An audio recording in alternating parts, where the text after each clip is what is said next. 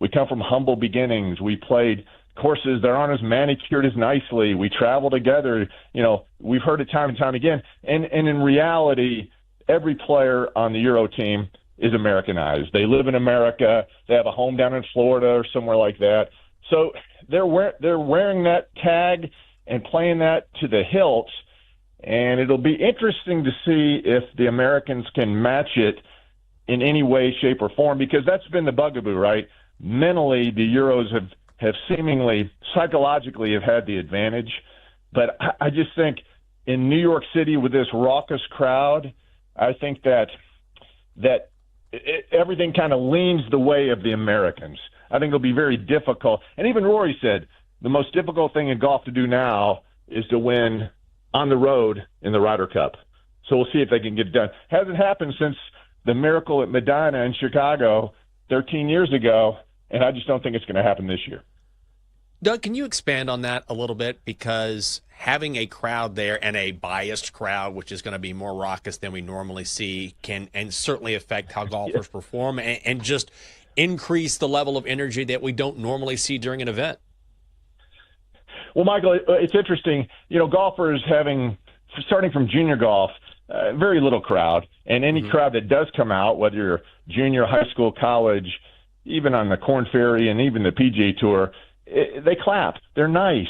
I mean, these are golfers, right? And now you have this NFL crowd surrounding the first tee, and it's New York City. They're going to be not just raucous, but I mean, they're going to yell things at these players and get in their head. And I mean, it's something they're not used to. And so I think it'll be a huge advantage. But it's interesting, guys. Paul Azinger, the great zinger, was on my podcast, and he thinks that the crowd could turn. He said, listen, it's a New York crowd, right? So if things don't go well for the Americans, he goes, I can see them turning and rooting for the Europeans because they know all these guys. And I was like, I hadn't thought about that. I just don't think New York fans are that fickle. I think it'll be partisan USA from start to finish, and I think it'll be a huge, massive advantage for the American team.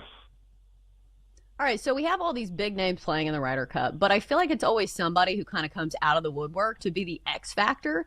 And we see guys who actually thrive in this environment of playing on a team, and they perform under pressure. Yep. Who is that X factor this week? Well, keep in mind, Chelsea, 11 of the 12 guys on the European team are back from 2 years ago when they won in Rome. And Rasmus Højgaard replaces his brother Nikolai, the twin brothers. And he was actually riding around. He was one of the guys that was part of the team, right? He was following his brother around. So he's familiar. So as far as experience, you got to go with the Europeans. I mean, all these guys are back. But I think you want to know who on the American team is going to be the wild card. And here's a guy who I really like, Cameron Young. He grew up in upstate New York, loves Bethpage Black, long hitter, really long hitter.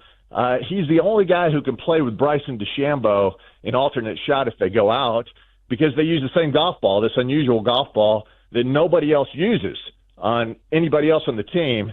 And he also he's fifth overall in putting statistically on the PGA Tour. So Cameron Young never played in the Ryder Cup, was ecstatic that he got picked, having the best year he's ever had putting, and he's an incredibly long hitter, which is going to be vital on this monstrosity of a golf course, Bethpage Black, which, by the way, will be the toughest venue in the history of the Ryder Cup. They've never played a course this difficult, even though it's not set up like a U.S. Open.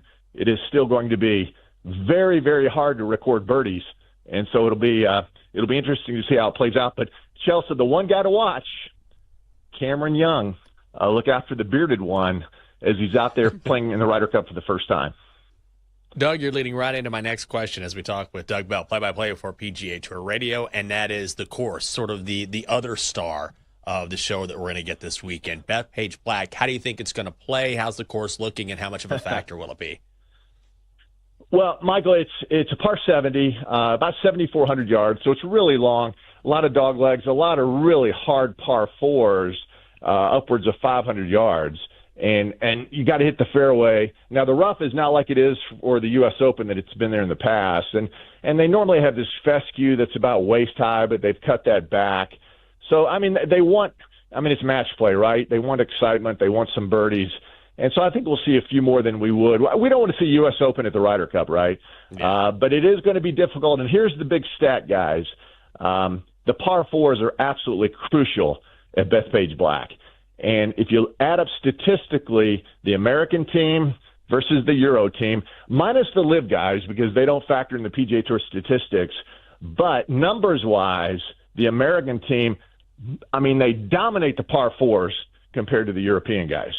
So I'm thinking, listen, I'm not a big numbers guy, but I think that is something that kind of pops out as you're trying to break down this Ryder Cup. And we've talked about emotions, we've talked about psychology, but if you look at the numbers, and obviously you have the best player in the world on Team USA, who's the best at par four scoring, but from top to bottom, the Americans are better at the par fours than the Europeans. And I just think that'll be a factor. I mean, I'm telling you, this golf course is an absolute beast. It's not U.S. Open tough, but it's going to be a challenge for these guys. And never in the history of this incredible Ryder Cup have we ever had a course quite this difficult. So it'll be interesting to see how it plays out. All right, so this is going to be an easy sell, but I still want you to sell me on this. Team USA is favored in this, minus 150, and you don't have to pull my leg very hard to root for Team USA. But what's the overall case for the Americans winning this? Well, again, match play, right? So what is the key component of match play? Putting. I mean, you got to get the ball in the hole. The United States team has 5 of the top 20 putters in the world, statistically, led by Sam Burns, number 1 overall. Cameron Young, the aforementioned Cam Young, is number 5. Scotty Scheffler is 15. So you have more of the better putters on the USA team. The European team only has 2 guys in the top 20. Rory, number 7. Tommy Fleetwood, who won the big Tour Championship, he's number 17. We told you about par 4 scoring, dominant on the American side. So statistically, guys, and tee to green, by the way, is about a wash. All these guys are great players. But analytically, those numbers favor the Americans. And again, I just go back to this crowd, guys. We'll never see anything like this over the top like it's going to be in New York City. These golfers have never had a partisan crowd going against them like this. I mean, I've been out with Robert McIntyre, John Rahm, Tyrrell Hatton. These guys can go sideways in a hurry when things don't go their way, and the crowd starts getting on their case. Are they going to get on their case in New York City? Absolutely. So, Chelsea, I'm telling you, this is the safest bet you can possibly have. The Euros to come to Bethpage Black and win again. Now, they only need 14 points. Remember, a tie, they retain the cup. But I just think it'll be the hardest thing to do in professional golf now is to win on the road in the Ryder Cup. It's not going to happen this weekend in New York City. Impossible. Now, Paul Azinger disagrees with me, but I can't see the New York crowd turning on the Americans and rooting for the Euros. Can't see it. Won't happen.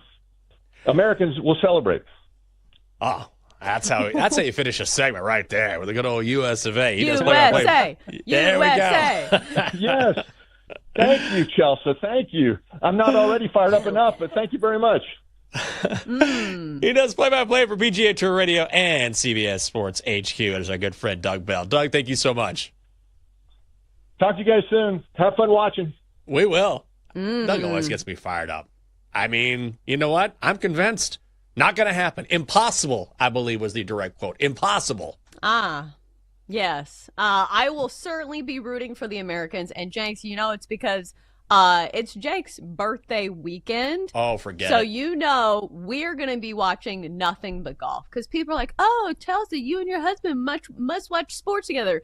No, he watches golf constantly, and I have to convince him to change it to football. So this week we'll be watching a lot of the Ryder Cup. And you know what? For once, I won't be complaining. Oh, yeah. Friday night after the first round of the Ryder Cup, or the first stage, Not college football for you. Not on Saturday. Golf Channel, highlights of the first ever Ryder Cup in 1927. Like, how do they have this footage? Jake found it. Jake found it. We're watching it right now. Forget about Penn State and Oregon. No. It's going to be the history of the Ryder Cup. All golf, all weekend, because it's Jake's birthday weekend. Like, you're being facetious, but like that actually is probably going to happen. But I will say, like, we have a great weekend of sports ahead. Like you mentioned, the big Penn State game. We've got the Ryder Cup. We've got massive games in Major League Baseball. Then we have the NFL. So it just feels like, what a weekend. What a blessed time to be alive. And it's almost fall. Jenks, best time of year. Best time of year. Grab the old PSL, settle in front of the couch, and get ready for a big weekend. This show? USA. I was going to say death to Europe, and I'm like, that's a little aggressive. We will talk about the NFL. We will talk about college football. We're going to bring in former Nittany Lions fullback Michael Robinson, won a Super Bowl with the Seahawks as well. He is next on the Daily Tip. Chelsea and Jenks will be right back on the Daily Tip on the BetMGM network. Make it legendary. Download the app today. Please gamble responsibly.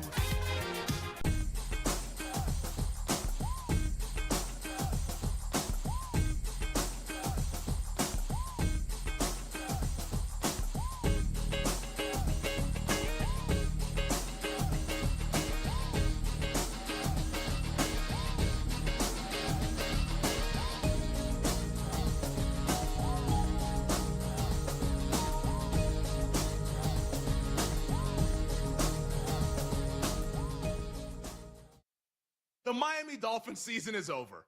So I don't know why we're doing this. The season is over. Like I said, the team is 0-3.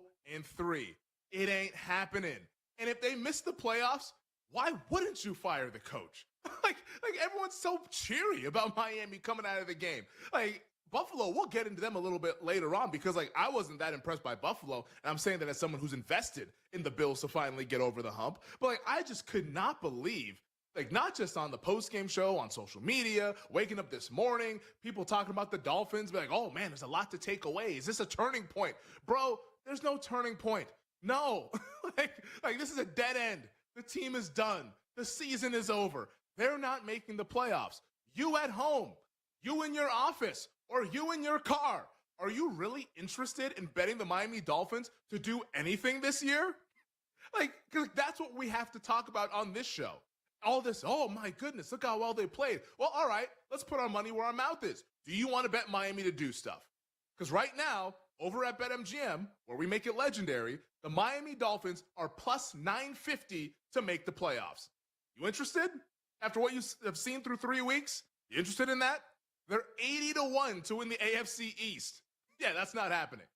Their win total, for all of you who want to be optimistic after last night, the win total at BetMGM, 5.5. Like, what are we actually talking about? This team is done. It's over. I'm not saying that they're not going to win some games. Of course they're going to win games. They're going to cover point spreads. They're going to be competitive in games. But in terms of them accomplishing what they wanted to accomplish in 2025, which was to make the playoffs after the way last year ended, it ain't happening. And if you want to bet it, you can get a damn good price, and you can be very, very rich come January, and I could be the person with the egg on my face. But deep down, all of you listening, watching, and whatever driving, you know that I'm right, that this team is finished for 2025. Some Drake London props, some overs as well for his receiving. Please. I've been waiting for the Mike Evans. Please. Jake is watching the Oklahoma-Auburn game. And having Please a meltdown. be against Auburn. No. There is a flag. It's going to be against. Now they're just going to kick, though. Yeah, but isn't that good? You want the ball back if you're Oklahoma. No, but that should have been, unless it's just, oh, wait, they could decline the penalty, right? Yes, please? Maybe? Yes? They might have blown it dead is the problem. Because the play was dead beforehand. I see. That would be a problem. No! Kenny, I've been waiting for Mike Evans to find the end zone. Yeah, I think he gets in at home in the home opener tomorrow. He's way much better at home than he is on the road. Oh, And I love Jordan Mason tomorrow, too. Yeah, I'm surprised. Minus 125 is very bettable for a running back who's going to get all the carries tomorrow with Aaron Jones out. Yes. Fold. He's going to be the... No! Ooh. Flag. No! Auburn was throwing it deep in the end zone. It was way past the Come on! his receiver, but yet there is a flag on the play. Uncatchable? Anybody? It wasn't catchable. Pass interference, and now Auburn. No! Jake, here, maybe you get some overtime. Maybe they missed the field goal, and there's still 7 minutes left in the game. But we were so good. This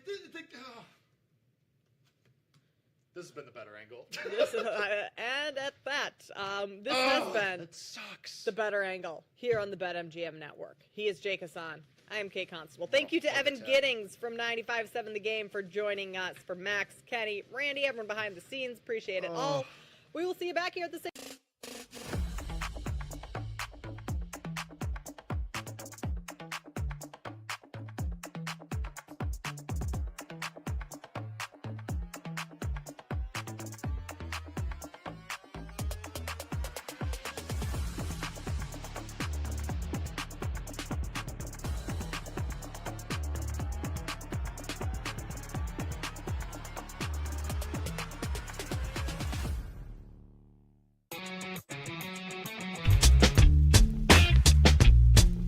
Welcome back to the Daily Tip with Michael Jenkins and Chelsea Messenger on the BetMGM network. Make it legendary. Download the app today. Please gamble responsibly. Welcome back on a Wednesday. Great to have you with us. The Daily Tip on the BetMGM network. She's Chelsea. I'm Jinx. Coming up, we will talk Week 4 in the NFL and preview Oregon and Penn State with former Nittany Lions quarterback Michael Robinson. Looking forward to talking with him. I see him logging in as we speak. And Chelsea, before we get to Michael, I see that you eating cashews and you learned some cashew facts yesterday. Enthralling. Right? Cashew fact number Cashew one. facts. Did you know that cashews come from a fruit? Like, here's the thing, like, my husband does this where he, like, throws random things at me, and, like, I know he's lying, and he just does it for a laugh. So I thought he was doing this yesterday. So apparently cashews come from a fruit, and there is a dangling part that is attached to the fruit that is surrounded by a poisonous oil, and they have to go through that barrier to get to the cashews. So if you're wondering, why are cashews so expensive? There's your answer. Wow. Learn something new Cashew every day. fact. Cashew facts. We'll start a segment every day on the show. Probably last about 2 or 3 days before people say, okay, that's enough with the cashew facts. I've had it with cashew facts. Nothing but cashew facts. One thing we cannot get enough of on this show is great analysis. So let's bring in Michael Robinson, 2013 Super Bowl champion, 2005 Big Ten Co-Offensive Player of the Year at Penn State. Michael, good morning to you. Thanks for being with us. And let's start in the NFL just because we saw the Ravens and Lions go at it on Monday Night Football. If you're Baltimore, should you be worried about the Ravens in big games, or is that a bit of an overreaction? I think the history can tell us that, we should be a little bit worried. Excuse me, guys, for what I'm wearing. I'm in the middle of my workout, so you're good, man. Didn't want to miss the interview with you guys today, but I do think that's something that Lamar Jackson and the Baltimore Ravens have to think about. It seems like they usually go up and down the field and win a bunch of games in the regular season, and they get to the big games in the regular season or the big games in the playoffs, and they seem to come up short with one of the more dynamic quarterbacks in all of football. I will say this. Sometimes I think with Baltimore, because they have so much talent, because they have a Lamar Jackson, they always think they got to do something different or do something more. If they just stick to what they do, I don't care if they run the same play 50 times in a row. Just win games and do what you do to win the big games. All right, so on a similar plane, some people have questions about Penn State and winning big games. They have a big game this weekend, but it's at home, whiteout game against Oregon. What's the confidence level in Penn State this weekend? Well, first of all, I don't live in Penn State. I'm not around the team. I do know a lot of people around the team and things like that, man. And if everybody else has questions, hell, I got questions too. I mean, I'm an alum, and I got questions too about winning big games and things like that. But I will say this from a roster standpoint, there's not many rosters better than this Penn State team. There really isn't. And it's about being able to make the plays in those moments. I think Andy Kotelnicki, the offensive coordinator for Penn State, will have a great plan. He's a guy that's going to, create leverage. He understands formation, shifts, motions, all those things to create a little leverage. But I always say this game is going to come down to a critical football decision in a critical football moment. And James Franklin or Dan Lanning, who's going to blink? And I think if we look at the history of both of these coaches have blinked in the past. And Dan Lanning last year kind of got over the hump a little bit in those big games and kind of showed that he can coach and make the right decisions in those big games. And I would say, now it's Coach Franklin's turn. You know what I'm saying? To beat a top 10 opponent, a tough top 10 opponent early in the season with the entire college football world watching. Michael, that narrative surrounding Coach Franklin, needing a win like this and Penn State, it feels like, as you were saying, on paper, this is their year. How badly do they need this win? I think they have to have it. It's a must win. Mm-hmm. I mean, it really is, and I hate to say it in a college football environment where I believe you can lose a game or two now and still be able to get into the college football playoff mix and still be able to win and be better later on in the season. But when you look at Penn State's schedule and, not playing a lot of big time teams, you're only playing a couple, you got to win the games that come across your schedule. So, yeah, this is a must win for Penn State, and I can't wait to watch it. I want to ask you a little bit about how the game has changed over the last 10 years. And I thought about this because I was hearing a little bit about your backstory, how you started as a quarterback and moved to fullback, which, that's a whole question in itself. But it feels like we're having a renaissance for the run game in the NFL where, the big names, Saquon Barkley, I know Derrick Henry's having a bit of a down season, but we are seeing more of the emphasis put on the run game. And I know it's always been there. But maybe it's just what Saquon did last year for the Eagles. Mm-hmm. What do you make of that? Do you think that's a great trend? Do you see a reason for that? What do you make of the run game making a resurgence in the NFL? Well, I think it's a couple of different factors. It's a great question by you, first of all. Second of all, as offenses spread out and want to throw the ball all over the place, defenses have adjusted, right? So they're second level linebackers and their linebackers are smaller. There are times where, as a quarterback, you can look across the line of scrimmage, and other than the 4 defensive linemen, it looks like 7 defensive backs walking around. You know what I'm saying? And so offenses have adjusted. So if you see smaller second-level linebackers, well, you just want to turn around and hand the football off to the running back and get guards and tackles up on smaller bodies, and you can create an advantage and some leverage that way. So I do see just how the defenses have adjusted to offenses, and now the offenses are like, okay, since you adjusted, so now we're going to now adjust and run the football. And then secondly, to me, there's a lot more non-football people in coaching.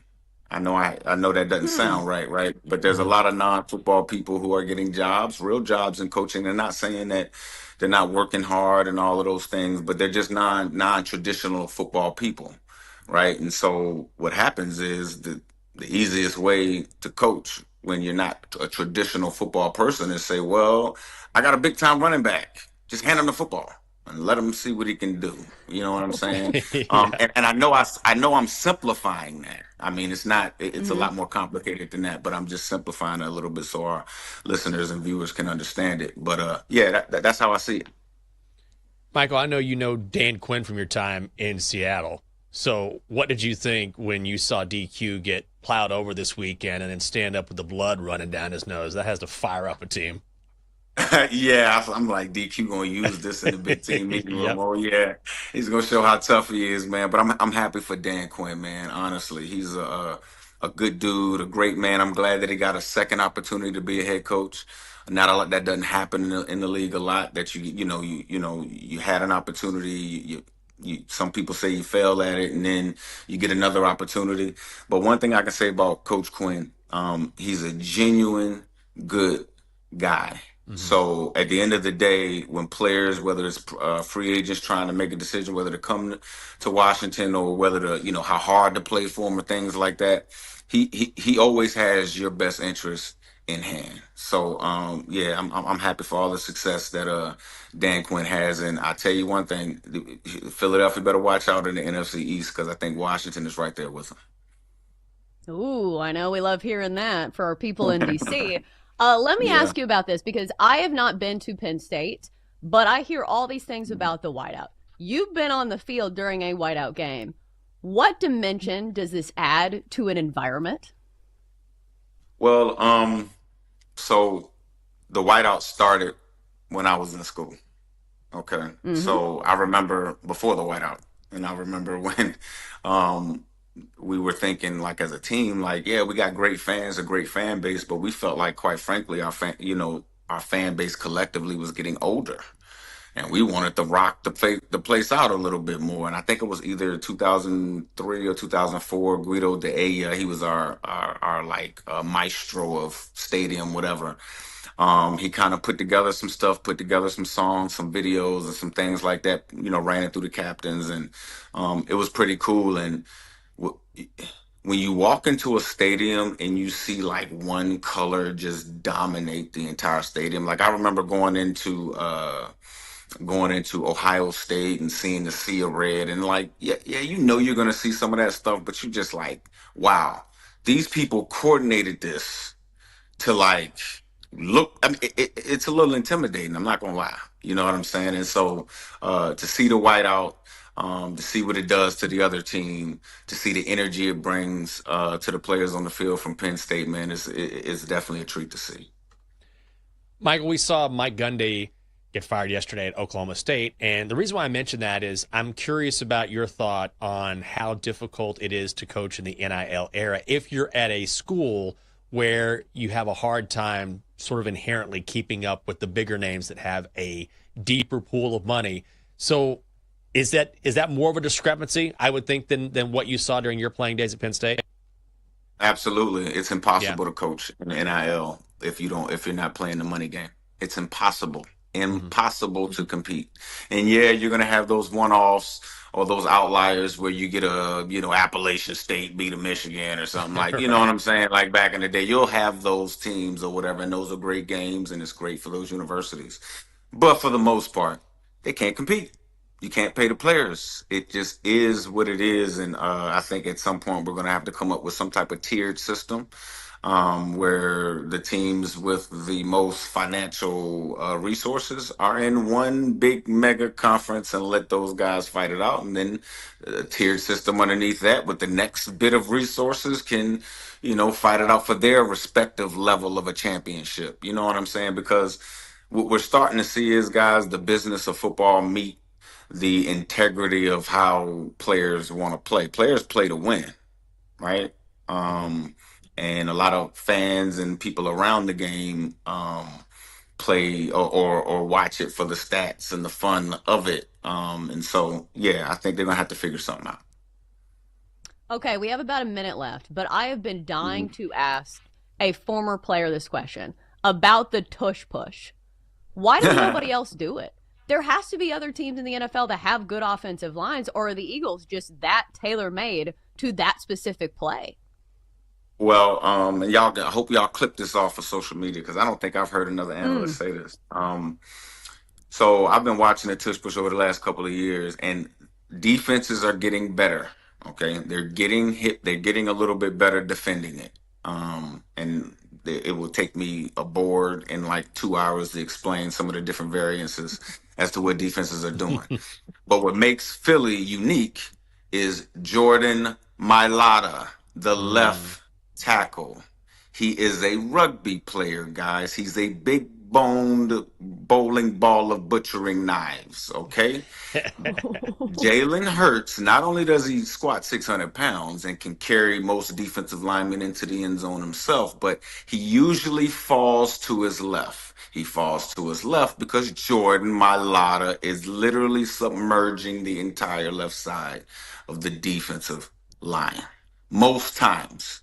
And I think he's just a uniquely athletically built tree of a man, and that's why you don't see a lot of other teams be able to do it, because there's only one Jordan Mailata. That's just how I see it. And I know people say, the center and Kelsey, how Kelsey used to do it, whatever. A lot of times the center gets crushed, okay? And again, Jalen rolls to the left away from pressure. He won the Super Bowl with the Seattle Seahawks in 2013, Pro Bowler as well, and 2005 Big Ten Co-Offensive Player of the Year with Penn State. It is Michael Robinson. Michael, we appreciate the time. Thank you, man. Thank you, guys. It's a great answer, and also I don't think it's a coincidence that Jordan Mailata is the one guy last week who was on Philly radio complaining more than anyone else. He was like, I am tired of people saying this, and it's probably because he's the guy doing the dirty work there on the left side of the line. But I mean, what's keeping other people from using like other disciplines and like the stuff from rugby? Like if it's not illegal, and I think maybe that's where the complaints are, is that like sometimes, they're lining up, ahead of the line and referees are not very good at officiating it. But I just had that question. Like I had been thinking that for a while, but obviously I did not play in the NFL and I don't know the nuances. So it was great to get insight for somebody who has been there on the line of scrimmage. Because I think a lot of like casual fans are probably thinking that. Yeah, most teams just don't have the personnel. Like most teams don't have a Jordan Mailata. They don't have a Jalen Hurts who has that lower body strength. So even if, I don't know, you throw out the Chiefs, for example, right? Like Patrick Mahomes is a great quarterback, but he doesn't have the leg strength that a Jalen Hurts does to push forward. So what did we say last year about the Eagles? Their biggest strengths are best offensive line, best defensive line in the sport. So when you have the best offensive line and you've probably got the strongest, at least lower-bodied quarterback in the NFL, not many teams can pull that off, or they would. I think it's the Eagles and Bills, and that's it. Yeah, it is interesting, for sure. It is. Great to have Michael's input as well. I think he nailed it. Coming up next here on the show, we've already hit the midway point of the week. Now it's time to make some money and speed towards the weekend. Best bets coming your way here on the Daily Tip on the BetMGM Network. Stay right there.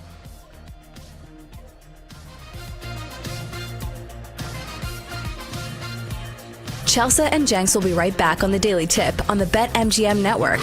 Make it legendary. Download the app today. Please gamble responsibly.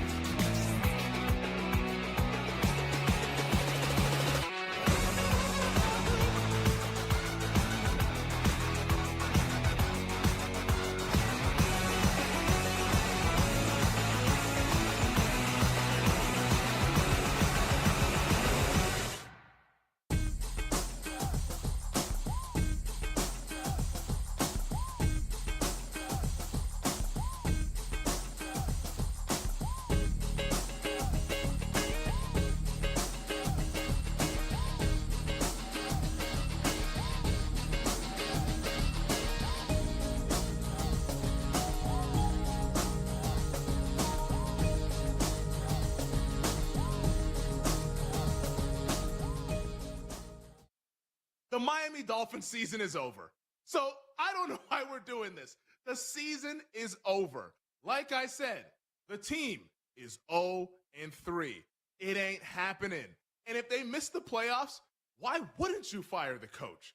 like everyone's so cheery about Miami coming out of the game. Like Buffalo, we'll get into them a little bit later on because I wasn't that impressed by Buffalo. And I'm saying that as someone who's invested in the Bills to finally get over the hump. But I just could not believe, not just on the post-game show, on social media, waking up this morning, people talking about the Dolphins, be like, oh man, there's a lot to take away. Is this a turning point? Bro, there's no turning point. No. like this is a dead end. The team is done. The season is over. They're not making the playoffs. You at home, You in your office or you in your car. Are you really interested in betting the Miami Dolphins to do anything this year? Like, because that's what we have to talk about on this show. All this, oh my goodness, look how well they played. Well, all right, let's put our money where our mouth is. Do you want to bet Miami to do stuff? Because right now, over at BetMGM, where we make it legendary, the Miami Dolphins are plus 950 to make the playoffs. You interested? After what you have seen through 3 weeks, you interested in that? They're 80-1 to win the AFC East. Yeah, that's not happening. Their win total, for all of you who want to be optimistic after last night, the win total at BetMGM, 5.5. Like, what are we actually talking about? This team is done. It's over. I'm not saying that they're not going to win some games. Of course they're going to win games. They're going to cover point spreads. They're going to be competitive in games. But in terms of them accomplishing what they wanted to accomplish in 2025, which was to make the playoffs after the way last year ended, it ain't happening. And if you want to bet it, you can get a damn good price, and you can be very, very rich come January, and I could be the person with the egg on my face. But deep down, all of you listening, watching, and whatever driving, you know that I'm right, that this team is finished for 2025. Some Drake London props, some overs as well for his receiving. Please. I've been waiting for the Mike Evans. Please. Jake is watching the Oklahoma-Auburn game. And having Please a meltdown. be against Auburn. No. There is a flag. It's going to be against. Now they're just going to kick, though. Yeah, but isn't that good? You want the ball back if you're Oklahoma. No, but that should have been, unless it's just, oh, wait, they could decline the penalty, right? Yes, please? Maybe? Yes? They might have blown it dead is the problem, because the play was dead beforehand. I see. That would be a problem. No! Kenny, I've been waiting for Mike Evans to find the end zone. Yeah, I think he gets in at home in the home opener tomorrow. He's way much better at home than he is on the road. And I love Jordan Mason tomorrow, too. Yeah, I'm surprised. Minus 125 is very bettable for a running back who's going to get all the carries tomorrow with Aaron Jones out. Yes. Fold. He's going to be the... No! Ooh. Flag. No! Auburn was throwing it deep in the end zone. It was way past the Come on! his receiver, but yet there is a flag on the play. Uncatchable? Anybody? It was uncatchable. Pass interference, and now Auburn's. No! Jake, here, maybe you get some overtime. Maybe they missed the field goal, and there's still 7 minutes left in the game. But like we were so good. This has been the better angle. And at that, this has been that sucks. the better angle here on the BetMGM network. He is Jake Hassan. I am Kate Constable. Thank you to Evan Giddings from 95.7 The Game for joining us. For Max, Kenny, Randy, everyone behind the scenes, appreciate it all. We will see you back here at the same. Let's get back to the Daily Tip with Chelsea Messenger and Michael Jenkins on the BetMGM network. Make it legendary. Download the app today. Please gamble responsibly. Welcome back on a Wednesday. Great to have you with us. Halfway through the week on the Daily Tip on the BetMGM network. Coming up on the show, tell you what's coming up on Bet Sweats. Talk with the Doctor. Got our best bets. God, yesterday. I told you that the lovely Catherine took the day off. And so yesterday was also Rosh Hashanah. But yesterday, as Catherine, she was trying to stay off her phone because she needed a mental health day. But she did check her phone just for a couple work emails, just to kind of touch base for a second. And someone in her office sent out an email. I should have screen captured this. It said, Happy Autumnal Equinox Day. I'm like, Happy Autumnal Equinox Day? Who is celebrating the autumnal equinox? I didn't even know yesterday was the autumnal equinox. Like, what in the world? That has to be like the horoscope people, right? Like the people who believe in like the cycles of the moon and that like our lives already have like a predetermined fate. Like that's all I can think of. That are like weather people, right? Like who else cares?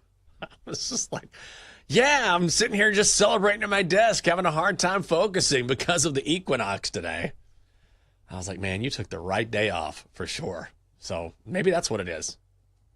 I want to ask about, maybe this is too in the weeds, but that girl that Catherine used to always get mad at, the one that would always like show up late. Do you know what I'm talking about? Like that girl that had like the worst excuses. Like she would be late all the time, and she was younger, and she would like think it's not a big deal to like show up late all the time. Yeah. Is she still with the company? She's still there. She's gotten better. Ooh. Catherine has had to guide her along because Catherine is her boss. I mean, Catherine does manage. Got to show up. You got to show up. Gotta show up. You can't say things like, it took 45 minutes for an Uber to get here. And Catherine's like, you live 8 blocks from us. And by the way, when has anyone ever waited 45 minutes for an Uber? Like, that doesn't make sense. No one's ever done that, ever. Yeah, see you in 45 minutes. No. Or, oh, my cat wasn't feeling well this morning. Okay, sorry. You know, so if you're going to take the day off, take the day off. But she's gotten better about it. Every now and then she'll try to slide one in, and Catherine's like, no, not this. But I think that's part of when you're a young person at a corporate job and learning. You kind of have to set boundaries, because if you don't set those boundaries, people will see what they can get away with. I hate to rag on Gen Z, but like, doesn't it feel like that's the stereotype? Is it like, they're so soft and they need their safe spaces and they're going to take a mental health day. Oh, and if they're 30 minutes late, right, you know, they're here now and they're going to bring their dogs to work. I don't know if you've heard about this, where people think they can bring their dogs everywhere. I could talk a long time about this, but I don't know. Maybe it's because I don't have that many Gen Z friends. So maybe you should stop me. Maybe no, we had a coworker who used to bring her dog to work.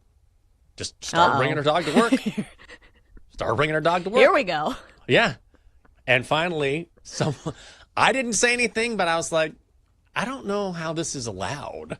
And I think I didn't say anything, but I know a couple people went to the boss and said, what are we doing? Like, at some point, what, do we all get to bring our animals to work? Nobody's saying anything. And so finally someone said, you need to not bring your dog to work. She just started doing it one day. It's so random. It's amazing. But you know what? If people can get away with something, they will.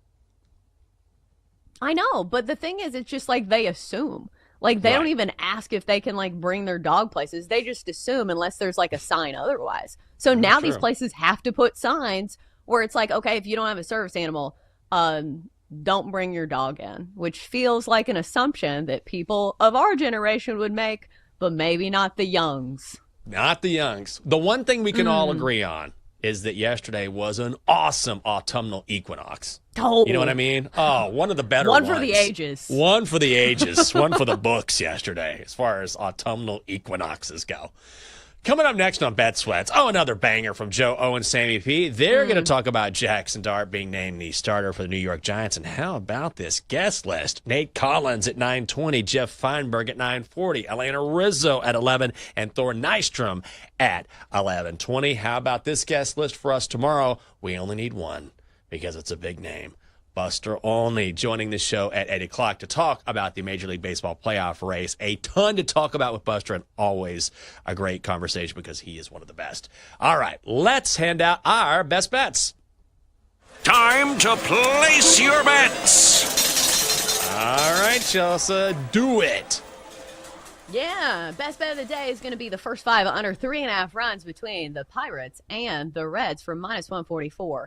I like this because of the pitching matchup and because of both of these offenses being pretty pedestrian. But here's the X factor. You have two of the most strikeout-prone teams in all of baseball. Both the Pirates and the Reds are striking out at a top 10 rate, where both these teams are striking out at a rate of 24% per game.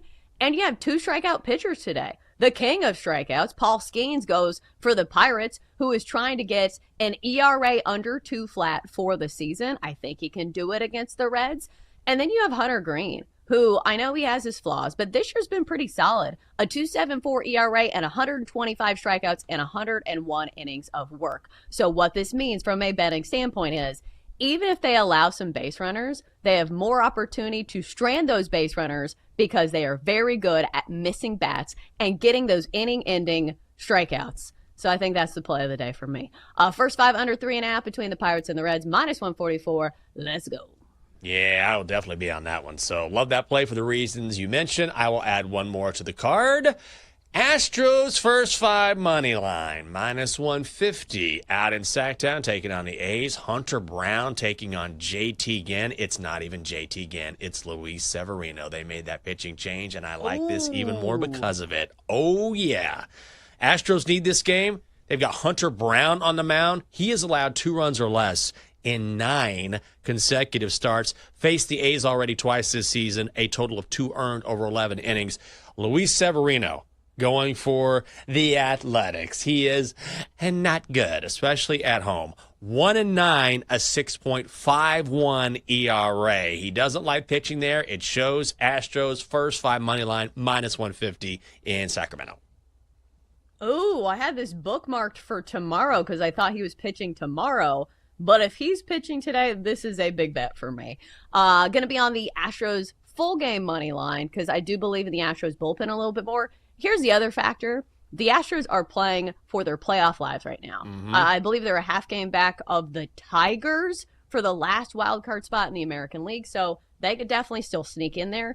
And plus, like, Luis Severino, all these things that you're saying are not us, like, assuming. He has literally said this. He hates pitching there. He doesn't want to play for the A's. So if there's ever a spot to fade somebody at the end of the summer, listen, he's probably booked his vacation for the end of the season. So the Astros have to be a play today. Yeah, let's go. Both of these are going to hit.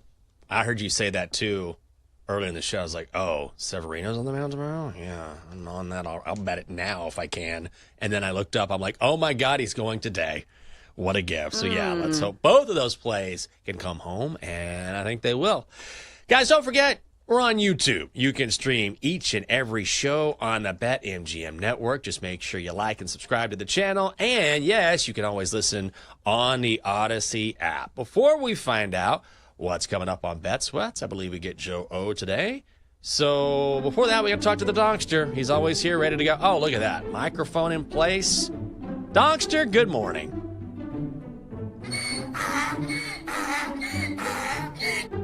Good morning. It's time for the Donkster Streaming Corner. Okay. This week, I watched 50 Shades of Grey.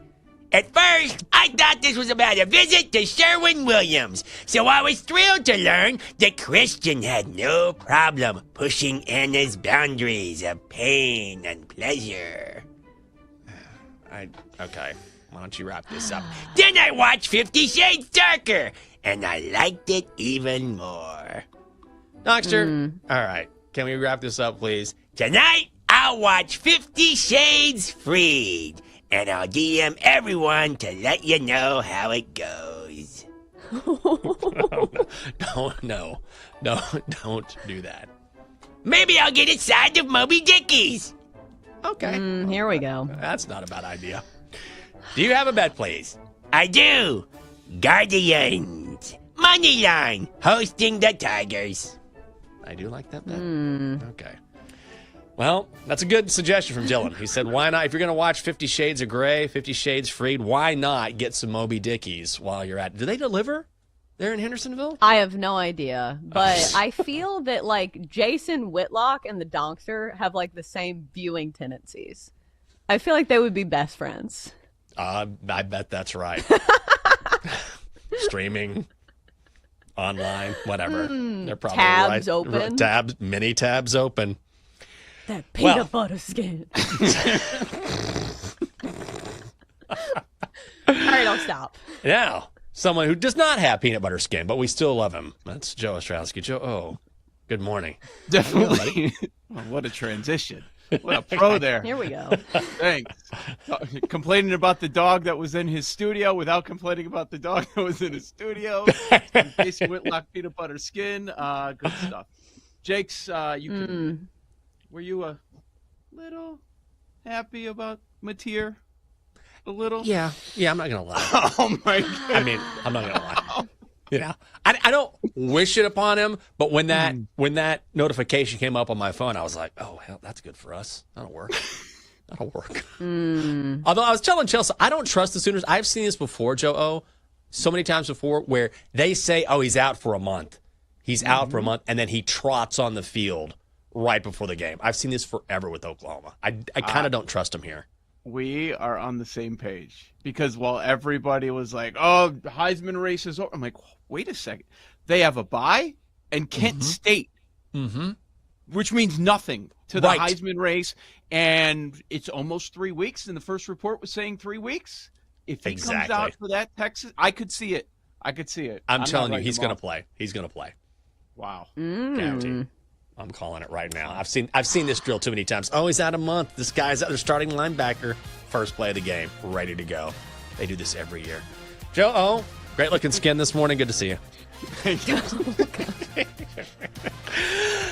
Well, that is it for us here on this edition of the Daily Tip on the BetMGM Network. For Chelsea and our entire great crew, Denton, Dylan, Double D, we're all here. I'm Jinx. Have a great Wednesday. See ya.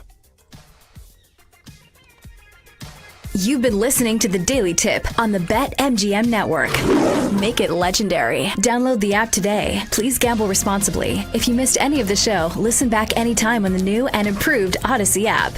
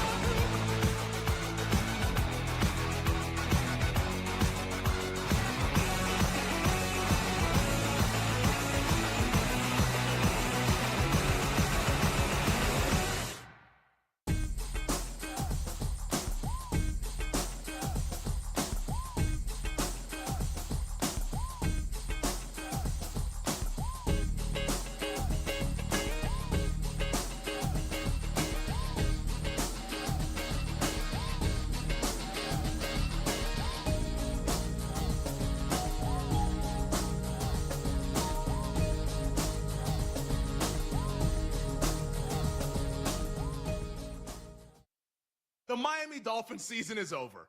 So I don't know why we're doing this. The season is over.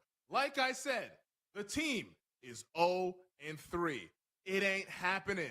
And if they miss the playoffs, why wouldn't you fire the coach? like everyone's so cheery about Miami coming out of the game. Like Buffalo, we'll get into them a little bit later on because I wasn't that impressed by Buffalo. And I'm saying that as someone who's invested in the Bills to finally get over the hump. But I just could not believe, not just on the post-game show, on social media, waking up this morning, people talking about the Dolphins, be like, oh man, there's a lot to take away. Is this a turning point?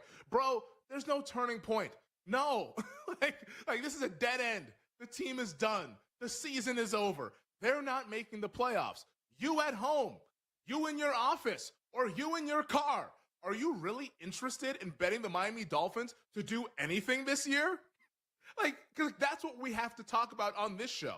All this, oh my goodness, look how well they played. Well, all right, let's put our money where our mouth is. Do you want to bet Miami to do stuff? Because right now, over at BetMGM, where we make it legendary, the Miami Dolphins are plus 950 to make the playoffs. You interested? After what you have seen through 3 weeks, you interested in that? They're 80-1 to win the AFC East. Yeah, that's not happening. Their win total, for all of you who want to be optimistic after last night, the win total at BetMGM, 5.5. What are we actually talking about? This team is done. It's over. I'm not saying that they're not going to win some games. Of course they're going to win games. They're going to cover point spreads. They're going to be competitive in games. But in terms of them accomplishing what they wanted to accomplish in 2025, which was to make the playoffs after the way last year ended, it ain't happening. And if you want to bet it, you can get a damn good price, and you can be very, very rich come January, and I could be the person with the egg on my face. But deep down, all of you listening, watching, and whatever driving, you know that I'm right, that this team is finished for 2025. Some Drake London props, some overs as well for his receiving. Please. I've been waiting for the Mike Evans. Please. Jake is watching the Oklahoma-Auburn game. and having Please a meltdown. be against Auburn. No. There's a flag. It's going to be against. Now they're just going to kick, though. Yeah, but isn't that good? You want the ball back if you're Oklahoma. No, but that should have been, unless it's just, oh, wait, they could decline the penalty, right? Yes, please? Maybe? Yes? They might have blown it dead is the problem, because the play was dead beforehand. I see. That would be a problem. No! Kenny, I've been waiting for Mike Evans to find the end zone. Yeah, I think he gets in at home in the home opener tomorrow. He's way much better at home than he is on the road.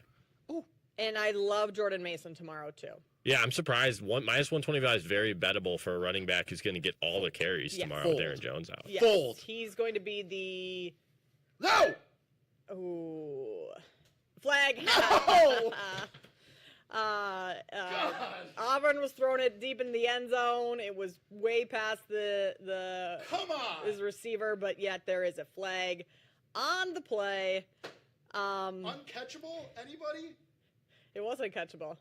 Pass interference, and now Auburn's No! Jake, here, maybe you get...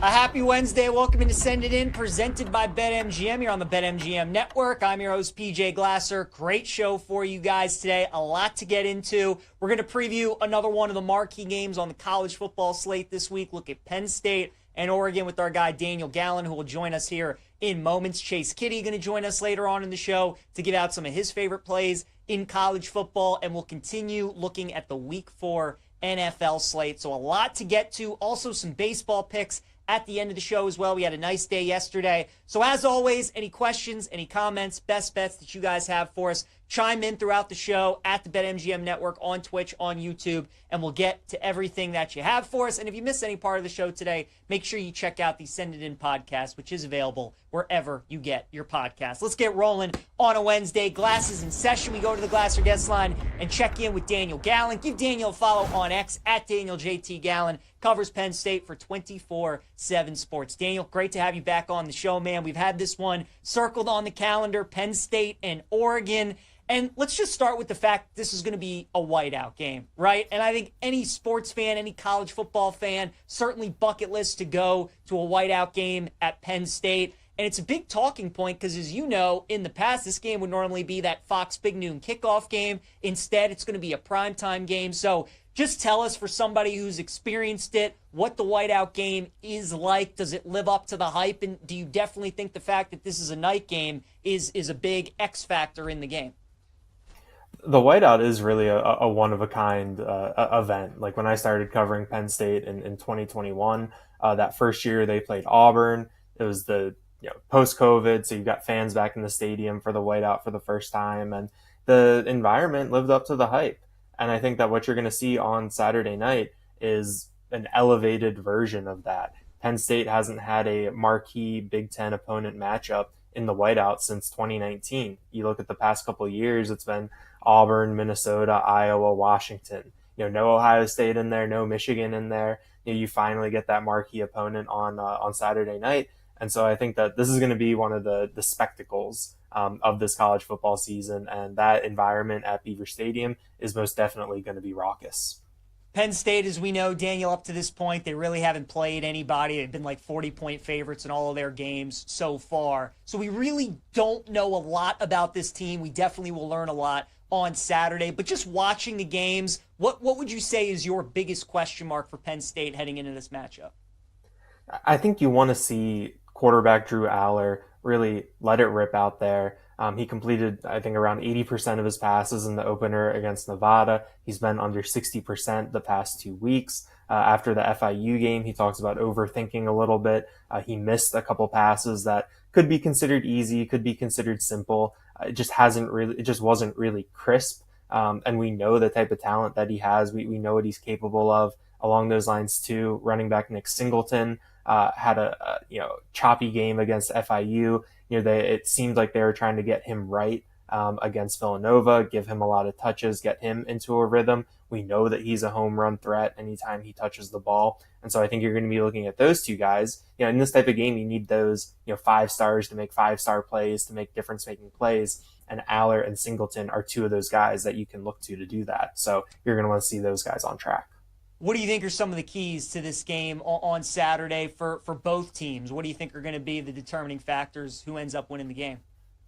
A really big topic that has come up this week is starting fast. Oregon is known for that. They can jump out on you, put you in a hole, and the way that Dan Lanning coaches that team, runs that team, like they're not going to take their foot off your neck. They are going to try to beat you, make it decisive. We saw it happen to Penn State in the Big Ten championship game last year, where they got into a big hole against Oregon early, almost came all the way back. They made it interesting there at the end, but it was just a little bit too much to overcome. So I think that at the end of the first quarter, if any team has really been able to find some separation, whoever has set the tone, I think that you can give them the edge moving on. So I think that's where it starts. Who comes out quick, who's ready. Does Oregon have any hiccups in this whiteout environment that Penn State can take advantage of? I think those are a couple things you're going to be looking at pretty early. I mean, since you've been covering the team, Daniel, can you remember a game where Penn State, it feels like, has had this much pressure on them to win? Because as you know, in a lot of these big matchups, they've come up short, but they're usually the underdog in the game. Usually the roster's not as talented. Bunch of people in the offseason, myself included, picked this team to win the title. It feels like this is the year. So, I mean, all the pressure is on them on Saturday, right, to take care of business? Yeah, I mean, I think you look at this, and this is a really big spot for Penn State. I was talking about on the Lions 24/7 podcast earlier this week that there's going to be a lot of people tuning in to see, not just is this 2025 Nittany Lions team legit national title contenders, they're going to be tuning in to see, like, what's the whole James Franklin project look like? Going back, more than a decade, we know that everyone who runs a big social media account has the graphics loaded already with his record against, top 10 AP ranked teams, what that looks like. But I think too, is that you can't get caught too much in the recency bias. Like just last November, Penn State was playing in a number 3 versus number 4 game against Ohio State. You brought in Andy Kotelnicki. That was supposed to be when Penn State was supposed to beat Ohio State. So we're just not that far removed from that game and everything that came along with that. So I think this is, the biggest game right now. But I think that, maybe at the end of the season, there might be a bigger game that has come for Penn State. So, I think this is huge. I'm excited. This is, I think, a really significant moment for this team, but you can't quite be a prisoner of the moment right now. We're talking Penn State, Oregon with Daniel Gallen, covers Penn State for 24/7 Sports. Daniel, you mentioned the Big Ten title game between these two teams last year. It was a shootout, ton of points. Maybe not that type of game on Saturday, but do you think it's another high-scoring game, or do you think this is a lower-scoring type game, maybe like 24-21, somewhere in that neighborhood? The over-under's 51.5. So if you had a feeling, would you go over or maybe under that number? I think you would go over. I think that both of these defenses are really solid, but I think that there's going to be a lot of offensive talent on both sides of the ball. Maybe both teams don't get into the 30s, but I think at least one team will get to at least 31 points. I think that this will be a type of game where it'll be back and forth, and maybe it doesn't feel like it's a high-scoring game. Maybe it doesn't feel like a shootout. But you can get to the fourth quarter and see, there's been a lot of points in this game. It's been really entertaining. Another talking point for Penn State this offseason was the skill positions, the wide receiver, and then losing Tyler Warren. We know in that game against Notre Dame last year, they didn't have a receiver catch a pass. Again, haven't really played anybody the first 3 games, but so far, Daniel, do you think the coaching staff is pleased what they have seen out of the wide receiver room, and do you think they're going to be a big factor in the game on Saturday? Definitely. I think there's been a lot of positives when you look at the additions of Kyron Hudson, Trevor Pena, Devontae Ross.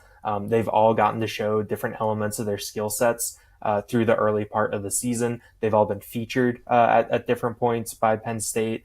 So you've gotten a real idea of what they're about. And I think that you feel good about what they can bring with their skill sets. I think when you talk about replacing Tyler Warren, Obviously, you can't replace all of that production at once. That's just not the way it works. But I would circle the name Luke Reynolds right now. He's gotten a lot of attention from Drew Aller. I believe he's the second leading receiver at this point in the season. He can make guys miss.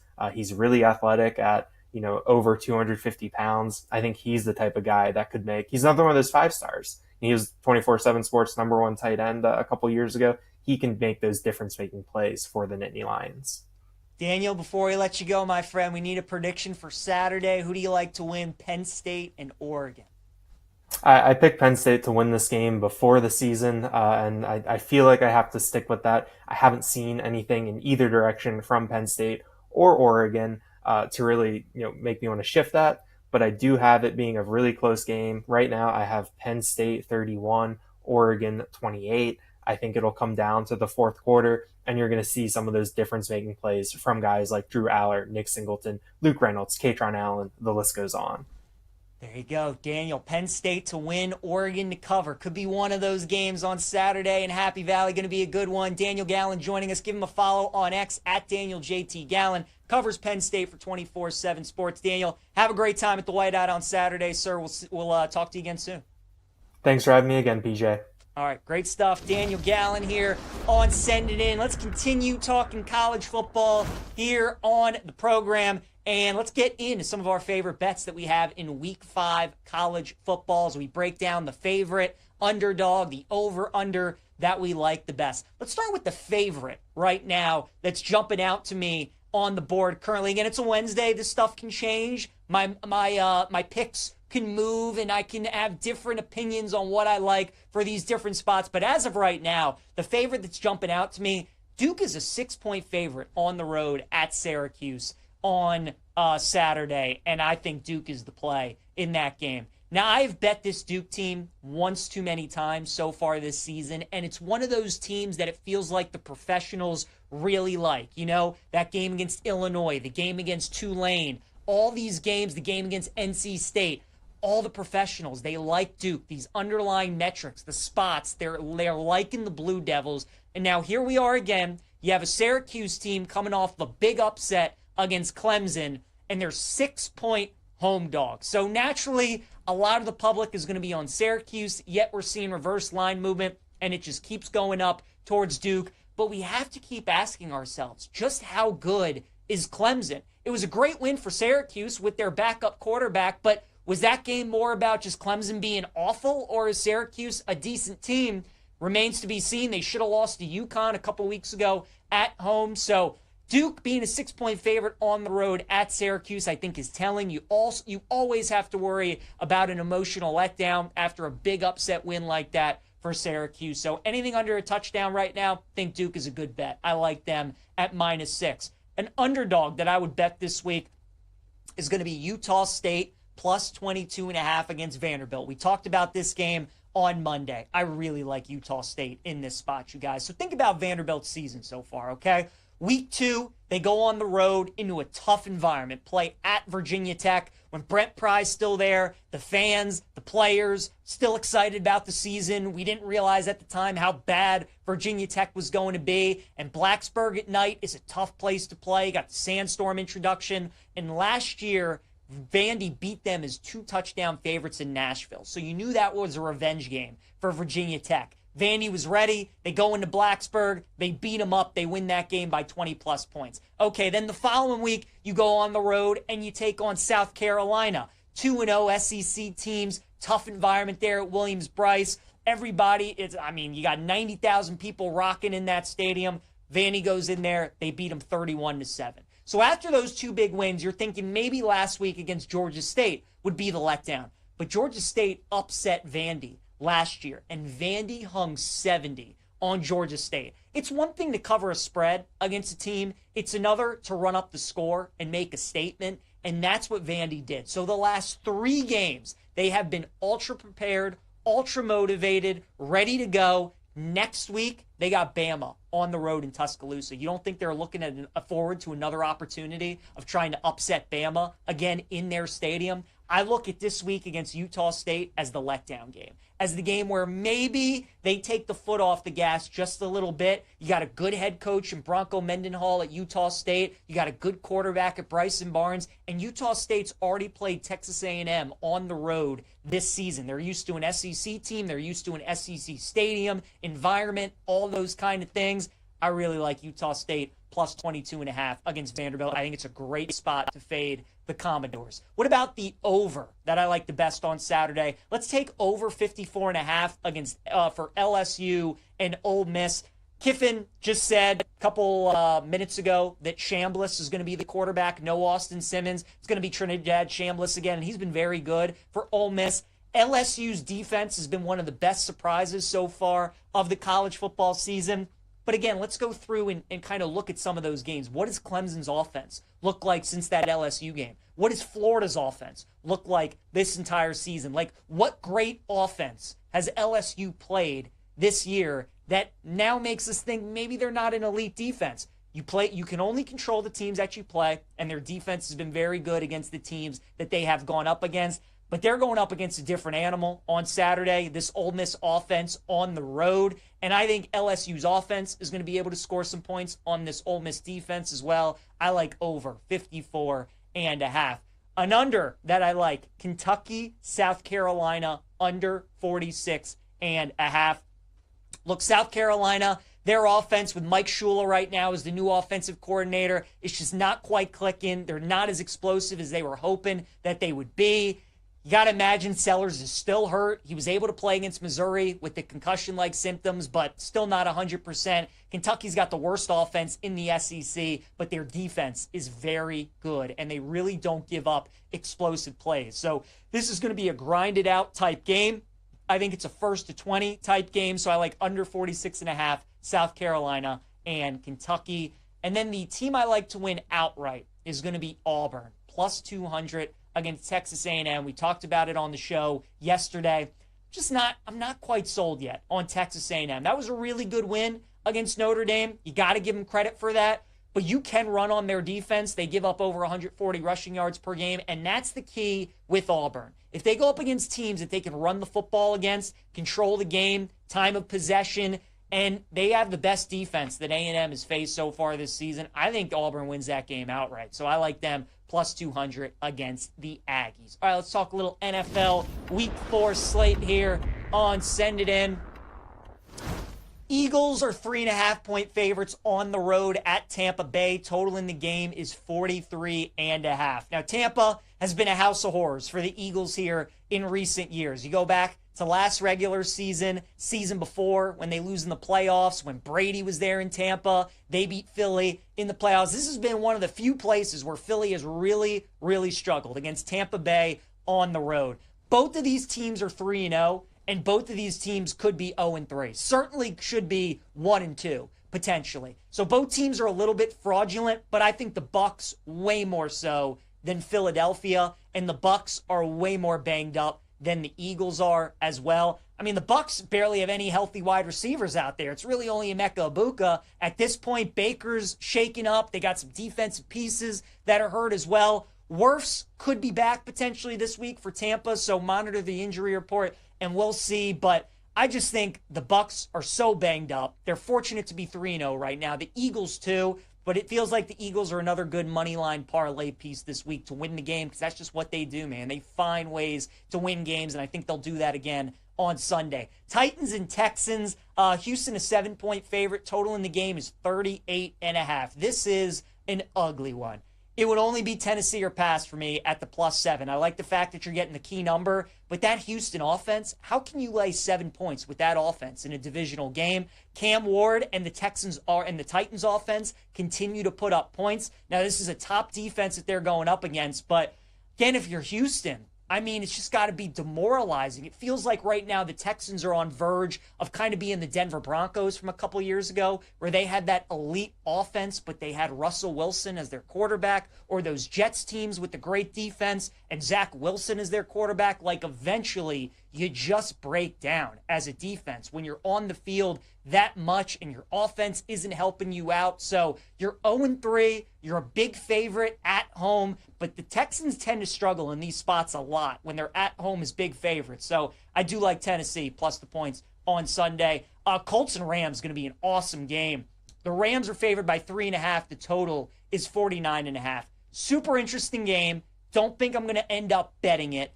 I still kind of want to see how really good the Colts are. We've seen them against the Dolphins, and we've seen them against the Titans, two teams that are towards the bottom in the NFL. The Broncos are 1-2. They easily could be 3-0. They could have won that, should have won that game against the Colts. Easily could have won that game against the Chargers. But I think going up against the Rams is a great test. And the Rams, usually in the NFL, you want to fade teams off of emotional losses. And it doesn't get any more brutal for LA than that loss against Philadelphia. You're going into that game, the Rams were 9-2 in their last 11 games. The only two teams that they had lost to, were the Eagles. That's it. They beat everybody else. They just can't beat Philly. You're up 26-7 in that game. You had a chance to kick a game-winning field goal. Now you have to make the cross-country flight back home and take on a really good Colts team. Just feels like a tough spot. So I would probably lean Colts if I had to play the game, but I think I'm just going to sit back and watch. 49ers and Jags, nothing for me in this one. Purdy is supposed to be back at practice today, so that it obviously could influence the line. Think San Francisco, probably a good money line parlay piece. I just don't like Jacksonville, but obviously see what's up with Purdy. Ravens and Chiefs, talked about this game a little bit yesterday. It's got to be the Chiefs for me in this matchup.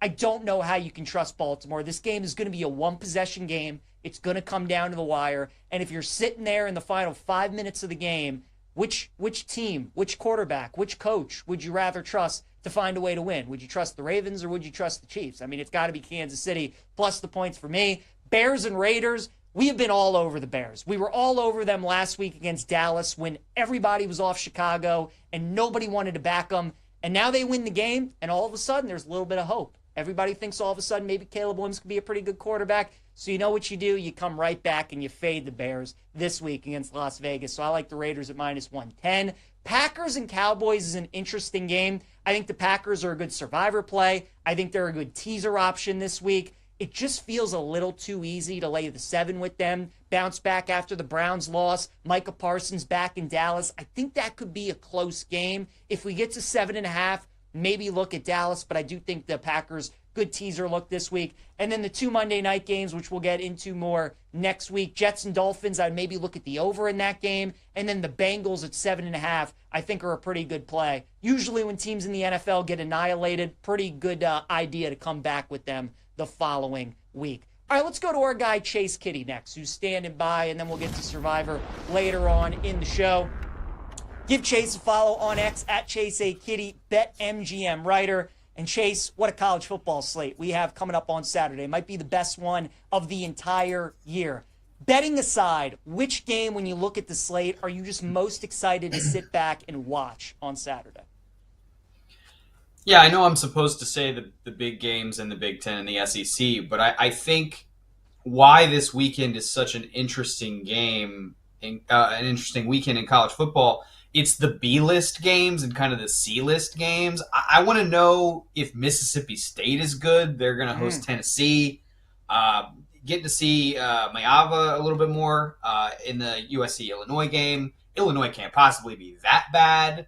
And then I think we're going to see some USC futures runs here in the next month or so, both in the Big Ten and some of the futures market, the playoff market. So seeing what we have a little bit with the Trojans, I think is going to be interesting because they haven't really played anybody yet.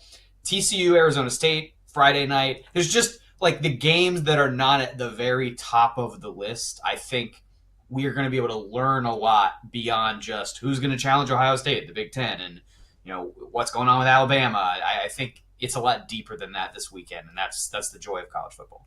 I think that's a good call. Chase, real quick before we get into some of the games, you bring up Mayava and some of these other players. With the John Mateer news, the Heisman Trophy market is very interesting. Is there a name or two that jumps out at you that maybe you don't think the market has quite adjusted at the moment because of the Mateer injury?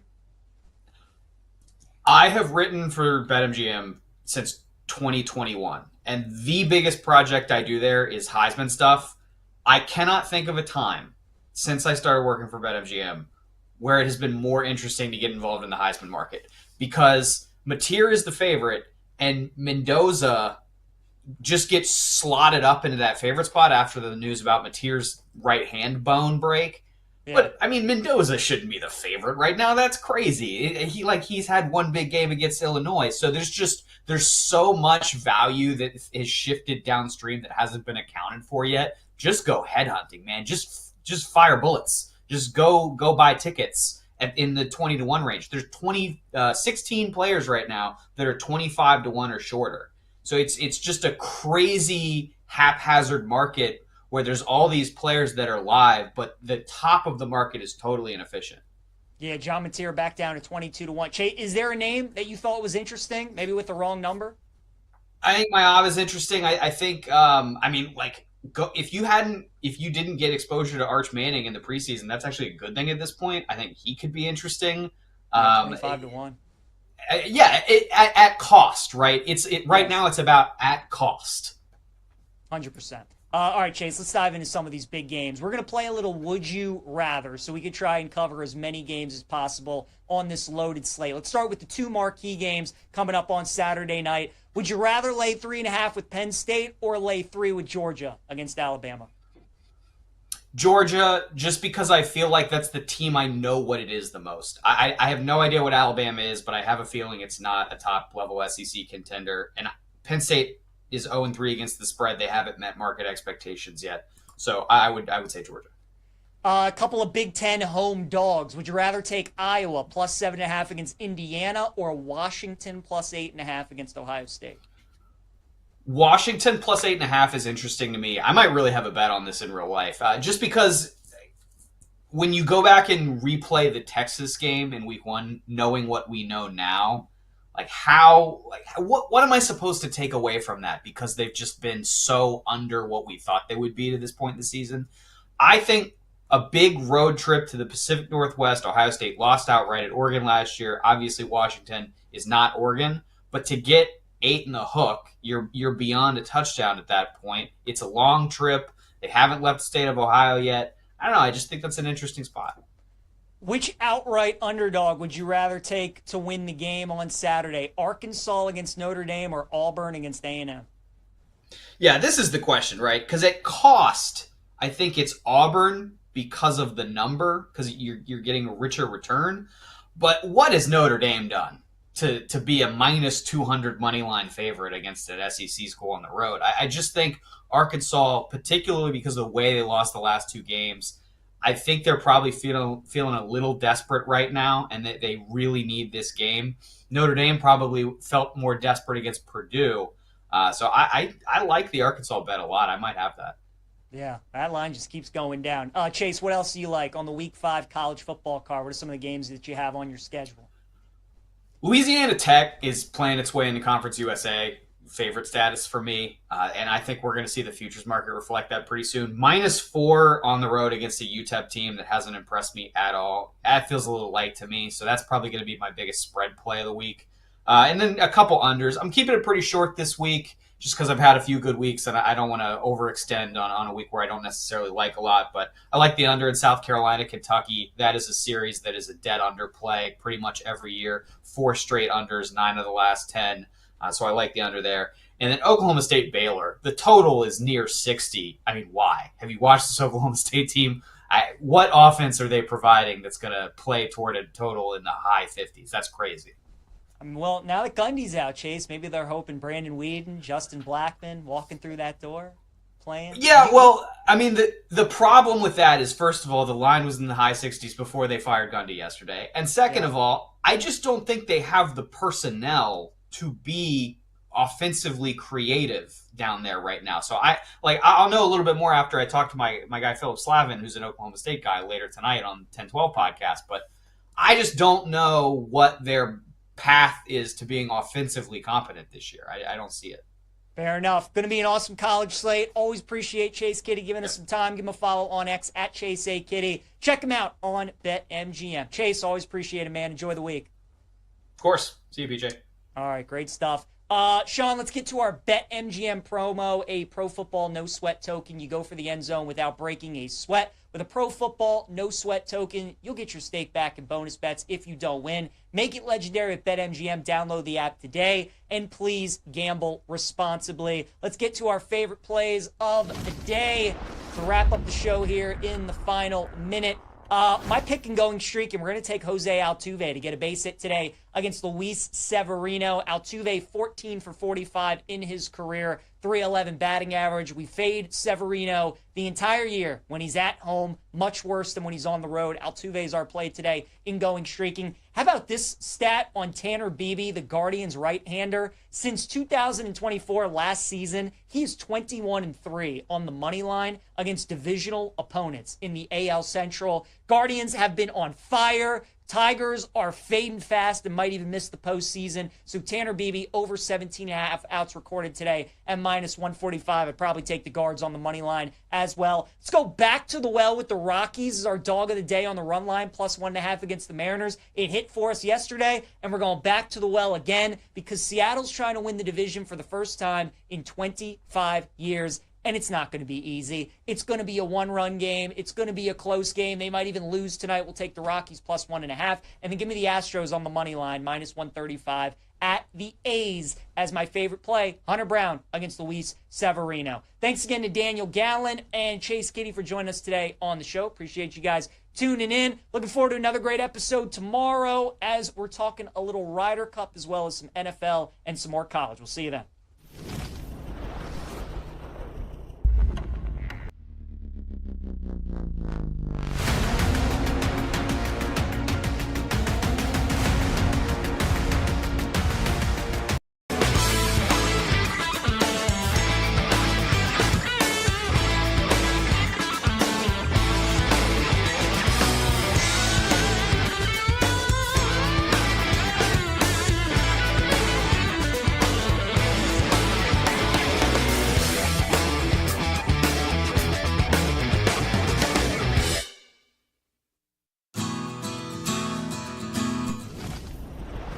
A happy Wednesday. Welcome into Send It In, presented by BetMGM. You're on the BetMGM network. I'm your host, PJ Glasser. Great show for you guys today. A lot to get into. We're going to preview another one of the marquee games on the college football slate this week. Look at Penn State and Oregon with our guy Daniel Gallen, who will join us here in moments. Chase Kitty going to join us later on in the show to give out some of his favorite plays in college football. And we'll continue looking at the Week 4 NFL slate. So a lot to get to. Also some baseball picks at the end of the show as well. We had a nice day yesterday. So as always, any questions, any comments, best bets that you guys have for us, chime in throughout the show at the BetMGM Network on Twitch, on YouTube, and we'll get to everything that you have for us. And if you missed any part of the show today, make sure you check out the Send It In podcast, which is available wherever you get your podcasts. Let's get rolling on a Wednesday. Glasses in session. We go to the Glasser guest line and check in with Daniel Gallen. Give Daniel a follow on X at DanielJT covers Penn State for 24/7 Sports. Daniel, great to have you back on the show, man. We've had this one circled on the calendar, Penn State and Oregon.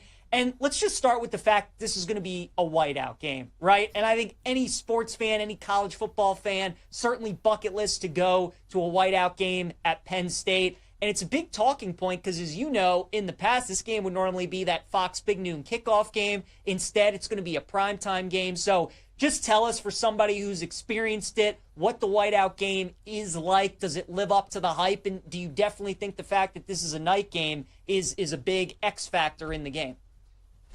The whiteout is really a one-of-a-kind event. Like when I started covering Penn State in 2021, that first year they played Auburn. It was the post-COVID, so you've got fans back in the stadium for the whiteout for the first time, and the environment lived up to the hype. And I think that what you're going to see on Saturday night is an elevated version of that. Penn State hasn't had a marquee Big Ten opponent matchup in the whiteout since 2019. You look at the past couple of years, it's been Auburn, Minnesota, Iowa, Washington. No Ohio State in there, no Michigan in there. You finally get that marquee opponent on Saturday night. And so I think that this is going to be one of the spectacles of this college football season, and that environment at Beaver Stadium is most definitely going to be raucous. Penn State, as we know, Daniel, up to this point, they really haven't played anybody. They've been like 40-point favorites in all of their games so far. So we really don't know a lot about this team. We definitely will learn a lot on Saturday. But just watching the games, what would you say is your biggest question mark for Penn State heading into this matchup? I think you want to see quarterback Drew Aller really let it rip out there. He completed, I think, around 80% of his passes in the opener against Nevada. He's been under 60% the past 2 weeks. After the FIU game, he talks about overthinking a little bit. He missed a couple passes that could be considered easy, could be considered simple. It just wasn't really crisp. And we know the type of talent that he has. We know what he's capable of. Along those lines too, running back Nick Singleton had a choppy game against FIU. It seemed like they were trying to get him right against Villanova, give him a lot of touches, get him into a rhythm. We know that he's a home run threat anytime he touches the ball. And so I think you're going to be looking at those two guys. In this type of game, you need those 5 stars to make 5-star plays, to make difference-making plays. And Aller and Singleton are two of those guys that you can look to do that. So you're going to want to see those guys on track. What do you think are some of the keys to this game on Saturday for both teams? What do you think are going to be the determining factors who ends up winning the game? A really big topic that has come up this week is starting fast. Oregon is known for that. They can jump out on you, put you in a hole, and the way that Dan Lanning coaches that team, runs that team, like they're not going to take their foot off your neck. They are going to try to beat you, make it decisive. We saw it happen to Penn State in the Big Ten championship game last year, where they got into a big hole against Oregon early, almost came all the way back. They made it interesting there at the end, but it was just a little bit too much to overcome. So I think that at the end of the first quarter, if any team has really been able to find some separation, whoever has set the tone, I think that you can give them the edge moving on. So I think that's where it starts. Who comes out quick, who's ready. Does Oregon have any hiccups in this whiteout environment that Penn State can take advantage of? I think those are a couple of things you're going to be looking at pretty early. I mean, since you've been covering the team, Daniel, can you remember a game where Penn State, it feels like, has had this much pressure on them to win? Because as you know, in a lot of these big matchups, they've come up short, but they're usually the underdog in the game. Usually the roster is not as talented. Bunch of people in the offseason, myself included, picked this team to win the title. It feels like this is the year. So, I mean, all the pressure is on them on Saturday, right, to take care of business?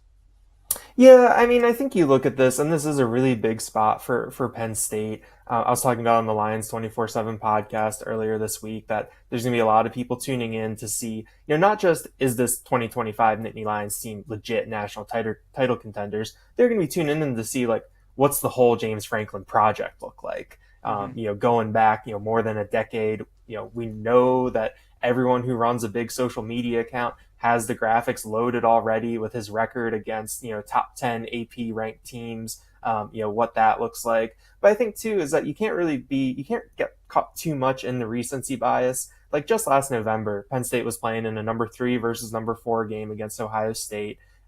You brought in Andy Kotelnicki. That was supposed to be when Penn State was supposed to beat Ohio State. So we're just not that far removed from that game and everything that came along with that. So I think this is the biggest game right now. But I think that maybe at the end of the season there might be a bigger game that has come for Penn State. So I think this is huge. I'm excited. This is, I think, a really significant moment for this team. But it's you can't quite be a prisoner of the moment right now. We're talking Penn State, Oregon with Daniel Gallen, covers Penn State for 24/7 Sports. Daniel, you mentioned the Big Ten title game between these two teams last year. It was a shootout, ton of points. Maybe not that type of game on Saturday, but do you think it's another high-scoring game, or do you think this is a lower-scoring type game, maybe like 24-21, somewhere in that neighborhood? The over-under's 51.5. So if you had a feeling, would you go over or maybe under that number? I think you would go over. I think that both of these defenses are really solid, but I think that there's going to be a lot of offensive talent on both sides of the ball. Maybe both teams don't get into the 30s, but I think at least one team will get to at least 31 points. I think that this will be a type of game where it'll be back and forth, and maybe it doesn't feel like it's a high-scoring game. Maybe it doesn't feel like a shootout. But you can get to the fourth quarter and see, there's been a lot of points in this game. It's been really entertaining. Another talking point for Penn State this offseason was the skill positions, the wide receiver, and then losing Tyler Warren. We know in that game against Notre Dame last year, they didn't have a receiver catch a pass. Again, haven't really played anybody the first 3 games, but so far, Daniel, do you think the coaching staff is pleased what they have seen out of the wide receiver room, and do you think they're going to be a big factor in the game on Saturday? Definitely. I think there's been a lot of positives when you look at the additions of Kyron Hudson, Trevor Pena, Devontae Ross. They've all gotten to show different elements of their skill sets through the early part of the season. They've all been featured at different points by Penn State. So you've gotten a real idea of what they're about. And I think that you feel good about what they can bring with their skill sets. I think when you talk about replacing Tyler Warren, obviously you can't replace all of that production at once. That's just not the way it works. But I would circle the name Luke Reynolds right now. He's gotten a lot of attention from Drew Aller. I believe he's the second leading receiver at this point in the season. He can make guys miss. He's really athletic at over 250 pounds. I think he's the type of guy that could make. He's another one of those 5 stars. He was 24/7 Sports #1 tight end a couple years ago. He can make those difference-making plays for the Nittany Lions. Daniel, before we let you go, my friend, we need a prediction for Saturday. Who do you like to win, Penn State and Oregon? I picked Penn State to win this game before the season, and I feel like I have to stick with that. I haven't seen anything in either direction from Penn State or Oregon to really make me want to shift that, but I do have it being a really close game. Right now, I have Penn State 31, Oregon 28. I think it'll come down to the fourth quarter, and you're going to see some of those difference-making plays from guys like Drew Aller, Nick Singleton, Luke Reynolds, Katron Allen, the list goes on. There you go, Daniel. Penn State to win, Oregon to cover. Could be one of those games on Saturday in Happy Valley. Going to be a good one. Daniel Gallen joining us. Give him a follow on X at DanielJT Covers Penn State for 24/7 Sports. Daniel, have a great time at the Whiteout on Saturday, sir. We'll talk to you again soon. Thanks for having me again, PJ. All right, great stuff. Daniel Gallen here on Send It In. Let's continue talking college football here on the program. And let's get into some of our favorite bets that we have in Week 5 college football as we break down the favorite, underdog, the over-under that we like the best. Let's start with the favorite right now that's jumping out to me on the board currently. Again, it's a Wednesday. This stuff can change. My picks can move, and I can have different opinions on what I like for these different spots. But as of right now, the favorite that's jumping out to me, Duke is a 6-point favorite on the road at Syracuse on Saturday, and I think Duke is the play in that game. Now, I've bet this Duke team once too many times so far this season, and it's one of those teams that it feels like the professionals really like. That game against Illinois, the game against Tulane, all these games, the game against NC State, all the professionals, they like Duke. These underlying metrics, the spots, they're liking the Blue Devils. And now here we are again. You have a Syracuse team coming off the big upset against Clemson, and they're 6-point home dogs. So naturally, a lot of the public is going to be on Syracuse, yet we're seeing reverse line movement, and it just keeps going up towards Duke. But we have to keep asking ourselves, just how good is Clemson? It was a great win for Syracuse with their backup quarterback, but was that game more about just Clemson being awful, or is Syracuse a decent team?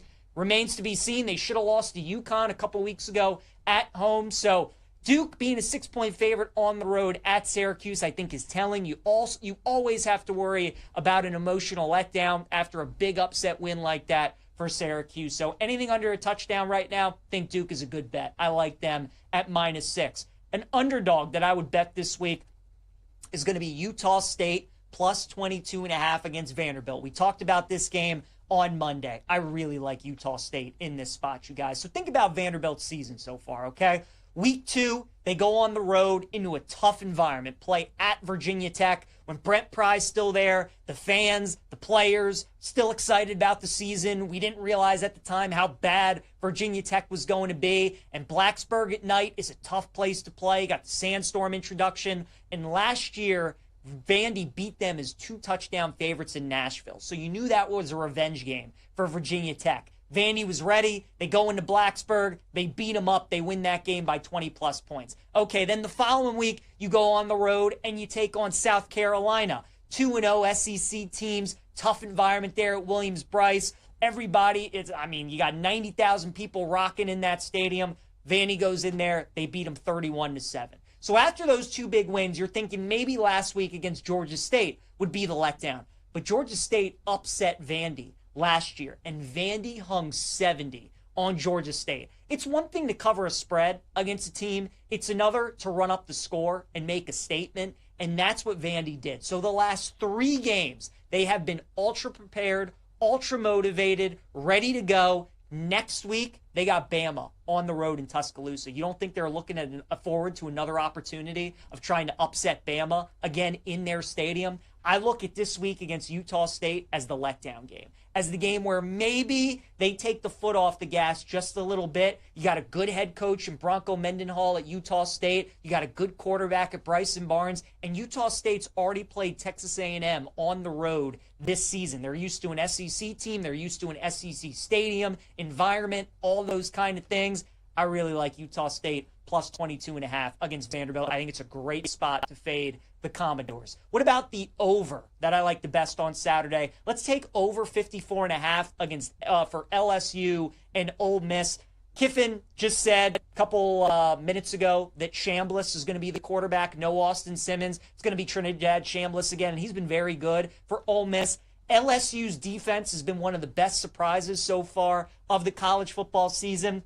But again, let's go through and kind of look at some of those games. What does Clemson's offense look like since that LSU game? What does Florida's offense look like this entire season? Like, what great offense has LSU played this year that now makes us think maybe they're not an elite defense? You can only control the teams that you play, and their defense has been very good against the teams that they have gone up against. But they're going up against a different animal on Saturday, this Ole Miss offense on the road. And I think LSU's offense is going to be able to score some points on this Ole Miss defense as well. I like over 54.5. An under that I like, Kentucky, South Carolina, under 46.5. Look, South Carolina, their offense with Mike Shula right now as the new offensive coordinator, it's just not quite clicking. They're not as explosive as they were hoping that they would be. You got to imagine Sellers is still hurt. He was able to play against Missouri with the concussion-like symptoms, but still not 100%. Kentucky's got the worst offense in the SEC, but their defense is very good, and they really don't give up explosive plays. So this is going to be a grinded-out type game. I think it's a 1st to 20 type game, so I like under 46.5, South Carolina and Kentucky. And then the team I like to win outright is going to be Auburn, plus 200 against Texas A&M. We talked about it on the show yesterday. I'm not quite sold yet on Texas A&M. That was a really good win against Notre Dame. You got to give them credit for that. But you can run on their defense. They give up over 140 rushing yards per game, and that's the key with Auburn. If they go up against teams that they can run the football against, control the game, time of possession, and they have the best defense that A&M has faced so far this season, I think Auburn wins that game outright. So I like them plus 200 against the Aggies. All right, let's talk a little NFL Week 4 slate here on Send It In.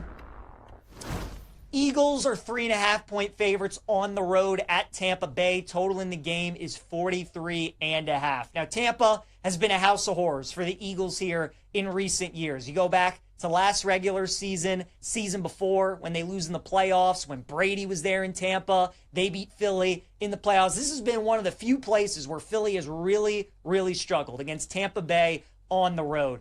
Both of these teams are 3-0, and both of these teams could be 0-3. Certainly should be 1-2, potentially. So both teams are a little bit fraudulent, but I think the Bucs way more so than Philadelphia, and the Bucs are way more banged up than the Eagles are as well. I mean, the Bucs barely have any healthy wide receivers out there. It's really only Emeka Egbuka. At this point, Baker's shaking up. They got some defensive pieces that are hurt as well. Wirfs could be back potentially this week for Tampa, so monitor the injury report and we'll see. But I just think the Bucs are so banged up. They're fortunate to be 3-0 right now. The Eagles too. But it feels like the Eagles are another good money line parlay piece this week to win the game, because that's just what they do, man. They find ways to win games, and I think they'll do that again on Sunday. Titans and Texans. Houston a 7-point favorite. Total in the game is 38.5. This is an ugly one. it would only be Tennessee or pass for me at the +7. I like the fact that you're getting the key number, but that Houston offense, how can you lay 7 points with that offense in a divisional game? Cam Ward and the Titans offense continue to put up points. Now, this is a top defense that they're going up against, but again, if you're Houston, I mean, it's just got to be demoralizing. It feels like right now the Texans are on verge of kind of being the Denver Broncos from a couple years ago, where they had that elite offense, but they had Russell Wilson as their quarterback, or those Jets teams with the great defense and Zach Wilson as their quarterback. Like, eventually, you just break down as a defense when you're on the field that much and your offense isn't helping you out. So you're 0-3, you're a big favorite at home, but the Texans tend to struggle in these spots a lot when they're at home as big favorites. So I do like Tennessee plus the points on Sunday. Colts and Rams going to be an awesome game. The Rams are favored by 3.5. The total is 49.5. Super interesting game. Don't think I'm going to end up betting it. I still kind of want to see how really good the Colts are. We've seen them against the Dolphins, and we've seen them against the Titans, two teams that are towards the bottom in the NFL. The Broncos are 1-2. They easily could be 3-0. They should have won that game against the Colts. Easily could have won that game against the Chargers. But I think going up against the Rams is a great test. And the Rams, usually in the NFL, you want to fade teams off of emotional losses. And it doesn't get any more brutal for LA than that loss against Philadelphia. You're going into that game, the Rams were 9-2 in their last 11 games. The only two teams that they had lost to, were the Eagles. That's it. They beat everybody else. They just can't beat Philly. You're up 26-7 in that game. You had a chance to kick a game-winning field goal. Now you have to make the cross-country flight back home and take on a really good Colts team. Just feels like a tough spot. So I would probably lean Colts if I had to play the game, but I think I'm just going to sit back and watch. 49ers and Jags, nothing for me in this one. Purdy is supposed to be back at practice today, so that it obviously could influence the line. Think San Francisco, probably a good money line parlay piece. I just don't like Jacksonville, but obviously see what's up with Purdy. Ravens and Chiefs, talked about this game a little bit yesterday. It's got to be the Chiefs for me in this matchup. I don't know how you can trust Baltimore. This game is going to be a one-possession game. It's going to come down to the wire. And if you're sitting there in the final 5 minutes of the game, which team, which quarterback, which coach would you rather trust to find a way to win? Would you trust the Ravens or would you trust the Chiefs? I mean, it's got to be Kansas City plus the points for me. Bears and Raiders, we have been all over the Bears. We were all over them last week against Dallas when everybody was off Chicago and nobody wanted to back them. And now they win the game, and all of a sudden there's a little bit of hope. Everybody thinks all of a sudden maybe Caleb Williams could be a pretty good quarterback. So you know what you do? You come right back and you fade the Bears this week against Las Vegas. So I like the Raiders at -110. Packers and Cowboys is an interesting game. I think the Packers are a good survivor play. I think they're a good teaser option this week. It just feels a little too easy to lay the 7 with them. Bounce back after the Browns loss. Micah Parsons back in Dallas. I think that could be a close game. If we get to 7.5, maybe look at Dallas, but I do think the Packers, good teaser look this week. And then the 2 Monday night games, which we'll get into more next week. Jets and Dolphins, I'd maybe look at the over in that game. And then the Bengals at 7.5, I think are a pretty good play. Usually when teams in the NFL get annihilated, pretty good idea to come back with them the following week. All right, let's go to our guy Chase Kitty next, who's standing by, and then we'll get to Survivor later on in the show. Give Chase a follow on X at ChaseAKitty, BetMGM writer. And Chase, what a college football slate we have coming up on Saturday. Might be the best one of the entire year. Betting aside, which game, when you look at the slate, are you just most excited to sit back and watch on Saturday? Yeah, I know I'm supposed to say the big games in the Big Ten and the SEC, but I think why this weekend is such an interesting game, an interesting weekend in college football, it's the B-list games and kind of the C-list games. I want to know if Mississippi State is good. They're going to host Tennessee. Getting to see Mayava a little bit more in the USC-Illinois game. Illinois can't possibly be that bad. And then I think we're going to see some USC futures runs here in the next month or so, both in the Big Ten and some of the futures market, the playoff market. So seeing what we have a little bit with the Trojans, I think is going to be interesting because they haven't really played anybody yet. TCU, Arizona State, Friday night. There's just like the games that are not at the very top of the list. I think we are going to be able to learn a lot beyond just who's going to challenge Ohio State in the Big Ten and, what's going on with Alabama. I think it's a lot deeper than that this weekend, and that's the joy of college football. I think that's a good call. Chase, real quick before we get into some of the games, you bring up Mayava and some of these other players. With the John Mateer news, the Heisman Trophy market is very interesting. Is there a name or two that jumps out at you that maybe you don't think the market has quite adjusted at the moment because of the Mateer injury? I have written for BetMGM since 2021, and the biggest project I do there is Heisman stuff. I cannot think of a time since I started working for BetMGM where it has been more interesting to get involved in the Heisman market, because Mateer is the favorite and Mendoza just gets slotted up into that favorite spot after the news about Mateer's right hand bone break.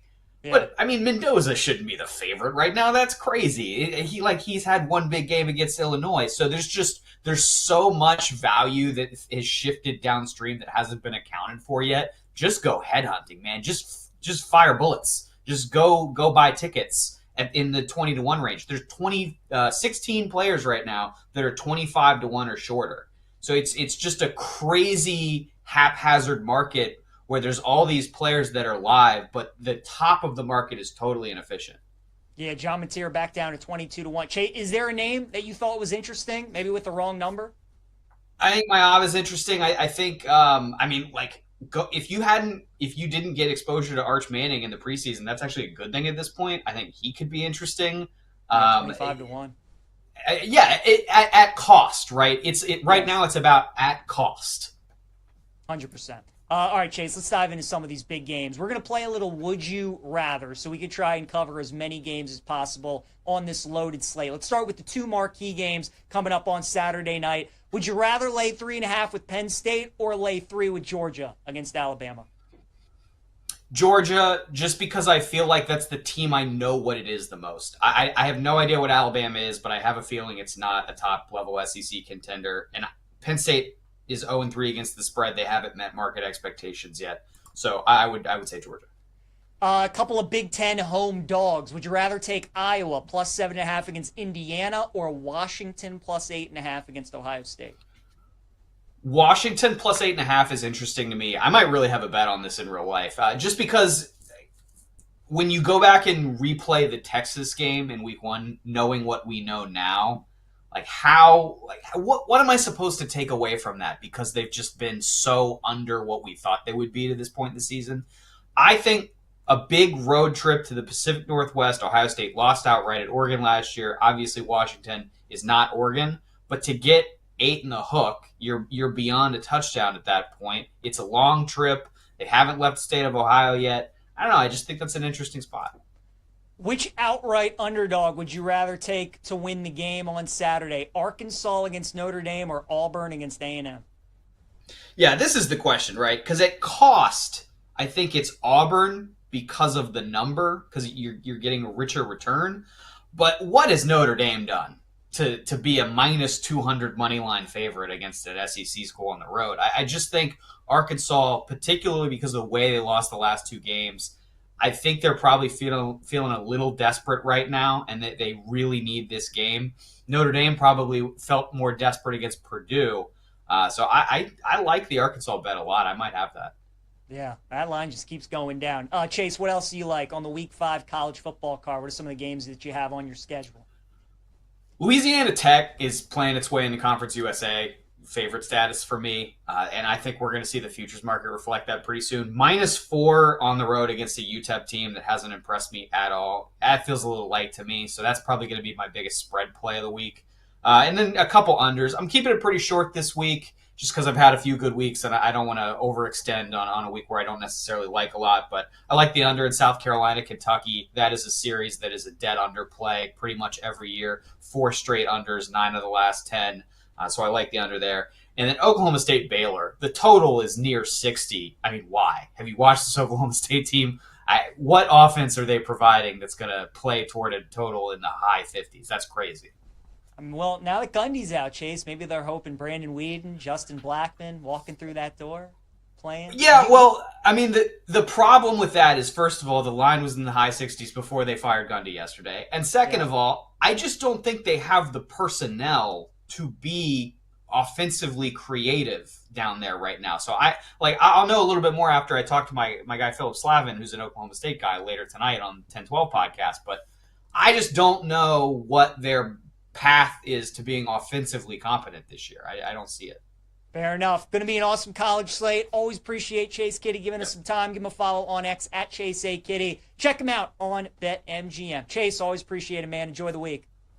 Of course. See you, PJ. All right, great stuff. Sean, let's get to our BetMGM promo, a Pro Football No Sweat token. You go for the end zone without breaking a sweat. With a Pro Football No Sweat token, you'll get your stake back in bonus bets if you don't win. Make it legendary with BetMGM. Download the app today, and please gamble responsibly. Let's get to our favorite plays of the day to wrap up the show here in the final minute. My pick and going streak, and we're going to take Jose Altuve to get a base hit today against Luis Severino. Altuve, 14 for 45 in his career, 311 batting average. We fade Severino the entire year when he's at home, much worse than when he's on the road. Altuve is our play today in going streaking. How about this stat on Tanner Beebe, the Guardians right-hander? Since 2024, last season, he's 21-3 on the money line against divisional opponents in the AL Central. Guardians have been on fire. Tigers are fading fast and might even miss the postseason. So Tanner Beebe over 17.5 outs recorded today at minus 145. I'd probably take the Guards on the money line as well. Let's go back to the well with the Rockies as our dog of the day on the run line, plus 1.5 against the Mariners. It hit for us yesterday, and we're going back to the well again because Seattle's trying to win the division for the first time in 25 years. And it's not going to be easy. It's going to be a one-run game. It's going to be a close game. They might even lose tonight. We'll take the Rockies plus 1.5. And then give me the Astros on the money line, minus 135 at the A's as my favorite play. Hunter Brown against Luis Severino. Thanks again to Daniel Gallen and Chase Kitty for joining us today on the show. Appreciate you guys tuning in. Looking forward to another great episode tomorrow as we're talking a little Ryder Cup as well as some NFL and some more college. We'll see you then.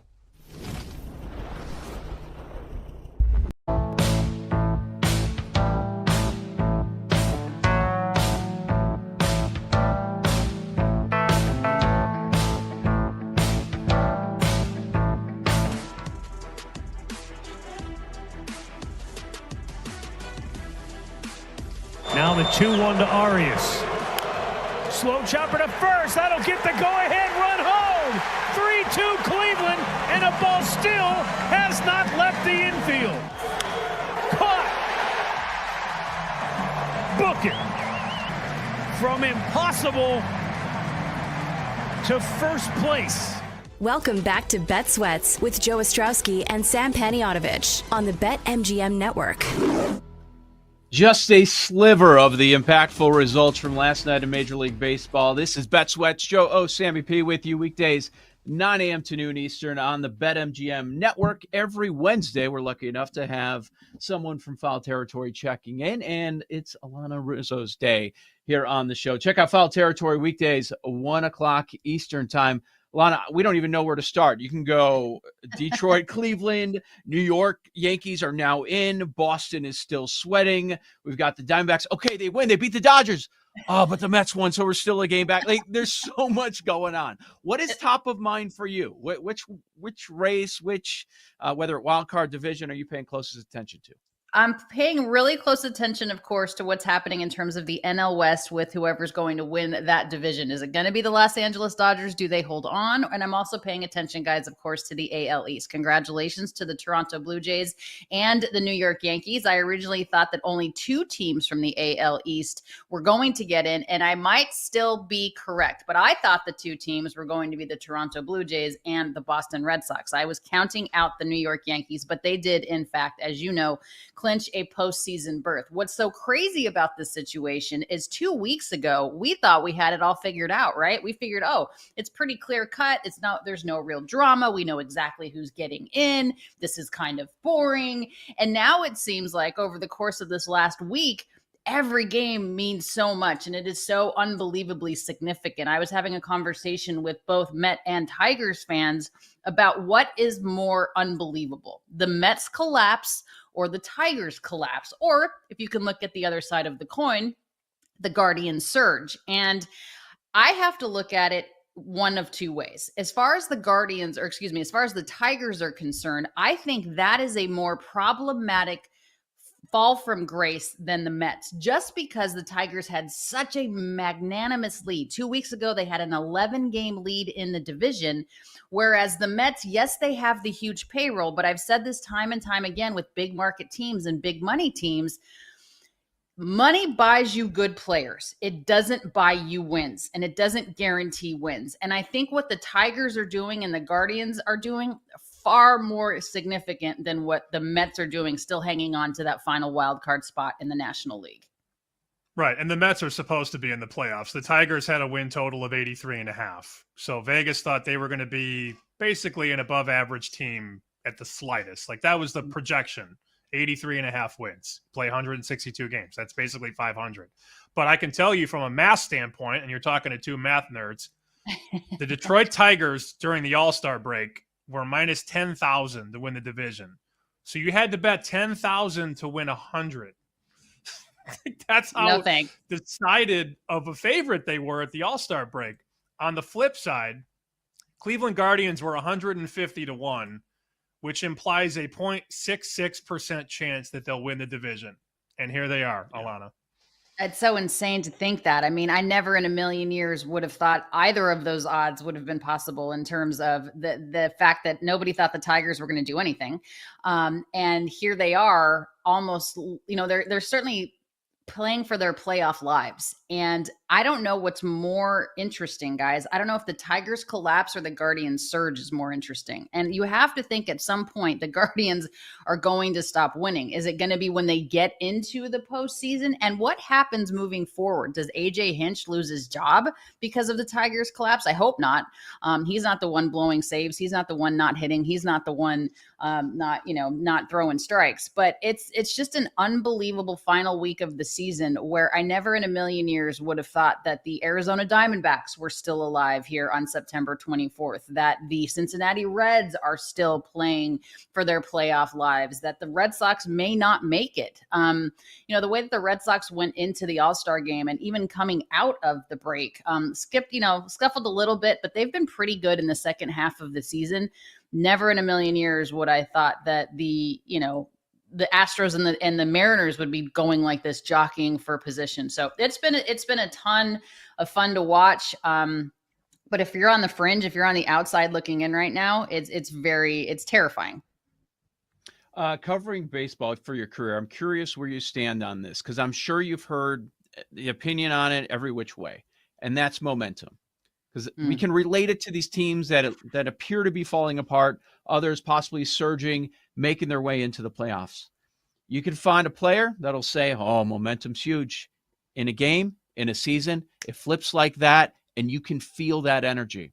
And sometimes you go to a manager, you go to some other analyst, and they'll say, momentum is tomorrow's starting pitcher. Yeah, they can talk about that all they want. It's about who's going on the bump tomorrow. Where do you stand on momentum? I think if you are the Guardians right now, you really believe in it, right? I don't think they think that they can lose. And that's a great feeling to be in. The problem with baseball, not the problem, but one of the challenges of this great game of ours is that I don't believe this is a sport where you can flip the switch. This is not a sport where you can just be like, you know what, we're going to start playing right now. We're going to start playing really, really well right now. And we're going to start throwing strikes and we're going to start hitting the ball, hitting the cover off the ball. Baseball doesn't work that way. And with 162 games over the course of a regular season, it always comes down to who is the hottest team, who is the healthiest team at the right time. And right now, that's the Guardians. If you look at, for example, the Los Angeles Dodgers, they finally have all of their starting pitchers healthy and available, whereas they haven't had that up until like 3 weeks ago. But the bullpen is horrendous. So if that bullpen doesn't get it going, which again, this is a tough, it's a tough thing to just flip the switch. The Dodgers are not going to go far into the postseason. You have to have a good bullpen. So I believe in momentum if it's the if like the Guardians they feel invincible right now. I would imagine that the Tigers are not sleeping and that they're wound incredibly tight. And for example, another guy that is wound incredibly tight is Tanner Scott. Those types of situations, that type of hole is difficult to dig yourself out of. Are the Mets making it? Yes or no? Yes, the Mets will make it.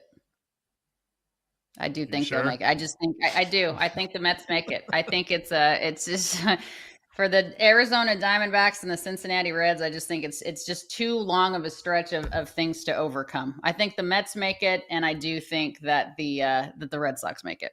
Even though I said only All two right. teams were getting in at the beginning, I do think the Red Sox make it. Okay, so that was an easy question for you to answer. Here's a tough one. The market says that this is a literal coin flip. And you know where I'm going here. American League MVP. Aaron Judge has been unbelievable. Cal Raleigh does it all. Hits for power, runs the pitching staff, calls the game, runs the defense. Vegas says it's a coin flip. BetMGM says it's a coin flip. Who do you got? I'm taking Cal Raleigh. It's been my pick all season long as they've gotten into the MVP conversation. The reason being for all the reasons that you just said, plus don't forget he's a switch hitter. This is a guy that has meant more, in my opinion, to the Mariners than Judge has meant to the Yankees. And I know that sounds ridiculous because of who Aaron Judge is. But the year that Cal Raleigh is having is a historic season for any position, let alone a catcher. We will never see, in my opinion, a season like this again from a starting catcher. Aaron Judge is so talented that he could very well repeat this feat again. But Cal Raleigh, the Mariners are in no way in the position that they are in without Cal Raleigh. And to me, that's what most valuable means. It means that all of the things that you suggested, the way he manages the pitching staff, the way that he, obviously the only person on the field that's involved in every single play. Obviously, the power is there. I think what's going to hurt him, obviously, is the average and the OPS when it comes to pairing up against Aaron Judge. We'll see numbers like this from Judge. We'll never see numbers like this again from a catcher. And I just think that he's more valuable to the Mariners than Aaron Judge is to the Yankees in this season in particular. So if the odds are a coin flip, I'm going with Cal Raleigh. With Alana Rizzo, Foul Territory. Check it out weekdays, 1:00 Eastern. There's one team that I don't think we've mentioned. They're right there, but they're also going through a rough patch right now. Houston. Where are you with Houston? They are one game back in the wild card, and because it's Detroit, Cleveland facing off, they're kind of in the background right now. What about the Astros? Do you think they can make it? I don't. Here's the problem with the Astros, and I've done this a million times. Every year, I feel like the Astros, okay, maybe this is the one year that they don't make the postseason, because you think about all that they lost, right? Kyle Tucker is no longer in there with the Astros. Obviously, Kyle Bregman is no longer there. They had Yordan Alvarez for the majority of the season. Now his ankle's all messed up again. They've had a lot of key injuries to key pieces, but they've had two of their most offensive weapons gone. But then you get Carlos Correa back. He seamlessly fits right back into third base. When Carlos Correa left, Jeremy Pena went right over to the shortstop position, and he was fine. This is a team that doesn't ever seem to rebuild. They just reload. And every single time I count the Astros out, here they are. I think this is the one year that finally Seattle has more of a complete team and more of a well-balanced team than the Astros do. If the Cleveland Guardians keep playing the way that they're playing and assume that the Red Sox don't lose either, I think the Astros are the team on the outside looking in. Phillies are favored right now at BetMGM to win the whole thing. Then the Dodgers, then the Mariners, then the Brewers. I don't think anybody saw that coming in spring training. Maybe the Dodgers you saw, but the Phillies on top, Seattle, Milwaukee. This is what baseball loves, the parity, the fact that a lot of teams could sneak in, get hot. We have to put you on the spot, Alana. We have to ask about your World Series prediction. I mean, we're not going to talk to you before we get to the playoffs, so we need the goods. Yeah, this is the one year, guys, I think in recent memory that there's not a team of the 30 that is out by and large a better team than anybody else. I think there's more parity in baseball this year, certainly in the National League, than there has been in a very long time. There is not a clear-cut favorite. I'm not surprised that the Phillies are up there. I'm certainly not surprised, obviously, with the talent and the experience and the money that the Dodgers have, that they're up there. I am surprised certainly about Seattle, because this is when Seattle always collapses, right? This is when, at this time of year that they either miss it by a game or will get in and get bounced in the first round. I just don't see them as moving on to win the World Series. I'm going to go with, I'm not surprised that the Phillies are favored. I think because the Phillies have a stronger, everybody has holes, right? All 30 have holes that you can poke. But the Phillies bullpen right now, in my opinion, is better than the Dodgers. And while I will take the Dodgers starting rotation over the Phillies at the moment with the struggles of Aaron Nola and Zach Wheeler being on the IL and those types of things, I think in the postseason, the games are closer and you're going to have to heavily rely on your bullpen, and the Dodgers bullpen just hasn't figured it out right now. So I'm taking the Phillies in the National League. I think the American League is a lot tougher. If the Astros do get in, so I'm talking out of both sides of my mouth, if the Astros do get in, I could see the Astros going to the World Series, because once you get into the postseason, you just reset, right? I don't see the Mariners doing it. So if the Astros get in, I say it's Phillies Astros. If they don't get in, I say it's Phillies Toronto. As far as a lot of these big matchups today, you do have some of the heavy hitters going, like Fried going with the Yankees. Of course, that's against the White Sox. Crochet going for the Red Sox against Scherzer. But you cover the Dodgers. I'm really interested in this Dodgers D-backs matchup tonight with Snell on the bump. Any quick thoughts on that Snell-Nelson matchup? I mean, Snell's amazing, right? And honestly, Shohei was amazing yesterday. It was the furthest that Shohei has gone out as a Dodger. I mean, he pitched into the 6th inning. He looked great, and then the Dodgers bullpen blew it up. So I'm going to need Snell to throw a complete game shutout. I mean, that's what it's coming to at this point, guys. It's coming to the point where the starters have to go the distance. Or when I'm not kidding you, I did Dodgers territory on the Foul Territory Network last night. We did post game. And I did it obviously here from my home. I walked from my couch, which is 15 feet that way, over to my office. In that time, Tanner Scott walked the first batter and hit the second batter. And all of a sudden I was like, what the hell just happened? And then, so that's a 4-3 lead. And then the Diamondbacks tie it. And then they have a walk-off. I'm like, what? So the Dodgers need to go deep into the game, and they need to go deep enough into the game to where that bullpen can reset itself. The Diamondbacks are dangerous, and Torey Lovello, I don't discount him. Look at what they did. What was it, 2022 or whatever, when everybody was counting him out and they ended up in the World Series, Yep. So who knows? That's why this game is so great, because we all think we're experts, and honestly, we know nothing. Great finish. We might be down to these tiebreakers. It's going to be a lot of fun over the next week. Alana Rizzo, Foul Territory. Check it out weekdays at 1:00 Eastern. Thank you, Alana. Good stuff. All right, guys. You have a great day. Thanks for having me. Take care. Thank you so much. Arizona's still sitting there, Sam. 300-1 for the World Series here, and they're just one game back. It's interesting. Houston's a game back, and they're 35-1, but Arizona's 300-1. Quite a big difference. That was a big win for the Mets last night. Wood chipper? Find out. Thor Nystrom. This is the Bet Sweats.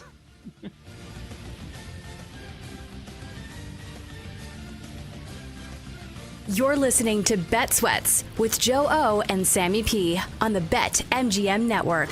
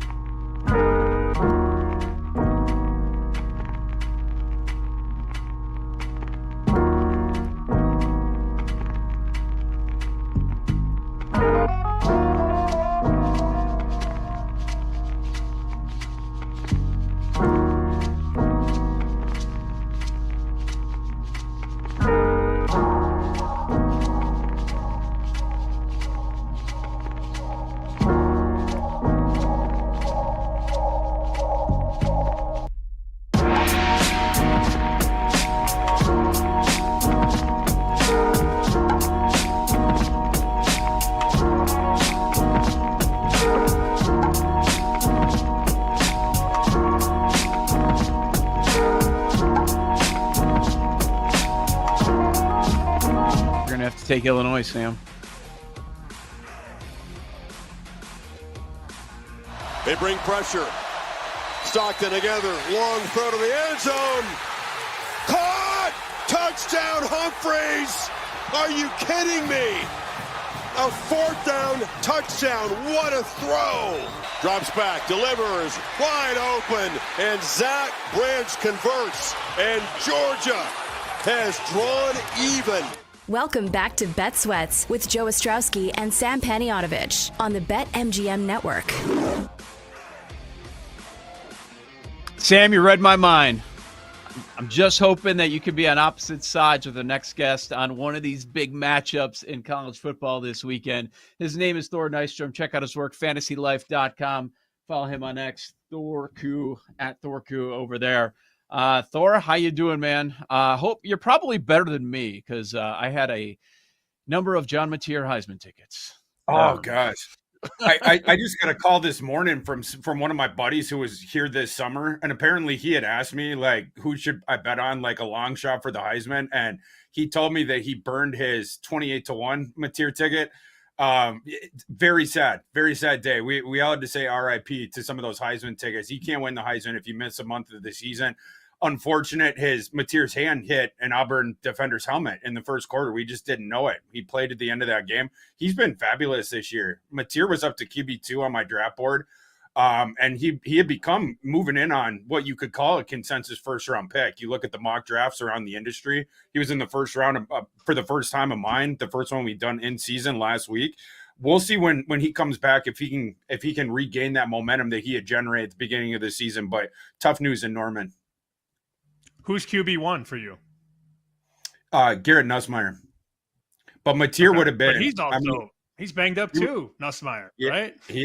Yeah. I mean, it hasn't been great this year. There was a thing in August with him with the knee, where Brian Kelly seemed to indicate that it wasn't, short-term catastrophic. It was long-term chronic, the knee condition with Nussmeier. And then they just said last week, what was it, the torso thing that Nussmeier's dealing with? He clearly does not appear to be physically right. So that's something to watch down the stretch as well.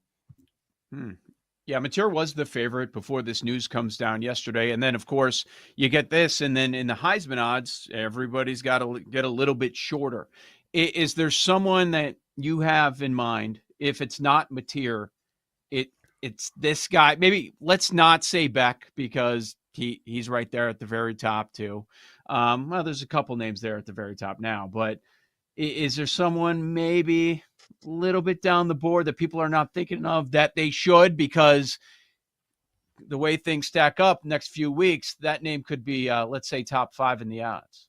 I actually do have a couple. I dove into the Heisman board a couple days ago, and there's 2 long shots that I liked at that time. I don't know how much the odds have changed. This is from 2 days ago. These odds were from FanDuel, so forgive me if I cite the wrong ones. But at that time, Jaden Maeva from USC was 20-1. Let me start with this.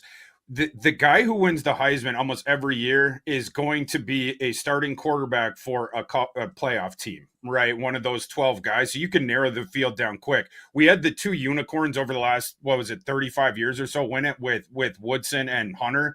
But barring that, it's almost always going to be the starting quarterback for the CFP team. If USC makes the playoff this year, Maeva he's going to be in consideration for that because of the stats he's putting up. So Maeva at 20-1, and then the long shot that I liked was Damon Williams of Washington at 50-1. Damon Williams is a really, really exciting dual threat guy, and I like Washington as a team this year. They were my pick in the summer as like the deep dark horse type sleeper to make the college football playoff. If Washington is able to make the college football playoff, Damon Williams is going to be in the discussion for that thing as well. Obviously, Washington started out undefeated at this time. They got some big games coming up. Got the Ohio State game, et cetera, et cetera. Can you pull an ambush there? If you can, Damon Williams is going to soar up the board. We did see Washington get bet. This number in Vegas opened 10, and now we're 8 basically everywhere. Oh. I see a 7.5. Are you supporting that move on the Huskies, or do you think they're in trouble? Give me the points and give me a money line ticket on the Huskies in that game. Ooh, man. Julian Saint's first real road start. First real road start, and you're going into a very, very tough environment. As you guys know, in Seattle, that's one of the harder stadiums to play in. The fans are kind of on top of you, and the road trip, you're going back a couple of time zones. And then the other thing, Washington, their defense, it's run like an NFL defense, sort of run like the old Seahawk defenses, honestly. They have the 2 pterodactyl cornerbacks on the outside, Ephesians Presock and Takario Davis. Both of them are 6'3" or taller, and both of them have ludicrous wingspans, like 6'6" or above wingspans on those guys. So they can mug you off the line. They're very, very active on defense. And then on offense, I just love their pieces. Williams is one of the funnest players in the nation. If people haven't seen him before, you're going to enjoy seeing him. Denzel Boston on the outside. You have a legitimate dude out there, a guy who could be a top 3 wide receiver taken in April. And then Jonah Coleman's a stud. They're running back. He could be a top 5 running back taken in April as well. Washington has way more talent than people think. Maybe they missed it because last year was Judd Fish's first year. But the second year with the staff there, you have a whole bunch of NFL players on that team. I like Washington. I think Washington could upset Ohio State. With or Nystrom here on BetSweats, BetMGM Network, Joe O, Sammy P. All right, let's get to the big game of the week. 3.5 is the number. Penn State favored by 3.5 against Oregon. Superbook is actually at 3. So I wonder if we're going to get to 3 at some point this week. You would think the Ducks will be a popular play as a dog there, getting that hook. What do you think about the matchup? Yeah, this is a fun, man. This Saturday, boys. Woof! You look through this slate, absolutely amazing. This is this is a good one. I mean, we're gonna find out which one of these 2 teams is like for real. This is a tough spot for Oregon coming across the country here playing Penn State. What do we get from Drew Allar in a big spot? And will Penn State open up that offense and try to attack Oregon a little bit? You have to be very careful, though. Uagalele, the edge from Oregon, has been very active in the early going. Oregon's defense is obviously amazing. We are right on the line there. That would probably be a stay away for me. Feels like a fair line. What do you guys like in that one? I want Dante Moore in the wood chipper.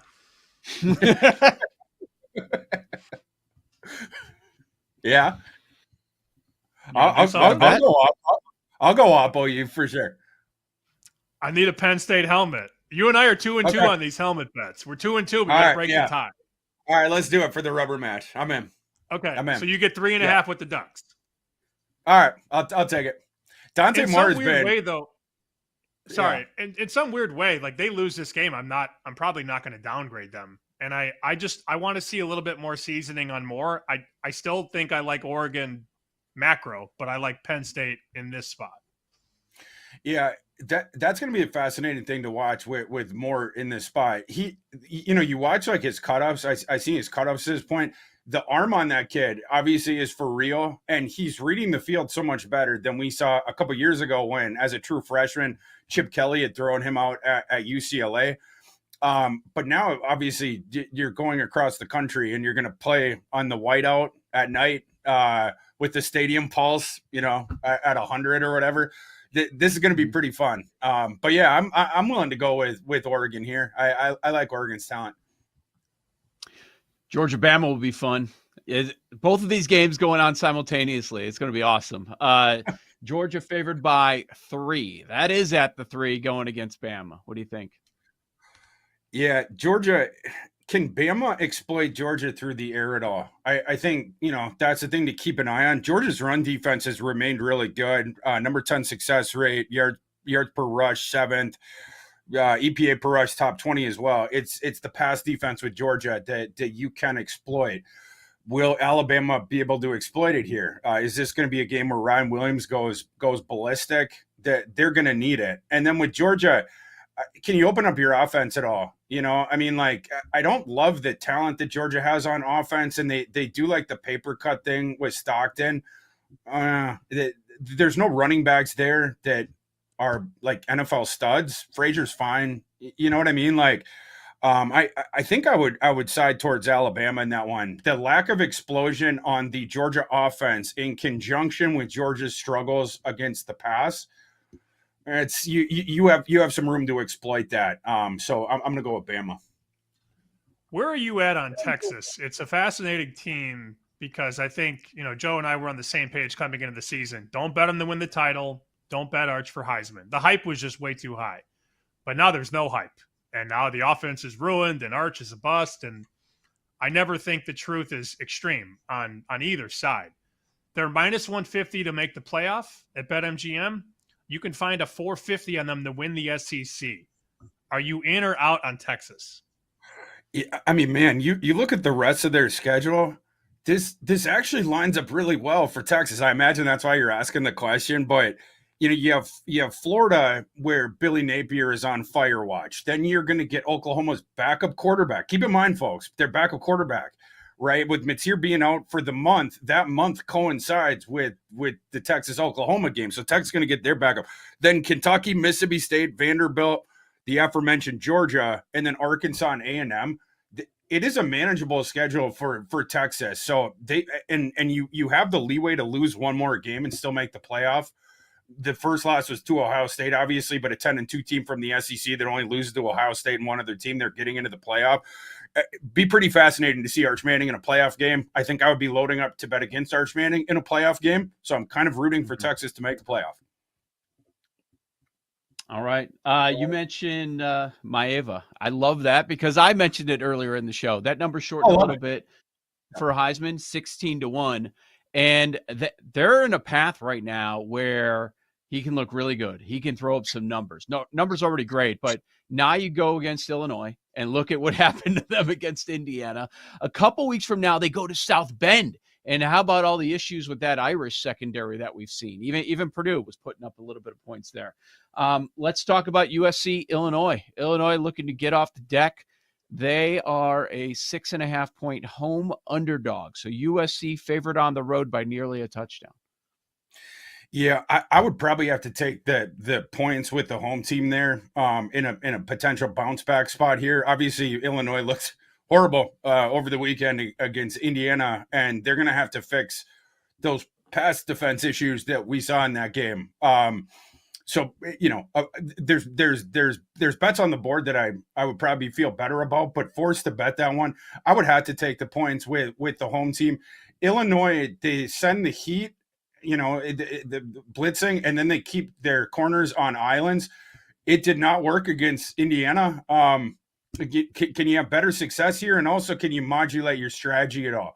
Kirk Cignetti is one of the best coaches we have at watching the game film every single week and then making opponent-specific game plans is why Cignetti has always been as good as he is, because every time they get the best of it against every single opponent. Can Illinois on the other side, can you make adjustments after you just got exploited like that? We'll find out, but getting that many points at home, I would side with them. The question of the summer was, who's this year's Indiana? The answer could be Indiana. I think could so. be Indiana again, right? I think so. Indiana's better, right? I mean, this year they brought in a whole lot of talent. Of course, it's the second year with the staff, but that almost doesn't matter because you're bringing in new rosters each year. But that Mendoza kid is legit. He's for real. Any games that we didn't cover that you like? I would have to look back through the board, but you hit on LSU Ole Miss. I don't think we talked about LSU Ole Miss. Okay. Where are we at in that one? Oh, Ole Miss, 1.5. Yeah, I would take Ole Miss in that one. We talked about Nussmeier and being kind of banged up to this point. You get kind of a weird feeling about that team with that offense. I don't know. I would say I would side with Ole Miss in that one. All right, very good. How about Utah? Like I was looking at that, they were like the second favorite near the top in the conference. Then they lose last week, convincing fashion, and with the final score. Do you think they have a chance to where they could meet up with Tech again? They certainly you have a shot there. Obviously, you got a couple of systemic issues there that you're going to have to address. I was kind of surprised that the offensive line of Utah was handled the way that it was in that game against Tech. We thought Utah had the best offensive line in the nation coming into the season, certainly the best set of tackles, and Lomu has struggled a little bit. We'll have to see, but I do like, Utah, when they can get the game script in their favor, they got you. But as Texas Tech showed, you get a double-digit lead on them, they're feeble, right? And so you put a lot of importance on the first quarter and first half of these Utah games, because depending on at halftime where the game script goes, you can kind of know. I think Utah, for me, they're a live betting team the rest of this year. Okay. All right. It's a good way to look at it when it comes to the Utes. Good stuff, Thor Nystrom, FantasyLife.com. We've got a helmet bet between Oregon and Penn State. Can't wait to see the result of that. Thank you, Thor. Enjoy the weekend. Lightning Bets next. This is Bet Sweats. Appreciate it, boy. You're listening to Bet Sweats with Joe O and Sammy P on the BetMGM Network.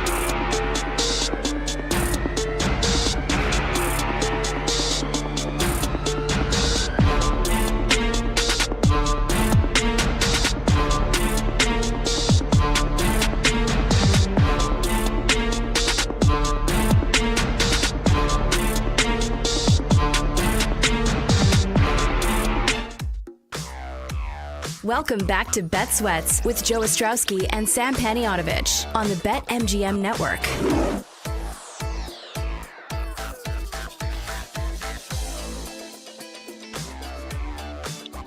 Lot to discuss. We've been going over NFL futures, college, looks for the weekend as well. Major League Baseball, the card is interesting today. You've got a lot of number one starters that are going. I see one that was almost a $4 favorite.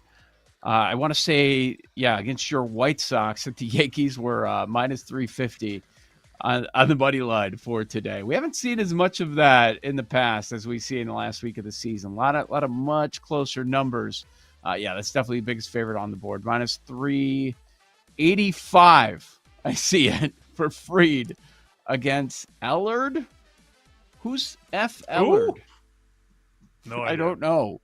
I don't know anybody on the White Sox. Should we bet them? Many people do. The White Sox? Yeah, why not? Oh, after clinching their... Did you see the celebration last night? I was like, really? You're the New York Yankees for clinching a playoff spot? I'm not trying to take away anyone's fun, but I thought, for a win over the White Sox, it was a little dramatic. Are you talking about the Yankee celebration or the celebrations on social media? Which ones? Oh, I missed those. What sort of celebration?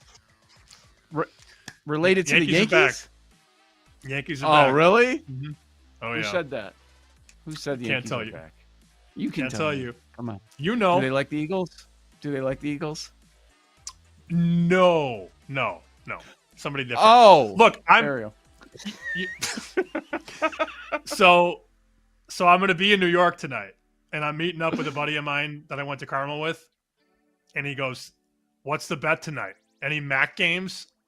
No, the MAC games don't start till November for a while. So he wants a bet. He goes, "Give me a bet," and I don't have a bet tonight. I rely on either Jake or my intuition to bet the White Sox in New York at plus 300. BetMGM. Oh no! Against what's his name again? Who cares? Doesn't matter. Jake, you got it? What do you think? You called the Diamondbacks yesterday. I think you were just rooting for your bet, but it came through for you. What do you think about plus 300? I thought about the White Sox. I really thought about it. I'm scared, but I could. So am I. I would join. I would join my buddy, my good friend Sam in the foxhole, as it were. Here's what I'm gonna do. I'm gonna send a bet to the group thread tonight. It's gonna be a bet on the White Sox money line, and I will sing "New York, New York" in the bar if they win. All right, well, now I got to do it. With the video? Sure. Why not? All right, I'll do it right now. I'm in. Good. They're going to lose Fraser 8-0. They're going to lose 12-1. And there's a grand slam by Judge. Fraser Ellard, relief pitcher. So I'm guessing it's an opener situation. Oh, that vaunted There's White that Sox too. bullpen, of course. Yes, of course. That's Ellard fun. Moon tonight. Number 55. By the way, before we get to lightning bets that we actually like, a lot of reaction on social media about your tipping story, including one that we got from Megan, who listens to the show all the time. Last week, the bug guy was at the house baiting the termite traps, Megan says. She got a text from the bug guy sending a link to tip for the great service. The termite guy. The termite guy. Ridiculous. Wants a tip. He wants a taste.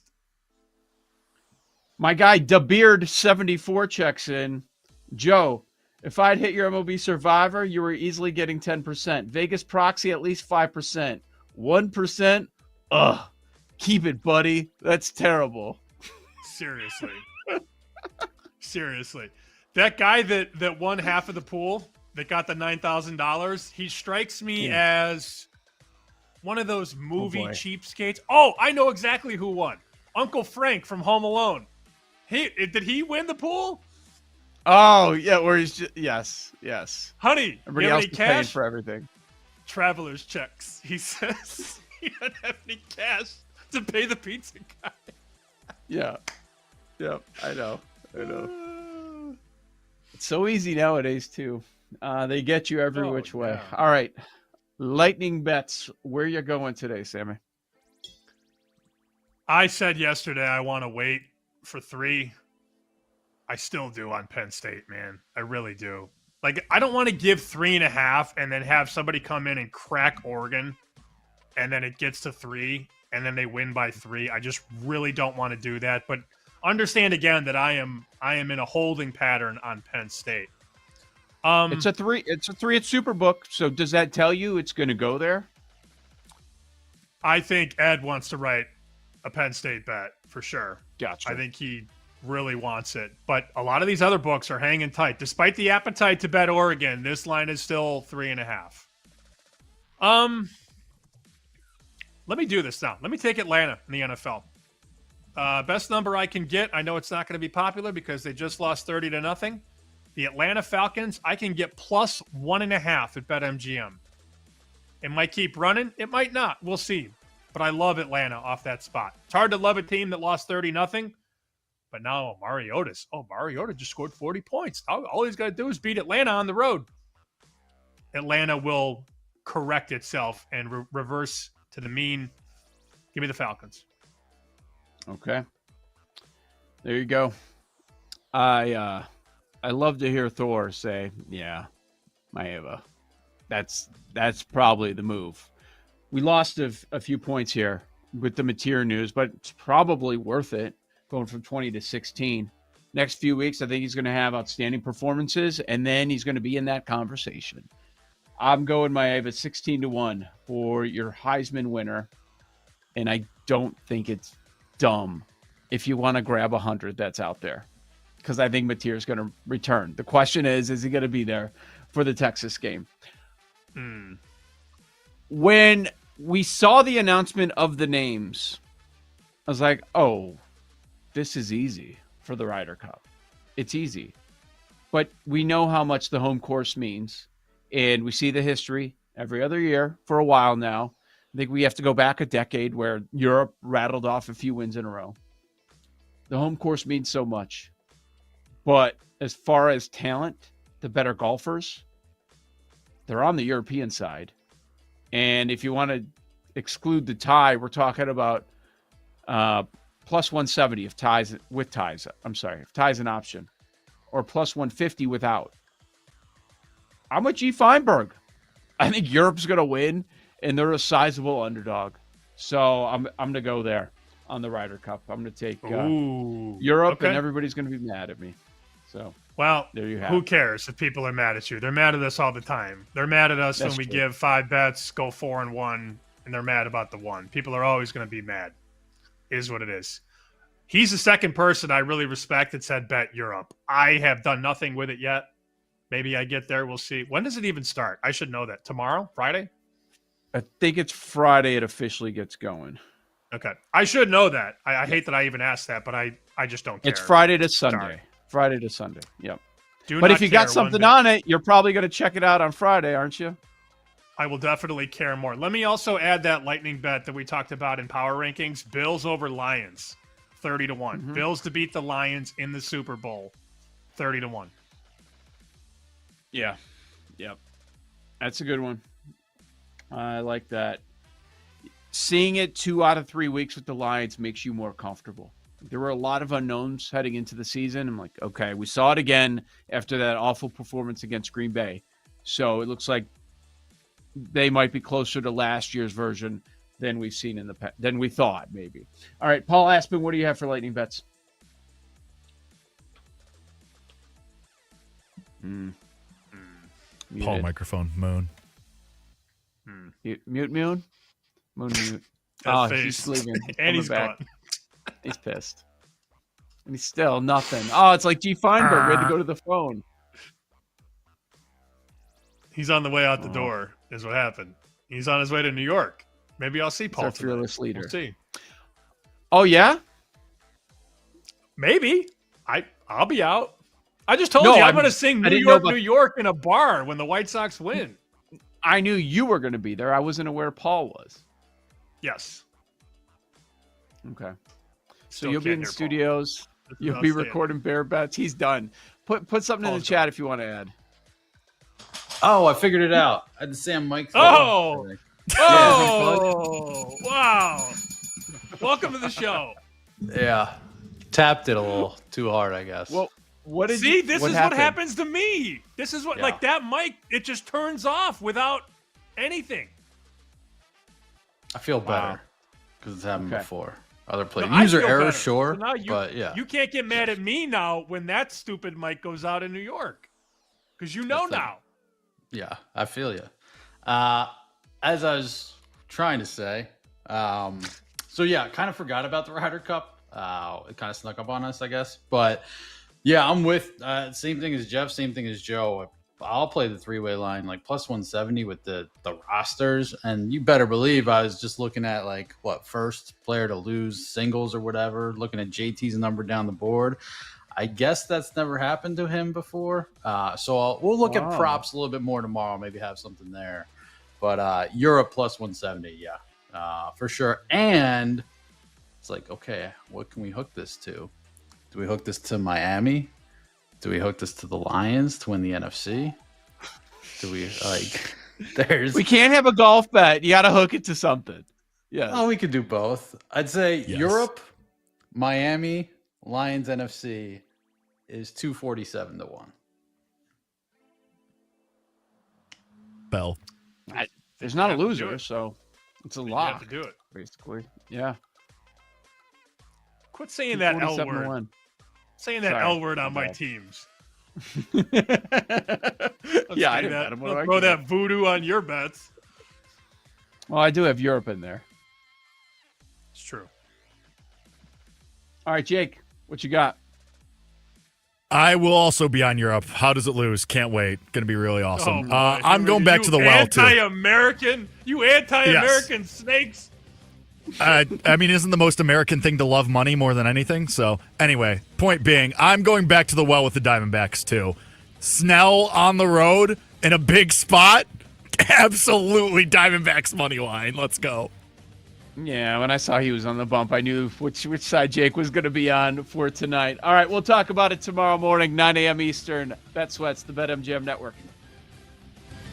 Thanks for listening to Bet Sweats. If you missed anything on today's show, make sure to listen back on the Odyssey app or wherever you get your podcasts on the BetMGM Network. Make it legendary.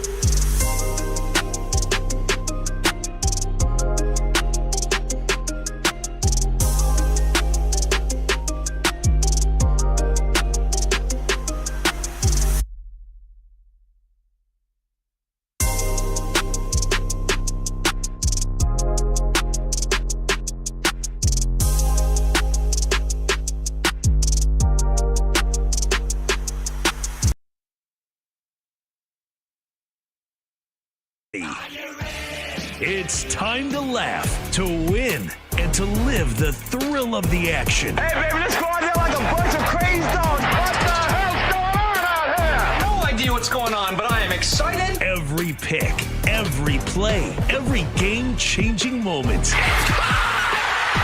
Unbelievable! This is You Better You Bet on the BetMGM Network. Make it legendary. It's a great day to be alive, and it's a great day to be a better. Welcome to another edition of You Better You Bet, presented by BetMGM, right here on the BetMGM Network. I'm Femi Abebefe, hanging out with you guys over the next 4 hours, where you can find us across a multitude of platforms. Make sure to watch us live 24/7 on the BetMGM Network and directly on the free Odyssey app. You can also check us out on Twitch at BetMGM Network and on YouTube at the BetMGM Network. You can watch us on Roku, Fubo TV, Samsung TV Plus, and more. And if you want to listen to us, you can go ahead and do so at Sirius Channel 160 and Sirius XM 205. And throughout these 4 hours, make sure you hit us up on social media. You can find me on Twitter at Femi Abebefe. You can find me on Instagram, Femi_Abebefe. Check out the show on Twitter at You Better You Bet, and the entire network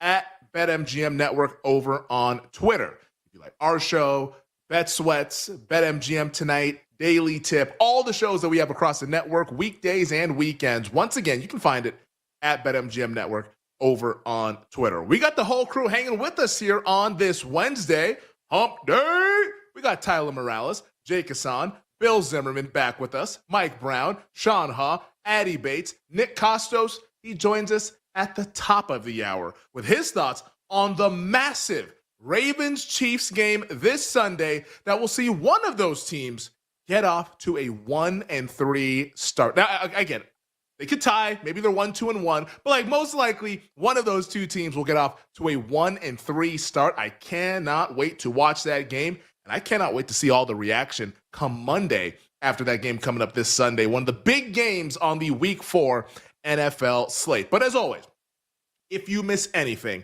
across these 4 hours, make sure you check it out in podcast form. Just search You Better You Bet wherever you get your podcasts. And while you're there, you might as well subscribe, rate, and review. I mean, we're putting the content on there in on-demand fashion for all of you to consume. The least you can do is to subscribe, rate, and review wherever you get your podcasts. We have 4 guests who will be joining us throughout these 4 hours, starting at 4:40 Eastern Time. Our BetMGM Network teammate, host of Send It In, weekdays 1 to 1:30.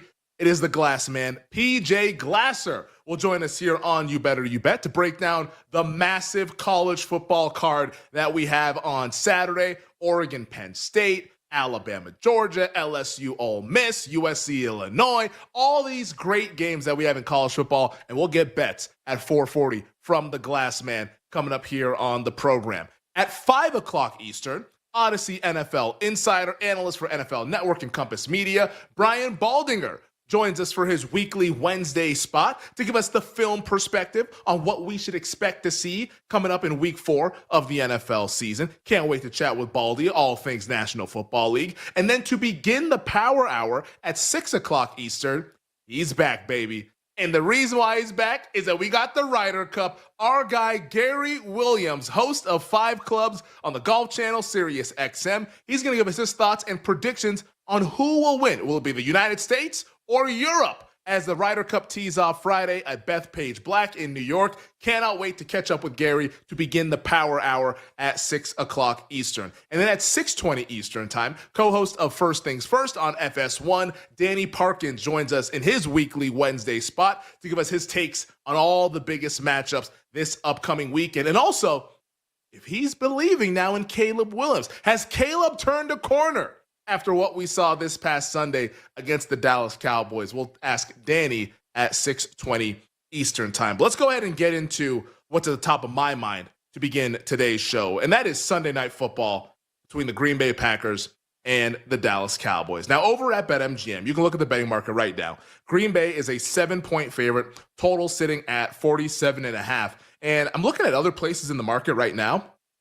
You are seeing quite a bit of interest on the Dallas Cowboys as we speak. A number of sports books have gone to 6.5 as bettors finding interest in America's team. I know the injury report, not that great for both teams, mind you. It also sounds like Deron Bland, maybe he has a chance at coming back for the Dallas Cowboys, dealing with all the injuries that they've had on the back end, injuries on the front, on the offensive line. Cowboys are pretty banged up, but so are the Green Bay Packers, as we've outlined through the first 3 weeks of the season. So Dallas getting some money. We'll break all that down a little bit more in depth during It Moved later on in the program at 5:20. But this game, of course, the big headliner with this game, line number one when it comes to Packers at the Cowboys week 4 is the return of Micah Parsons to Dallas. Like, after the blockbuster trade, which happened while I was on vacation in Cabo. Thanks, guys. Really appreciate that one. Almost a month ago, Micah Parsons traded from the Dallas Cowboys to the rival Green Bay Packers.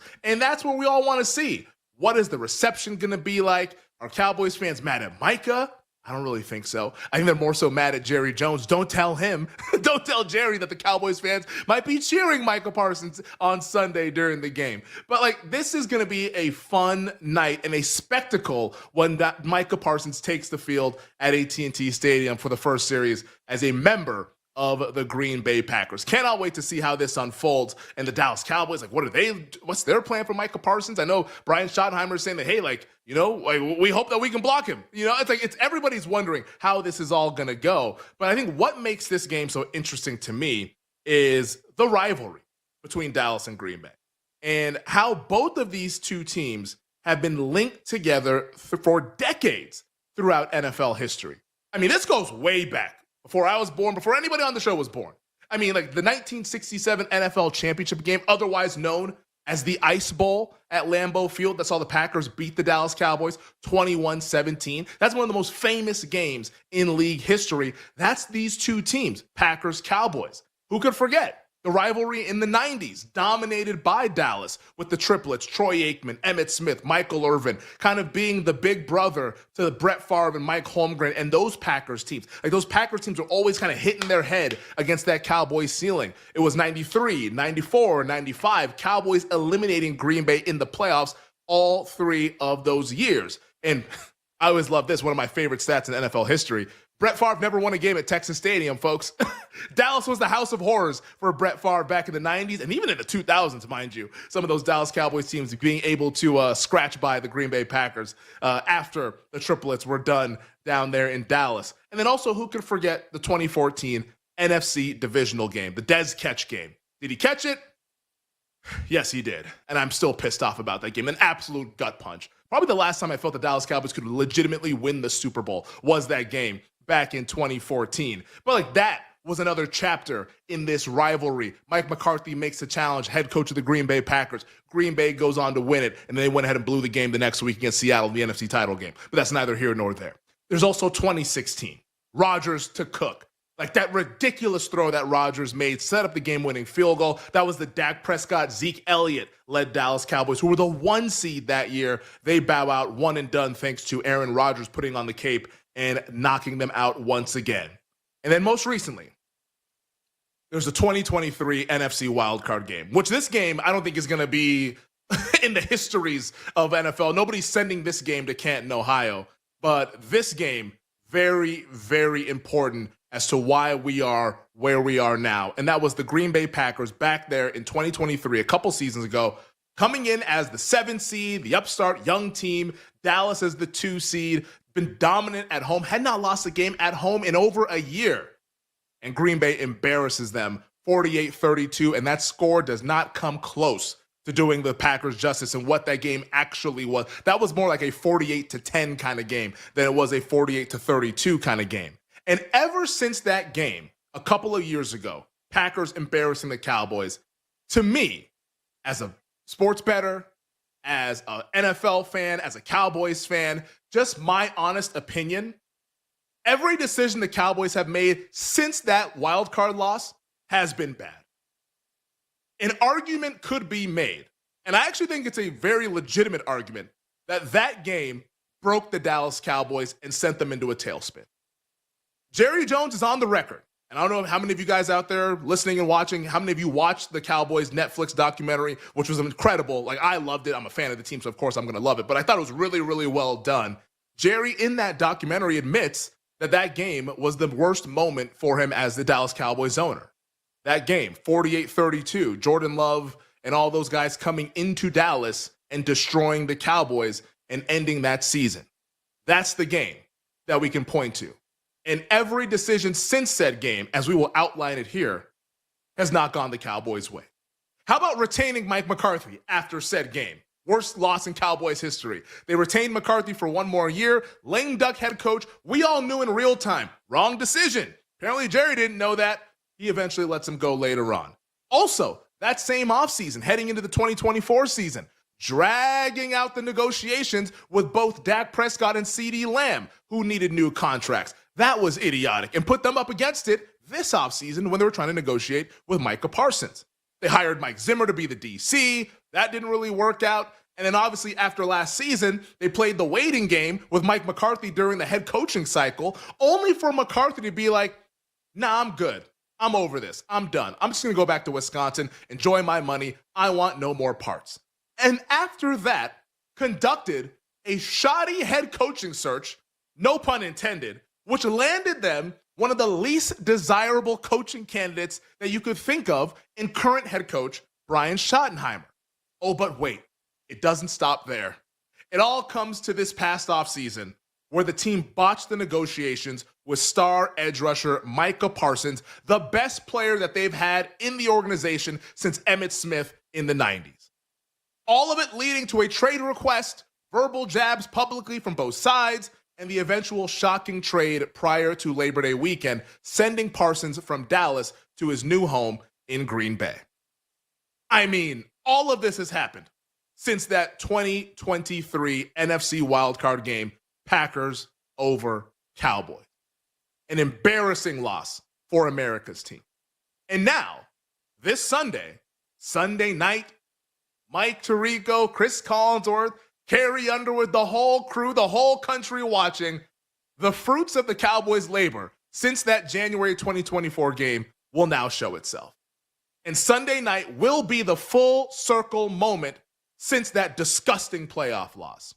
Because the Dallas Cowboys enter this game 1-2, coming off of a pretty brutal loss to the Chicago Bears, where the defense couldn't do anything offensively. When they lost CeeDee Lamb, they couldn't do anything else, could not execute on offense against a defense that had been letting up points left and right. I mean, we were seeing all these quarterbacks. NFC Offensive Player of the Week, J.J. McCarthy.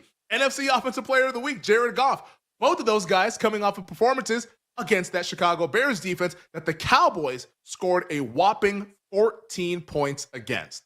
And now they'll have to do this without CeeDee Lamb, who's dealing with a high ankle sprain. And they'll have to do this on Sunday without their best defensive player, who once again they decided to trade to the Green Bay Packers, that being Micah Parsons. And now with everybody watching, how do you think this is going to go? I don't think it's going well, folks. Spoiler alert. This is not going well. And I don't care what the betting market is thinking right now, taking Dallas +7, now down to 6.5. I think this is going to get bad. And especially one of the reasons why I think this is going to be bad. The Packers, as talented as they are, they're coming off an embarrassing loss to the Cleveland Browns, 13-10. Do you think Green Bay is going to be locked in on their preparation this week? I think so. Do you think that Micah Parsons will particularly be locked in this week? I think that's a safe bet to make. Do not expect the Packers to put out a dud this weekend. This team is incredibly talented, and albeit dealing with some injuries, which we've outlined over these 3 weeks, Jaden Reed, Christian Watson, Zach Tom came out today earlier this afternoon. He's unlikely to play in the game on Sunday, dealing with that oblique injury. That's all fine and dandy.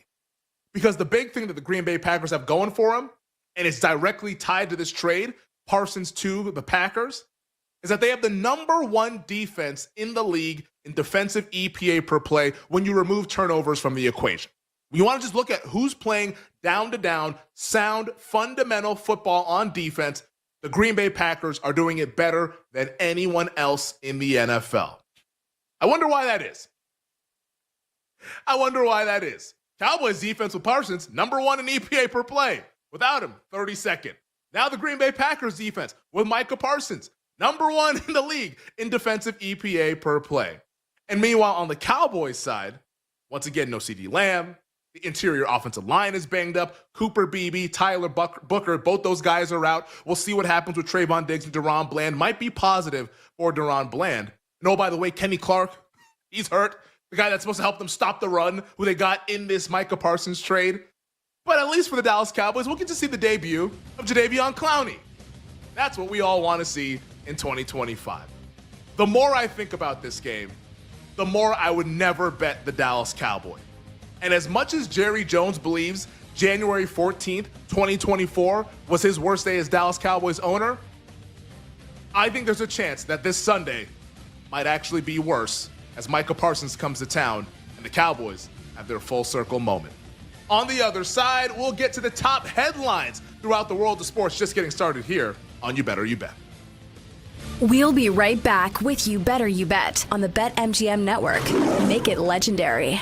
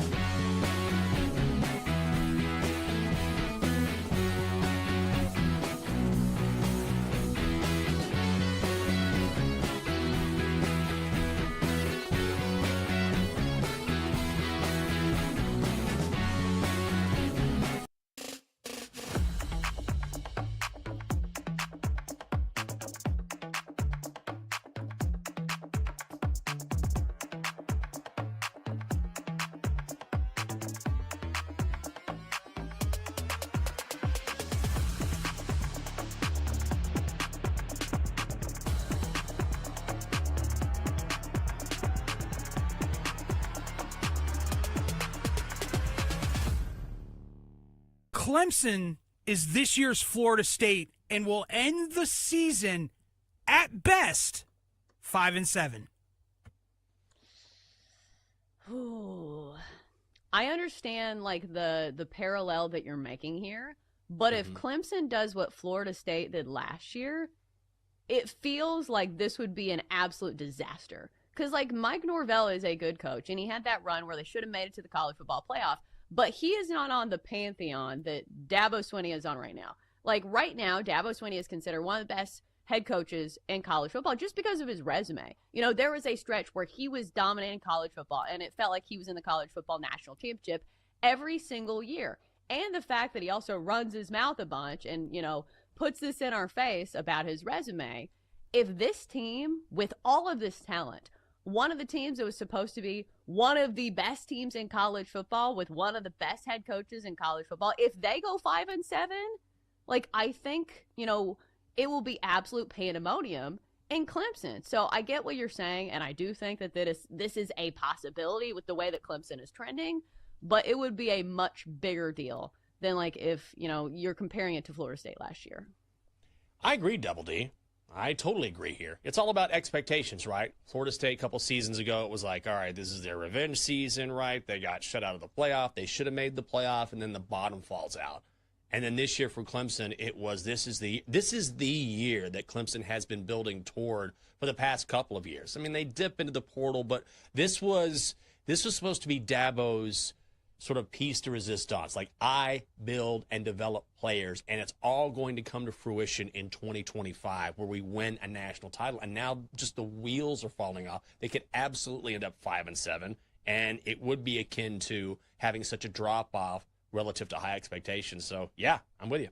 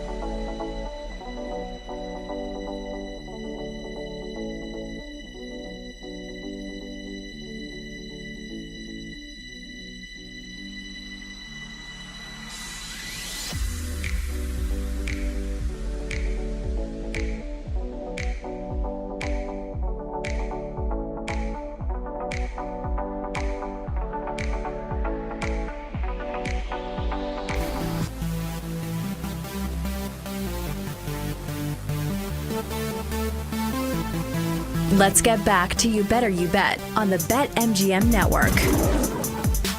Welcome back. This is You Better You Bet, presented by BetMGM. Coming at you guys here on this Wednesday. 40 minutes from now, we'll hear from Nick Costos with his thoughts on Sunday's massive showdown at Arrowhead Stadium between the Baltimore Ravens and the Kansas City Chiefs. One of those teams will be 1-3 after Sunday, and I cannot wait to see that game. That's high stakes. As we said yesterday during the show, like it's almost more fun that these two teams are 1-2 heading into it, as opposed to being like 3-0 and all being great for both of these contenders. So 1-3 is staring one of them in the face. We shall see who comes Sunday afternoon at Arrowhead Stadium. 20 minutes from now, we're breaking down NFL awards on this Wednesday. MVP, Offensive Player of the Year, which I hope you listened last week, Defensive Player of the Year. I have a bet in the MVP market heading into the Week 4 slate. You'll have to find out in the next segment who that bet is, but a very, very fun betting market that is brewing for league's most valuable player in the National Football League. But joining us right now, like he does each and every weekday, back in the saddle, it's our executive producer, Bill Zimmerman. Bill, welcome back, buddy. How we doing today? We're feeling good, Femi. We're on the eve of another NFL week kicking off. That's always makes Hump Day a good day in the eyes of the NFL bettor. Oh, 100%, baby. Like, we're back in the saddle tomorrow night. I still haven't figured out what I want to do in that Seahawks-Cardinals game. Seattle a favorite right now, but we got plenty of time to talk about that later on today with it moved. Tomorrow, all throughout the show, previewing the game for Thursday Night Football as Week 4 is already here. Like, so much buildup for the season, and now we're already just at Week 4. It's funny how quickly these things go, but time flies, I guess, as they say, as you're having fun. But let's have some fun with the top stories that we have on the docket this Wednesday. Bill, what's the number one thing that folks need to know this afternoon?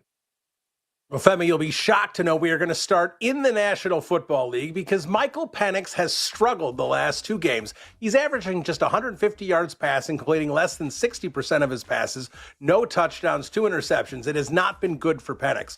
Now, Falcons head coach Raheem Morris was asked about the status of Penix as the team's starter and if they might consider pivoting to Kirk Cousins, and Morris pretty much snapped back.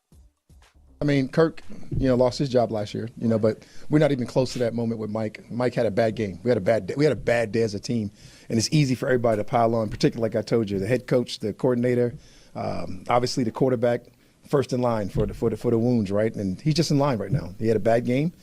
He'll bounce back. Got a lot of confidence. He'll bounce back, and I can't wait to watch practice today. Femi, I think it was more than just one bad game. It's definitely too early to pivot to Cousins, but how much concern should there be around Penix right now? I think on a scale of 1 to 10, 10 being like, oh my goodness, this is DEFCON 1, we need to be very, very concerned and maybe look at another quarterback, 1 being not concerned whatsoever, I would put it at like a 5. I think we're right in the middle because it's early on in his career. Like, that was his 6th start. And oh, by the way, one of the reasons why we did not like Atlanta in Survivor when we were doing our Survivor discussion last week, it's like, division road game, 6th start, not really my vibe. I thought the Falcons would win, but I thought it might just be a little bit nervy. I didn't think it was gonna be that. Where you lose 30-0. And I think why I'm up to a level of 5 as opposed to being like, you know what, it's one bad game, which is the tone that head coach Raheem Morris is taking. Like, when you factor in the competition, like, man, I get it. You've only started 6 games, but man, 0 points against the Carolina Panthers? Come on. This is not the Carolina Panthers of like John Fox's days when they're going to the Super Bowl or whatever with Julius Peppers and Mike Rucker and Brenston Buckner and that defensive line. This ain't that Carolina Panthers. This ain't the Carolina Panthers from the Cam Newton and Ron Rivera days with Luke Kuechly and those guys. Like, this is the Carolina Panthers where they have no good defensive players outside of Derek Brown and J.C. Horn. Like, that's it. That's all they got. And they couldn't score a point. That is concerning. And will Michael Penix Jr. be better? Will he bounce back? I hope so. Because it's not that hard to bounce back after what we saw last week. Like, that was a really, really bad game. And now they're at home taking on a Washington team that I'm not that high on. And the point spread is like around to pick them. Some places have Washington favored. Some places have Atlanta favored. So, like, we're kind of hanging around to pick them. It's a coin flip contest.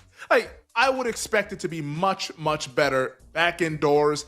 Friendly confines, don't have to deal with crowd noise, not a division opponent. I would think that this is going to be better. But that's not the only concern with this game, just the Michael Penix Jr. side of it. Jaden Daniels, like, he's going to be limited at practice today. We're wondering what's happening with his knee injury. He says he feels good, but it's all up to the doctors. So as of right now, I don't know if we're going to learn anything on Jaden Daniels until maybe tomorrow or Friday.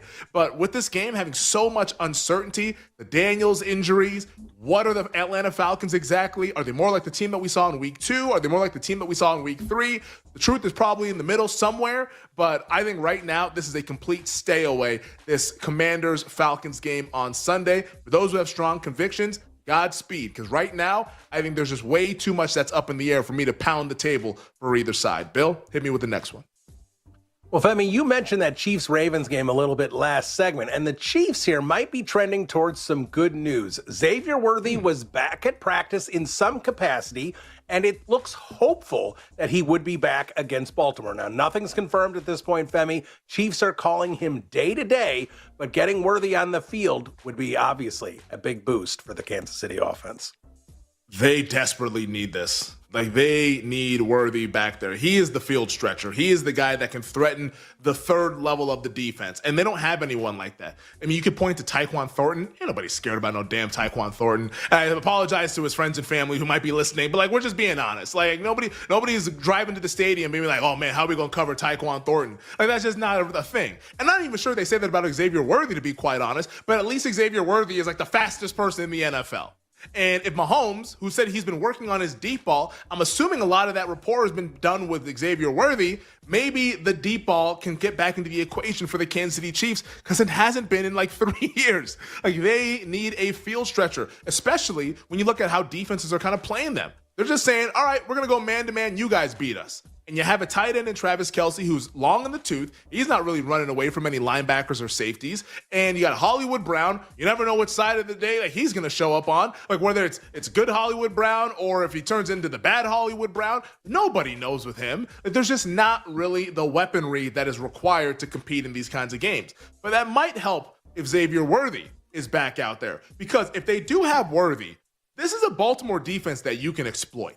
And Andy Reid's one of the best offensive minds in league history. Patrick Mahomes is one of the best quarterbacks in league history. They have a week to prepare for this Zach Orr defense that has been getting lit on fire this season, sans the Cleveland Browns. Like, I think that this is a chance that we actually see a higher scoring game, which the betting market is anticipating right now. Totals all the way up to 48.5.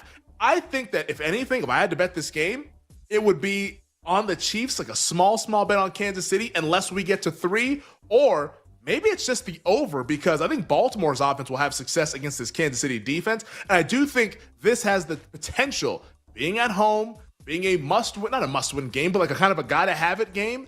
I think you're going to see the very best of what the Chiefs have to offer, at least this version of the Kansas City Chiefs. Is it good enough? We'll find out Sunday. But I think you'll see a little bit more scoring in this game than we've seen in prior Chiefs games so far this season. Bill, hit me with the next one. I mean, we got a couple stories here with the New York Giants. First of all, we know the Giants were pivoting to Jackson Dart at quarterback already. Brian Daboll today took it a step further and said that Dart is going to be the team's quarterback for the remainder of the season. Russell Wilson has officially been demoted to QB2, so this is not Dart for a couple games and see how he does. They have made a full pivot to the rookie. Also of notes around Dart is Malik Neighbors, who did not practice today due to a back injury. Injury right now isn't considered serious, could be just more of a rest issue, but obviously not something you can ignore, Femi, if you're looking to bet on Dart or the Giants this coming Sunday. Yeah, I love that he comes out and says, hey, Dart's our guy the rest of the way. Who else would it be? Who else would we? Are we going to Jameis? Is that the next lever that we're going to pull to try to save the job? Like, we all know it's going to be Jackson Dart, and it should be Jackson Dart. It should have been Jackson Dart week 1, and we outlined that yesterday. But yeah, Brian Daboll makes a whole lot of sense. Now, if Jackson Dart's going to be out there without one of his best players, I mean, that starts to be a little bit problematic. And I don't think that's what's going to happen. This, to me, feels more like a maintenance situation. And I know Malik Neighbors spoke with the media earlier this afternoon. He didn't seem like he was too concerned about the back injury either. And he even said, hey, like, they asked him, like, why do you think they made the quarterback change? He says, so they can get one the ball.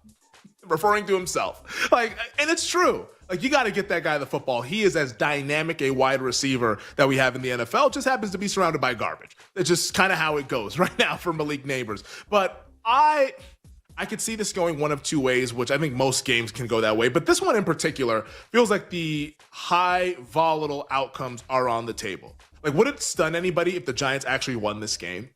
I don't think you can be stunned when a team makes a quarterback change. And that throws everything out the window.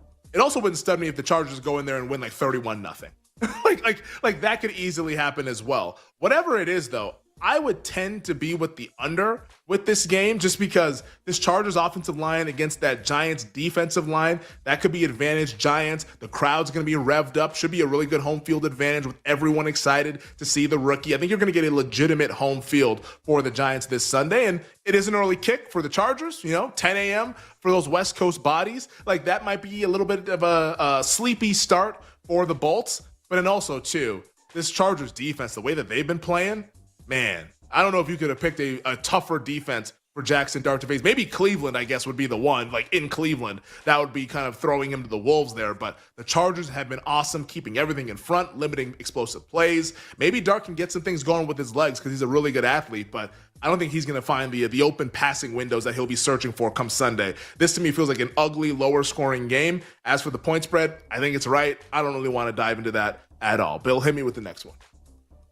I mean, the Indianapolis Colts are without a doubt the biggest surprise team in the NFL at this point in the season, but they might be missing a couple key players as they travel to LA to take on the Rams. First of all, wide receiver Alec Pierce is in concussion protocol. The Colts said they're just going to put him through the protocols and see when he's going to be ready to get back on the field. So no real update there at this point. And Nickelback Kenny Moore is dealing with a calf injury. Now, it's been reported that he might be out a couple of weeks, but head coach Shane Steichen says the injury isn't significant, but they are still working through the injury. Not sure what his status is yet for Sunday. So, Femi, a couple key players that we got to keep an eye on for Sunday's big matchup with the Rams.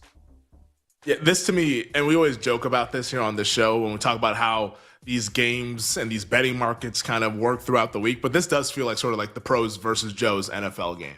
And I feel like a lot of the recreational bettors are going to want to back Indianapolis with the points and say, hey, I'm getting this explosive offense plus 3.5. This seems like a good idea, which is funny because last week, everybody wanted to bet the Rams. And I think this week, everyone's going to want to bet against the Rams. And I think you're going to see some of that professional money that's kind of lying in wait. I'm hoping that they're lying in wait because let's see if we can get this thing down to 3. But I think there's going to be that professional money that has an appetite for the Rams at home in a nice bounce back spot against this Colts team. Like, this is a very good litmus test for Indianapolis. Like, let's see how good this team really is. Because I'll say right now, like, I'm a little bit skeptical, but even being somewhat skeptical, I was wrong about Indianapolis this season. Like, I thought this was going to be a bad team. They're not a bad team. I think that is an objective truth. This is at least at worst an average football team, maybe even a good football team, as we're going to start to find out once they start playing some of these better opponents. But for me, it feels like a spot to back the Rams. If it gets to 3, I will be backing the Rams. At 3.5, I'm probably just going to pass the game.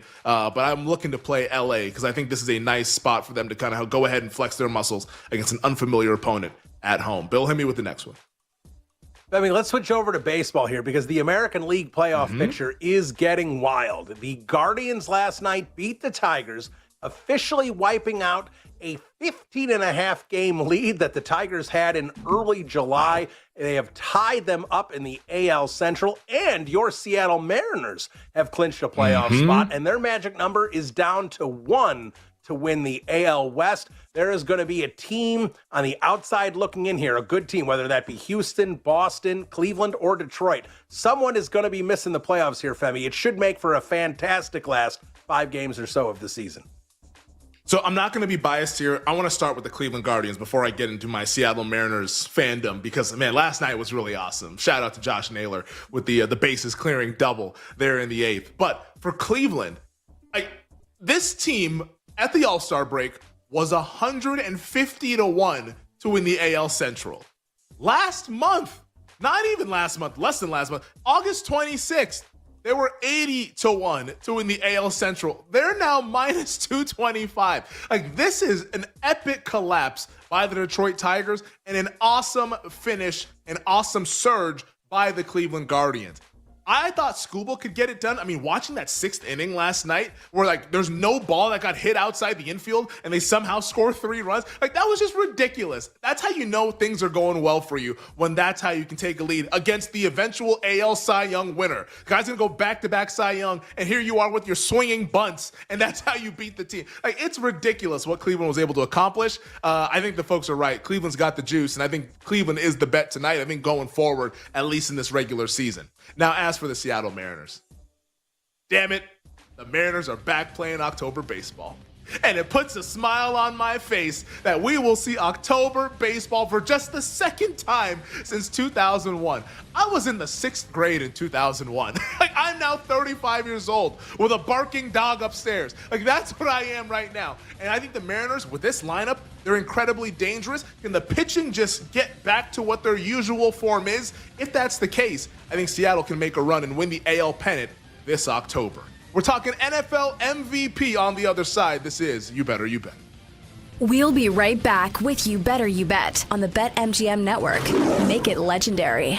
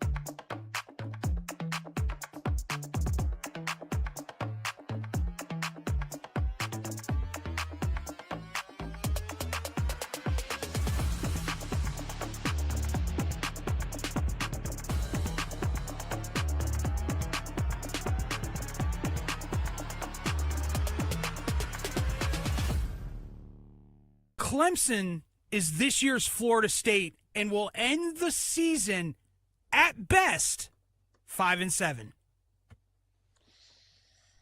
Ooh.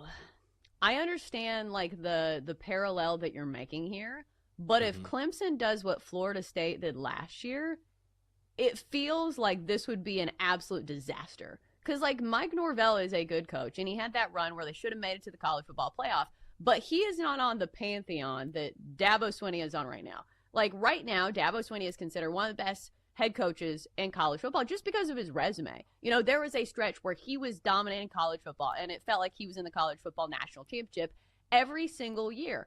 And the fact that he also runs his mouth a bunch and, you know, puts this in our face about his resume. If this team, with all of this talent, one of the teams that was supposed to be one of the best teams in college football with one of the best head coaches in college football, if they go 5-7, like I think, you know, it will be absolute pandemonium in Clemson. So I get what you're saying, and I do think that this is a possibility with the way that Clemson is trending, but it would be a much bigger deal than like if, you know, you're comparing it to Florida State last year. I agree, Double D. I totally agree here. It's all about expectations, right? Florida State a couple seasons ago, it was like, all right, this is their revenge season, right? They got shut out of the playoff. They should have made the playoff, and then the bottom falls out. And then this year for Clemson, it was this is the year that Clemson has been building toward for the past couple of years. I mean, they dip into the portal, but this was supposed to be Dabo's sort of piece de resistance. Like, I build and develop players, and it's all going to come to fruition in 2025 where we win a national title. And now just the wheels are falling off. They could absolutely end up 5-7, and it would be akin to having such a drop-off relative to high expectations. So, yeah, I'm with you.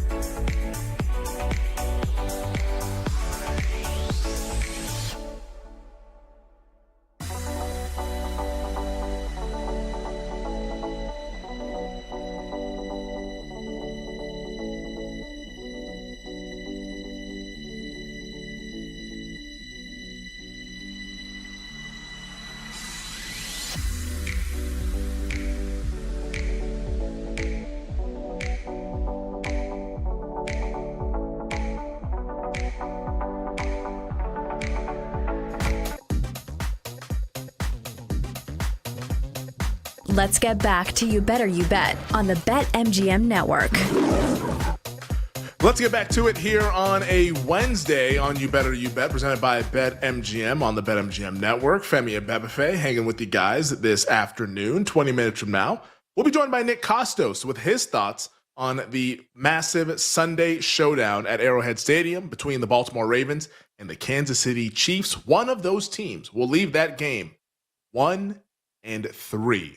I cannot believe that's where we're at, but hey, it adds to the stakes of the game, and I can't wait to watch it. So Nick will let us know his thoughts on that game to begin the 4 o'clock hour here on You Better You Bet. Coming up later in this segment, Jake and Tyler will join me to chat a little bit about Major League Baseball. Wild night in baseball. We didn't even mention in the last segment, congrats to the New York Yankees for clinching the playoffs, whatever. But the Yankees did get to the postseason, punching their ticket, and now just one game back of the Blue Jays in the AL East. We got some divisions that are going to wrap up soon. The wild card with the Mets. I'm someone who's invested in the Mets. That was really fun to see them last night. But we'll get into all of that with Jake and Tyler coming up a little bit later in this segment. But I wanted to go ahead once again and set the table and kind of check in with where we're at with 3 of the major awards in the NFL. That's MVP, Offensive Player of the Year, and Defensive Player of the Year. And we're going to start with MVP because that's the most prestigious award in the National Football League. And right now, over at BetMGM,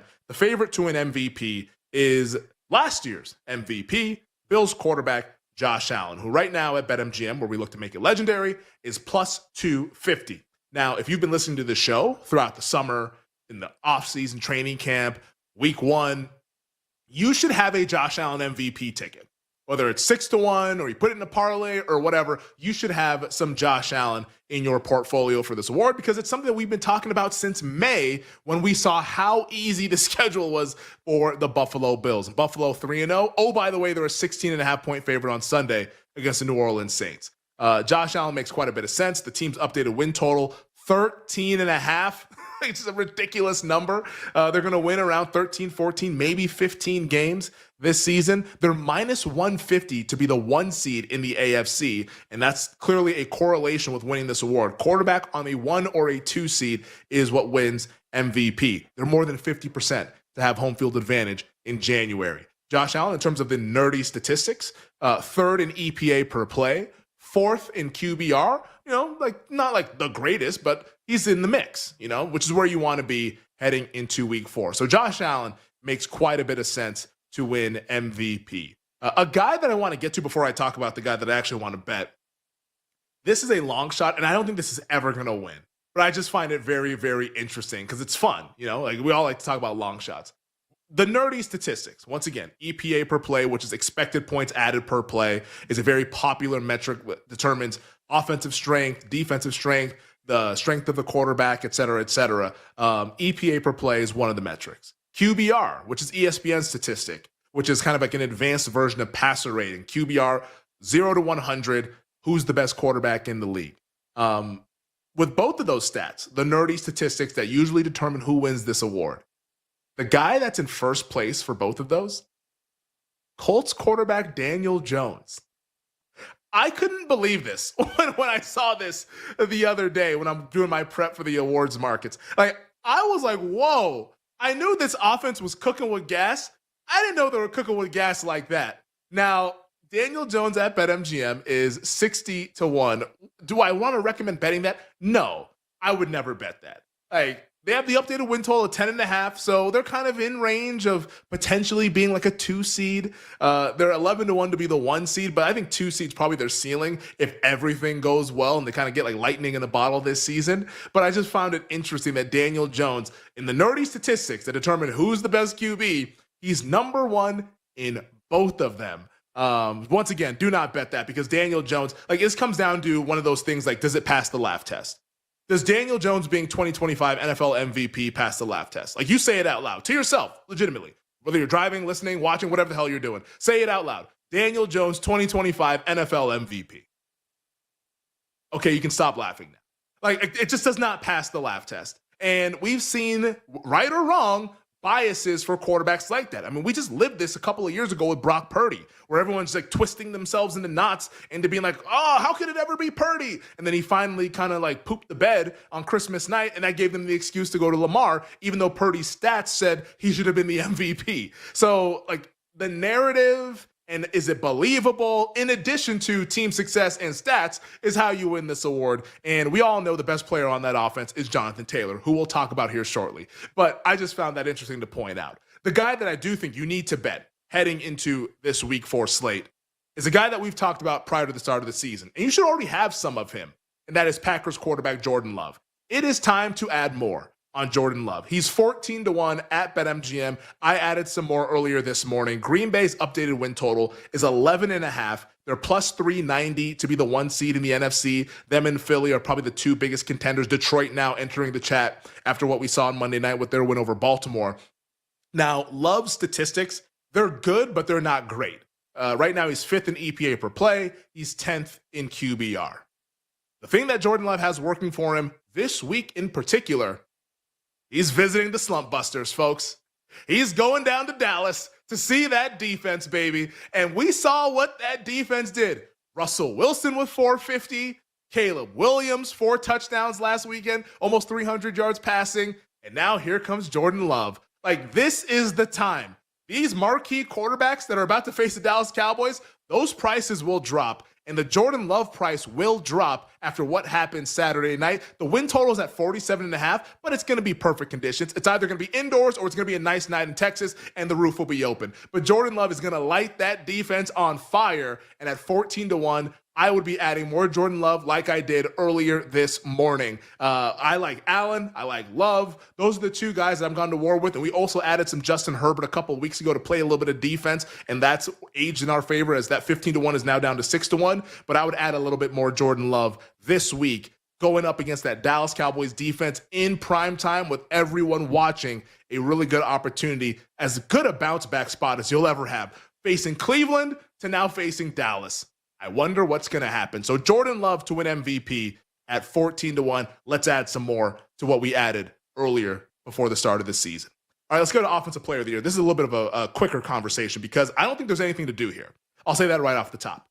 There is not a bet to be made right now because if you were listening last Wednesday, and I know you were, I hope you bet Jonathan Taylor at 15-1 to win Offensive Player of the Year because this week, our new favorite at BetMGM is Colts running back Jonathan Taylor, who is now plus 500 to win the award. Now, is it over? No, it's week 4. We're not going to celebrate. We're not going to victory lap. But like, this is why you listen each week, and this is why you add these bets to your portfolio, because we're looking for spots. What's the price that could drop? Last week, it was Taylor. The Colts win total, 10.5. They're minus 150 to win the AFC South. Like, that's the team success, which is what you need for OPOY. Right now, they're in line to have it. And currently, Jonathan Taylor leads the league in rushing yards with 338. He looks like the guy that we saw in 2021 that was kind of going head-to-head with Cooper Kupp for winning Offensive Player of the Year. There's a good chance that Taylor, if this team is as good as their record is and they keep winning and that offense keeps humming, I think this is the year that he actually finishes the job. I wouldn't bet 5-1. I think the move was last week when we talked about this one, but that's a very good position to be in, Jonathan Taylor, to win OPOY. Nothing else to do with that market right now. I think we're just good. And it's the same story with DPOY, which is rather unfortunate because I was invested in this market prior to the start of the season, and I think we might be DOA based on the team success. But the favorite right now in Defensive Player of the Year, Packers edge rusher Micah Parsons. He should be the favorite. They have a win total of 11.5. Team success should be there. Odds on to win the NFC North, minus 550 to make the playoffs. The Packers, like I mentioned at the first segment of the show, first in defensive EPA per play when you exclude the turnover, so they're playing really sound defense. And Parsons has 1.5 sacks. He doesn't lead the league with sacks, but like as long as he just kind of keeps getting production and is like around like that 12 to 15 sacks at the end of the year, I think he will be in line to win this award because the people have been dying to give Micah Parsons this award. He already has 2 runner-up finishes for DPOY. Unfortunately for me, in terms of the prices that we want to say, get out of my face, I think my boy Will Anderson Jr. might be in this one, and he's been awesome, which makes it suck. Like 3 sacks, 5 tackles for loss. He's been a stud, but the team is 0-3. What do you do? Their win total is now 6.5. That doesn't win DPOY. So unfortunately, it might be a grand opening, grand closing for Will Anderson Jr. He's still 10-1. I would never, ever, ever, ever bet that. Like, we bet him 15-1 before the start of the season. Unless Houston can turn things around, I think we're just absolutely cooked with Will Anderson Jr. But right now, OPOY, DPOY, nothing to do. I think we have two really strong favorites, and things can change. And when they change, we'll be in there betting. All right, this is You Better You Bet. Femi and Beb hanging out with you guys here on this Wednesday. Let's go ahead and bring in the crew. Tyler Morales, Jay Kassan, to talk a little bit of Major League Baseball before we wrap up the hour here. Once again, last night, wild night in baseball. Cleveland beating Detroit to tie things up in the AL Central. My Mariners punching their ticket to the playoffs. Maybe they'll win the West tonight. We'll see. And the New York Yankees clinching a playoff spot as well. We'll begin with our baseball aficionado, Jay Kassan. What stood out to you last night in Major League Baseball, and what are you looking forward to tonight? I still think the Mets are dying to give away a spot. I still think they're dying to miss the playoffs. Just nothing about that game last night screamed that this team is ready to win a playoff game or a playoff series. How about David Peterson, right? I mean, just unbelievable, but extremely believable. I'm going back to the Diamondbacks tonight. I think that they are like, they have the juice. They got the look. So I think the Diamondbacks are fiending to get in. I think the Mets maybe got kind of lucky, #lucky. And the Diamondbacks are still only a game back. And now, the Reds get Skeens tonight. The Mets got to stay above water. I think the Diamondbacks maybe are holding the wild card spot by the end of tonight. Wow. So you're going with Diamondbacks over Mets potentially. What about the Central? Real quick, because I want to get Tyler's thoughts as well. Like, do you like Cleveland or Detroit in the AL Central? Secret option C, death. I guess I have to say Cleveland because the Tigers have looked so awful, but neither of these teams do anything for me. Yeah. I mean, it's Cleveland. Maybe they get hot and they go on a run here, but I think it's Seattle or one of those teams from the East that wins the pennant, which is going to be like four of the teams in the playoffs. Tyler, your thoughts from baseball last night and what you're looking forward to tonight? This Guardian stuff is nuts. They still have a negative run differential for the season, and they're going to be in the playoffs. It's insane. I think there's a lot of mid in this playoff, so I think a lot of the good teams are going to win. Also for tonight, I like the White Sox. Plus 300 champagne spot against the Yankees. So plus 300. The White Sox almost won. White Sox almost won yesterday. So I'll take a stab with the White Sox to win tonight. We were talking about this before the show. We might get a double champagne spot with Colorado tomorrow against Seattle. Champagne last night for the playoffs. Maybe they win the West tonight. More champagne. We bet the Rockies after the Moet spot for the Colorado Rockies and the Mariners. All right, Nick joins us at the top of the hour on the other side. This is You Better You Bet. We'll be right back with You Better You Bet on the BetMGM network. Make it legendary.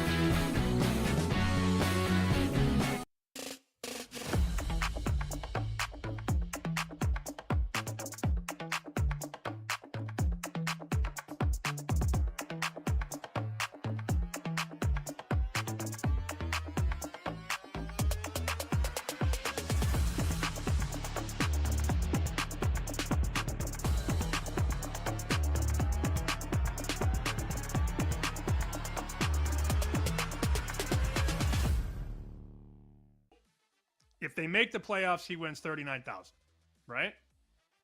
Mm-hmm. If he wants to put a dime on the no at 6-1, that would be my answer, because then he'd win either 38,000 or he'd win 6,000 minus the 1,800. I think that's the best way to. You don't want to get too convoluted, and then like you're just spreading money all these different places, and then you're doing this for 6 to 7 days, and then by the end you're like, well, crap, what happened to my winnings? It was like I was knocking on 40 grand, and now I'm down to 35 or whatever. Like that's significant. Keep that in mind too. Like it may not sound like it's that significant, like you're happy with 35, but why give money away if you don't have to? And I'm sure that's probably why he was reaching out to us. I think he's on the right path because that's the first thing he brought up. So that means that's probably what he's closest to doing and thinking, are there other creative ways?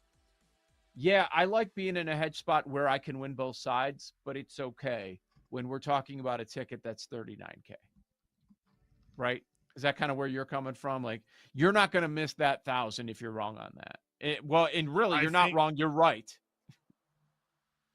Garrett, what I would say is you made a tremendous bet, and you are such a prohibitive favorite now.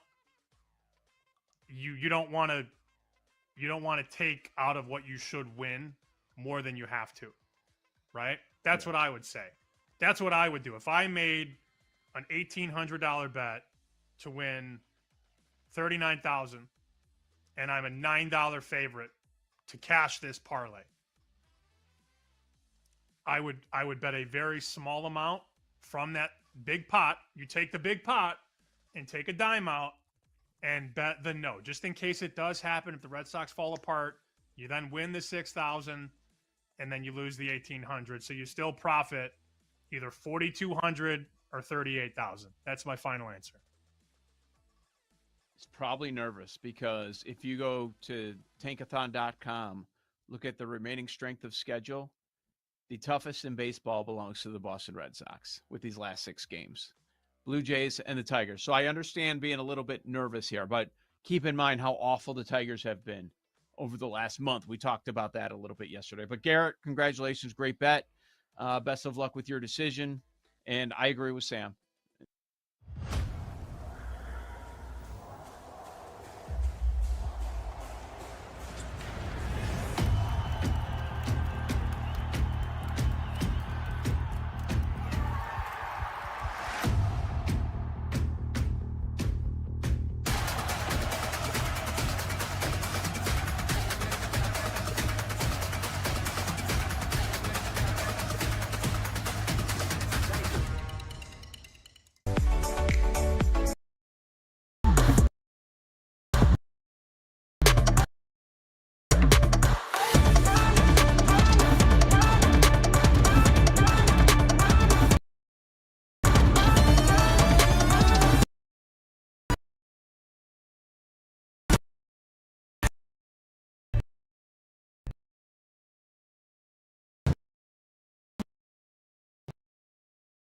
Network presents to you the most unique show in sports. I'm an NFL junkie. I think I like the NFL more than my wife. Don't tell her. Don't tell anybody. I love the National Football League. A show so unapologetically original, it needs its own word to describe it. Wagertainment. Money won is twice as sweet as money earned. Featuring the prop king himself, Nick Costos. So shout out to us for picking the Bills in Survivor, and I'm sorry to anyone who had Green Bay, but turn out the lights. The party's over. We loved it. We danced on your grave. Are you kidding me with this nonsense? With Dable and this team? I gotta see Joe Shane up in the owner's box, looking with his suit, looking like he's going for his first communion. This is You Better You Bet on the BetMGM Network. Make it legendary. What's up, everybody? Happy and merry, wonderful Football Wednesday to you and yours. This is You Better You Bet on the BetMGM Network. Nick Costos, Femi Abebefe, our crew, and you here on the Odyssey app, on SiriusXM, on YouTube at youtube.com/at the BetMGM Network. Like and subscribe to the YouTube page. We're going to have some pretty cool YouTube exclusive content coming your way in the weeks to come here during football season. So make sure you subscribe. youtube.com/at the BetMGM Network. What a call today. What a Zoom call today with me and Femi and Bill Zimmerman and Mike Brown and Andrew Williams and luminaries Jason and Dan on the Odyssey video team. What a crack staff we assembled today on this Zoom call. Some are calling it the greatest Zoom in the history of Zooms. All about YouTube. Subscribe to the page so you don't miss any of the content. YouTube.com/at the BetMGM Network. We are also on Twitch, twitch.com/the BetMGM Network. Like and subscribe there. And we are heard on radio stations nationwide and in your hearts and in your minds as we bring you the fastest show in all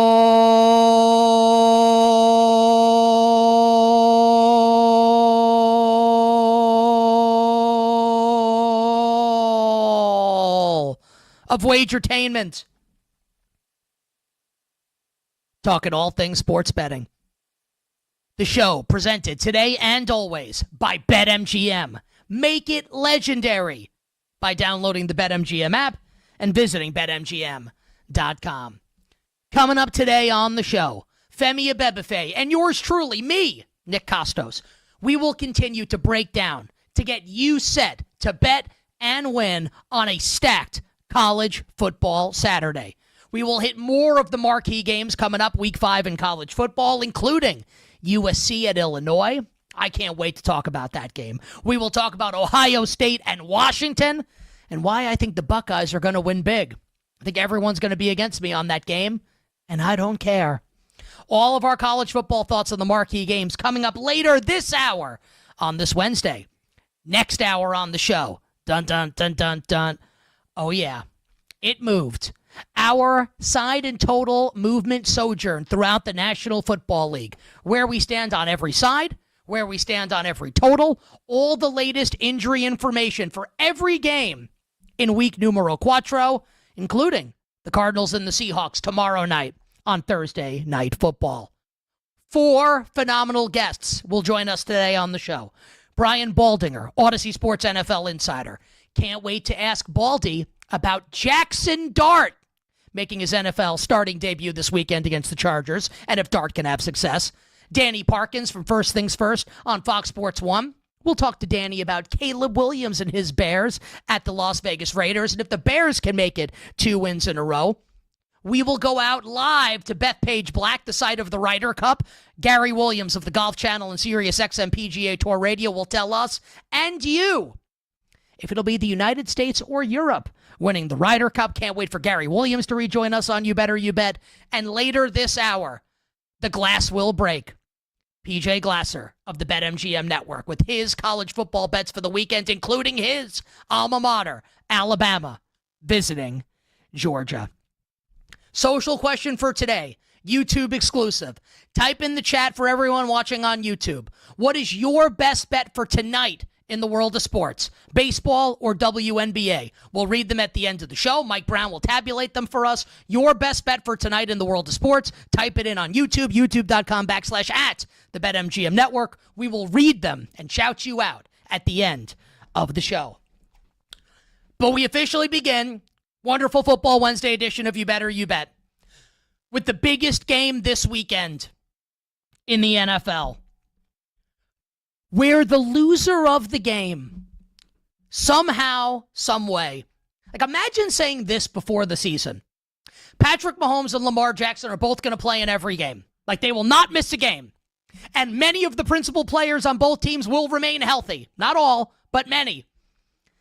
And one of these teams will exit Sunday's game at 1-3.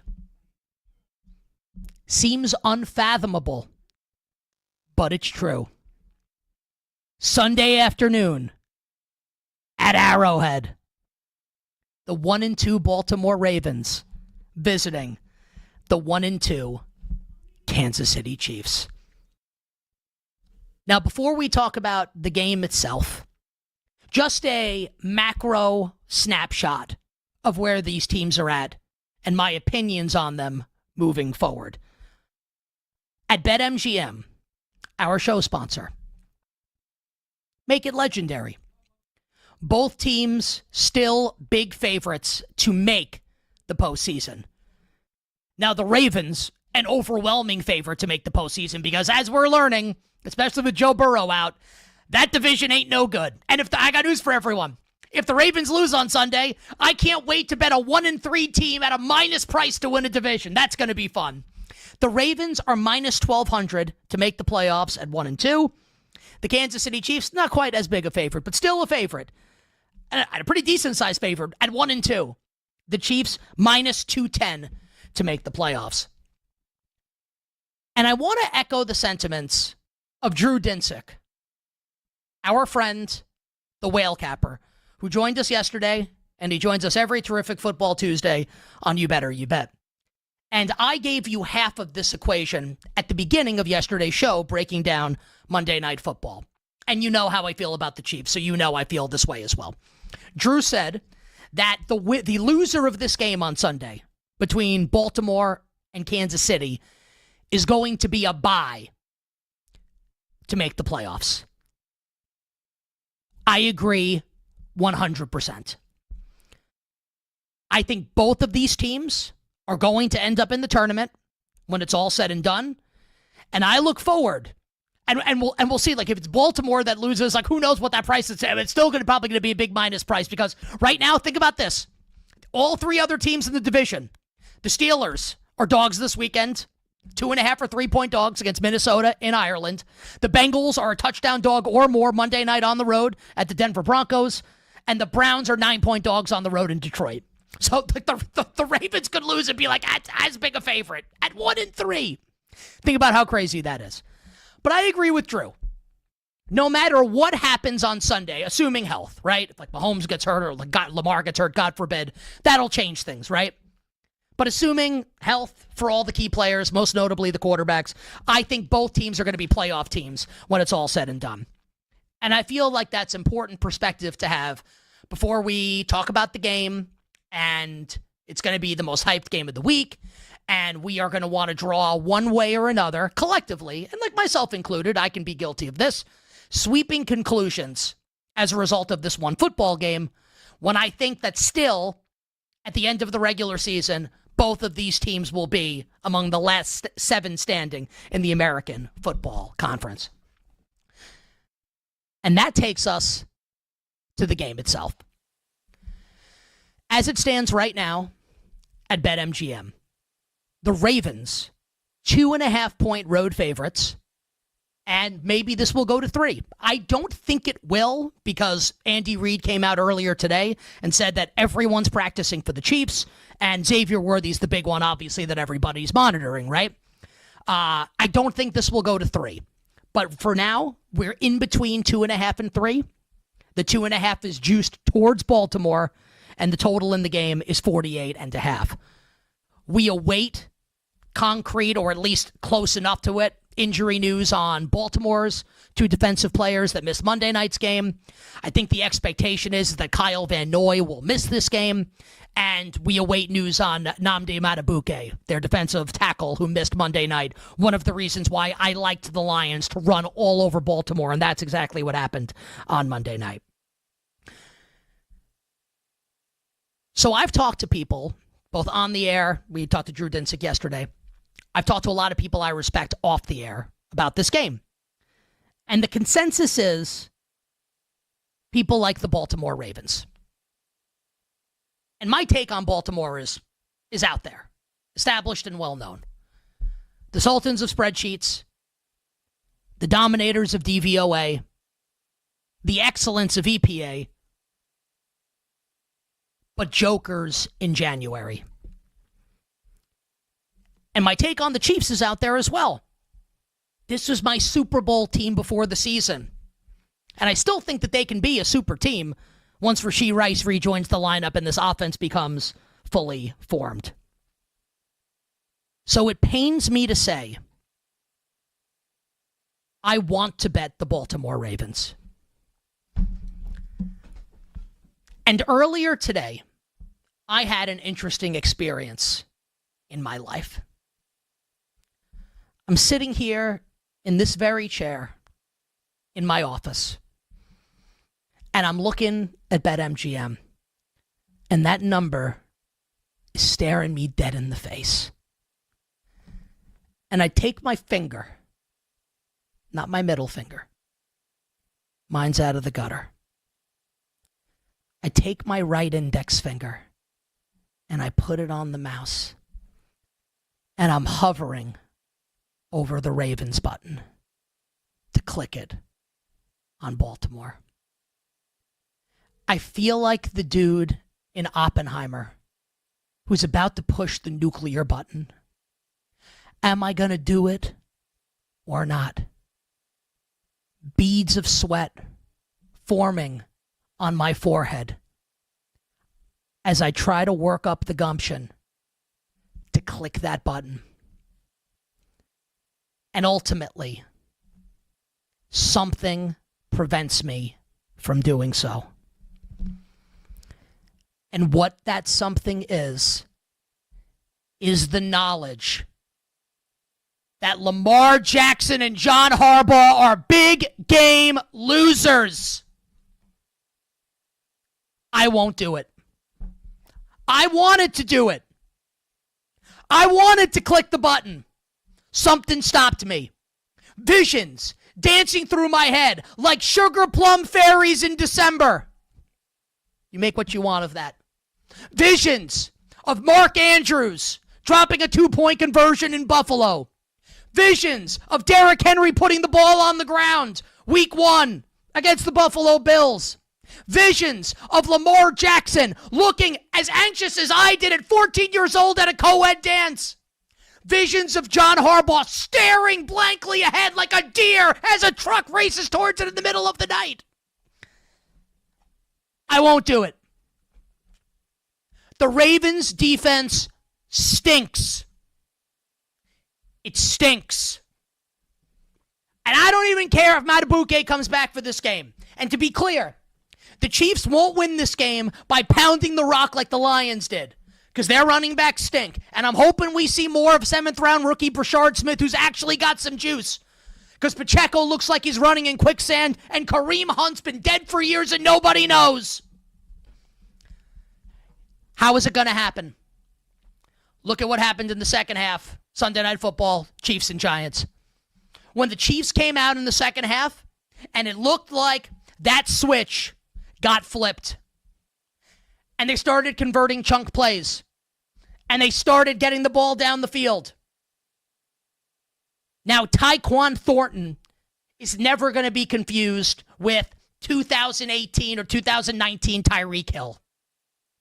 But I'll tell you what, he's someone you have to respect down the field now. And if and when Xavier Worthy's back, now we're talking. Now we're cooking. In the big moments on Sunday, ask yourself this question. Who do you trust? Lamar Jackson or Patrick Mahomes? John Harbaugh or Andy Reid? The Ravens can't overwhelm the Chiefs defensively like the Eagles did in the Super Bowl, and Lamar ain't staring down number 15 like Joe Burrow did. Once we get Xavier Worthy in the lineup, Chiefs money line on Sunday. Double cross, bitches. On the other side, Femi and I roll through the biggest college football games of this weekend on a Wednesday. You better, you bet. We'll be right back with You Better You Bet on the BetMGM network. Make it legendary.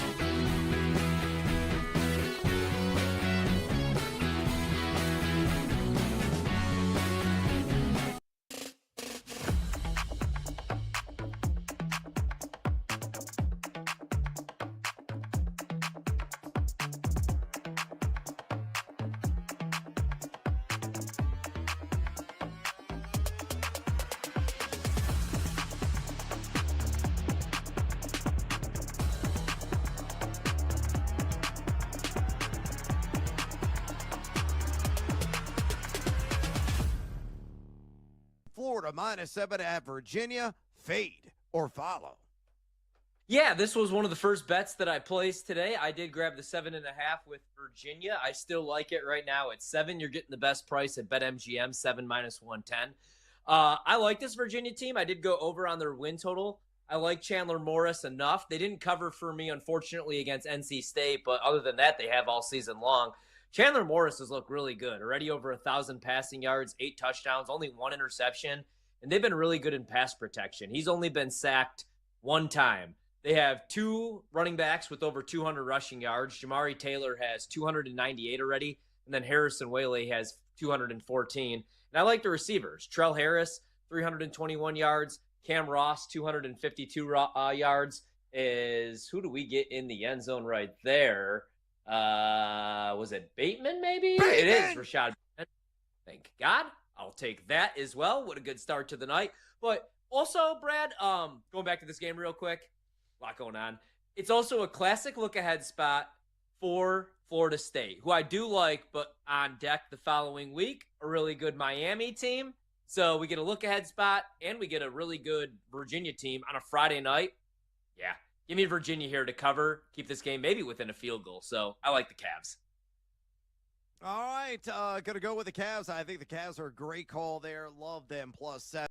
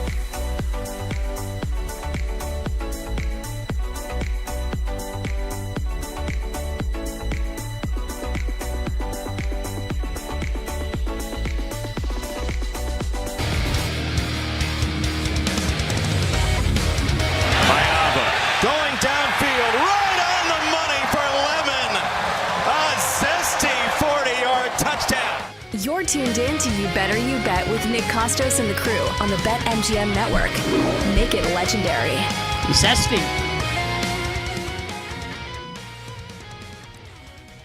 You know, because of lemon zest. FS1 courtesy of the call. Jaden Mayava. I wish his last name was pronounced Maivia. You know, because of The Rock. But it's Mayava.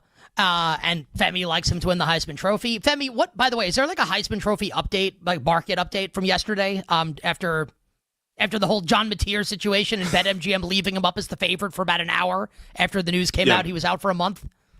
John Mateer is now a 15-1. No, kidding. But he's actually 22-1 over at BetMGM. Still 22-1. Which is not too far off. Yeah, it's 22-1, which I still cannot believe. I mean, maybe he's going to just come back and play right after surgery. They say he's out for a month. I mean, I know college programs lie all the time, and you can't take them for their word. But man, I think that's pie in the sky if you're expecting John Mateer to get back here relatively soon. But yeah, Fernando Mendoza, the Indiana quarterback, is your favorite right now. But I like Jaden Mayava. That's my guy, and I think there's a lot of meat left on the bone there for Mayava, who's now down to 16-1, and has just been the most efficient quarterback in the country through 4 weeks of the season, and plays for a coach that has produced 3 Heisman Trophy winners. Market might want to pay attention to that. I don't know. I'm just a guy. Nah, you're more than a guy. You're our guy.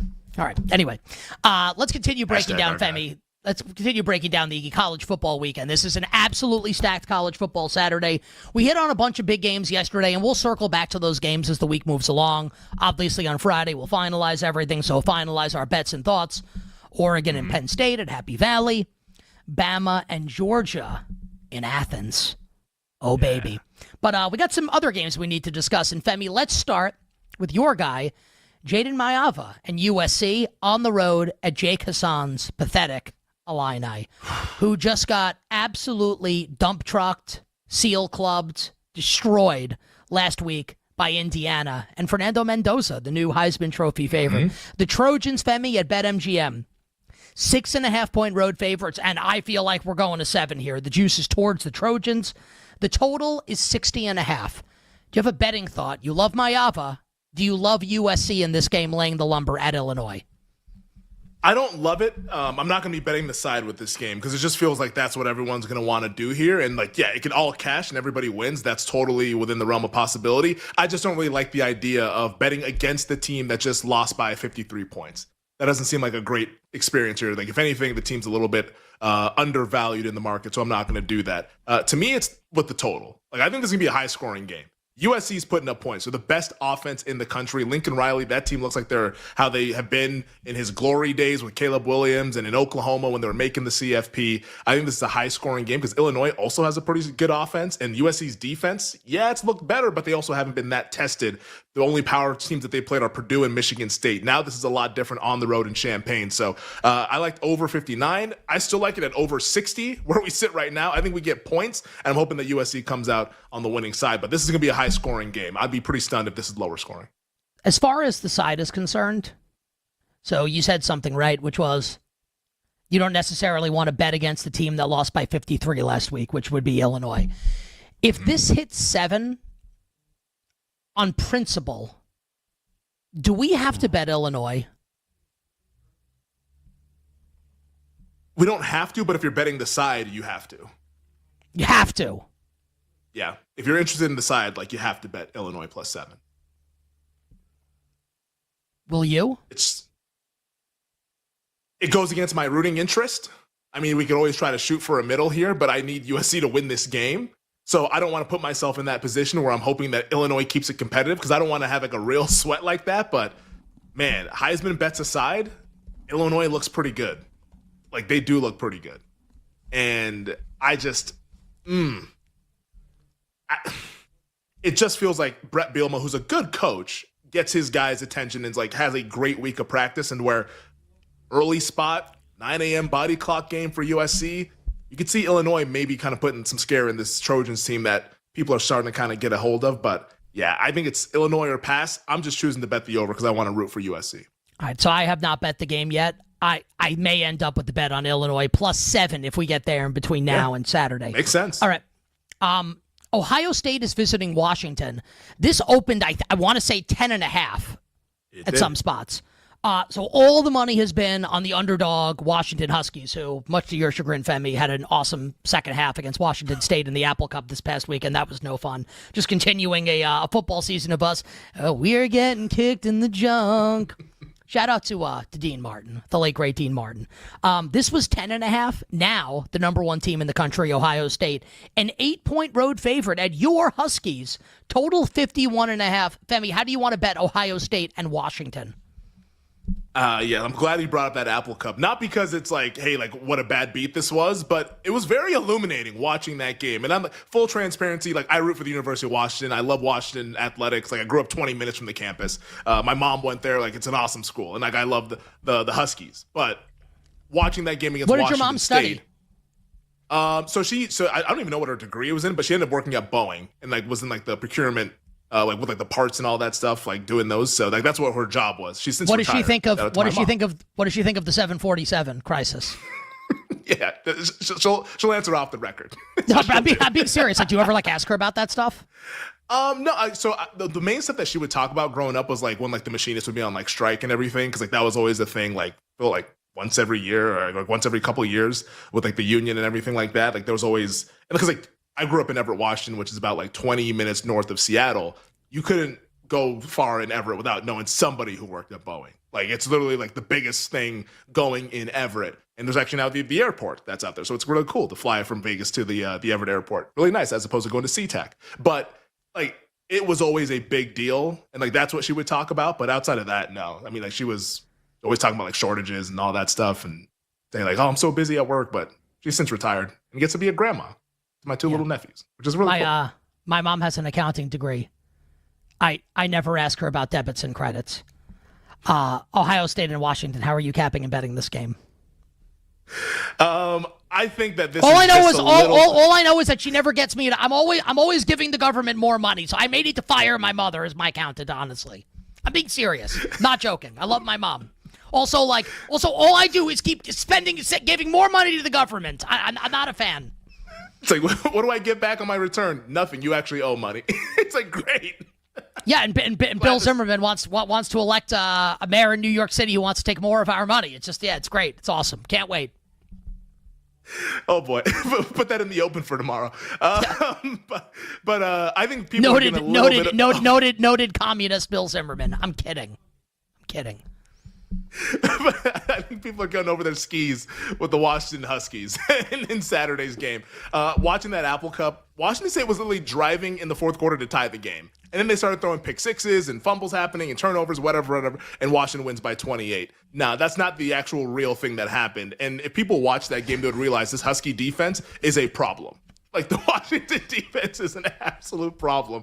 And I think Ohio State's going to be able to name their score. I like Ohio State, and I like the over. Because, like, the one thing Washington has going for them is Damon Williams Jr., their quarterback. Super dynamic, strong arm, big-time athlete. He's really fun to watch. But they also haven't seen anything like this Ohio State defense, which I get concerned about in the trenches. So Ohio State for sure, and also a bet on the over in this game. I think the Buckeyes roll on Saturday, even though it's a tough environment and an unfamiliar place for Ohio State since they haven't been since 2006. You bet on this Wednesday. It's really funny, man, because just like we consume and we talk about, like we provide so much content ourselves, and we're huge sports fans and we're sports bettors and we consume a lot of content also. And I'm curious if you feel the same way that I do. I'm guessing that you do. It feels like Ohio State beats Texas in week 1, right? And everyone's talking about Ohio State. Like after that, it feels like no one is talking about Ohio State. Mm-hmm. Like Ohio State gets no attention. Everyone's talking about Penn State and Oregon, and obviously like the teams in the SEC, like Texas with Arch Manning, despite the losses, way more of a talking point. And Ohio State, and I said before the season that I think the Buckeyes are the best team, and I think they're going back to back. It feels like, how crazy is that they're flying under the radar? Like, here's the radar for people that are watching the show. There's a radar. Ohio State's under the radar right now. How is that possible? And they're getting bet against here in this spot. And I can be wrong, and Washington can cover or win. I'd rather put my money on the team that I think is the best in the country. Well, I think you said it. Their most marquee game against Texas, the biggest storyline coming out of that was how bad Arch Manning was. It wasn't, oh my goodness, Ohio State. It was, oh my goodness, we all thought Arch was the next coming, and he looks like a bad college football quarterback. So even in their like actual marquee moment, they didn't really get the flowers. And then they went on to play some of the other jabroni schools, where it's like nobody ever pays attention at that point. So where like now we've not, like, it's kind of out of sight, out of mind with the Buckeyes. And this is their opportunity to kind of show everybody in that 3:30 Eastern spot on CBS. The whole country is going to be watching because it's the number one team in a tough environment. Let's see how this goes. There's some buzz about Washington and Damon Williams Jr. This is going to be the chance to say, okay, like this wasn't just an ugly victory against Texas. We're actually that good. We're that team. And I think we're going to see that. Like, I love Williams. I just hate this defense. This Husky defense is not going to get stops. They were struggling with Zevi Eckhouse, Nick. I don't know how many games of Zevi Eckhouse you've watched. Is that the Twins Washington pitcher? State quarterback? That's Zevi Matthews. Okay. This is Zevi. So Okay, Z-E-V-I. Okay. Zevi and Zevi. Okay. Which, honestly, the first quarter of the Apple Cup, I thought it was also Zebi. It wasn't until they put the graphic up in the stats that it was, Zevi. Zevi Eckhouse, the quarterback of the Washington State Cougars, he was cooking them. Like, what do you think Ohio State's going to do? Like, Jeremiah Smith, it's going to be free reign out there. So I just don't trust this Husky defense to be able to keep this a competitive game. I think Ohio State has better athletes, the better talent. I think they flex their muscles, man. Like, I think that this is people getting, like, everyone wants to be excited about Washington. And I get it. Like, I'm a fan. I want to be excited too, but this is too much too soon, in my opinion. All right. So both of us rolling with Ohio State this weekend. I'm going to make the executive decision to go to the SEC here. Mm-hmm. Let's talk about it. Let's talk about A&M and Auburn. So A&M is a 6.5-point favorite in the game. The total is 52.5. Auburn is on our bleep list for the end of the game last week on the road at Oklahoma. I still can't believe that happened. A&M, obviously, one of the signature wins of this entire season, beating Notre Dame in dramatic fashion in South Bend a couple weeks ago. And Mike Elko feels like he's got this program like moving in that direction, almost that like Jimbo Fisher never got them to. It feels almost like that's where we're headed here with A&M. What do you like in this game here, Femi? Interesting spread, a little short of 7 for A&M at home against Jackson Arnold, Hugh Freeze, and the Tigers. 52.5 the total. Yeah, it's like, do you want to do the dance with Auburn plus 6.5 again on the road at an SEC team? Like, we don't have to do that dance. I got my shoes on. Yeah, I got my dancing shoes on. I'm ready. You're doing the dance.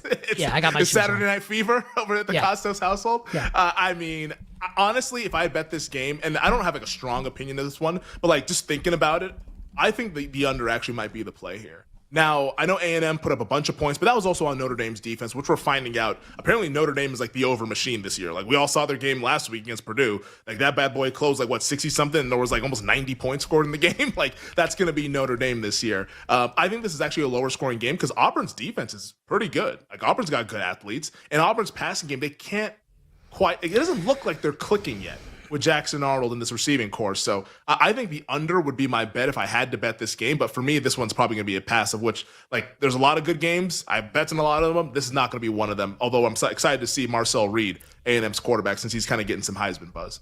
If I can paraphrase an evil R&B singer. And, well, I'm trying, how does it go? Like, how does it start? From Step in the Name of Love.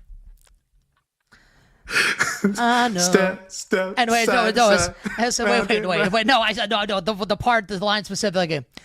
I'm gonna put on my dancing shoes tonight, someday, and you can be sure that I'm gonna bet Auburn from night until the day.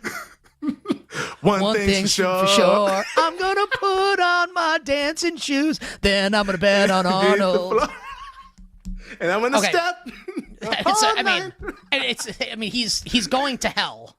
He's a sicko. Like, and that's the kindest term you could use. Yeah. Also, like, it's a great song. Yes. It's a great song. So here's what's gonna happen. Undeniable. So did anyone watch A&M's defense against Notre Dame? Like, I don't think this is like the Steel Curtain in the 70s. So on Saturday, Jackson, I'm screaming at the TV, "Hey Arnold, hit a deep pass to Cam Coleman." Yeah, football. Like this was yeah, right. That's a great line. This was like Bo Nix on Sunday for the Broncos. Like, can you hit wide open receivers for touchdowns? Cam Coleman's getting behind this A&M defense. If Jackson Arnold can hit him deep, Auburn's going to cover the spread. And I'm going to put on my dancing shoes. Auburn. Then I'm going to hit the floor. Are we going to get a 7? I'll wait. I'll take Auburn in this game. Maybe. I'll dance once again with the Auburn Tigers. On the other side, PJ Glasser loves to dance. Does he? We'll find out what he likes this weekend in college football. We'll be right back with You Better You Bet on the BetMGM network. Make it legendary.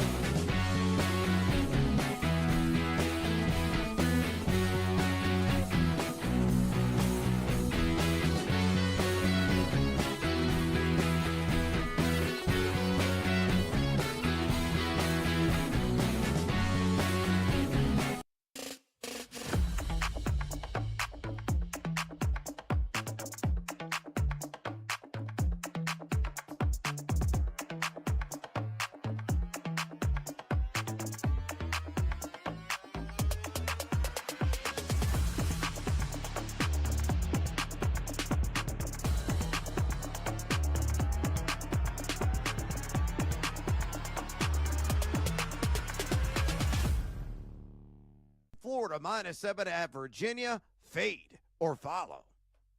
Yeah, this was one of the first bets that I placed today. I did grab the 7.5 with Virginia. I still like it right now at 7. You're getting the best price at BetMGM, 7 -110. I like this Virginia team. I did go over on their win total. I like Chandler Morris enough. They didn't cover for me, unfortunately, against NC State, but other than that, they have all season long. Chandler Morris has looked really good. Already over 1,000 passing yards, 8 touchdowns, only 1 interception, and they've been really good in pass protection. He's only been sacked 1 time. They have 2 running backs with over 200 rushing yards. Jamari Taylor has 298 already, and then Harrison Whaley has 214. And I like the receivers. Trell Harris, 321 yards. Cam Ross, 252 yards. Who do we get in the end zone right there? Was it Bateman, maybe? Bateman! It is Rashad Bateman. Thank God. I'll take that as well. What a good start to the night. But also, Brad, going back to this game real quick, a lot going on.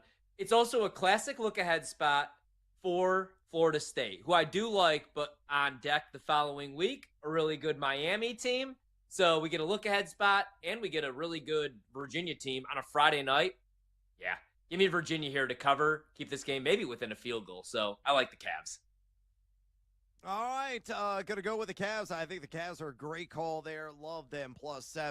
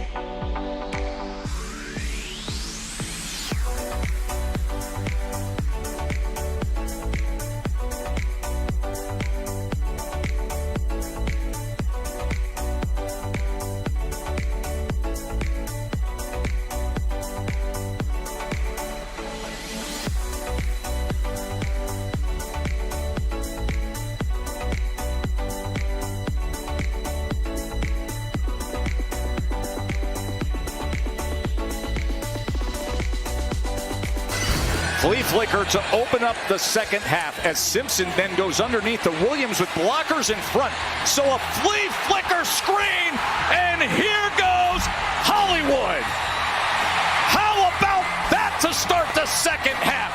Razzle, dazzle, roll, tie. This is You Better You Bet with Nick Costos, Femi Abebefe, and the crew on the BetMGM network. Make it legendary. Joe Tessitore with the call on ESPN. Jake, can you do something for me here? Jake, just get a football highlight. NFL, college, it doesn't matter. Not the one you just played. Any football highlight. Let me know when you have it ready. And I want you to play the Stone Cold Steve Austin music and then the highlight. And the thesis that I have right now is that every football highlight will sound better with Stone Cold Steve Austin's theme song behind it. Jake, take it away. Matier has a wide open receiver. Touchdown, Isaiah Satania. Busted coverage for Auburn. And a 24-yard score for Satania. PJ Glasser joins us. I'm right? Good. That music makes everything sound good. PJ Glasser's our guest. Send it in on the BetMGM network, our teammate at PJ Glasser 9. Welcome back to the show, buddy. What's going on?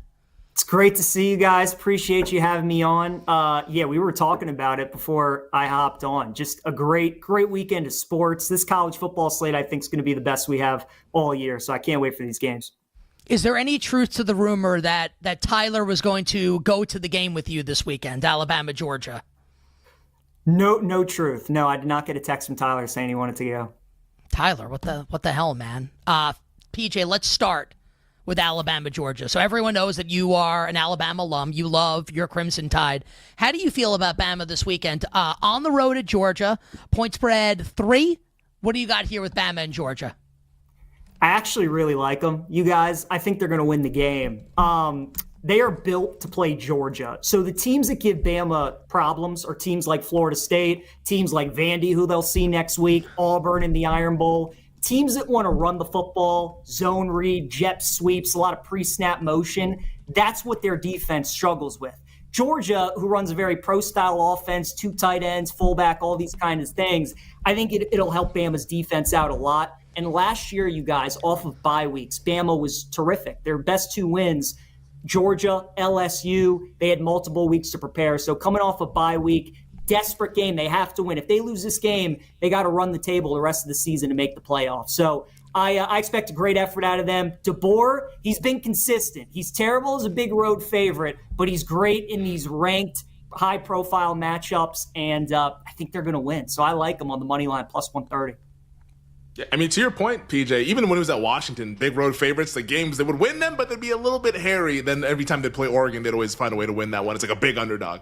Funny how that all works. How about the game that'll be in that same window Saturday night? Cannot wait for it. Oregon at Penn State. Nittany Lions, 3.5-point favorites. How are you betting this one? Like, can James Franklin, PJ, finally get over the hump against a good team? I think he can. When it comes to the spread, Femi, I think 3 is the key number, right? If you get a 3, I'd bet Penn State. 3.5, I'd just bet Penn State on the money line. I think they win the game, but I want the 3 because I think it's going to be close. Penn State, I mean, they could essentially have been preparing for this game all season. They had like 3 glorified scrimmages to open up the year. They played Nevada, FIU, and Villanova. Oregon has had to play, a Big 12 team in Oklahoma State, Big 10 Northwestern. They had a rivalry game, the Civil War against Oregon State. None of those teams are good, but it's teams where it gets your attention. You have to prepare. Penn State's coming off a bye, and I'm sure they've been watching Oregon film for the last month. So they should be very prepared for this game. It's a whiteout at night. It should be rocking. Dante Moore, this is going to be the toughest environment he's ever played in. I think it's going to be a close game. I think it's going to be a low-scoring game, but I like Penn State to win. If you can get a 3, I'd lay it. If it stays 3.5, I'd just take the money line. All right, so you're rocking with the Nittany Lions, who to your, they've just been playing preseason games prior to this Oregon game, so we're going to find out what Penn State is all about come Saturday night. How about LSU and Ole Miss? Reports came out earlier today. Trinidad Chambliss will be starting for the Rebels once again as they take on this Ole Miss squad. Rebels have been getting bet since that news. This was Pick'em earlier in the week, now out to 1.5. Do you agree with that movement, or are you on the side of Brian Kelly and the Tigers? I have nothing on the side, Femi. I would probably lean Ole Miss if I had to pick the game, but I like the over. I like over 54.5. One of the best surprises so far of the season has been LSU's defense.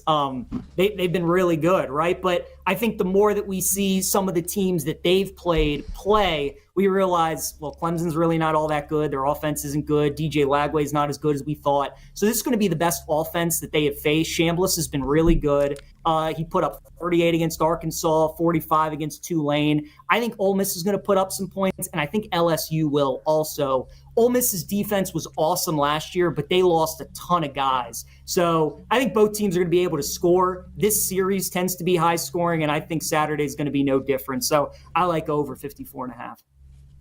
Last segment, we were talking about USC and Illinois and how it just feels like if you're going to bet the side, it's probably got to be the Illini. They're coming off a 53-point loss. Now they're catching 6.5. Almost looks like it's too good to be true, right, on the USC front here. I like the over in the game. What do you like in the game between the Trojans and the Illini?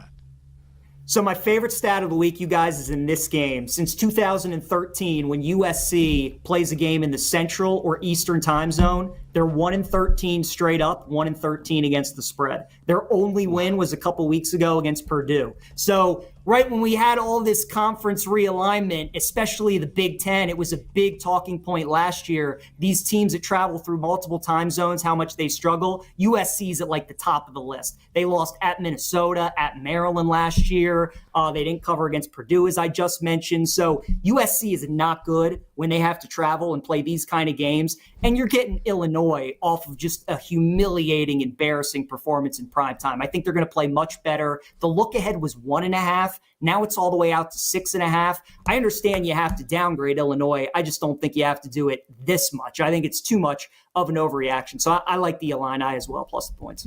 You better you bet on this Wednesday. Our guest, the Glassman, PJ Glasser, sends it in on the BetMGM network. Weekdays, 1 o'clock Eastern on all social channels, on Twitter at PJ Glasser9. Glassman, both Femi and I like Ohio State laying the lumber on the road at Washington. Buckeyes an 8-point road favorite. Total 52.5. What say you, Ohio State at Washington? So at the current number, I haven't bet anything yet. I just want to see how low this number can go. I mean, last week it opened 13.5, and then it immediately got down to 10.5. And now the week of the game, it's gone 9.5, 9, 8.5, 8. I just want to see if we can get a 7 or, something like that. And then I'd probably have to lean Ohio State. I think at that point it's too much, but I think it's kind of telling that we've seen all this money come in on Washington and there hasn't been any buyback yet on Ohio State. Keep in mind, this is their first road game of the season. They lost their road trip out to the Pacific Northwest last year when they lost to Oregon. I understand Oregon's a way more talented team, but Washington's good. Damon Williams is a very good quarterback. Jed Fish is a really good head coach. So I think it could be a tricky game for Ohio State. If we get a 7, I'd probably be on the Buckeyes. But as of right now, the fact that there's been no buyback on Ohio State, I kind of think Washington could be the side in this game. PJ, can we go lightning round here, like 20 to 30 seconds per? All right. A&M 6.5 against Auburn, 52.5. Auburn outright. They're going to beat A&M. If Auburn runs the ball, that's how they win. You can against Oklahoma. You can on A&M. I think Auburn's going to win that game. Wow. Hey, Arnold, we like that. We like Auburn as well. Indiana, off the embarrassment. They embarrassed Illinois. A 7.5-point road favorite at Iowa, 47.5 the total. If I know you, I'm going to guess you like Iowa in this game. Am I right? I would probably lean that way. It's a game at night at Kinnick. I would look at the over, though, you guys, because Iowa's pass defense is not good. I think we could see some points. So I'd go over 48.5. Are you betting Oklahoma State this weekend against Baylor with Mike Gundy fired, the dead coach fired coach bounce? I mean, that would probably be the spot, right? We love those kind of things. You fire the coach, you back him in the next game. I'm not betting it. Oklahoma State is so bad. Their offense is so bad. But if I had to bet it, that would probably be the side in the game. First game for UCLA since firing Deshaun Foster. Foster, Australian for loser. 6.5-point dogs against Northwestern. Would you bet UCLA? No, I would take Northwestern in that game. I'd probably take the under because I think that's just like a 1st to 20 kind of game. But I cannot back UCLA, especially, again, much like USC, traveling to the Central Time Zone. 10 seconds for this one. Favorite bet in college football we have not discussed this weekend? Utah State plus 22.5 against Vanderbilt. It's a terrible spot for Vandy. This is the letdown game. Bronco Mendenhall, the coach of Utah State. People know college football, know that name. I like them plus the points. What spot would you say it's a letdown spot? Letdown spot, yeah. Also like a look ahead spot too. They got Bama next week, so beat them last year. Definitely want to beat them again. I think Utah State covers. Do as far as spots go, yeah. Do they compound on each other and like multiply as a result, or does one spot cancel another spot out? It all depends. I mean, this one is like one of those like multiple spots where again It's a letdown, look ahead, but it just all depends. They work in concert together. They do, exactly. Who's going to win on Sunday at Arrowhead, the Ravens or the Chiefs? Oh, the Chiefs. I mean, that's the best bet of the NFL, for sure. Why? Because when you're sitting down watching that game with 5 minutes to go in the fourth quarter, do you want the combo of Lamar Jackson, John Harbaugh, and Zach Orr, or do you want Mahomes, Andy Reid, and Spags? Who's going to win the Ryder Cup? I think Team USA will. You think, or are you betting them? I'm not betting them because you got to lay like minus 180 now, minus 190. But I think they win. If they struggle Friday, we get a cheaper price. Then I will bet them to win. Do you miss Tyler Morales? Absolutely. Yeah. How's he doing? He sucks. PJ, great job. At PJ Glasser9 on Twitter. Send it in. Also, platforms on the BetMGM Network at 1 o'clock Eastern. You're the best. We appreciate it. Good luck with the bets. We'll talk to you soon. All right. Thanks, guys. PJ Glasser. I love PJ. He's the best. Joining us here on You Better You Bet. All right. Hour Glass one man. done. The Glass Man. Getting glassy. Honestly, PJ was great. Best part of that segment was the Stone Cold Steve Austin music. I think we want to use that for highlights in perpetuity. Brian Baldinger, Odyssey Sports NFL Insider, joins us on the other side to kick off hour number 2 on this Wednesday. We'll be right back with You Better You Bet on the BetMGM Network. Make it legendary.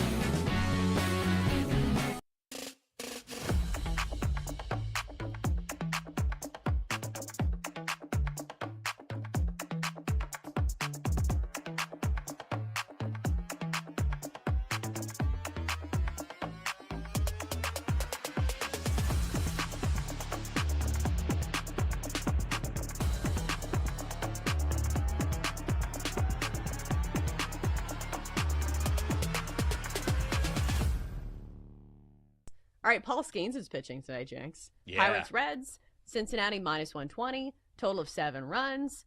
Is this another first 5 underplay for Paul Skeens going against Hunter Green? Yeah, this is. I think I'm going to have one bet on the card today, maybe a couple, but this one is definitely the number one bet on my card. So Skeens against Green. I mean, this is a good bounce back spot for Paul Skeens. Had one of his worst outings of the season last time out. 3 runs and 3 2/3 against the Cubs. And look, it happens, but you rarely see a pitcher of his caliber have back-to-back poor outings. So I expect him to recover here. Also, he faced Cincinnati earlier this season, shut them out over 6 innings of work. And Hunter Green, man, whoo, he has been hot. At home this season, 5-1, 1.44 ERA. Opponents are batting 130 against him. We know Pittsburgh is awful in the first 5. So this is very similar to yesterday's Tigers-Guardians matchup, right? We went first 5 under there, under 3 and a hook, and that was a play that came home for us. So right now, the number is set at 3. But if you want to play it up 3 and a hook in the first 5, you can go under at minus 144. So I'm going to put that on the card. I think the other factor that goes into this is the fact that both these teams strike out at a very high rate. And you have 2 strikeout pitchers going today because Hunter Green, like the book on him is that his stuff is really good, but he's, sometimes he'll give up the long ball. But he has 125 strikeouts and 101 innings of work. And then, we know Paul Skeens is a strikeout pitcher. Yeah. So you look at both these teams sitting in the bottom 10 of strikeout rate, the highest strikeout rate is what I'm trying to say. So you have Cincinnati striking out 24% of the time, Pittsburgh striking out 24% of the time as well. So when you have those type of numbers, that gives you the chance for these pitchers to strand runners with those strikeouts to end the inning. So I think that is a great spin on a first 5 under as well.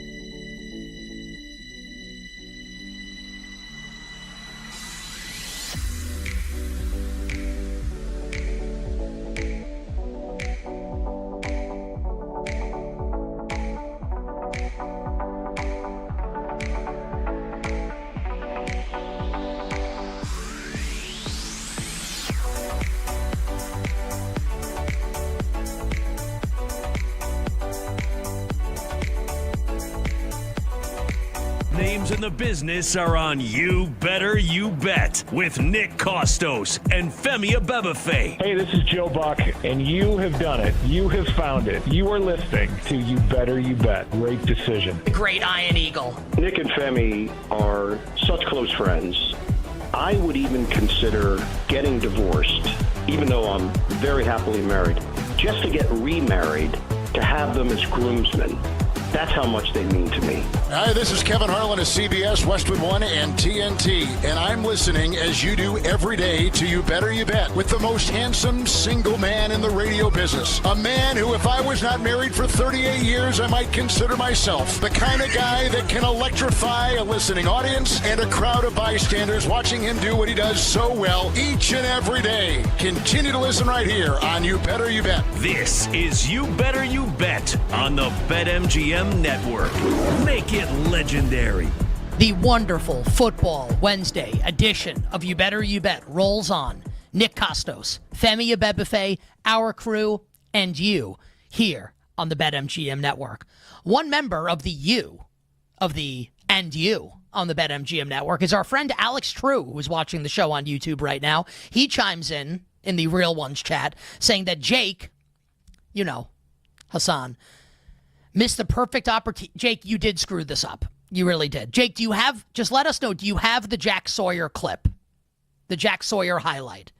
If you do, just fire it up with the Stone Cold Steve Austin music. We're waiting for Baldy to join us on video. It's a great way to kill about 30 seconds here. So, Jake, let us know when you have that. And until then, Femi, Baldy will join us in a moment here. Nnamdi Madubuike has already been ruled out for this weekend for the Baltimore Ravens. We'll touch on that in a second. But for now, let's continue to test my thesis that all football highlights sound better when played with Stone Cold Steve Austin's theme music. Warren looking, and it's intercepted at the goal line. Unbelievable. Wow, Jack Sawyer, the hero, Captain Jack. I mean, it's unbelievable, right? It's unbelievable. It's amazing. We absolutely love it. And you know what else we love? Odyssey Sports NFL Insider, the great Brian Baldinger, host of the Best Football Show podcast. Search it, find it wherever you find your podcasts. Insider calls are brought to you by Nationwide. For your insurance and financial needs, Nationwide is on your side. And so is Brian Baldinger. Baldy, welcome back to the show. Happy week 4 to you and yours. Well, likewise, Nick and Shep. Good to be with you guys. It's moving fast. A lot of stuff to catch up with here. And I don't know. I'm as excited going into week 4 as I was week 1 as I will be week 20. Like, this is just good stuff to do for a living. It's the absolute best. I was not going to start, Baldy, with Chiefs-Ravens, but I feel like we need to now, and I'm guessing you didn't see this because it literally came down about a minute ago. The Ravens have ruled out Nnamdi Madubuike for Sunday's game against Kansas City. My guess is that Kyle Van Noy will also not play in the game. They said last week it could be a multi-week injury with the hamstring. So this could be Baltimore without those two defensive pieces that helped the Lions run for 1 billion yards on Monday night. The Lions upsetting the Ravens in Baltimore. So as it stands right now, Baldy, the Ravens are 2.5-point road favorites in Kansas City. The betting market's expecting a higher scoring game. Total is 48.5. If I asked you to pick the winner of the game, who's going to win on Sunday, and how is it going to happen, what say you, Ravens and Chiefs? I'd probably take the Ravens. I mean, they weren't good without Madubuike and without Van Noy the other night. I was a little disturbed that they didn't go to a reduced front and walk Kyle Hamilton down. Some of the basics that you would do to stop a good, powerful running attack. But, I mean, I've known David Montgomery since he was in high school in Ohio. I've never seen him run 72 yards with the ball in his hands, ever. At Iowa State, at Chicago, in Detroit. Like, that performance. I mean, they ran 3 plays at him the whole night, and they couldn't stop any of the 3 plays. And they – fourth down play, at the end of the game to ice it, they basically faked one of those runs and threw it to Amon-Ra St. Brown. It was disturbing. Defensively, they're not very good, but offensively, they're almost unstoppable. And I don't see the Chiefs really able to slow them down right now. So they don't finish games well. We know that. But I'd say, like, the Ravens side of the ball is better than anything the Chiefs are going to put out there because their offense, it's just not dynamic. They don't run the ball well. They don't run it against fronts where the safeties are back. They don't have an explosive attack outside of Tyquan Thornton. So I like the Ravens in the game. I'm curious, and we don't have to discuss this here. I wish we had more time with Baldy every week.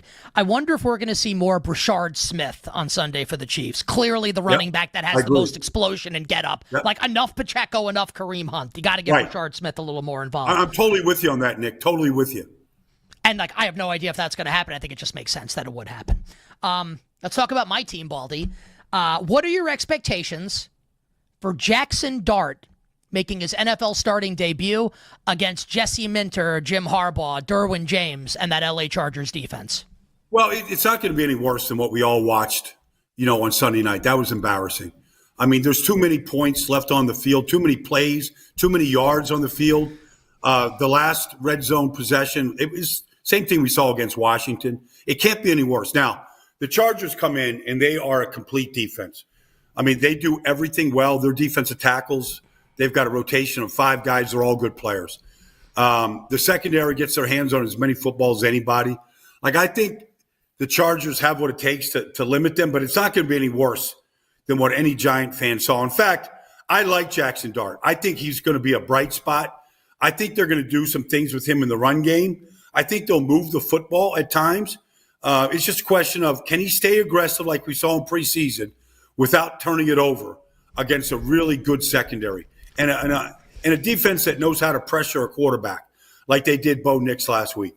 So it's a tough spot, but at least it's at home, and I think the crowd's going to be behind him, and I think he's going to make some plays that we haven't. Look, Dallas, forget about Dallas. They're terrible. So I know Russell had success against them, but you just can't throw moon balls and hope that, Malik Neighbors comes down with it against – they double covered Malik Neighbors coming out of the tunnel on Sunday night. Like, he was double covered all night, and they're still throwing these moonshots to him. The offense didn't make any sense, what they did, but he's not going to be any worse than what we saw. I'm hoping that Malik Neighbors will be good to go. Didn't practice today on Wednesday, but we've seen that with Neighbors before. Doesn't practice and then balls out on game day. And also, can the Giants' pass rush affect Justin Herbert the way the Broncos did last week? Fascinating game Sunday at MetLife. Baldy, let's take a trip to Ireland. I've been there before. Great place. For the Steelers and the Vikings. And I'm curious if you think, because I kind of do, because everyone is kind of saying, well, the Steelers, and they did probably get lucky to win last week against the Patriots, 5 turnovers by New England. They also sacked Drake May 5 times. Derek Harmon looked like a beast. TJ Watt got off the schneid. Baldy, my opinion is that the Steelers defense is going to harass Carson Wentz all game. I like the Steelers on Sunday in Dublin. What do you think? Minnesota, 2.5-point favorite in Ireland against Pittsburgh. Well, I mean, look, Carson played great last week. Now it helped that the Vikings got 5 takeaways and 3 by Isaiah Rodgers in the first half, 2 of them for touchdowns. So, they did what they needed to do. Both these teams led the National Football League in takeaways with 33 a year ago, and they're at the top of the leaderboard right now. Like, who can take care of the football? Carson Wentz has never in his life thrown a lot of interceptions. Like, he'll run the ball, he'll take sacks, he'll throw it away. But he's not a guy that turns the ball over a lot. And that might be pretty good. I think the Steelers' offense is struggling, Nick. They're not running the ball great. I think the Vikings have what it takes to really – we saw Aaron Rodgers last year against Brian Flores' defense, and he was terrible against them. And so I feel like the Vikings' defense is every bit that the Steelers' defense is, if not more talented, because I think they have more playmakers. So I like the Vikings in this game, and I like it because of Flores' defense and what they've done to Rodgers a year ago. Like, they think they could do similar things on Sunday in Dublin. Yeah, that was the game where Robert Saleh then got fired after the Jets lost to the Minnesota Vikings overseas. Baldy, I'm really intrigued by this early window game, Eagles at the Buccaneers. Tampa's kind of been like a house of horrors for Philly over the last couple of years with Sirianni and Jalen Hurts. This Eagles offense, they've been under a lot of criticism, despite the fact that the team is 3-0. It feels like we're kind of living through last year all over again. What have you seen from this Philly offense, and how do they match up with Tampa coming up on Sunday? Well, Femi, they found themselves down 27-6 the other day. I announced the game Sunday for national radio, and they had to throw it. And when they threw it, like I talked to A.J. Brown before the game. Like, there's not a corner that, plays for the Rams that can slow down A.J. Brown. So they fed him, and he was awesome. And they opened up the offense, and Jalen Hurts really delivered. He played great. And they protected him. Once they put Fred Johnson in at right tackle for Lane, and stopped playing Matt Pryor, like the protection was really good. And so Tampa is really beat up right now, especially on the offensive line. Now, we'll see if Tristan Wirfs goes. I don't know what the status is. But, they're playing backups at right all along the line. And their starting center is playing left tackle. Like, that plays into the Eagles' hands big time. And so, but the Eagles have had very little pass rush so far. They've had a blitz to get pressure. Baker has, won all 3 of these games in the final drive to get to 3-0.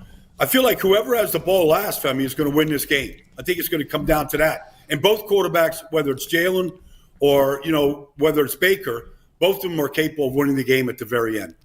You better you bet on this Wednesday. Odyssey Sports NFL insider Brian Baldinger with us. Insider calls brought to you by Nationwide for all your insurance needs. Nationwide, on your side. What the hell happens with Michael Penix Jr. on Sunday in Carolina, and can the Falcons get this right? It wasn't just the interceptions, Nick. He was in a funk. Like, he didn't look right. I don't know what it was. From the beginning of the game, he didn't look right. Like, he was he sailed. I don't know how many times he missed Drake London, but it was more than just that. Like, he was not accurate. He was well protected in that game. It wasn't like Carolina was breathing down his neck. He was off from the very beginning. Now, okay, he's still a young player. Maybe you'll give him the benefit of the doubt. His coach is going to give him a benefit of the doubt because Kirk Cousins wasn't really that much better. But that was disappointing to see because there was a lot of plays that were left on the field because of poor throws from Michael Penix. In addition, obviously the interceptions are bad, but he missed one throw after another, and that was really disappointing to see. And that allowed Carolina to kind of, pull away with it, and they didn't run the ball well. Bijan did not have a great day. So give credit to Carolina and their defense, but that was all on Michael Penix. That was just a very poor performance. And it sets up as an interesting game on Sunday, especially if Trey Amos can't play. I mean, the setup is going to be great for Penix and the Falcons offense. Just can Penix take advantage of it? What did you think of Brian Callahan giving up the play calling duties to quarterbacks coach Bo Hardigree? The Titans 7-point dogs, it's great because Houston can't score and the Texans are favored by a touchdown at home. Is that something, Baldy, that you think could be positive for Tennessee? Can the Titans keep this game close? What are you doing? What should we do with the Titans and the Texans in Houston? They've been competitive the first 2 weeks. They were awful last week. The offense was terrible. And so, maybe Brian Callahan isn't made to be a head coach. We're going to find this out. his dad is trying to put an offensive line together to protect Cam Ward, and that hasn't gone great. That was a disappointing performance. So, look, he got the job because he wasn't really the play caller in Cincinnati, so maybe he's not great at it. Maybe, and the offense coordinators are calling plays. So you got a separate guy calling the plays. Maybe things will open up a little bit better. Maybe Cam Ward will play a little better. But they're a limited offense right now. So I'm not sure who's calling the plays is going to make much of a difference. Yeah, it's going to be interesting to see what happens in that game. Baldy, final question. Caleb Williams and the Bears offense got off the schneid in a big way last weekend, but you said something a little earlier that I thought was absolutely correct. I don't know who would disagree with it. The Cowboys are terrible. Can Caleb have a repeat performance? Raiders defense is nothing to write home about, but it's not Dallas. What do you think about the Bears and the Raiders on Sunday in 30 seconds? Well, all 4 touchdown passes, the guys were wide open. I don't know what Trevon Diggs was doing on the first one. He's trying to jam him at the line of scrimmage and he falls. The receiver's wide open. They got to throw back to from Swift back to Caleb. Nobody covers the receiver down the field, wide open. Cole Kmet wide open. I mean, it was awful. Just like the Giants had success against them. But, Max Crosby and the Raiders can bring pressure. They can, Max played his ass off against Washington. So I think that Caleb can have success because he's being well coached. Ben Johnson's doing a good job. He's staying in the pocket. He's making his reads. He's still missing too many throws, Nick. Too many throws that are open right now that he's bouncing off the dirt. There's something not completely right about the way he's playing. Guys are going to miss passes, but he's still missing passes, I think, that he should make right now. I think Femi and I will both be on the Raiders coming up on Sunday to beat the Chicago Bears. Baldy, great job as always. I always, at the end of these interviews, wish we could do this for an hour because you're great, and I wish we could talk about every game. But we I have too much information, Nick. You should go an hour. But I just watched all 16 games. I got information on all of them. One of these days, we're going to do an hour, and I'm going to really educate the whole fan base out there for you. How about 40 minutes next week, 5 and 5:20? Yeah, we'll see where I'm at. Next week. All right. We'll talk to you next week. We'll talk to you next week from 5 to 5:15. It moves coming up next. Okay, you got it, guys. We'll be right back with You Better You Bet on the BetMGM Network. Make it legendary.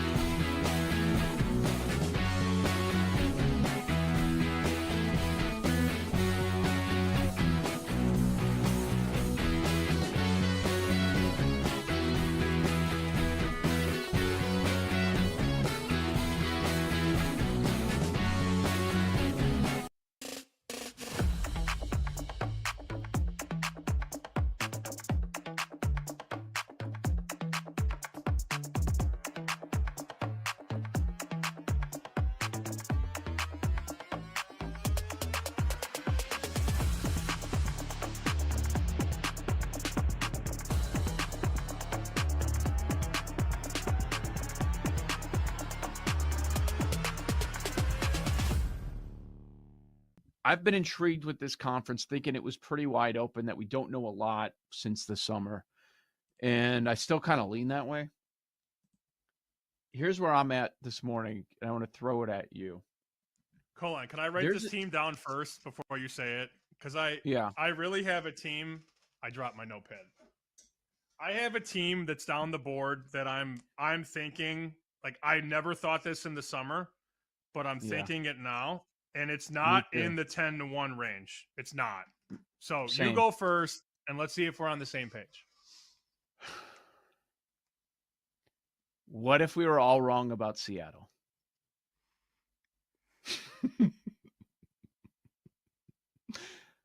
Oh boy. I knew 30-1 for the NFC. I knew it. Yeah. What if we were all wrong? I got the. And I'm not. I got the goosebumps right now. This is not. This isn't even a Bosa thing. Like, but now that helps. They're 7-1 for the division. They've been impressive. That's a hell of a defense, and maybe it's just going to take McDonald a year to figure things out, get a real offensive coordinator. Man, they look good. I don't want to overreact. I don't want to overreact to one game, especially when it's against New Orleans. But they look super impressive, and that division is open now.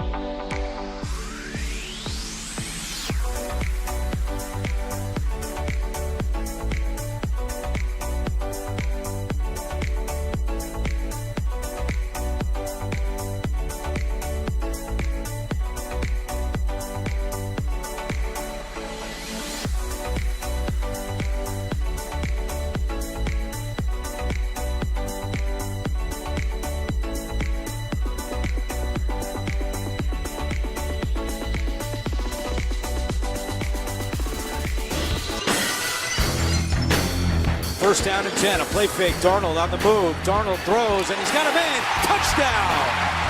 Jackson Smith and Jigba. This is You Better You Bet with Nick Costos, Femi Abebefe, and the crew on the BetMGM network. Make it legendary. Oh, yeah. Yeah, we gotta go to get the full version. That one loops. Yeah. Because the Texas rattlesnake. Yeah, it gets for Boggle. Stone Cold. Stone Cold. He's taking names. Yeah, just like that. The whole thing is great. You made that up. No, it was when he came Where back. were you going with that? He's taking names. He's kicking ass and taking names. It was what he said when he came back to help Team WWF ahead of Survivor Series. I forgot when it was like the ECW, WCW versus WWF, and like Stone Cold had kind of been in the funk. Angle. He's kicking ass and taking names. Yeah. So JR said, go back and. It's not an iconic moment or call. You don't think that was an iconic JR moment? I know it wasn't. The Texas Rattlesnake is on fire when he's like Stone Cold stuttering everybody in the ring. No. Wow. I beg to differ. I thought it was iconic. Well, Shep, who asked you? How about Baldy coming on the show and calling Femi Shep? Here's what I want to know. Because, we'll get to it moved in a second. The guarantee here, as someone who does a ton of radio and I malfunction sometimes, and I say, Shep is definitely someone, because Baldy does a million of these, right? Shep is definitely someone. There's someone who hosts an Odyssey radio show who goes by Shep. Shep and somebody. Yep. Or somebody in Shep. I I want to know, because like then Femi, he called Femi. Like he knows Femi's name, obviously. Yeah. Who is Shep? Should we have Shep on the show? No. If we find out who this is? Why would we have? He probably sucks. He could be great. I'd rather have Joe DeLeon on the show than Shep. And his six-pack. Can we, like Bill, can we find out who is Shep? Who is he? What I'm show sure you could is he text on? somebody to find out Baldy's, like, his weekly hits. I'm sure you can find that information out pretty easily. Bill, text Brandon Kugler, who like handles like my spots and Baldy spots. That was a humble brag. He's my handler. Yep, I ask him to do things. He does it for me. Okay. Now that that's out of the way, let's get to all these. Is he pitching radio stations? You want Nick Costos today? Kugler? No, he doesn't have to do that. They have to have me on. It's in my contract. Doesn't have to pitch me. No, he goes, Nick is going on your show. It's literally in my contract. I don't even mean that as a brag. I don't want to do all. I'd rather not do them. Save my voice and save my brain power. Yeah, whatever. He's on my bleep list right now. All right. See you in February, buddy. Yeah, but I love him. Okay. All the side and total movement your little heart could ever desire with the Week 4 edition of It Moved.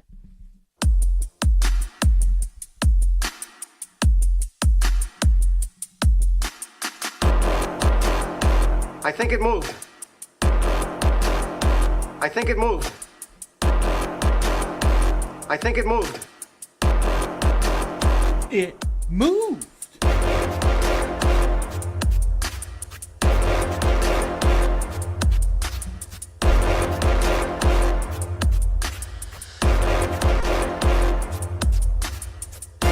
It hits different.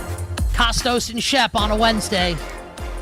So we played the Seahawks highlight coming back from break because the Seahawks, Femi, it feels like it moved. The line is moving towards Seattle. Thursday Night Football tomorrow night. We'll lead the show with it tomorrow. The Seahawks and the Cardinals in the desert. What do we got? What's the latest injury info, etc.? Yeah, this one opened Cardinals 1.5 Sunday night, and we have flipped favorites. Seattle is now a 1.5 point favorite over at BetMGM. The total's been hanging out 43.5 all week long.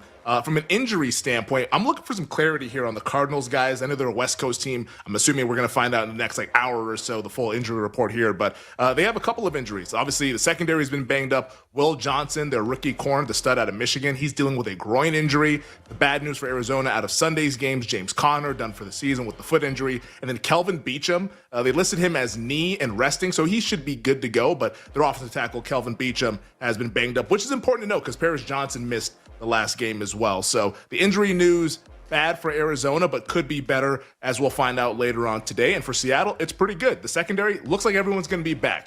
Julian Love, Devin Witherspoon, and potentially even the rookie Nick Emenwari, who we haven't seen since the opening kickoff of week 1 when he suffered a high ankle sprain. So Seattle seems to be getting a good injury report. Arizona still up for grabs right now, as why the money has been going towards the Seahawks. For me, it's Cardinals or pass. I just want more clarity on Arizona, but I could see myself with a small bet on the Cardinals money line with this game because I think it's a coin flip game, and if you're going to give me plus money, I'll take that and sweat it out on a Thursday night.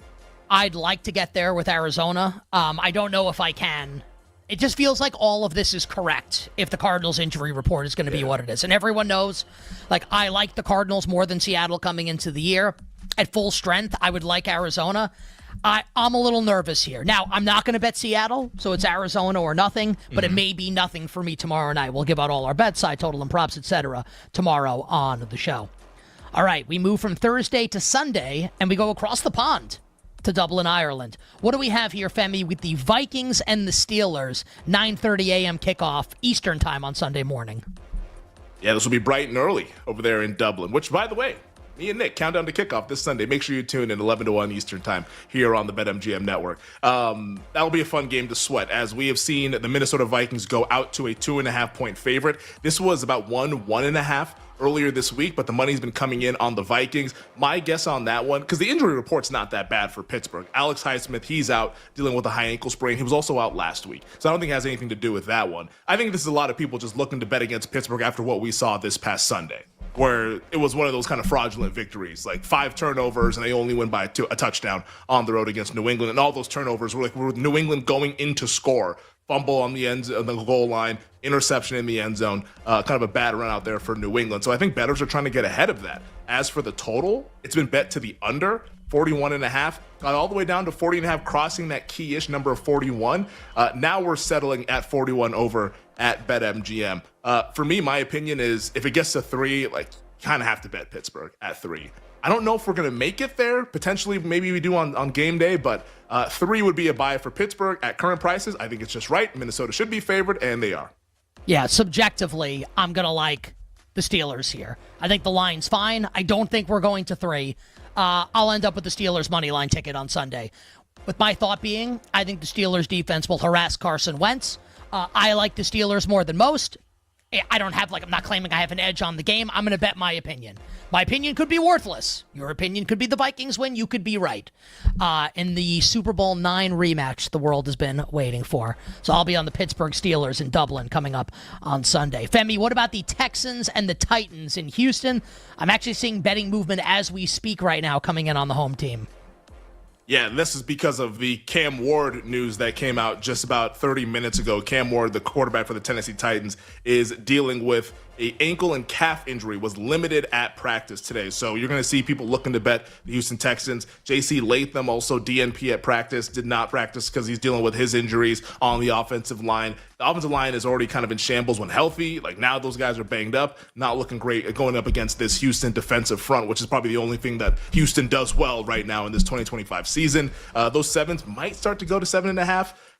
I don't want any part of Tennessee until they make a change at head coach, so I'm going to pass that one. The under was probably the bet earlier in the week, but you know how totals have been going for us. So for me, this is a pass on the game. Like I said on Monday, I got pretty stoned and I bet the Titans on Sunday night plus 7.5. Hopefully Cam Ward's going to be healthy and good to go in this game, like limited in practice today on Wednesday. I think Cam Ward will play. I'm probably just going to ride this out with the Titans plus 7.5, and may God have mercy on my soul. I don't want to do that. It's not a big bet. I'll probably just ride it out. We'll see over the next. I got time to figure it out. Yeah, I got time to figure it out. You bet on this Wednesday. It moved week 4 in the NFL. Shout out to our guy Reed Phillips, one of the real ones watching on YouTube right now, who says, Shep, I think I know who this is. I follow him on Twitter. David Shepard, I think is his name. Who is it? Shep. What's the real Shep's name? Are you okay? I think you said David Sheplin. Is that what you said? I have Invisalign in. Like, do people understand what I'm saying? Like, do you have like crap in your ears or no? Like, what's going on here? Like, am I wrong? I thought you said the name. No, I thought you said the name. David Shepard is the guy's name. Oh, David Shepard. Oh, yeah, he's a host on. I follow him on Twitter. He's a host on Infinity Sports Network. All right, so I like Shep. I don't know Shep's him a at good all. guy. Yeah, you don't know him. Why would you say that? He DM'd me once, actually. It was actually really nice. You literally just said he's a good guy. He could walk into your house right now and you would sick your dog on him. He's a good guy. You don't know him at all. I'm sure he DM'd you. Does that mean he's a good guy? I mean, he didn't have to do that, and he did it. I mean, I would default into saying that he's a good guy. I think like most people are probably pretty good people. So there you go. I can read it for you. I have it right now. I literally pulled it up. Go ahead. Femi, just wanted to say you do a great job on Como News, not just talking about sports, but going in depth on societal issues. I said, thanks, man. Appreciate the kind words. My pleasure, Femi, just being honest. That is from October 2020, before I even got into the betting space. Shep, good guy. What the hell? What, Cuomo News? Como. This is K.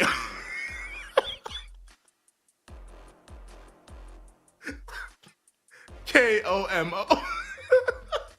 Where was this? Washington? So he lives in Washington State. Seattle. It's in Seattle. No, he doesn't live in Seattle. I think we just I'm pretty sure I just shared like a clip or whatever from my sportscast. What was the societal issue you were talking about? I'm trying to remember what is October 2020. I don't know what, because there was nothing in October of 2020 that was going on. Like the summer of 2020 was hot in them streets. But October, like Femi Abebefe reporting for Como News. Vaxxed ? More next. So thanks to Reed Phillips for that. Shout out to Shep. We have someone else participating in the YouTube chat who has asked for something with the Stone Cold Steve Austin music. We may grant your wish. YouTube.com/@the BetMGM Network. You sons of bitches, all of you better effing like and subscribe to this page. Okay? We're going to have exclusive content coming there. Keep firing it up. Keep participating in the chats and tell us your favorite bet for tonight. We will read the bet. YouTube.com/@the BetMGM Network. All right. Where the hell were we? Oh, okay. Commanders and the Falcons, Femi. A lot going on here, right? Go ahead. Como news. Yeah. Washington Commanders, obviously their quarterback, Jaden Daniels. That's the big story with this game. Limited at practice today. He was met with the media. Did not speak with the media last week, which is a big difference this week. But he says he feels good, but it's up to the doctors. And despite him saying he feels good, it's still not certain whether he's going to play in the game. We're not going to find out until probably Friday at the absolute earliest. So just keep that in mind with Jaden Daniels. And then Terry McLaurin, his go-to guy, star wide receiver, DNP with a quad injury. So Daniels, limited, McLaurin, DNP. And right now, that's why you see the Atlanta Falcons as a only 1-point dog right now over at BetMGM. Some spots actually have Atlanta favored, but BetMGM has the Commanders favored. Total tick down to the under just a half point. But that's where we stand right now between Washington and Atlanta. I think I want to bet the Falcons, but I'd like more clarity on the injury report. I do think we get a big-time Michael Penix Jr. Yeah, I mean, but once we have more injury information, I think we'll be able to figure this out. But Atlanta is the side that I would like to bet in this game. We'll see if I end up getting there. Femi, biggest point spread of the season in Buffalo with the Bills and the Saints. Interesting betting movement in this game today. What do we got? Buffalo and New Orleans. Yeah, we got money coming in on the Saints. The big dog is getting some bets. Now, BetMGM is still at 16. They've been hanging out at 16 for the last couple of days here, but other sports books that I'm seeing here in Las Vegas and in other spots, we're down to 15.5, which is it's not like the biggest move, going from 16 to 15. It's not a massive move, but a move nonetheless, as there seems to be interest on the New Orleans Saints as a very big underdog in the game. Also, the total's been bouncing back and forth. Open 47.5, went up to 48.5, now settling in at 48. Over at BetMGM. I don't really have a betting opinion on this game. I think Buffalo's going to kill them. So does the betting market. I think that's where we sit right now. The total, I'm not doing those anymore. So for me, this is a complete pass. I will say, I think one of the reasons why people may be interested in New Orleans, not to win, but to cover a huge number, the Saints are running so many plays. And remember, we talked about this in preseason, right, and in training camp, that Kellen Moore was showing the Saints videos of the Indiana Pacers in the playoffs. Obviously, with the comp being we want to play a super up-tempo style. And the Bills play it like a snail's pace.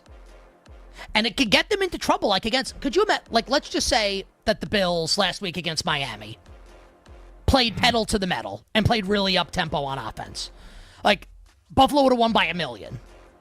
Dolphins couldn't stop them.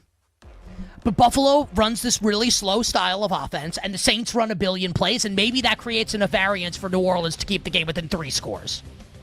I'm not saying I want to bet the Saints, just that I think that that's the handicap if people like New Orleans. Insane play volume for the Saints. The Saints are going to run way more plays than the Bills in this game. Definitely. And maybe that gets New Orleans inside the number. On the other side, we'll continue talking games in Week 4 in the NFL side and total moves, and we will begin with the Lions and the Browns in Detroit.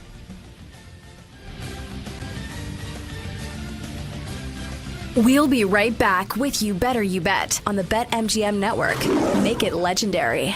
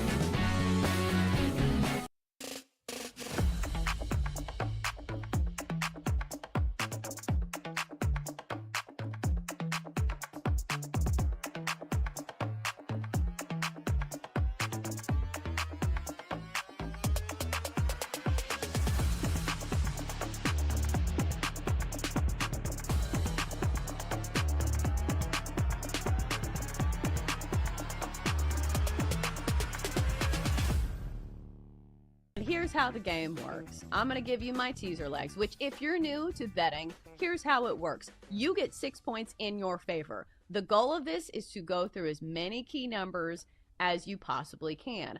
I am partial to picking underdogs in this because I do think, if a team is getting a couple points and they have a chance to win, I like it a lot more if they're getting 8.5 or 9 points and you go through a bunch of key numbers. So let's start with this one. This is not my favorite option, but it's one of the teaser legs. But the Steelers plus 8.5 in Ireland against the Vikings. So the Vikings are favored here, but it is an overseas game. And I do think sometimes there is some chaos, but usually that would lend itself towards the underdog.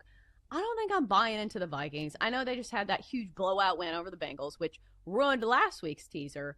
But Jenks, I don't see the Vikings ruining this week's teaser. So the Steelers are in at plus 8.5. Next up, we're going to go Bucks plus 9 at home against the Eagles. What scares me about this one is the fact that we haven't seen like one of those dominating wins from the Eagles just yet. But the Bucks are one of those teams in the NFC that I feel like are quiet contenders that nobody ever wants to give any credit to. So I think they can keep it within 9 points, especially the way the Eagles offense is looking right now. Next up, we're going to the revenge game of the week, the Packers at the Cowboys. So this line is 7. Packers laying 7 on the road in Dallas.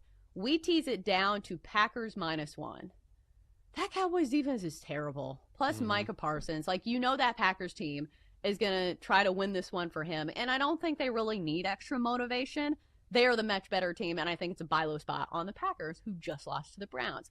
And then finally, this is, I believe, the Monday night game. The Jets plus 8.5 at the Dolphins. Do we think the Dolphins are going to beat anybody by 9 points? I think not. So there's your teaser. We got Steelers plus 8.5, Bucks plus 9, Packers -1, Jets plus 8.5.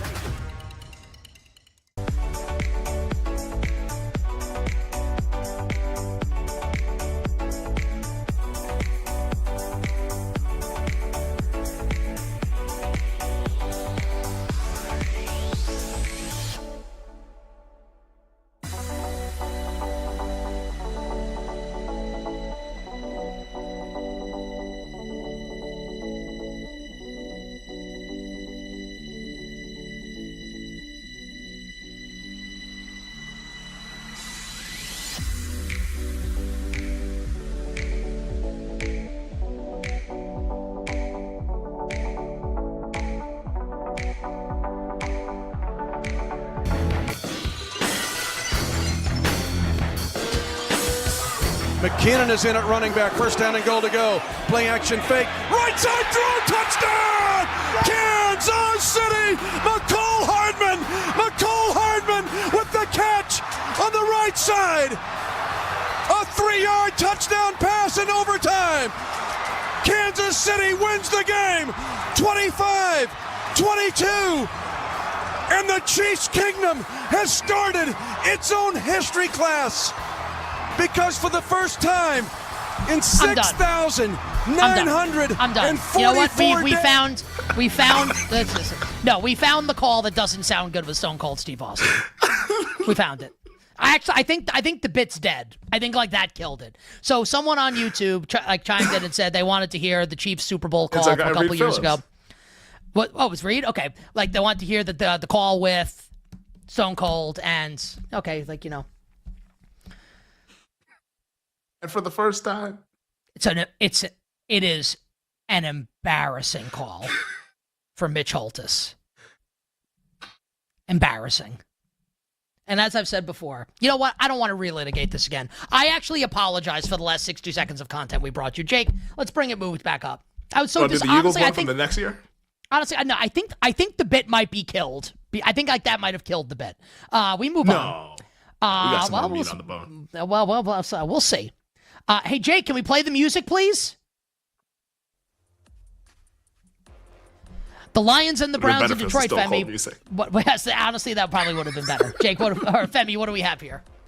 The Lions and the Browns. We actually have some movement with this game. Right now, this BetMGM market is at 10. I see some other places at 9.5, but we were hanging out 8.5, 9 earlier this morning. Then we got all the way to 10 everywhere else. And at 10, that was the buy point on the Cleveland Browns. So BetMGM is still at 10. If you like Cleveland, BetMGM is your home to go ahead and do it. But there's other sports books around the country that have gone down to 9.5. As for the total, it was 45.5 a couple days ago. Now it's down to 44.5. So money coming in on Cleveland at the key number of 10. Total still expected to be a lower scoring game.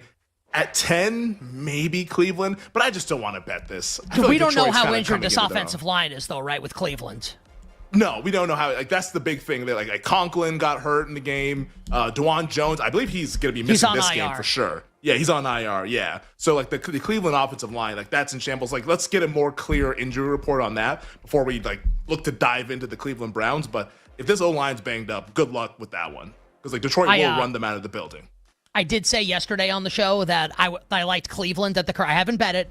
Like, the Browns stuff with the offensive line is not great. Let's see how this develops over the course of the week. If they have no offensive line, they're not going to be able to score against the Lions defense. And it doesn't matter how good the Browns defense is going to be. They're going to be in big trouble.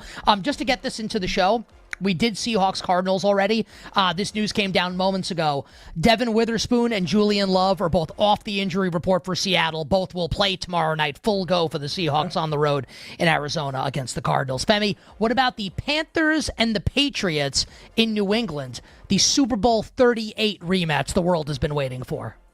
A great game that was, man. Points just in the second and the fourth quarter. Hell of a game. But this one, we have seen a little bit of movement early in the week, going from 4.5 to 5.5 on the New England Patriots. But since then, we have been static. The total also sitting at 43. Now, the big news with this game is the injuries to Tedero and McMillan on Carolina, and of course Christian Gonzalez, which we have been tracking since week 1 of the regular season. On the T-Mac side, he's dealing with a calf injury, not at practice today, but he said that he expects to play on Sunday, so it should be all good there for the rookie stud wide receiver for the Panthers. For New England, Christian Gonzalez, they're expecting to ramp him up this week. Practice limited all last week. They ended up holding him back. I'm guessing that he's going to play in this game. Nick, like, I don't know what your read is on this one. I'm assuming he's going to be out there since this is kind of the ramp-up week. But once again, he hasn't really practiced in full since July when he hurt his hamstring. So New England money's been going there. I like New England quite a bit. Bet 4.5 earlier this week. I would still bet 5.5. If you haven't bet this one, I think anything under 6 is good for the Patriots. I agree. We talked about it on Monday. Femi and I both like the New England Patriots. Femi, what about the Giants and the Chargers at MetLife? Jackson Dart will make his first NFL start. Malik Neighbors, no practice today on Wednesday. What do we got with the Giants and the Bolts? Yeah, so we're sitting at 6.5. This was 5.5, then to 6, now it's 6.5. So I think a lot of people have been anticipating a potential Jackson Dart first start for him in his NFL career, going up against a really good defense. The total, that's kind of been bouncing back and forth, 45.5 down to 43.5, now back up to 44. I would anticipate this is a lower scoring game. That's how the market's been betting it. I have no real opinion on this one. I think all outcomes are on the table once you put in a new quarterback for the New York Giants. Subjectively, I think the Giants can keep this game a little bit closer than the betting market thinks. And I think, obviously, Dart's going to draw all the headlines. I do think the Giants' pass rush can impact Justin Herbert the way like the Broncos' defense did last week, or at least close to that. If I had to bet the game, and I don't know if I will, I would actually take the points with the Giants. Eagles and the Bucks on Sunday, Femi, in Tampa Bay. Yeah, right now Philadelphia holding as a 3.5 point favorite. This was 3 at open, got bet out to 3.5. Of course, Mike Evans not going to be playing in the game for the Buccaneers. That's a 3 to 4 week hamstring injury that he's dealing with. But on the good side for Tampa is that they will be getting back likely both Chris Godwin and Tristan Wirfs. Those guys have been dealing with injuries from the offseason. Wirfs to training camp. Godwin, of course, all the way back to last season. If all goes well this week, reportedly, they will play on Sunday. The big one for Philly to keep in mind, Lane Johnson with a neck injury. He says he's good. It was just a stinger, but just want to go ahead and put that out there. I think for me, if it ever got back to 3, I'd bet Philly. At 3.5, I think we're just good here, and there's nothing to do. I did, as I said earlier in the week, lay Philly -3. We'll see if I come back on the Eagles at all, but I do like the Eagles as the side in this game. Rams and the Colts on Sunday in Los Angeles. Fascinating game. What do we got? Rams and Colts here. You bet on this Wednesday.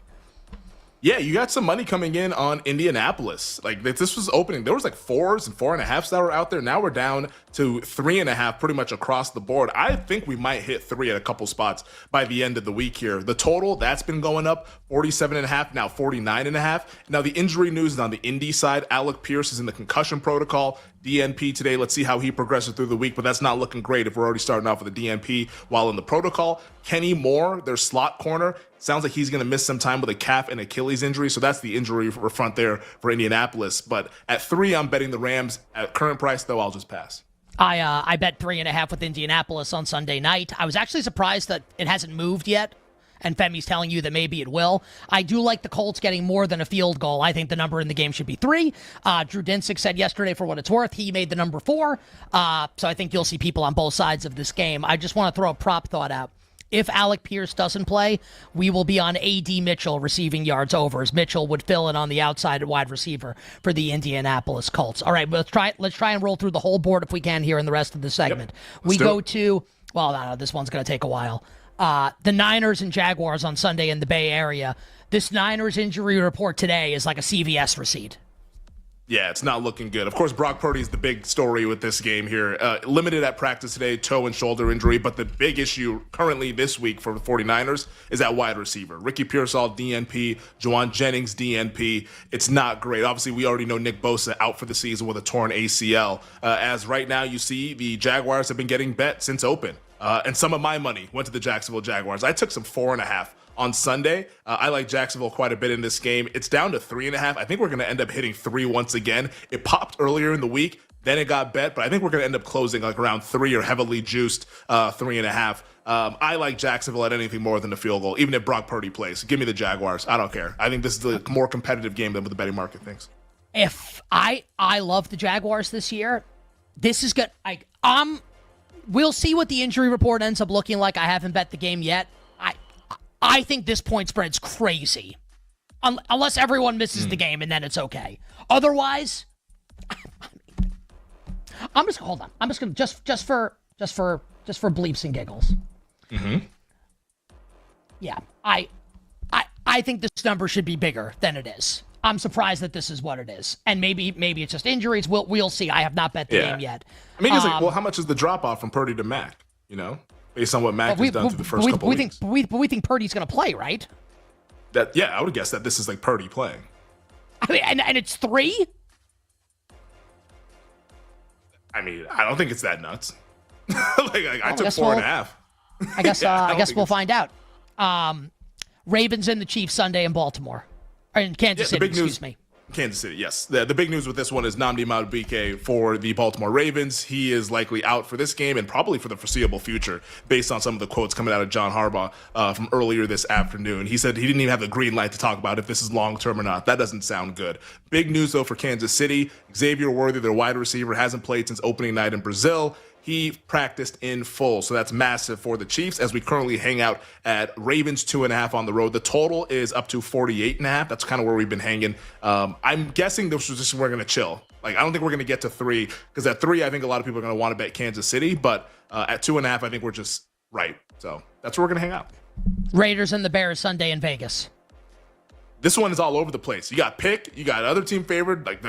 It's all over. BetMGM Chicago is your favorite. Other sportsbooks, Vegas is the favorite, and there's a sportsbook that has a pick 'em. Total sitting at 48. The Bears injury report not great. TJ Edwards, Kyler Gordon, Grady Jarrett, Colston Loveland, Darnell Wright, all DNP today with hamstrings and knees and hips and elbows. That's where things are at right now for the Chicago Bears. I would guess that some of these guys are playing it's more injury maintenance like your Grady Jarrett's of the world, but let's see tomorrow and on Friday what this actually is. At plus money, I like the Raiders. Anything other than that, I think it's just a pass, but plus money on the money line is how I'm going to look to attack this game. One of the Bears beat writers said that the injuries were their neck, their back. Packers and the Cowboys on Sunday Night Football in Dallas.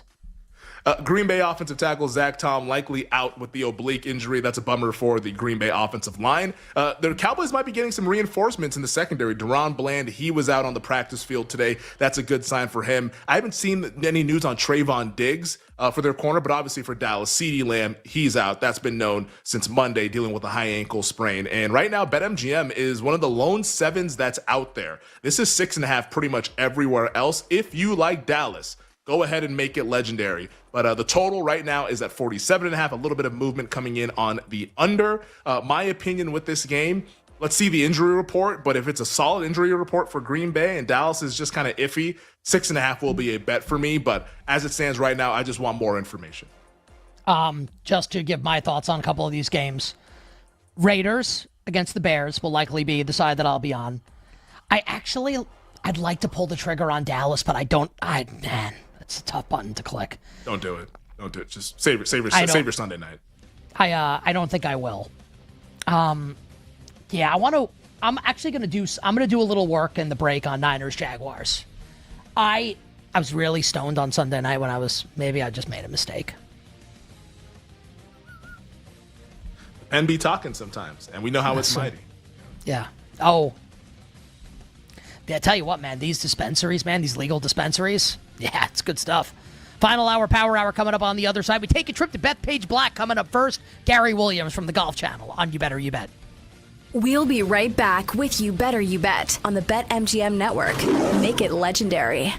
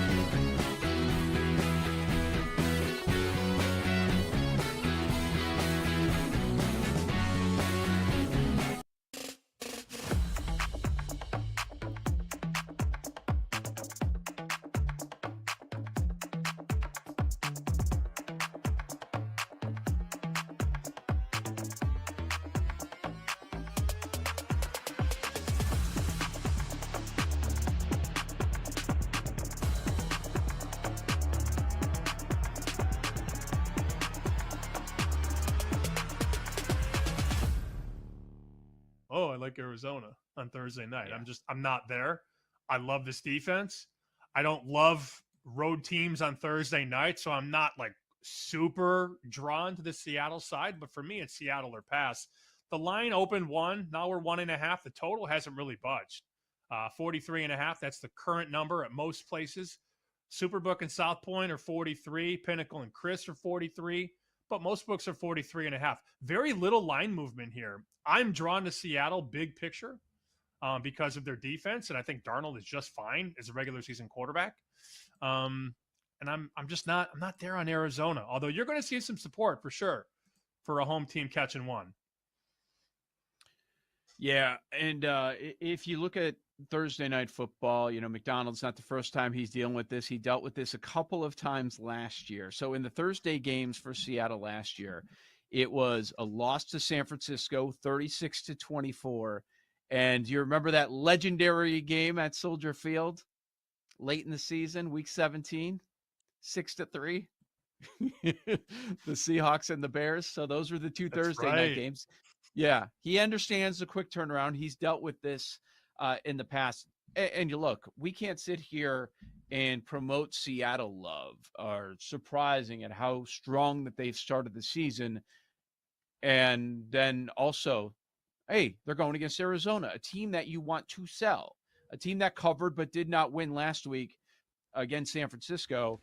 And then, oh, I'm in on Arizona. Wait, you just hated them. And you're liking Seattle. That doesn't make any sense. So coin flip scenario, of course, we're going to be landing on the Seahawks side.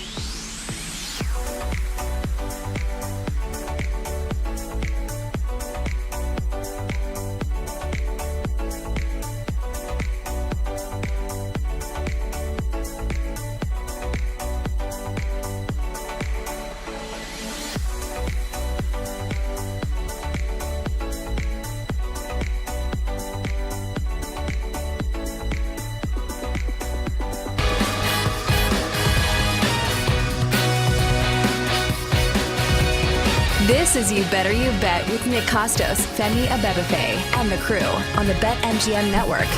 Make it legendary. Bring it up, Jake.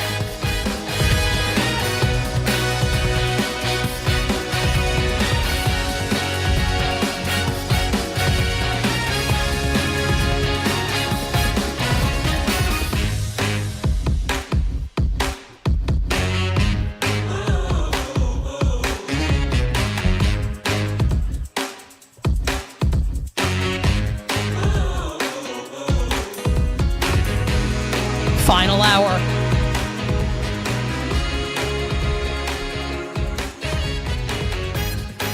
Power hour. You Better You Bet on the BetMGM Network. Nick Costos, Femi Abebefe, Gary Williams, our crew, and you.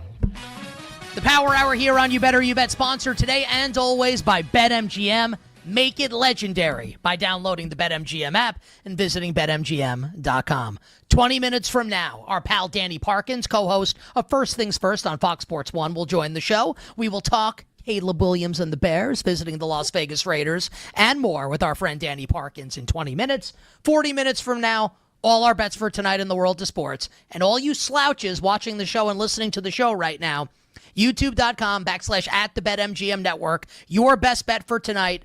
Bill Zimmerman will read those bets at the end of the show, so get them in on YouTube. But joining us right now, it's been too long since we've had him on, and he knew that. He understood the assignment because he's got this yellow jacket on.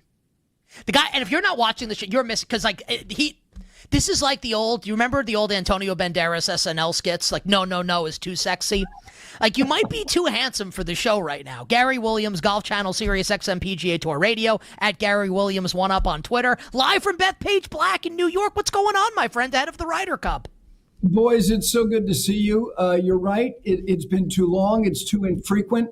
We need to figure out a way to make this a more regular occurrence because, yeah, I get it. Look, I know because I was in your lane, not the way you guys are doing it, experts on the wagering side of things. But, I had a wider view of sports years and years ago. Nick, you know that when we worked together at Sirius XM.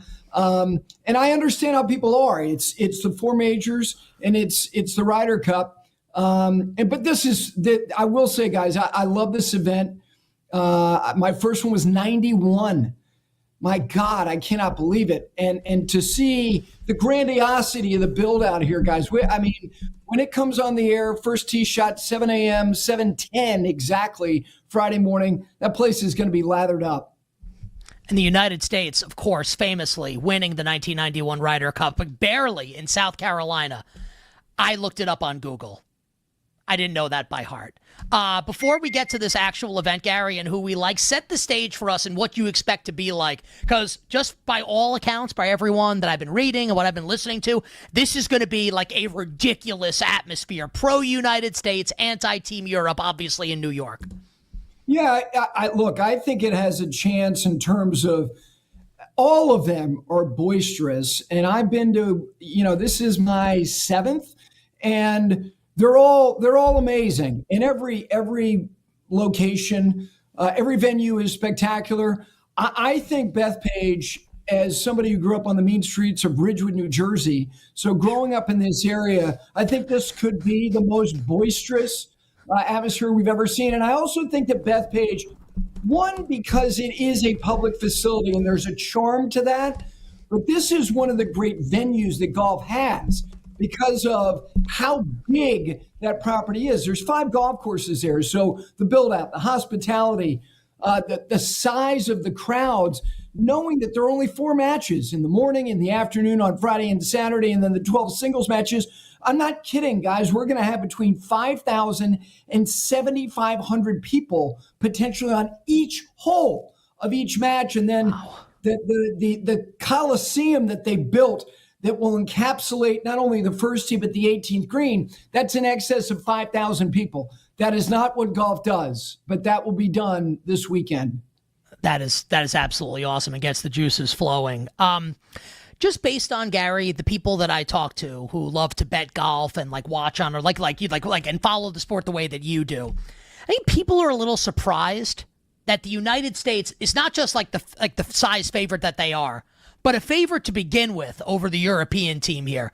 So before we get micro, let's go macro here. Do you think the United States should be favored against Team Europe in the Ryder Cup? By the slimmest of margins, and I'm going to go back to the venue because let's just look, guys, in the last decade. We're in a decade of blowouts, starting in 2014 at Glen Eagles, and the truth is, we were in a blowout at Medina. It was 10-4 Saturday afternoon, United States over Europe, and then it was 10-5. And then, of course, Ian Poulter made 5 straight birdies in his match, partnered with Rory McIlroy to make it 10-6 to give them, a snowball's chance on Sunday. Since then, 14, 16, 18, 21, 23, blowouts by the home team. So you can make the United States, just based on being at home, almost like a 2 to 2.5 point favorite. By that, they are not a favorite in terms of the roster. They are not a favorite in terms of experience, and they are not a favorite in terms of the success of Europe. They've won 10 of the last 14, and they have also won on American soil in 4 straight decades. The United States has won once on the road in over 30 years. That was 1993. They're better at this than we are. This is a different format. It's a discomforting format, playing alternate shot, which is one guy tees off, then the next guy hits the next shot. So you're only hitting 9 tee shots in a match if you even go all 18 holes. So for that matter, I think Europe is a better roster. I think they're more flexible, but I think the venue gives the United States the slimmest of advantages.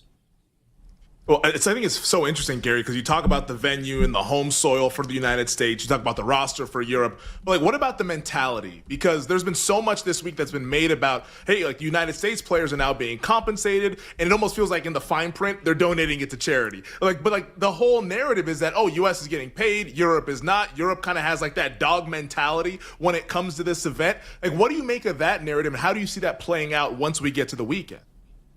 Femi, it's a thing that has been discussed a lot. I have my own theory on this, and I don't want to get too deep in the weeds with the audience, but I do think just that Europe, being around this and being around all these players, there is an inherent sense of privilege to be on that side, to represent that side. They also understand the economic impact and the importance of it to the tour that they are all a product of, which is the European Tour, which owns the Ryder Cup on their side. On the American side, it's owned by the PGA of America, not by the PGA Tour. PGA Tour owns a percentage of the Ryder Cup. So the Europeans know the inherent value of this event to the lifeblood of the tour that they're all a product of.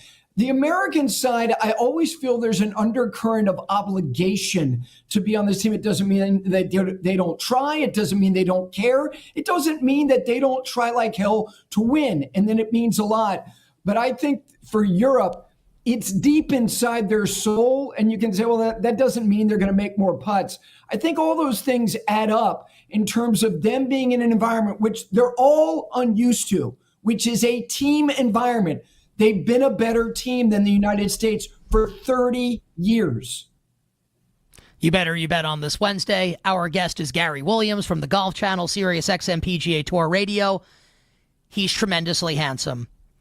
On Twitter at Gary Williams1UP. Gary, let's get micro now and talk about these matchups. Now, Scotty Scheffler will obviously draw the headlines. Is it possible that Bryson DeChambeau will be the most important player for the United States this weekend? Your thoughts on Bryson and what his impact could be? Nick, he's such a great conversation because there's so many elements to Bryson. I don't think he can be and will be more important than Scotty, because here's one thing I know. If you want to wager on who's going to play the most matches, and the most you can play obviously is 5. There's only a couple of players, if you look back and study this thing over the last decade, that have gone all 5. Scotty Scheffler's playing 5 sessions. I don't know if Bryson DeChambeau is going to, because alternate shot will be the first format they play on Friday morning. I think he will be in that session. If he doesn't play well in alternate shot Friday, I don't know that there's a guarantee he plays Saturday morning in the format again. Scotty Scheffler's playing 5. Scotty's the most important player. He's the best player. But here's where Bryson DeChambeau can kind of level his importance with, I think for Scheffler, it's quantitatively. For Bryson, it's intangibly, and it's an emotional thing, and it's a spiritual thing. There is nobody who's going to make this crowd more unhinged than he is going to. He feeds off of this. He thirsts for attention, which is fine, but he also responds to it exceptionally well. Guys, when you have brought me on during majors, we've talked about him. Why? Because he contends in all of them. That means that he is in an environment which is the most boisterous, the loudest, and also inherently presents the most pressure. He's responded to pressure as well as almost anybody in golf other than Scheffler and maybe Rory over the last 3 to 4 years. That means the Masters, the U.S. Open, of which he's won it twice, and for the first time he contended in the Open Championship. He is a huge chip for Keegan Bradley. That's why I think he will be out on Friday morning. But Scheffler's the best player. He's the touchstone for the United States. What is your level of concern, Gary, for Morikawa and Schauffele, who are not coming into the Ryder Cup in the best form?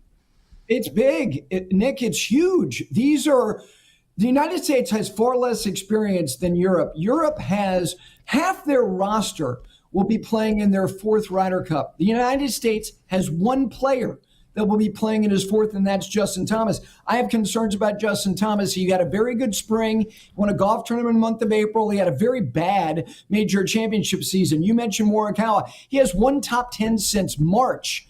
And Xander Schauffele, who unfortunately began the year dealing with an injury, he never, ever found his form. He has not played a competitive golf tournament since the BMW Championship in the middle of August. So that's 6 weeks of competitive inactivity, which means that the 4 rookies on the United States, they have 4, Europe only has 1. I think they are going to play an enormous role on whether the United States wins or loses this Ryder Cup. Gary, it sounds like, based on your answers, and I want to put words in your mouth here, it sounds like, if I had to guess, you think Europe might win this thing on American soil. Absolutely. Are you picking Europe, and would you advise our audience, and people gamble responsibly, obviously, if you're betting this, would you take the plus money with Europe against Team USA? I would probably take the plus money. I think the United States is going to win a rock fight. I think this thing, again, I mentioned the blowouts. I don't see that materializing. One other thing, Europe is bringing 11 guys who played in Rome. The only substitute from that roster where they blew out the United States 2 years ago is Rasmus Højgaard subbing in for his brother Nikolai.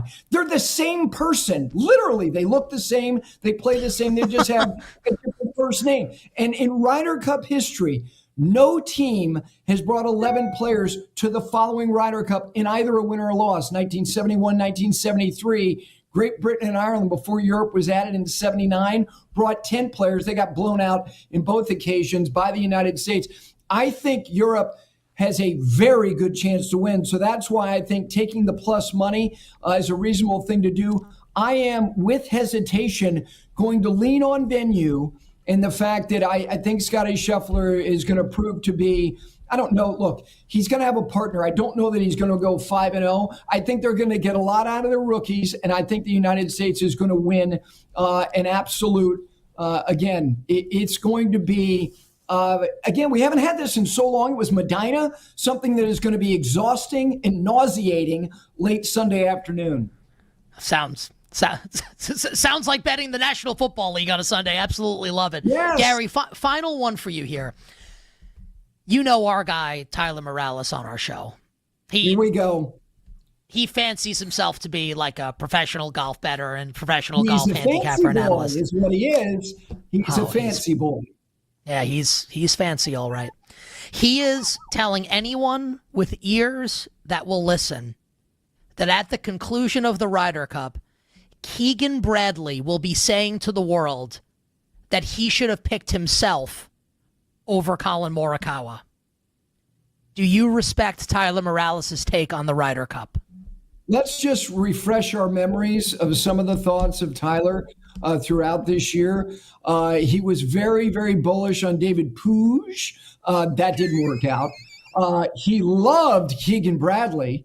That went sideways. There's no way on God's green earth, even if he thinks it, he's going to say it out loud. And let me just say this about Keegan. I think what Keegan did was the right thing to do. I think if you want to say in a vacuum, he's one of the 10 or the 12 best Americans, no argument. But he's not if he's also the captain.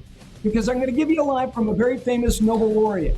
Go 10 seconds. A wealth of information creates a poverty of attention. There's no way he could have done both of these things at the best of his abilities. So no, he won't be saying it. So tell the fancy boy to just enjoy the Ryder Cup, and we'll see him for the Masters next spring. And brush up on some golf knowledge, Tyler, for God's sakes. Yeah, Tyler, you loser. Danny Parkins joins us up next. We'll be right back with You Better You Bet on the BetMGM Network. Make it legendary.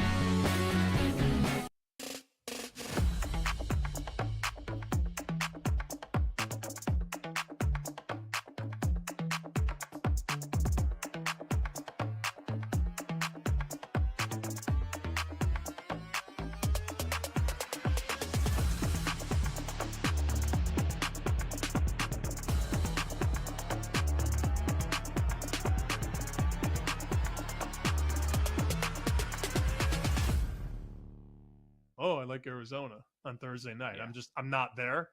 I love this defense. I don't love road teams on Thursday night, so I'm not like super drawn to the Seattle side. But for me, it's Seattle or pass. The line opened 1. Now we're 1.5. The total hasn't really budged. 43.5. That's the current number at most places. Superbook and South Point are 43. Pinnacle and Chris are 43. But most books are 43.5. Very little line movement here. I'm drawn to Seattle big picture because of their defense, and I think Darnold is just fine as a regular season quarterback.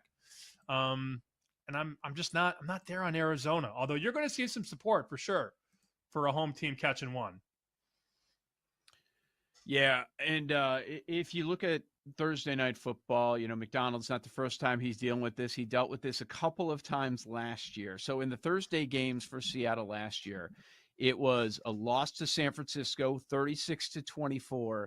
And you remember that legendary game at Soldier Field late in the season, week 17, 6-3. The Seahawks and the Bears. So those were the two Thursday night games.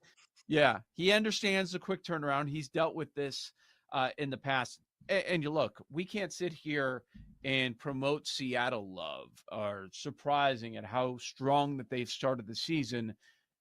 And then also, hey, they're going against Arizona, a team that you want to sell, a team that covered but did not win last week against San Francisco. And then, oh, I'm in on Arizona. Wait, you just hated them. And you're liking Seattle. That doesn't make any sense. So coin flip scenario, of course, we're going to be landing on the Seahawks side.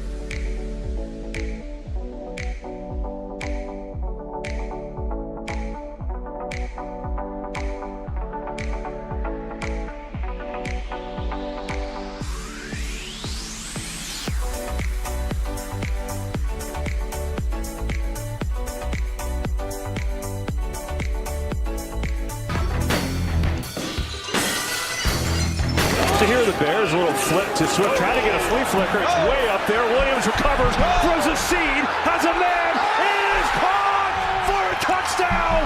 Luther Burden's first in the league. This is You Better You Bet with Nick Costos, Femi Abebefe, and the crew on the BetMGM network. Make it legendary. Kevin Burkhardt and Tom Brady on the call this past Sunday on Fox. Honestly, the bit is back. The bit being that every single football highlight sounds way better when it's played with Stone Cold Steve Austin's theme music from WWE. That sounded really good. And I bet our guest that's joining us right now would agree. That is celebrity Chicago Bears fan and one of the hosts of First Things First on Fox Sports 1 weekdays 5 to 6 p.m. Eastern, and former You Better You Bet co-host, of course, our good friend Danny Parkins on Twitter at Danny Parkins. Danny, we did that specially for you. How are you, my friend?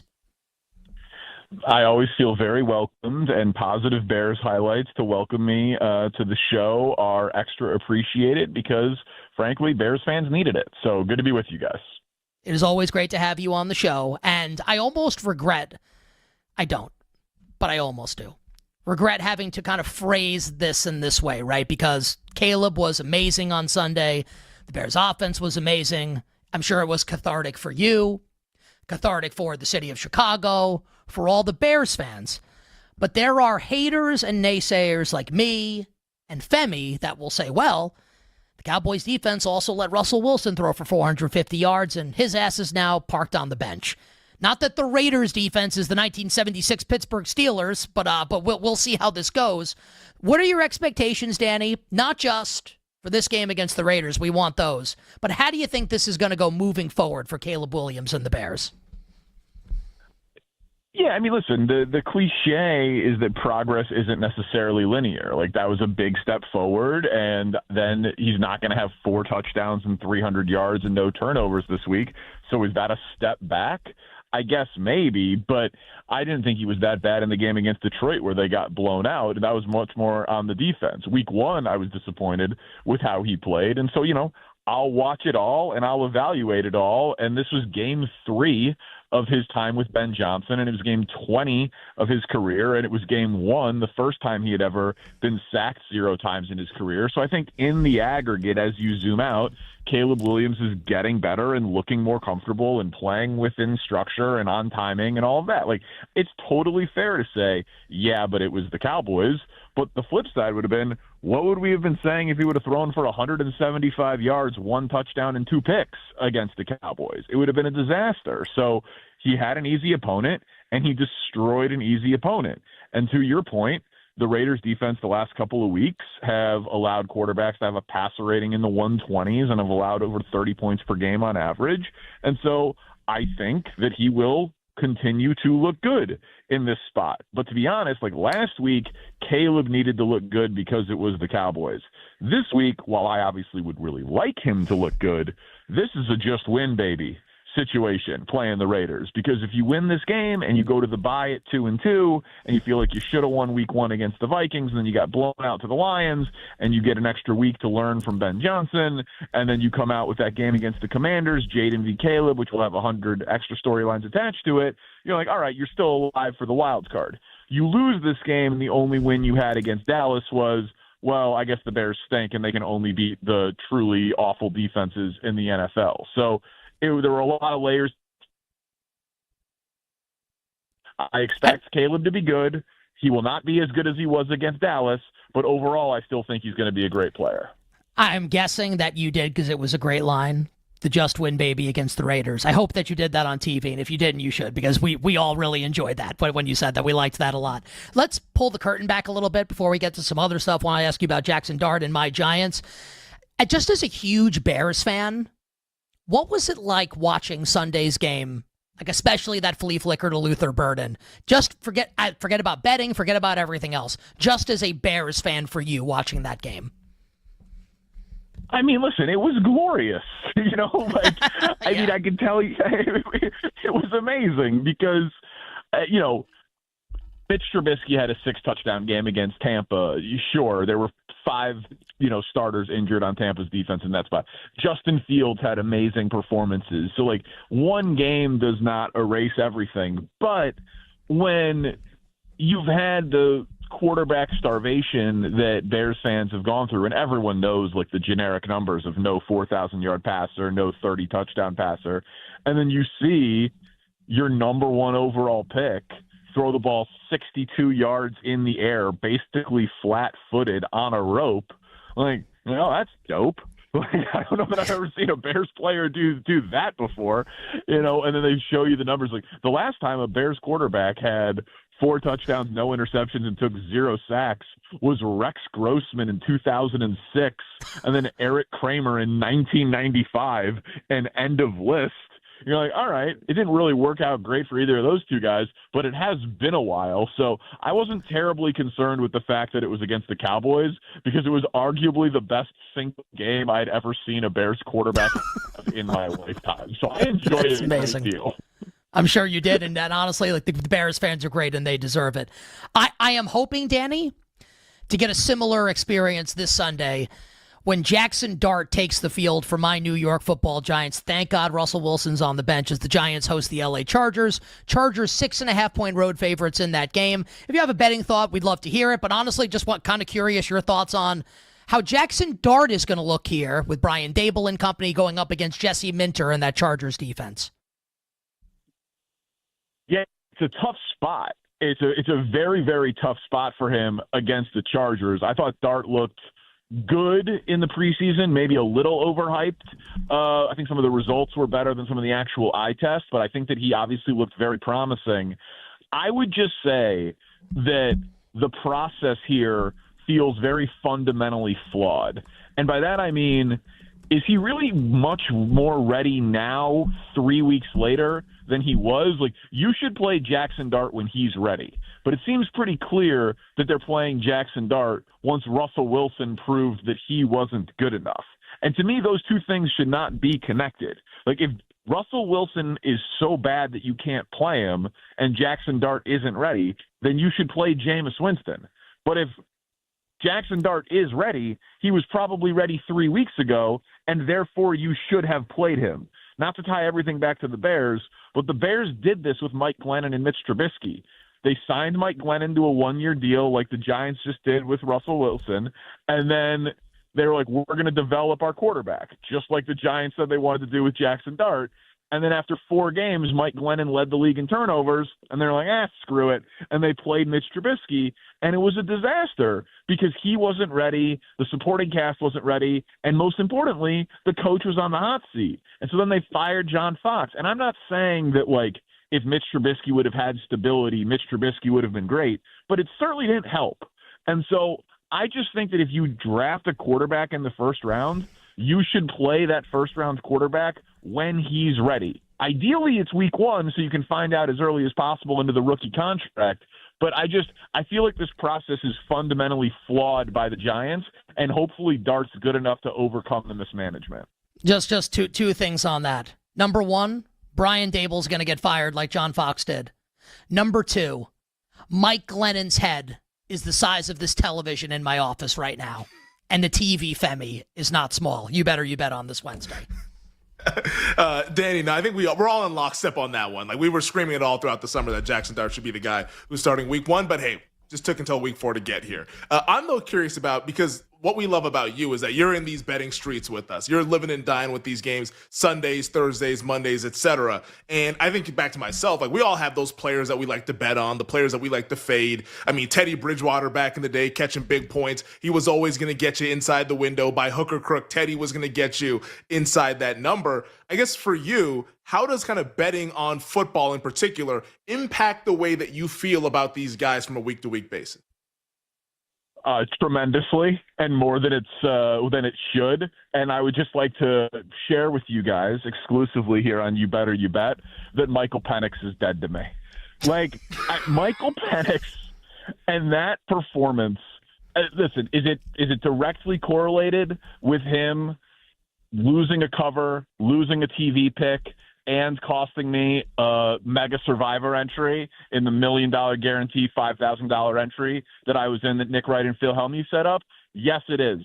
But can you guys remember a worse performance? He threw a pick 6 on a check down. Like, Carolina's defense was the worst defense in the NFL by far last year, and through 2 weeks, they weren't much better. And you've got Bijan Robinson and Drake London, and you've got a first-round pick at quarterback with a rocket arm, and you are a 5.5-point favorite, and you score 0 points against Carolina. I am confident in saying that when this NFL season is over, that will be, if not the worst quarterback performance of the entire season, it will be the silver or bronze medal winner. There is no earthly possibility that relative to expectation and opponent, that getting shut out, anyone will have a worse game than Michael Penix did against Carolina. And I will not bet on Michael Penix again in 2025. That's a promise. I don't care if it's a prop. I don't care if it's – I wanted to trade Bijan Robinson off of my fantasy team because of it. Like, I want to just completely divest. It's like people who, like, have, like, economic, ethical things, and they're like, oh, I'm going to sell these stocks because they don't align with my principles. My principles no longer align with Michael Penix and the Atlanta Falcons. I'm gonna text you at some point this weekend. We're gonna bet the Falcons this weekend against the Commanders and get back on the horse. And just to follow on this, the game that I always think of, Danny, is the worst quarterback game I've ever seen. Well, honestly, like Henry Burris had one for the Bears back in the day in the final game of the season against the Tampa Bay Buccaneers the year the Bucs won the Super Bowl in 2002. But Josh Freeman, that Monday night game where he started for the Vikings against the Giants, is the game that I always think about. If the Falcons-Panthers game had been in prime time, do you think more people would be saying this is the worst quarterbacked game ever? And the fact that it was like buttressed by like 8 other games, it's not getting the due that it deserves for being as bad as it was. 100%. No one, like, and I get it. Like, and now I'm like literally in the ecosystem of national TV. We're on in airports and sports bars and mass appeal and Chiefs and Cowboys and Steelers and Packers and Bears and big names and big topics and all of that. So like I know how the sausage is made now. So he's escaped scot-free. I was so shook by how bad Michael Penix looked in that game. I legitimately considered like tweeting out that I wanted to be invited on an Atlanta Falcons podcast just to roast Michael Penix. Like I honestly, like I would be so shook if I was a Falcons fan by that performance. And I know it was his, 6th career game. So, you know, the rational brain of me is like, okay, it's not completely over for Michael Penix, but he was so bad and so late on his throws against such a bad defense that I don't know, like it would fundamentally shake me to my core if I was a Falcons fan. And it would take a lot for him to, you know, erase that from my memory. Well, wait till the Commanders rule out Trey Amos in their secondary on Sunday, and he's going to go for 250-plus yards, and I'm going to bet the Falcons, and it's going to be awesome. Final one for you, Danny. I am sure you'll be giving out a bet for this game on Fox Sports 1 on First Things First on Friday, so you don't have to give us like your thought on this game. You could save that, obviously. But Chiefs-Ravens this weekend, will both teams, when the season's all said and done, both obviously 1 and 2, will both these teams make the AFC playoffs, Kansas City and Baltimore, about a minute to go? Yes, they will both make the playoffs. And I will say, I've already said, I think that a Ravens double-digit victory is on the board here. So Ravens minus 2.5 is a bet that they seem to be begging you to take, and I will be taking it. I don't think the Chiefs' offense is good enough to exploit the Ravens' defense at this point. And I think the Ravens offense is excellent. So like the thing that I trust most in the game is Baltimore's offense. So I like the Ravens in this spot. I like the Ravens minus the points. And I do still think both of these teams will be playing January football. The Ravens definitively, just given their division, and the Chiefs, yeah, you know, they're the Chiefs. That Kansas City to make the playoff price on Monday, if the Chiefs lose on Sunday, will be very interesting at 1 and 3 in that division. Kansas City minus 210 to make the playoffs right now at 1 and 2. I'm gonna bet the Chiefs. Good luck with Lamar in the fourth quarter in that game. Maybe urine rolling down his leg a little bit. We've seen that in big games before. Danny, you're the best. On Twitter at Danny Parkins. First things first, 5 to 6 p.m. weekdays on Fox Sports 1. And of course, former You Better You Bet co-host. Stay well, my friend. Good luck with the bets. We'll catch up with you next week. All right, talk to you guys next week. Our friend Danny Parkins joining us here on You Better You Bet. I know, Danny, I don't believe him that he won't bet the Falcons again this year. Yeah, there'll be a spot.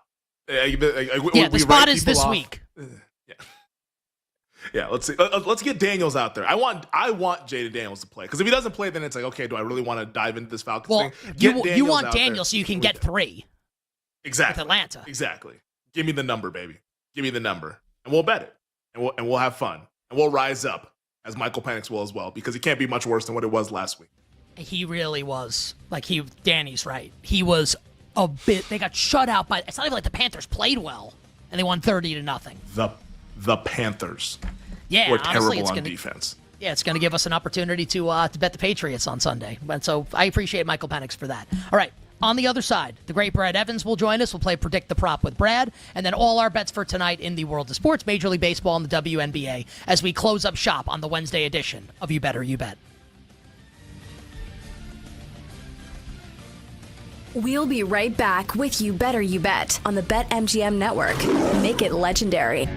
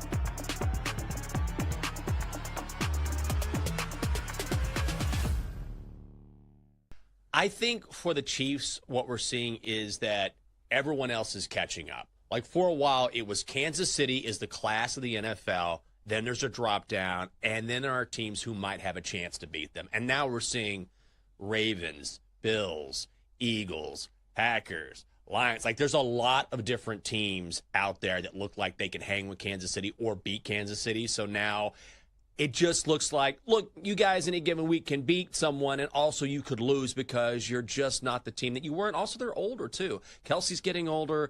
Patrick Mahomes is still in his prime, but they don't have the receiving threats they used to, and it's just hard to maintain dominance for a long time in the NFL. Still Kansas City to a point, but not quite the team that we thought, oh, my God, dynasty, dynasty, dynasty.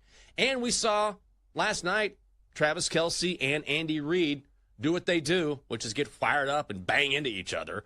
So this was very similar to what we saw in the Super Bowl, right? Remember when Kelsey banged Andy Reid and people were like, oh, my God, Taylor, what are you doing?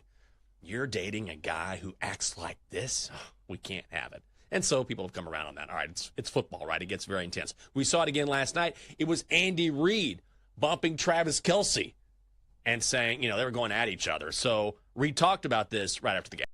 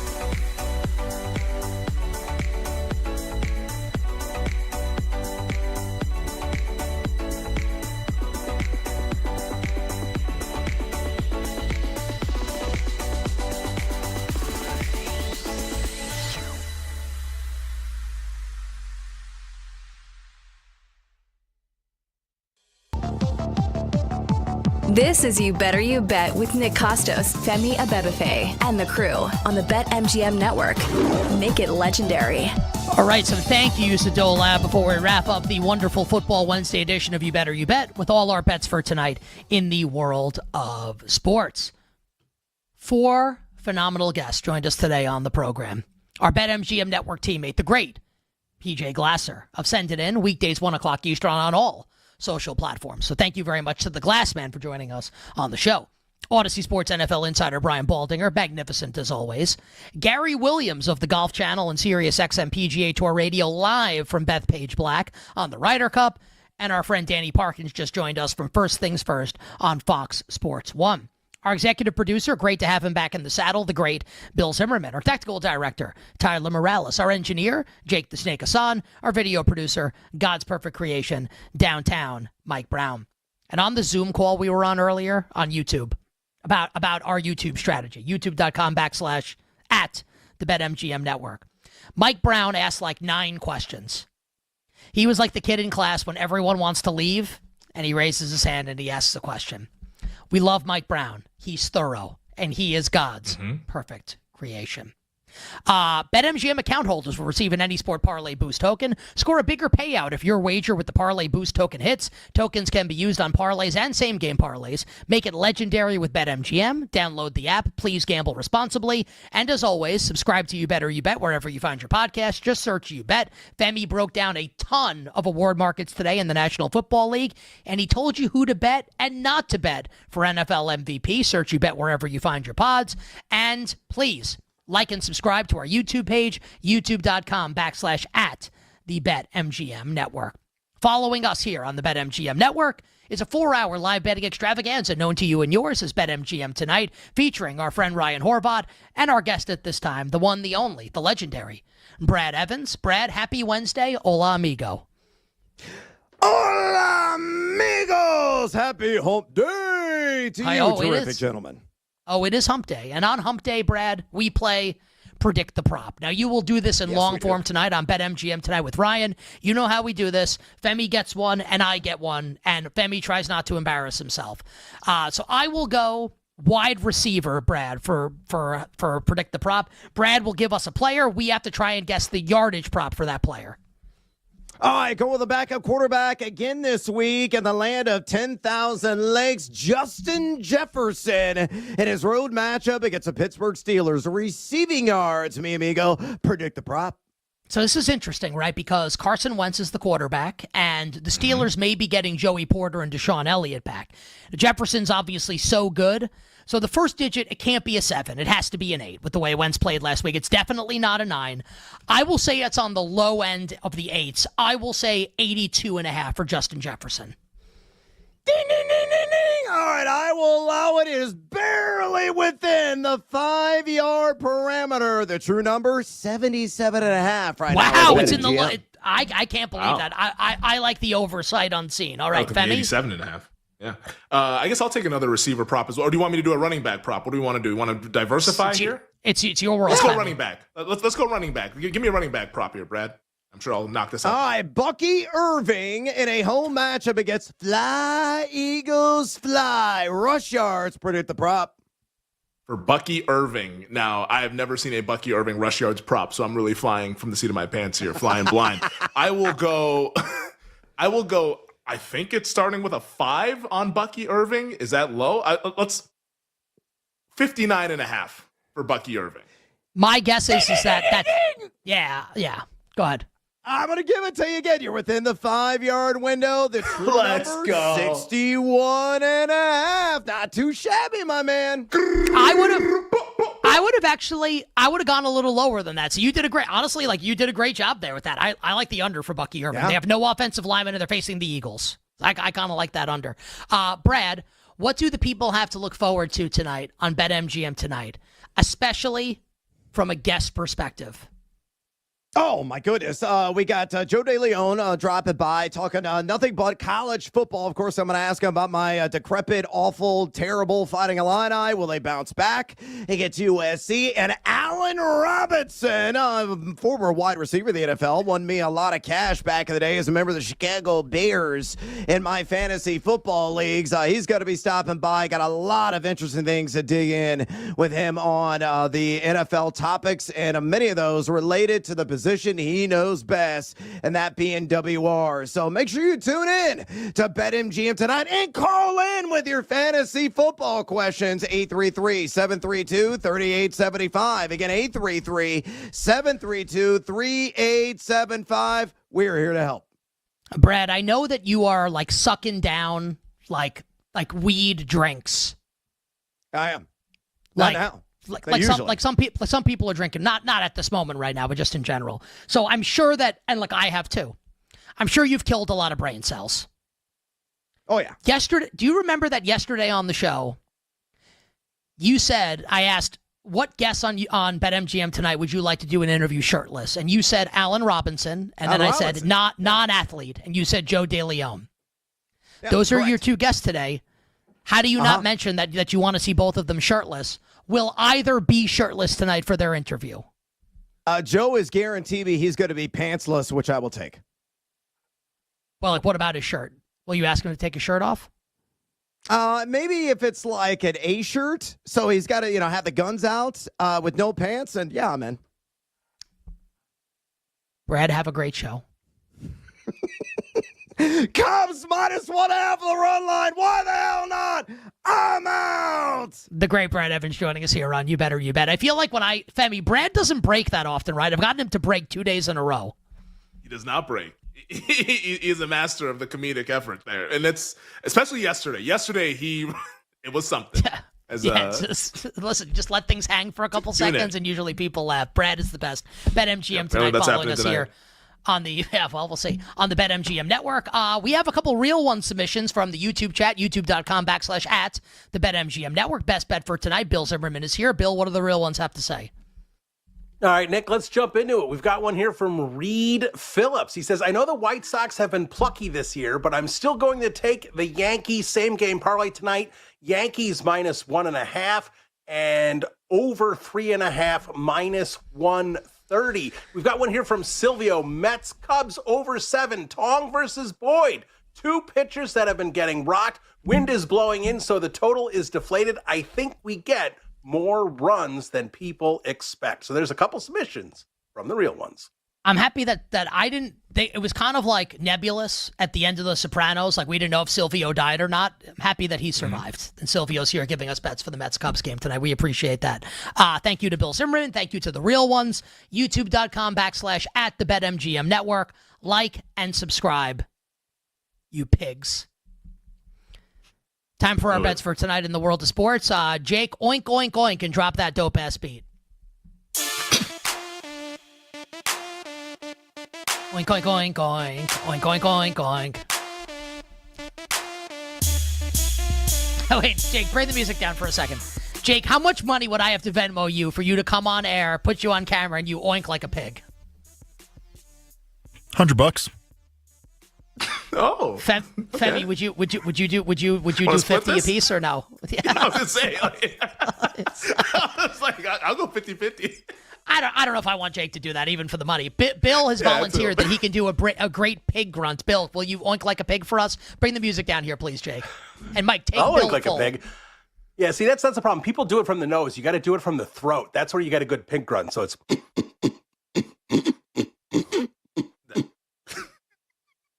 much better. That was really good. It's almost too good.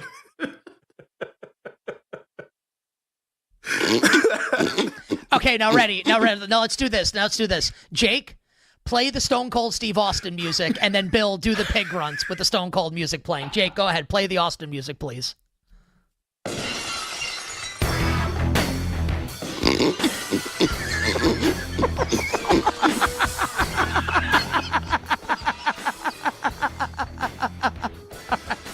All right, that was something. By God, that's some swine.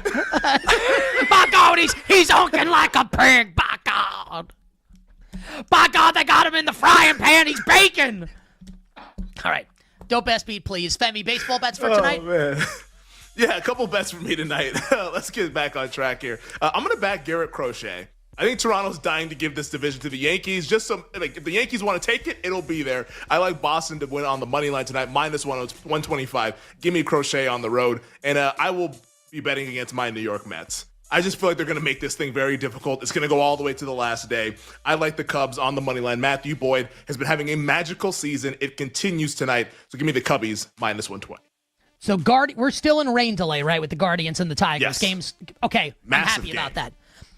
I'm betting the Tigers tonight. Ooh. Yeah, that's right. You're going against the Mojo. I'm going against the Mojo. I think the number's way too big in this game. And I understand the Guardians have made up this deficit. They're a huge favorite now to win the AL Central. Epic collapse by the Tigers. I say it ends, and it ends tonight with Jack Flaherty. Hashtag toeing the slab. For the Tigres, I'll bet the Tigers plus 130. Couple other bets for tonight. How about, and I just want to make sure let's see what the line of this game is. Okay. How about this? Since the game has started already, I would like to bet the Pittsburgh Pirates to beat the Cincinnati Reds with Paul Skeens on the mound tonight. And in concordance with that, Femi, you're nervous for no good reason, my man. Because tonight, the Reds will lose. And you know what we're going to see? And we're going to see it. We're going to see it all night long. We're going to see Jonah Tong. Baby. A CG tong, for tong, tong, Jonah tong. Tong. The New York Mets get it done tonight against the Cubs. And the Mets wild card lead tomorrow as a result of tonight's action. Any WNBA? Are there games tonight? No games tonight. We got some travel days, so we'll be back in the hopper on Friday with the I love this. pivotal Like the game whole threes. show, I've been saying WNBA bets at the end of the night. No one on this crew can tell me that there's no games tonight. You don't have Wi-Fi? Look it up. There's schedules right there. I can't but you I'm on the you can't help me out. We're teammates here. I honestly didn't hear you say that we had WNBA tonight. That's my bad. I wasn't listening. I gotta tell you something. I may actually do the show with a pig tomorrow as my co-host. Like it might just be Bill grunting for 3 hours. We'll catch you tomorrow on a Thursday. All our bets for Thursday night football, minimal sweats, winning bets, the absolute very best of luck. Thanks for listening to You Better You Bet. Up next, it's BetMGM tonight on the BetMGM Network.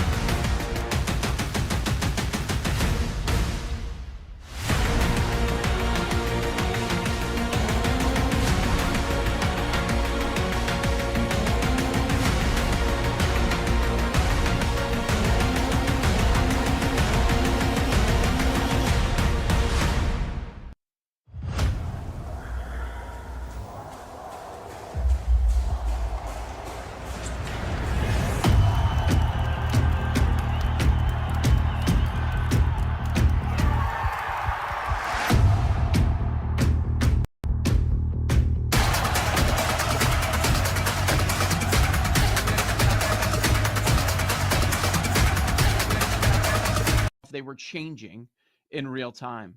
First, it's 3 weeks. Then it's 4 weeks. A lot of maneuvering with the timeline. Okay. He played with this injury against Auburn. He led them to a comeback victory. He goes 11 for 11 to finish the game with this thumb injury. And guess what he's got? He's got time right now. They are on bye this upcoming week. They are on a second bye after that because they get Kent State. And then they get Texas. I brought it up to Jenks. I was like, you could admit you were happy. And he did. He's like, oh, this is good for us. He was happy about it. He doesn't buy it either. He thinks he's like, I've seen Oklahoma do this so many times, and they lie about injuries, and he's going to be on the field. His prediction was he's going to be on the field. I think he's going to be on the field against Texas, Sam. Maybe I'm just trying to go with the positive vibes here, but like the first report we saw was 3 weeks. That's almost 3 weeks from right now. It wouldn't shock me. Maybe he misses a Texas game or he's back after that. So, okay, let's play this out. You disagree with that? We'll get to that. If he misses one game and it's the Kent State game, is he out of the race? He's not. But if he misses Texas, that's going to sting. Mm-hmm. Although you could shape it a different way. If they lose against Texas and he wasn't out there, how valuable is he? I mean, you could spin it however you want.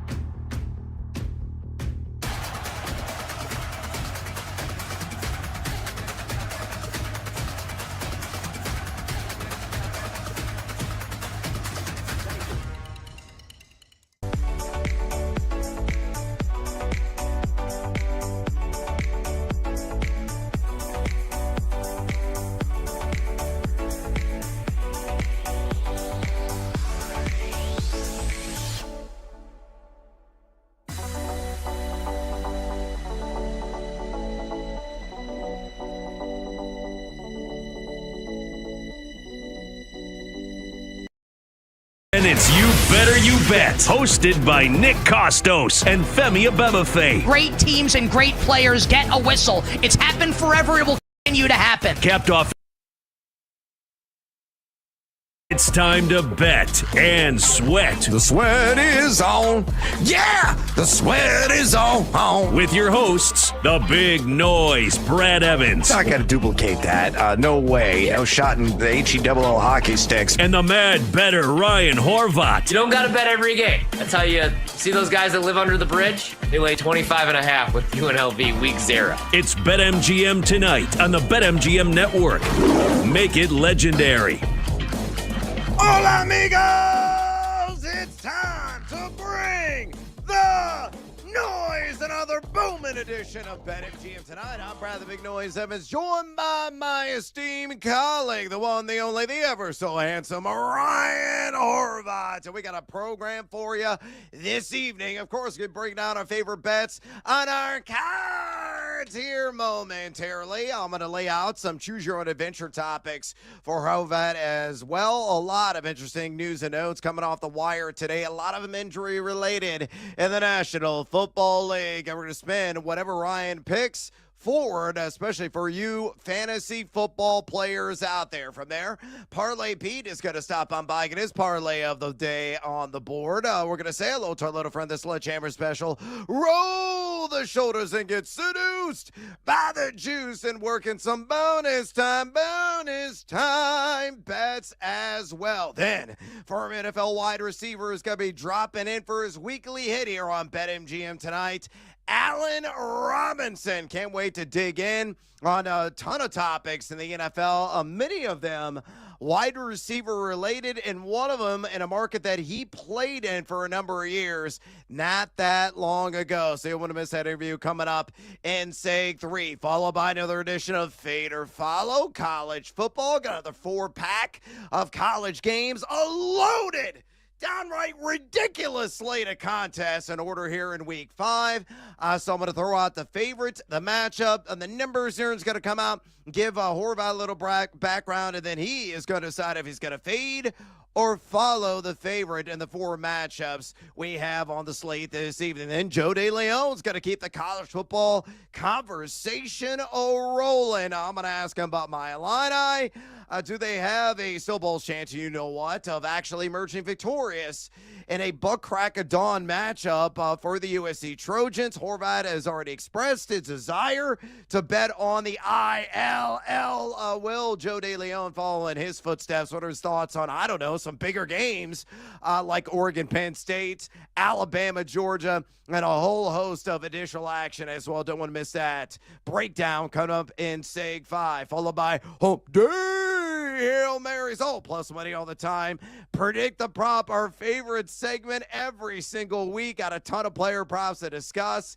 Can't wait to see what Horvath does. Is he going to go 5 for 5 tonight? I have to stick around and find out in Seg 7. And then our fantasy challenge. I have royally sucked, America. I am a Fantasy Sports Writer Association Hall of Famer. I'm the most decorated writer in fantasy football history, and I'm getting smoked. I'm getting steamrolled. I'm getting straight up open hand spanked.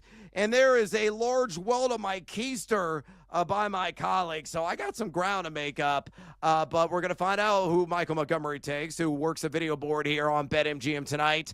We're going to find out Brandon Combs, our esteemed EP here on the show, Horvath, and my selections as well ahead of NFL Week 4. So you don't want to miss that coming up in Seg 8. And 2, we want to talk to you, the 2.02 average listeners and viewers of this fine broadcast. If you have any fantasy football questions for us, your waivers process last night. Now I got to make those timely start-sit decisions. Maybe got some trades.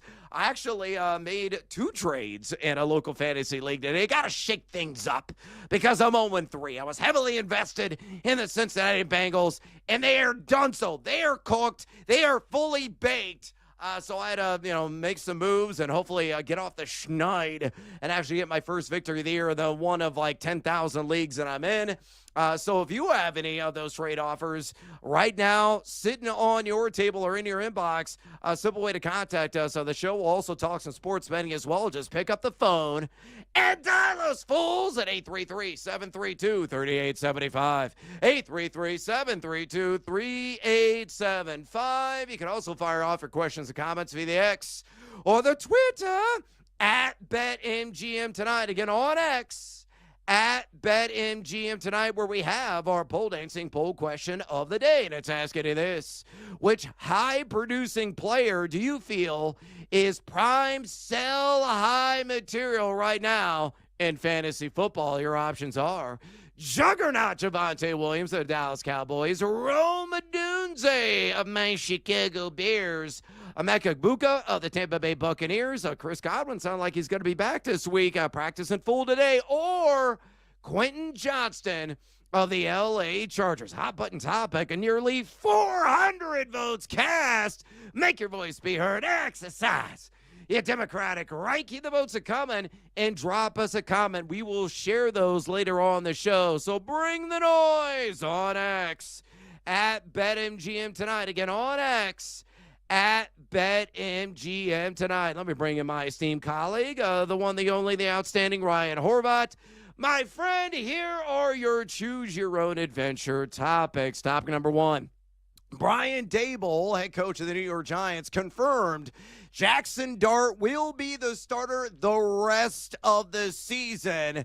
And the follow-up question I will ask, where does he rank among fantasy quarterbacks then rest of the season? Option number 2, Terry McLaurin talking to doctors who specialize in core muscles. That's not good. No bueno, mi amigo. Option number 3, Trevion Henderson was the first ball carrier in tackling drills in Patriots practice today, according to Mike Reese. Has a change officially occurred with him and Ramondre Stevenson? And option number 4, Tedero McMillan did not practice today with a calf injury. Is it a maintenance day? It's only a Wednesday. Got a couple of days, but does raise the worry somewhat. So out of Jackson Dart officially being the starter the rest of the season, according to Dable. Terry McLaurin and his core muscular issues. Travion Henderson looking like he could be the RB1 now in Foxborough. Tedero McMillan missing practice. Horvat, choose your own adventure. For me, Tedero McMillan, right? Because I was actually going to play some props. I do have him in one league, so this is a situation that I'm going to continue to monitor because I was expecting a big week going against New England. Right now, New England's playing a ton of man coverage, a top 10 rate, and they're in the bottom 5 in pretty much every metric. Cover grade, yards allowed per reception. They're giving up 14.6 while in man, and that's really where Ted McMillan's found success early on here.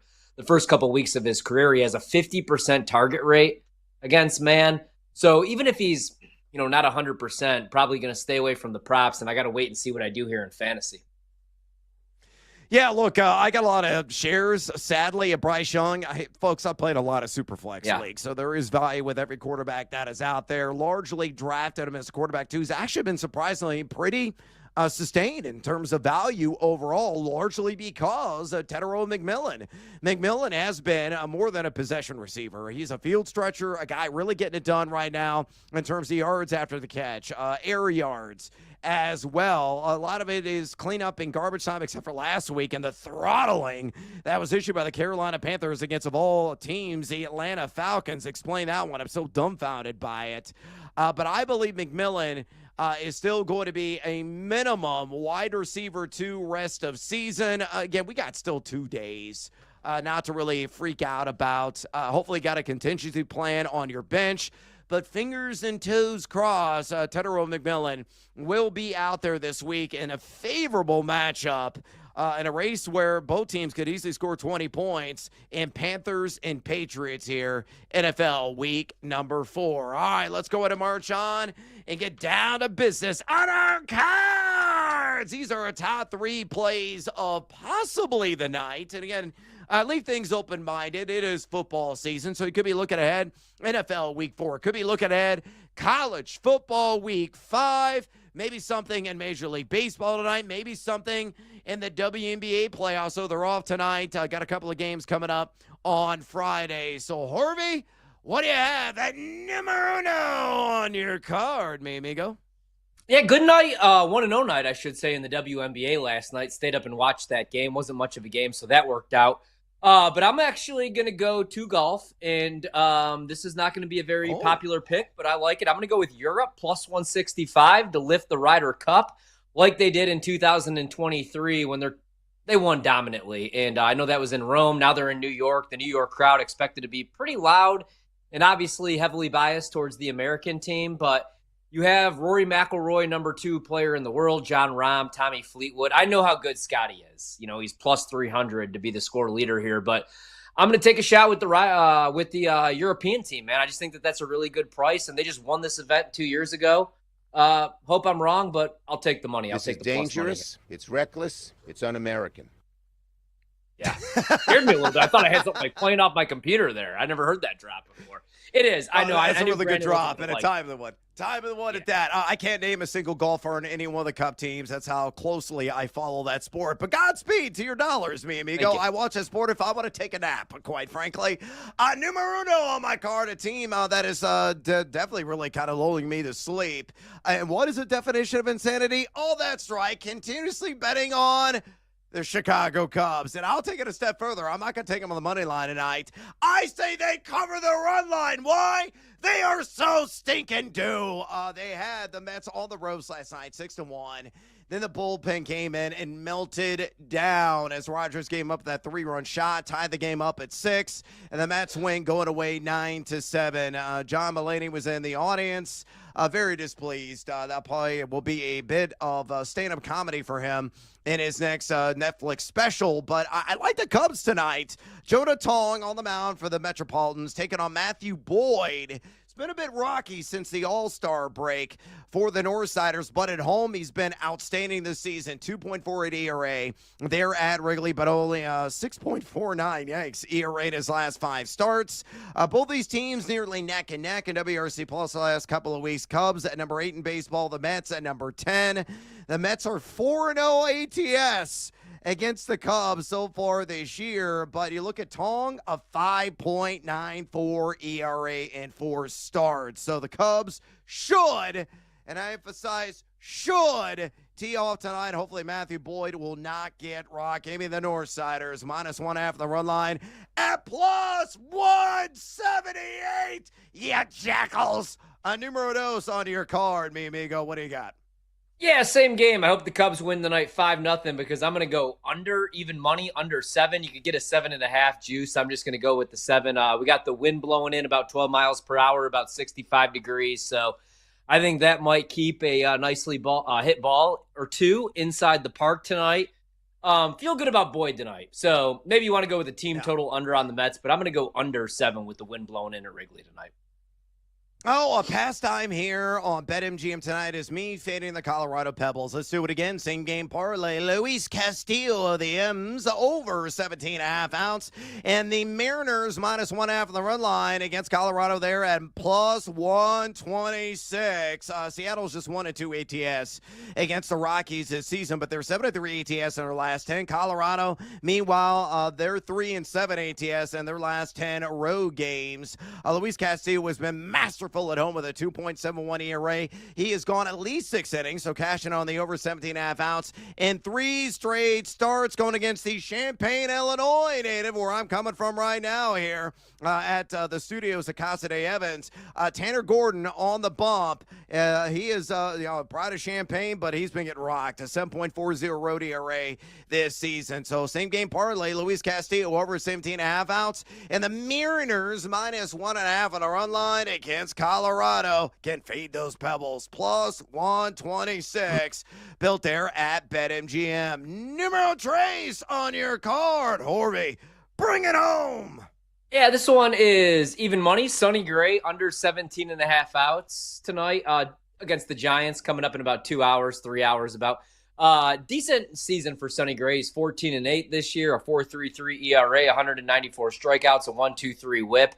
But he's only projected tonight to throw 82 pitches, which is the 4th least among all pitchers. They're at Oracle Park, second shallowest right field fence, obviously. And the wind right now looks like it's going to be blown out about 9 to 10 miles per hour. So I don't think Sonny Gray makes it into the 6th inning. So let's go under 17.5 outs recorded. I love fading the Cardinals, and this is a good way to do it tonight. Oh, God bless you. I love it when you clip a Redbird here on BetMGM tonight. More power to you, my man. I'm getting down on numero tres with Hunter Brown.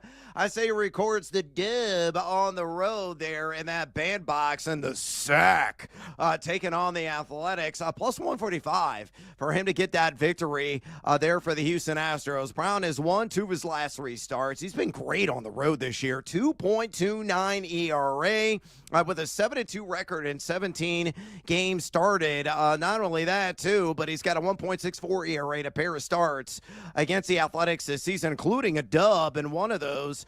He's going against Luis Severino. Severino's been terrible at home with a 6.50 ERA, so bring the bats, Strohs, and back up Brown, and hopefully he'll go at least 5 strong and leave the game with a dub and score that at +145. All right, we got to take a little siesta here on BetMGM tonight. We come back.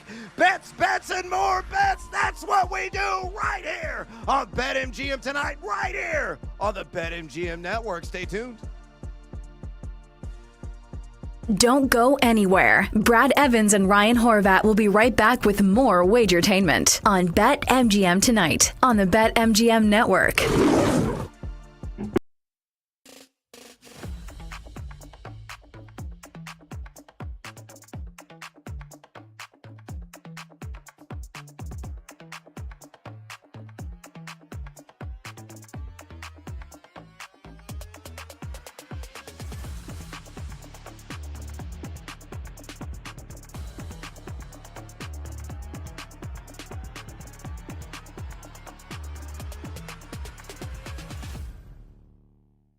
The market says that this is a literal coin flip.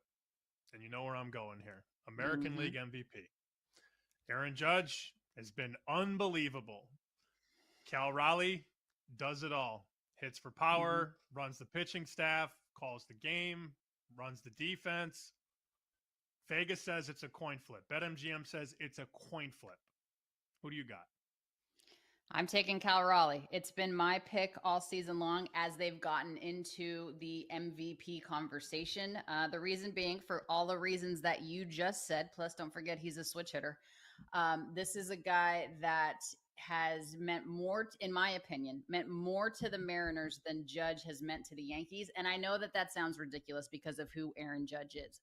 But the year that Cal Raleigh is having is a historic season for any position, let alone a catcher. We will never see, in my opinion, we will never see a season like this again from a starting catcher. Aaron Judge is so talented that he could very well repeat this feat again. But Cal Raleigh, the Mariners are in no way in the position that they are in without Cal Raleigh. And to me, that's what most valuable means. It means that all of the things that you suggested, the way he manages the pitching staff, the way that he, obviously the only person on the field that's involved in every single play. Obviously, the power is there. I think what's going to hurt him, obviously, is the average and the OPS when it comes to pairing up against Aaron Judge. We'll see numbers like this from Judge. We'll never see numbers like this again from a catcher. And I just think that he's more valuable to the Mariners than Aaron Judge is to the Yankees in this season in particular. So if the odds are a coin flip, I'm going with Cal Raleigh.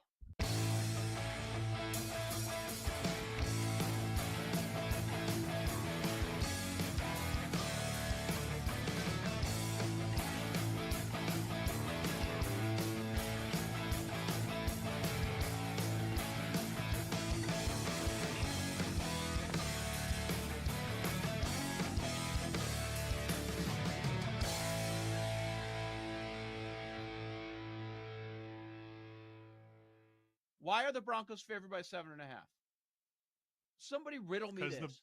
Because the Bengals Broncos got had their a ass good whooped? season last year. The Broncos were good last year. Yeah, I don't understand this at all, man. Look, Cincinnati looked awful without Burrow. We all understand what happened.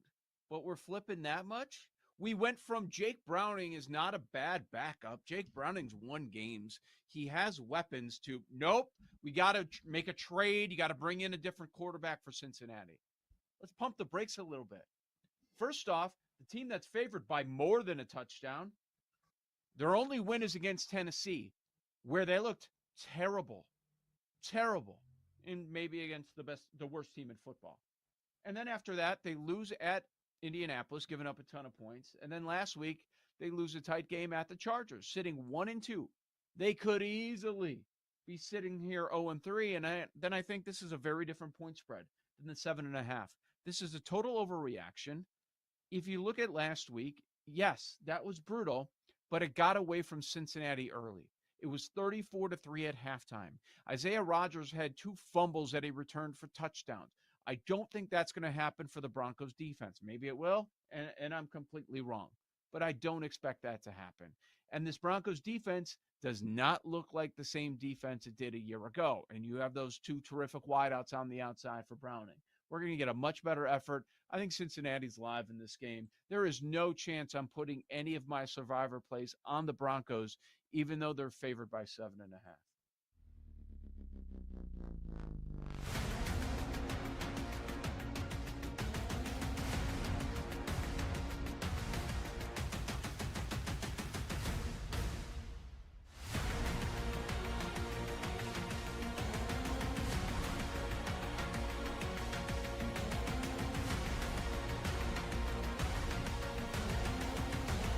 It's time to place your bets. This is BetMGM Tonight on the BetMGM Network. Welcome back to BetMGM Tonight. Brad the Big Noise Evans with you. Ryan Horvat in the house on this hump day edition of the show. Hey, phone lines are wide open right now. If you have any fantasy football questions for us, a simple way to contact the show, just pick up the phone and dial us, fools, at 833-732-3875. 833-732-3875. And guess what? We got a caller, Est in California. Welcome to BetMGM Tonight. How can we help? All right, Brad Ryan. I am in a 10-team league, which I absolutely hate. I hate playing in 10-team leagues. And to make it even worse, you can only start two wide receivers and a flex in this league, which is just stupid. Anyway, despite all that, my tight end position, I waited late in the draft, and right now I'm starting Bretton Strange. So there's one person in my league. They have both Trey McBride and Tucker Kraft on their team. So I'm trying to put together a trade proposal for either McBride or Kraft. My running backs, I have McCaffrey, Benson, Chase Brown, Travion Henderson, and Charbonnet. My receivers, Garrett Wilson, Ted McMillan, Jackson Smith and Jigba, Ricky Pearsall, and Emeka Egbuka. So I have quite a bit of trade pieces to send out that way. So when I'm looking at what I should probably offer for McBride and what I should probably offer for Kraft. Well, obviously, you got to shop and see exactly what they want positionally. I mean, your depth is extreme at the wide receiver position, in my opinion. That's what immediately jumped off the page in my mind. Like a Ricky Pearsall, straight up for a Tucker Kraft, I think is a very fair trade. I actually traded for Ricky Pearsall to league today. He's a guy that I think is going to be a firm wide receiver to the rest of the season. Trey McBride is going to command a little bit more. I mean, maybe you'll have to give a Emeka Egbuka to acquire his services, and Egbuka, the value could come down slightly, and I'm going to emphasize slightly with Chris Godwin returning, though it's going to be work in progress with him knocking off the dust and shaking off the rust. But I think you got to trade from depth. That's something I always emphasize to everybody that calls in when you're trying to manufacture these deals. So, try to aim for pitching one of your wide receivers and see what bites. Horvat, do you have anything else to add? I mean, you made a good point on the depth that he has at wide receiver, right? So, if you want to hang on even to Ricky Pearsall, you could always move and sell high on Garrett Wilson. Or if you're going to move it back, for me, it would be Chase Brown because I kind of like his running backs as well. But I would try to make that deal, Ricky Pearsall for Tucker Kraft. Tucker Kraft's a really good tight end. Like you said, you're probably going to have to break the bank for McBride. Yeah, and it's all about operating in fairness, right? You don't want a lopsided deal because karma is an SOB, and it will come back and haunt you in some form or fashion. Trust me, I have been there. Never again. I'm all about trying to wheel and deal with fairness top of mind. Good luck to you in your acquisition of a tight end. Before we get to more bets, hey, swing big on your next MLB parlay. Use the Parlay Boost token to score a bigger payout if your baseball parlay hits. Also, make sure to catch the Daily Tip with Michael Jenks and Chelsea Messenger tomorrow morning at 8 a.m. Eastern Time for their conversation with MLB insider Buster Olney. The playoffs are right around the corner. So again, tune in the Daily Tip and opt in on that Parlay Boost token only at BetMGM. And excuse me for a second, I gotta yell at this moron at the bar. Hey, dead pirate guy, get over here! Yeah, shiver me timbers, I'm here to make some booty. Parlay Pete is in the house, itching to get a little action on Thursday Night Football already? Sure, Parlay Pete, why the hell not? So on this three-legger SGP, Parlay Pete rolling with leg numero uno, Arizona plus 7.5, and leg numero dos, Seattle plus 7.5, leg numero tres, Trey Benson 50-plus rush yards. And before I give you the juice straight from the cold jet head, I have the reasons right here from Parlay Pete. Again, legs numero uno and dos, really related. Arizona plus 7.5, Seattle plus 7.5. What does that mean? Well, for those of you that may be rookies to a lot of the odds that are out there, Parlay Pete doesn't give a damn who wins this game. He just hopes it's within 7 points, either side of the ledger. And Parlay Pete believes that will indeed be the case. Seattle on the standard line right now, right before tape time, was at -1 there at BetMGM. So more likely it's going to be a single possession kind of game. You look at the last 10 in the series dating back to the year of COVID there in 2020. 9 of the last 10 have gone for 10 or points or less in the end between these two squads. So the trend has been my friend. Hopefully it's going to continue to be for Parlay Pete. These two teams very evenly matched. 5 spots of a difference in EPA per play offense, only 2 spots of a difference in EPA per play defense. So again, leg numero uno and dos, Arizona plus 7.5, Seattle plus 7.5. Meanwhile, leg numero tres, Trey Benson, 50-plus rush yards. Of course, ascending into the catbird seat, they were James Conner, cooked for this season with that gruesome ankle injury. Arizona's not been great in run blocking. Number 28, according to Pro Football Focus, in RBE efficiency. But Benson is a guy that boom, boom, boom, gets a lot of yards after initial contact. Number 7 in yak per attempt among all running backs in the league at 4.50 in that category. He's also top 20 missed tackles forced with 7 in that category. Seattle's been rather stiff in the trenches this season. Number 4 in rush EPA defense. They're only giving up 3.16 yards per carry, 80.0 rush yards per game. The CMC Football Factory, the only running back through 3 games to go for 50-plus yards, and he needed 22 carries to get there. I finished with a noise, or maybe not so noise, 69 yards in that effort. So to recap, yeah, shiver me timbers. Parlay Pete rolling with the same gamer on Thursday Night Football. Arizona plus 7.5. Seattle plus 7.5. Trey Benson, 50 or more rush yards. That works out to a cool plus 130 built at BetMGM. By the way, Parlay Pete up 11.99 units a lifetime right here at the show with his parlay plays. All right, time to pivot, and say hello to our little friend, Ryan Horvat. What is a phrase that pays? Daddy wants, daddy needs, daddy's got to have it. Give me the sledgehammer, Brando. Oh, yeah. A little action tomorrow on a Thursday, but not Thursday Night Football. I'm going to go back to the W because last night I thought there was a little bit of a overreaction because Indiana, great upset week 1. Game 1 against the Aces, but the Aces are clearly the better team. So last night they were 9.5-point favorites, and they win that game by 22 points, 90-68. Big bounce back game last night for Wilson, as you know, because I think you had the props last night. She had 25 points, 9 boards. And I think tomorrow night is going to be much of the same. Even though the series does go to Indiana, you only got to lay 4.5, so I think we're getting a discounted price. So I think that series is a wrap now. So I'm going to go to the Aces tomorrow, minus 4.5. What could go wrong? I think it's going to go very right for you, man. Love that call. I'm going to look at the main slate of NFL action here in week number 4. Daddy want, daddy need, daddy gotta have it. Let's go, Brando!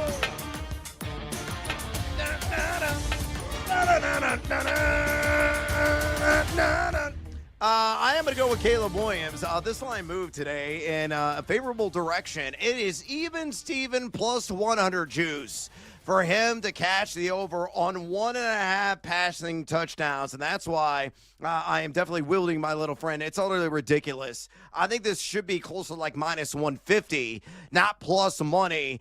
You look at Caleb Williams, sure, he's number just 28 in adjusted completion percentage this season. But he is coming off a 4 TD game through the air, had a pair of scores. One of those came in garbage time against Detroit, but it still counts the same. Only had 1 passing touchdown in the opener, and that meltdown against the Minnesota Vikings. And now he's facing Vegas. They're on the road in Sin City, and this is one of the friendliest secondaries in the league. They're number 27 in pass EPA defense through 3 weeks.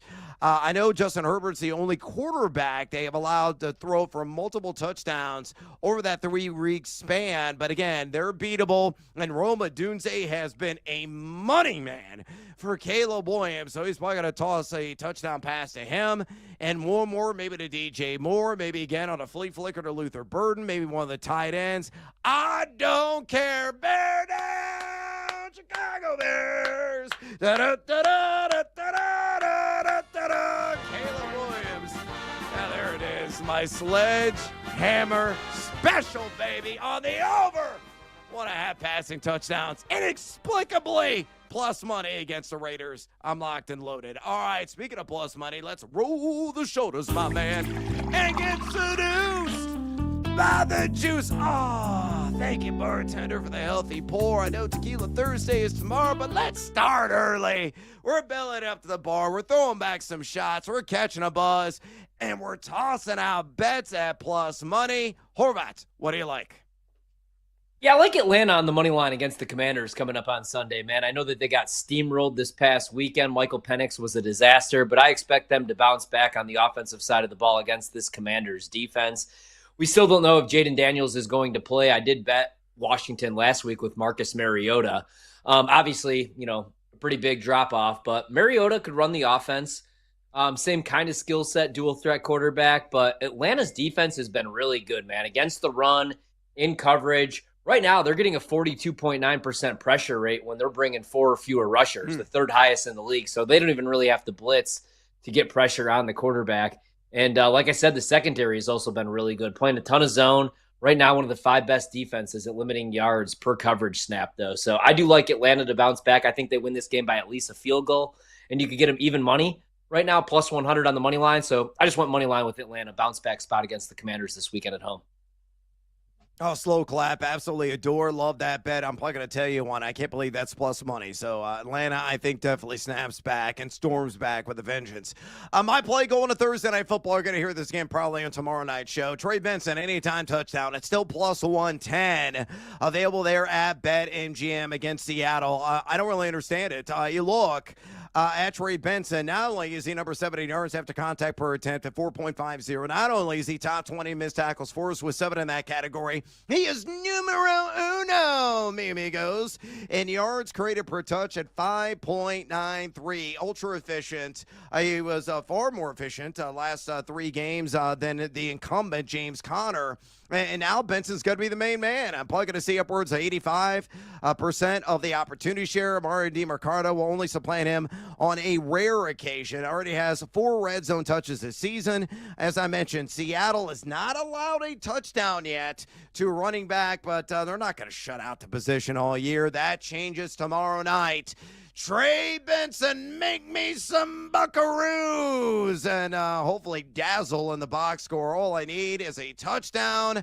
My fantasy team will thank you, and my wallet will also thank you as well at plus 110. All right, it's bonus time, bonus time. Whether you're looking ahead to week 5 of the college football slate, week 4 of the NFL action, Major League Baseball, the WNBA, or is this correct? You're swinging the club again? You're trying to knock in a birdie putt with who, Ryan Horvat? Yeah, we're all about Europe this weekend. They're actually not even making any money. Team USA, they're actually getting paid for this event. Europe is not. There's going to be a little extra motivation. Dominant 2 years ago, like I said, and it's been quite a year for Rory McIlroy. And even though I'll be cheering for the United States, I'm a big Rory guy, and I'm going to cheer for Rory over Scotty Scheffler. So I'll play the matchup. Rory McIlroy, plus 125 over Scotty Scheffler, available right now at BetMGM. Let's go, Rory. We won the Masters this year, and I think that he's going to play better than Scotty, hopefully, this weekend. Not a huge bet, but just a little pizza money for the weekend. All right, those are 2 golfers I've actually heard of. So congratulations to me. Yay, I'm smart. And I'm probably going to look like a dumbass on this one. DeAndre Swift, I'm taking the under on 51.5 rush yards against those pesky Raiders that are on the road inside the Darth Vader Dome in Sin City. Vegas has been stellar and stout in the trenches. Number 3 in rush EPA defense entering the week. And you look at what they have given up on a rush yards per game basis, 80 flat in that category. Now on a per carry basis, a very generous 4.62 yards per carry. But a lot of that was inflated by a single run from Jeremy McNichols that went for like 60 yards last week. So don't be fooled. DeAndre Swift, terribly inefficient across the board. Yeah, he's been over this prop in 2 or 3 games this year, but he is number 45 in yak per attempt. Only forced 5 missed tackles so far, though he is seeing 75% of the opportunity share. He is a borderline top 20 guy in yards created per touch. Put all together, I think he's going to continuously run into wall after wall after wall, maybe getting like 2-3 yard chunks here and there, little snack-sized bits. Not going to be enough, I think, to have him hit the over on 51.5. So I'm going to live in the land down under 51.5 rush yards on DeAndre Swift in Las Vegas at a minus 115 juice. Horvat, give me a percentage chance that one cashes. I'll go 75%. I kind of need him to go off for my fantasy team. That's how desperate I am this weekend. But I'm with you. I would only play the under right there. 54.5, a little too inflated. I think he closes with probably 48 to 50. Yeah, that seems about right. I think the Bears are still going to ball out down there in the desert of southern Nevada. I think Caleb Williams is going to be an absolutely unstoppable force, continue to be a QB1. Roma Dunze is going to get his, maybe DJ Moore. But DeAndre Swift, I need to see more common guy. All right, we got to take a little siesta. Speaking of the Bears, we're going to talk to a former one. Coming up next, Allen Robinson. Don't go anywhere, fools. This is BetMGM tonight on the BetMGM Network. Wherever you go, we're there. Listen to the BetMGM Network live on Odyssey, TuneIn, and now on the iHeartRadio app. Wagertainment for every fan.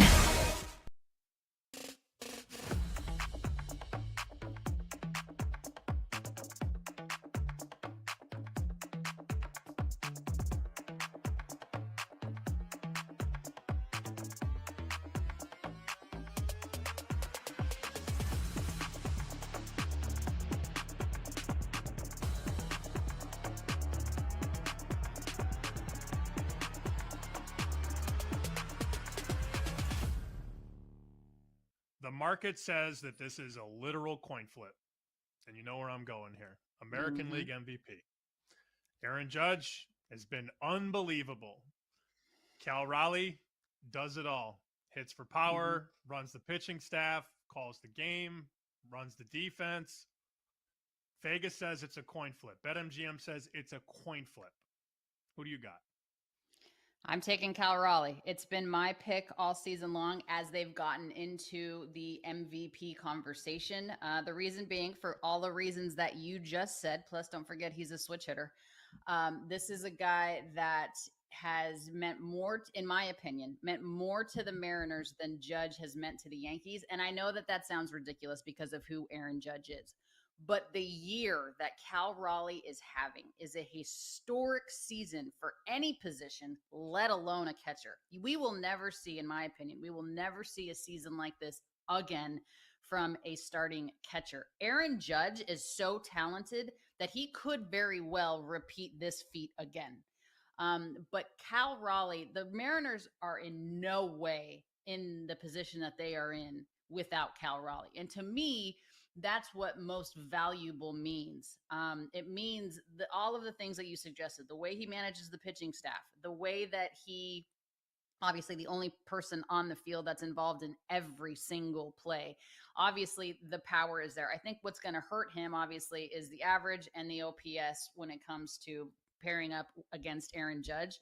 We'll see numbers like this from Judge. We'll never see numbers like this again from a catcher. And I just think that he's more valuable to the Mariners than Aaron Judge is to the Yankees in this season in particular.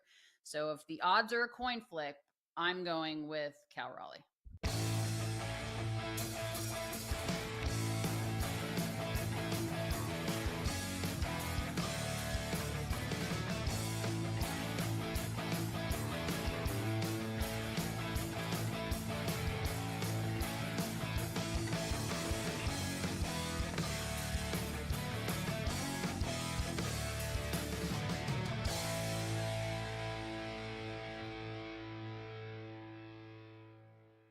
Why are the Broncos favored by 7.5? Somebody riddle me this. Because the Broncos got had a good season last year. The Broncos were good last year. Yeah, I don't understand this at all, man. Look, Cincinnati looked awful without Burrow. We all understand what happened. But we're flipping that much? We went from Jake Browning is not a bad backup. Jake Browning's won games. He has weapons to, nope, we got to make a trade. You got to bring in a different quarterback for Cincinnati. Let's pump the brakes a little bit. First off, the team that's favored by more than a touchdown, their only win is against Tennessee, where they looked terrible, and maybe against the worst team in football. And then after that, they lose at Indianapolis, giving up a ton of points. And then last week, they lose a tight game at the Chargers, sitting 1-2. They could easily be sitting here 0-3. And then I think this is a very different point spread than the 7.5. This is a total overreaction. If you look at last week, yes, that was brutal, but it got away from Cincinnati early. It was 34-3 at halftime. Isaiah Rodgers had 2 fumbles that he returned for touchdowns. I don't think that's going to happen for the Broncos defense. Maybe it will, and I'm completely wrong. But I don't expect that to happen. And this Broncos defense does not look like the same defense it did a year ago. And you have those 2 terrific wideouts on the outside for Browning. We're going to get a much better effort. I think Cincinnati's live in this game. There is no chance I'm putting any of my survivor plays on. Time to place your bets. This is BetMGM Tonight on the BetMGM Network. Robinson, jump ball, touchdown! Clifford on the roll, looking back to the left. There's Robinson all alone at the 25-yard line, and Robinson with a little space inside the top. The fade, Robinson, touchdown Rams! Sets, delivers deep. Got it! Allen Robinson. Oh, welcome back to BetMGM Tonight. Allen Robinson displaying the route tree on that highlight rejoiner there, a collection of some of his finer moments. We're going to be talking to the 11-year NFL wide receiver here momentarily, as we always do every single Hope Day here on BetMGM Tonight. I'm Brad the Big Noise Evans, joined by my guy, Ryan Horvat. And again, we're going to be talking to Allen Robinson here in just a second. But a friendly reminder before we bring on Allen, if you want to talk a little fantasy football with us, if you want to talk sports betting as well, simple way to contact Horvey and I. Just pick up the phone and dial us, fools, at 833-732-3875.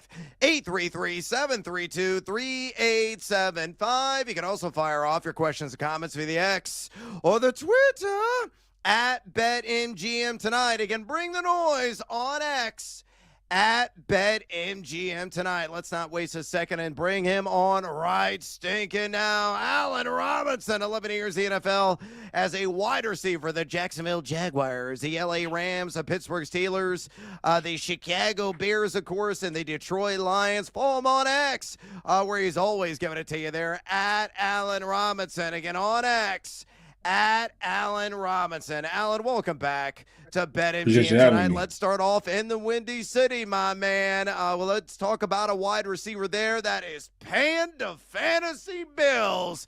And Rome Odunze is absolutely balling. He's become that dude for the Chi-Town representatives. He's currently tied for the league lead in touchdown receptions and is second only to Amon-Ra St. Brown in fantasy football scoring among wide receivers. From what you've seen, what has evolved most in Odunze's game? Do you think he's going to be able to sustain his current exceptional production? And in your experience, what were the biggest differences going from year 1 to year 2?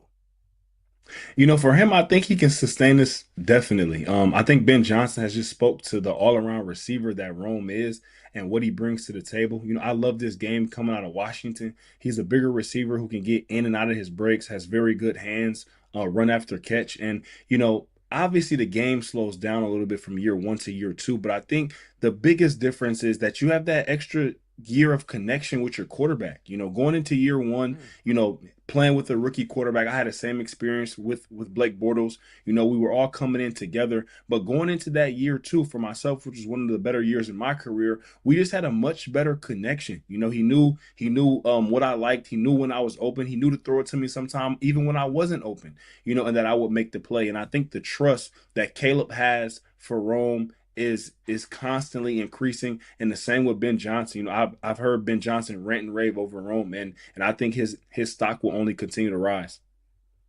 Yeah, you kind of hit on that. I wanted to talk about another receiver I really like, Malik Neighbors, because now we find out that Jackson Dart's officially going to start the rest of the season. They're moving on from Russell Wilson after just a couple of weeks. If you're Malik Neighbors or any other vet receiver in that locker room, what's that transition like now? Like how patient do you need to be, especially these first couple weeks, because it is his first start and they're going against some tough defenses, man, right out of the gate. Yeah, they are. I think he should have some patience, but at the end of the day, you know, I'm not going to lie, man. When you're the number one guy in the room, when that second quarterback comes in or whoever's not coming, man, most times they just tend to lean on you a little bit. You know, I've had some really good games with Chase Daniels and Nick Foles and guys who've come in, man, because, obviously they're being able to see the game from a different landscape on the sideline. And what they're seeing is you making plays. And for whatever reason, the person who's not starting sometimes tends to see when you open a little bit better than the quarterback who's starting does sometimes, and just having that different vantage point, So I think he may should have a little bit of patience, but, I definitely think he's, rubbing his hands together a little bit, as he sleeps at night this week, knowing that Dart will have to lean on him, if they're going to have any success early. Yeah, for sure. If Dart wants to last in New York, you just throw the ball to number one. That's the Throw way the to ball get it to done. one. Yeah, exactly. So Mike Evans is one of my favorites all time, man. And I think he's going to be a first ballot Hall of Famer. This injury sucks, but hopefully, we'll see him again here in a couple of weeks. But I don't know how Tampa continues to do this. Baker Mayfield right now is a dog every single week, game-winning drive after game-winning drive. Now this week, though, a little bit tougher of a matchup. I look right now, I think they're still 3.5-point underdogs. Yeah, so they're catching right now 3.5 at home against the Eagles. Do you give Tampa any chance this weekend against Philadelphia? This week I don't. I still like Tampa. I think that Baker Mayfield, his confidence overall in himself and his team constantly is progressive, and you can just see it in the way that he's playing and leading, game-winning drives and so on and so forth. But being without Mike Evans, I did see Chris Godwin practice this week, but with this being his first game back, right now, man, the Eagles are just one of those teams, man. They're just steady Eddie, man. They're winning late in games. They're, even when they aren't, dominating the clock with the ball, they're still finding ways to win. And I think it's going to just be a little too tough right now for Tampa to win this game. But I do potentially see them matching back up later in the year in the playoffs or something like that. And, I think we'll have a little bit of a different discussion. But right now, with the health of Tampa Bay and their receiver room, I like Philadelphia. Good news, though. Chris Godwin did practice in full today, so it sounds like he's going to be back in the field for the first time this season. But, man, that dude could be rusty coming off that gruesome ankle injury that he suffered last season. We're talking to the great Allen Robinson. 11 years in the National Football League as a wide receiver for the Jags, Bears, Rams, Steelers, and Lions. Give him a follow on X, would you kindly? At Allen Robinson, again on X. At Allen Robinson. Allen, there are a number of secondaries who receivers are absolutely licking their chops over already 3 games in. Give us 2 to 3 defensive backfields that you could jog onto the field right now and blow up for 100 yards receiving. What are they? And I absolutely believe you could still do that. I know one off the top of my head, and that's Dallas Cowboys. Line me up right now. Yeah. Line me up right now. So yes. Whoever, if I'm the receiver room seeing Dallas Cowboys on the schedule right now, line me up. I think whoever's seeing them on the schedule is licking their chops. That's the one that just kind of sticks out in my head. I know it may be a couple others, but shoot, I was watching the Giants game against them. I was watching the Bears against them. I'm like, man, I was looking in the closet for my cleats. I was ready to line up as well. I wanted to get me some too, man. I seen Malik Neighbors catching touchdowns, Wan'Dale Robinson, Romo, Dunze. Looked like everybody has been eating against Dallas Cowboys, so I want some as well. So any team that has Dallas on their schedule, man, hit my line. I'm ready. I'm in shape. I think I can go out there and get me one too. Allen Robinson could still hang a hundo on the Dallas Cowboys. I totally believe it. BetMGM set the line right now, and I'm going to – you know what? Daddy want, Daddy need, Daddy got to have it. Let's go. We're sledgehammering, baby. Allen Robinson's going for 100 against the Dallas Cowboys. Yeah, the Cowboys are lousy. My 47-year-old dad bod could probably catch at least a pass against that secondary. So I'm with you, Allen. And they get the Green Bay Packers on Sunday Night Football. So Jordan Love may reset the Packers record books in that matchup. Distribute the ball, whether it's a Matthew Golden, Dontavian Wicks, or Romeo Dobbs. It doesn't matter. Start all your Packers. Allen, I'll ask you a couple of more here real quick. Ravens-Chiefs is undeniably, in my opinion, the game of the week. Which team are you picking falls to 1-3? Who's going to be the big loser at Arrowhead? The Ravens right now are favored by 2.5 points. Again, on the road at Arrowhead. How wild is that Baltimore is favored in that venue? It's a tough place to play, but I'll say this. I think this is what Baltimore needs right now. I mean, respectfully, they've lost some close games to some really good teams. Buffalo is a really good team that they had the game won, and they lost the game with a turnover late in the game. They were in the game with Detroit, turned it over late in the game. So right now, I think with everything that's kind of being talked about with Baltimore, I think for them going on the road, I think this may be what they need. So I think Kansas City will be falling to 1-3 after this week. They just haven't looked like the Kansas City of normal. Again, they're playing well defensively, but offensively, I don't know obviously they have some guys banged up and out. Rasheed Rice, he's out. Xavier Worthy, he's been out. So they've been struggling a little bit to stay healthy, but I think the Ravens, this is a game that they're gonna go win. Obviously, the most desperate team will win, and I think that'll be the Ravens on Sunday. Yeah, totally agree, man. I'm going to lay the 2.5 with the Baltimore Ravens. I'm not going to fade Lamar Jackson. I'm not going to fade a ticked-off Derrick Henry who coughed it up and lost that game against the Detroit Lions. They're going to go out there extremely motivated and with a vengeance. And Alan, we'll get you out here on this. I wasn't planning on asking you this. We have a little extra time, so give me a 90-second answer on why Penn State is winning and covering your alma mater this weekend in a whiteout against the Oregon Ducks. Happy Valley, man. It's not an easy place to play. Taking that long flight from Eugene, Oregon to Happy Valley, again in the hills and mountains of Pennsylvania, hostile environment, whiteout. I already heard Coach Franklin saying he wanted it as loud as ever.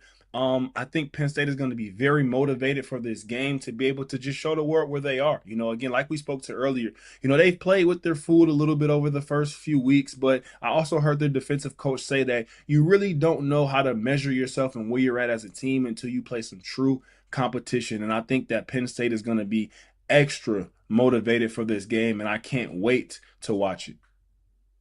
Oh, man, I can't wait to go ahead and lock some action. And during the break on your Nittany Lions, you sold me, my man, Allen Robinson. Again, 11 years in the NFL. Give him a follow on X at Allen Robinson. Allen, we appreciate the time. Enjoy the sweat of Penn State and Oregon this weekend. And, of course, the NFL action as well. We'll talk soon. Appreciate it. We are. Yeah, thanks, man. Nice. Yes. Love it. Good stuff always from Allen Robinson. Appreciate the insights. And I totally believe he's hanging 100 on the Dallas Cowboys secondary stinking now. They're that bad. All right. We got to take a little siesta, folks. When we come back, we're going to stay in the college game. We're talk a little fade or follow, another 4-pack of games. Loaded weekend. Don't go anywhere, fools. This is BetMGM tonight on the BetMGM Network. We're bringing the Wagertainment wherever you are. Stream the BetMGM Network live on Odyssey, iHeartRadio, or TuneIn. Open the app and listen now.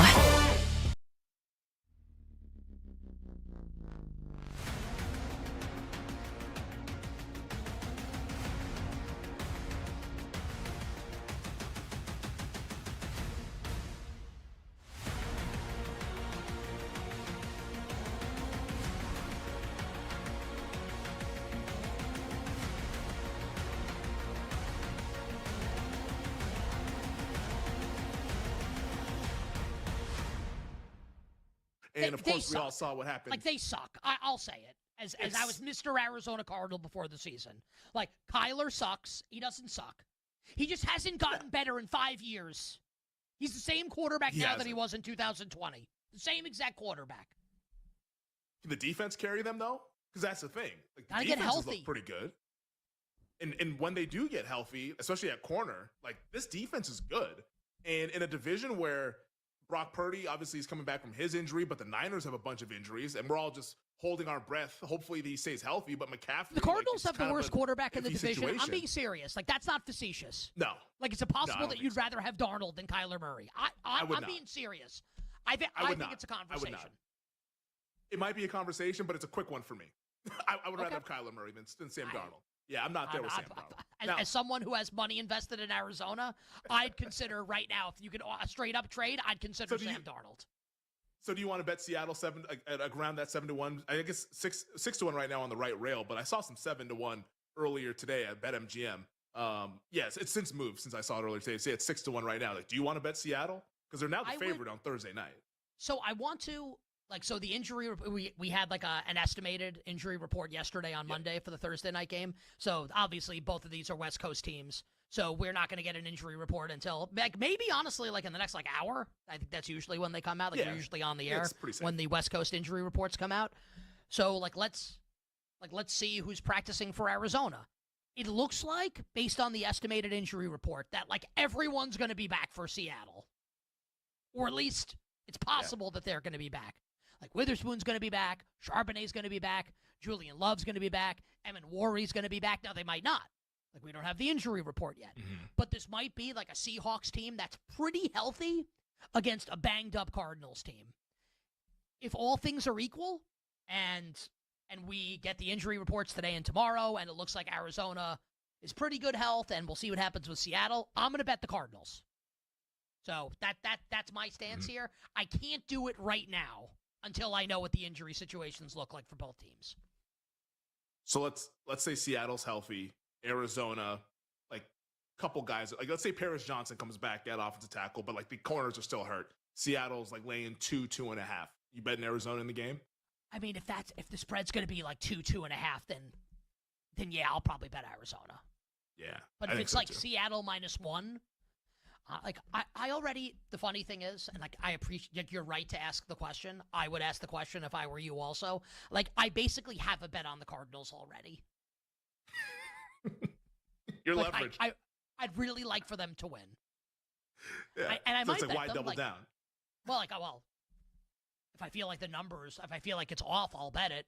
I don't feel at this moment it's off. Now, Seattle's favored right now, but that'll change if their injury report's bad and Arizona's good. The Cardinals will flip to the favorite if that happens. So I think it's kind of more shall be revealed in this spot here.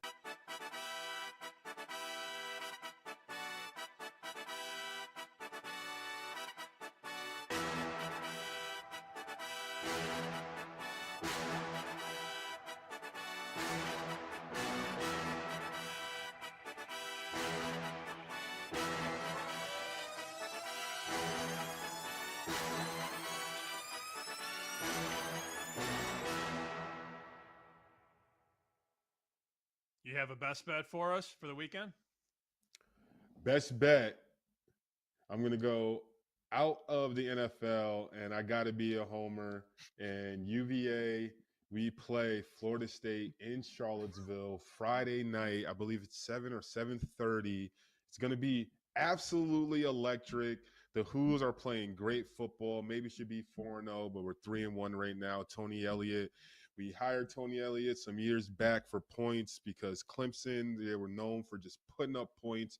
And up until this year, it really hasn't been what we wanted. But this year, we got the team. We did well in the portal. I'm excited. FSU, they're having a great season, start the season, knocking off Alabama. But you're coming to Charlottesville this week. And I like Virginia money line, and best believe if you guys are watching the game, look for Big Nate to be on the field, because if we win this game, Time to bet and sweat. The sweat is on. Yeah, the sweat is on. With your hosts, the big noise, Brad Evans. Not going to duplicate that. No way. No shot in the HE-double-O hockey sticks. And the mad better Ryan Horvat. You don't got to bet every game. That's how you see those guys that live under the bridge? They lay 25.5 with UNLV week 0. It's BetMGM tonight on the BetMGM network. Make it legendary. Welcome back to BetMGM tonight. Brad the Big Noise Evans with you. Ryan Horvat in the house on this hump day edition of the show. Awesome conversation with former NFL wide receiver Allen Robinson. He joins us every single Wednesday here on BetMGM tonight. Just had him on the last segment, breaking things down. Some pertinent wide receiver conversations around, say, Rome Odunze, a guy that's really showing up and showing out right now for his former team in the Chicago Bears. Talked about the Tampa Bay Buccaneers. Chris Godwin looking like he's going to be back in the mix there, among other subjects, including Allen Robinson trying to sell me on his Penn State Nittany Lions at home in a monstrous matchup, one with the national title implications, taking on the Oregon Ducks there in Happy Valley. By the way, if you miss any of that interview, you can always go back and listen at your leisure, at your convenience, with the BetMGM Tonight podcast. Get the podcast, Apple Podcast, Spotify, or wherever you download your podcast. Subscribe now to the BetMGM Tonight podcast. We're going to another edition of College Football Fade or Follow ahead of Week 5 here in a second. But a friendly reminder, we have our pole dancing poll question of the day live right now on X or the Twitter at BetMGM Tonight. Again, on X at BetMGM Tonight. And it's asking you this: which high-producing player do you feel is prime sell-high material in fantasy football? Your options are Javonte Williams of the Dallas Cowboys, Rome Odunze, there's his name again, of the Chicago Bears, Emeka Egbuka of the Tampa Bay Buccaneers, or Quentin Johnston, definitely a surprise sensation, of the L.A. Chargers. So far, exactly 400 bets cast. Make your voice be heard. Exercise your democratic right. Keep the votes a-coming and drop us a comment, a.k.a. bring the noise on X at BetMGM Tonight. Again, on X at BetMGM Tonight. Also, friend, the reminder, make sure you catch a daily tip when Michael Jinks and Chelsea Messenger tomorrow morning at 8 a.m. Eastern Time for their conversation with MLB insider Buster Olney. I just turned on the Cubs game. I laid some action on my Northsiders -1.5 on the run line against the Mets at +178. Man, they got to snap out of this slide that they are in. I'm hoping and praying it starts tonight. And Horvey is on the under with the wind blowing in. They're at Wrigley Field. So again, maybe Buster Olney's going to talk about our Cubbies tomorrow with Michael Jinks and Chelsea Messenger. Listen on the Daily Tip at 8 a.m. Eastern Time. All right, and with that business put to the side, it's time to get after it with another edition of Fade or Follow. Will you fade or will you follow? Whose car are we going to take? On BetMGM tonight. All right, here's how this little exercise works. Every single Monday through Thursday here during the college football season, Ryan Horvath is a sick, and wonderfully sick man when it comes to everything college football. He knows the ins, the outs, the sleeping positions, the eating habits, all the schematics. He can read the signals and probably cheat for Michigan as well if need be, if called upon. So he knows everything about all these college football teams. Of course, he has a mountain of tickets and a bunch of greenbacks stacked high on various games entering Week 5 of the college football slate. So here's how this is going to work. I'm going to give you the matchup. I'm going to give you the favorite in the matchup. The numbers nerd is going to come out. I'll give you a little bit of background information. Then I'm going to ask Horvey, are you going to fade? Or are you going to follow the favorite? He's going to give the answer of the reasons why, and we'll move on. So we got a 4-pack of games. If we have a little bit of extra time, I'll pivot, and sneak in an NFL line as well. We'll have a quick conversation about it. But, man, these 4 games that I picked, ridiculous. This slate is the best this season. No freaking way that there's any other slate that's been remotely close in my mind. So this one's going to have my undivided attention. From sun up, I'm going to be at the USC game, watching my ILL, hopefully not royally suck, and I'll be watching the games to sundown. And the last game to kick off is BYU and Colorado there on the late night tip. All right, first game up. The Ohio State, I have to say that for copyright purposes, -8.5 in Seattle against the University of Washington Huskies. A numbers nerd says the Football Power Index at ESPN has the Ohio State at number 2 in the country, UW at number 24. Offensive efficiency at Pro Football Focus, Ohio State at 13, Washington at number 3, which is a bit shocking. Defensive efficiency, Ohio State at number 10. And here's another jawing number, Washington at number 96, according to PFF. So Ohio State laying 8.5 points on the road in the Great Northwest, taking on the Washington Huskies. Horvath, fade or follow?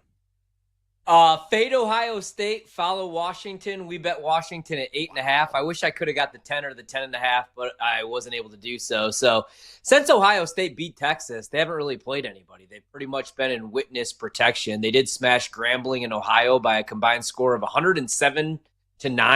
So the numbers are a little skewed. But going back and watching the Texas game, Texas was actually able to run the ball, and that was their issue last year in their losses. They didn't even average 2 yards per carry, but they picked up first downs in that game. They got into the red zone, into the green zone. The problem was Arch just couldn't make any of the throws.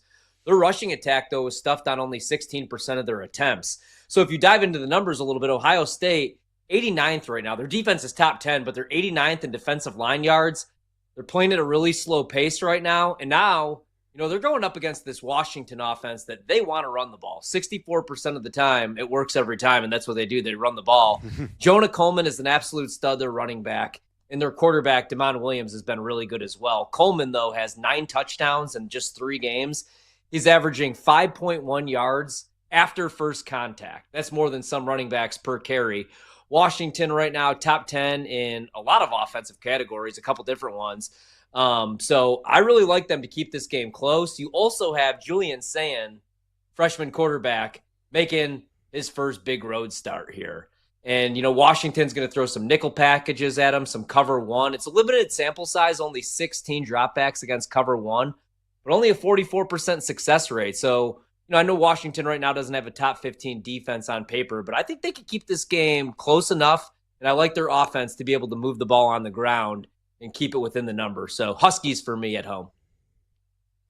I love the Six Panther reference and wow. Yeah, I think the Huskies have a really good shot of mush. Huskies mush catching the 8.5 there against the Ohio State. All right, let's march on to another marquee matchup. Ole Miss laying 1.5 at home against LSU.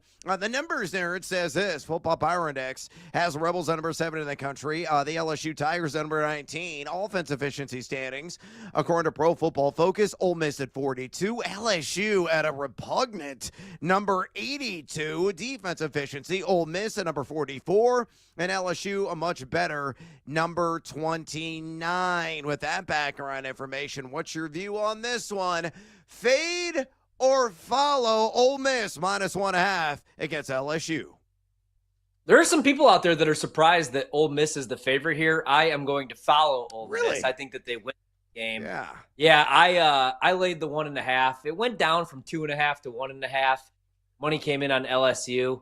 I'm going to sell some of my LSU stock, though. I already have over 8.5 wins. I have LSU plus money to make the playoff. I bought in because if Brian Kelly didn't win 9 games with this roster, he was most likely going to be on the hot seat or gone next year. So LSU has wins over Clemson and Florida. We talked about this last night with Rob Brown. Those don't look so good, right? And you also have Brian Kelly, the classic spiral this week. He's calling media members spoiled. It's weird times right now at LSU for an undefeated football team. And I like this Ole Miss offense with Trinidad Chambliss at quarterback. So right now, it looks like he's going to be the starter the rest of the year. Again, this week, he's going to be in for Simmons. And I like Austin Simmons, man, but he's more of a one-read quarterback. Chambliss has been really good getting to the second or third read and using his legs when plays break down. He's more of a magician. He's also a better athlete. And so Lane has been calling more design run game stuff with the quarterback position than I've ever seen. And he's a great story. Transfer from Ferris State, which is a D2 school. They won the Natty last year. LSU's defense is really good. But I'm going to give the advantage here to Lane Kiffin and his new dual threat quarterback. And the LSU offense, I really like Garrett Nussmeier. He's one of the best quarterbacks in the country when he's kept clean. He's, right now, one of the top 5 graded quarterbacks when kept clean. He's got the second most big-time throws the last couple years when kept clean. But when you get pressure, he drops down to 40th. 40th in passing grade when under pressure and 40th when blitzed. Ole Miss right now, 23rd in the country in pressure rate. They're getting pressure on about 38% of dropbacks, and they don't have to blitz to do so. They're getting that natural pressure with 3 or 4 up front. They're only 95th in blitz. So I think they're going to make life uncomfortable for Nussmeier. And I'm not in love right now with this LSU offense, man. They only scored 13 offensive points against Florida. They did score a defensive touchdown. And then they only scored 17 on this Clemson defense. So I like Ole Miss in this game. Yeah, I think Ole Miss's speed is going to be problematic on the defensive end when LSU has a rock in their hand. I think Ole Miss is going to win this thing by 7+. So I will gladly lay the 1.5 as well. All right, let's stay in the SEC. Texas A&M -6.5 against the Auburn Tigers. The Football Power Index, according to the numbers nerd, Texas A&M at number 16 in the country. Auburn at number 23. Offense efficiency, according to Pro Football Focus. TAMU at number 51. Auburn at number 66. Defense efficiency, Texas A&M at number 58. Auburn a little higher at number 43. So what's your take on this one? Texas A&M -6.5 against the Auburn Tigers. Fade or follow? Fade Texas A&M. I bet Auburn at 6.5. They're looking to bounce back from that loss to Oklahoma last week. They kind of got hosed in that game. I don't know if you saw this, Brad. The SEC released a statement saying that one of Oklahoma's touchdowns shouldn't have even counted in the game. They also got lucky on a reception that kind of bounced out of the dude's hands. Yeah, the SEC totally got that one wrong. Meanwhile, Texas A&M, nice start to the season. A win over Notre Dame. Year 2 from Mike Elko, so obviously high hopes. He's making a ton of money. I thought coming into the season they were going to be this dominant rushing attack because they have Marcel Reed, dual threat quarterback. They have Le'Veon Moss and Reuben Moss, 2 stud running backs. And they have more of a pass-first offense the first couple weeks of the season here with Casey Concepcion and Mario Craver, who's been awesome.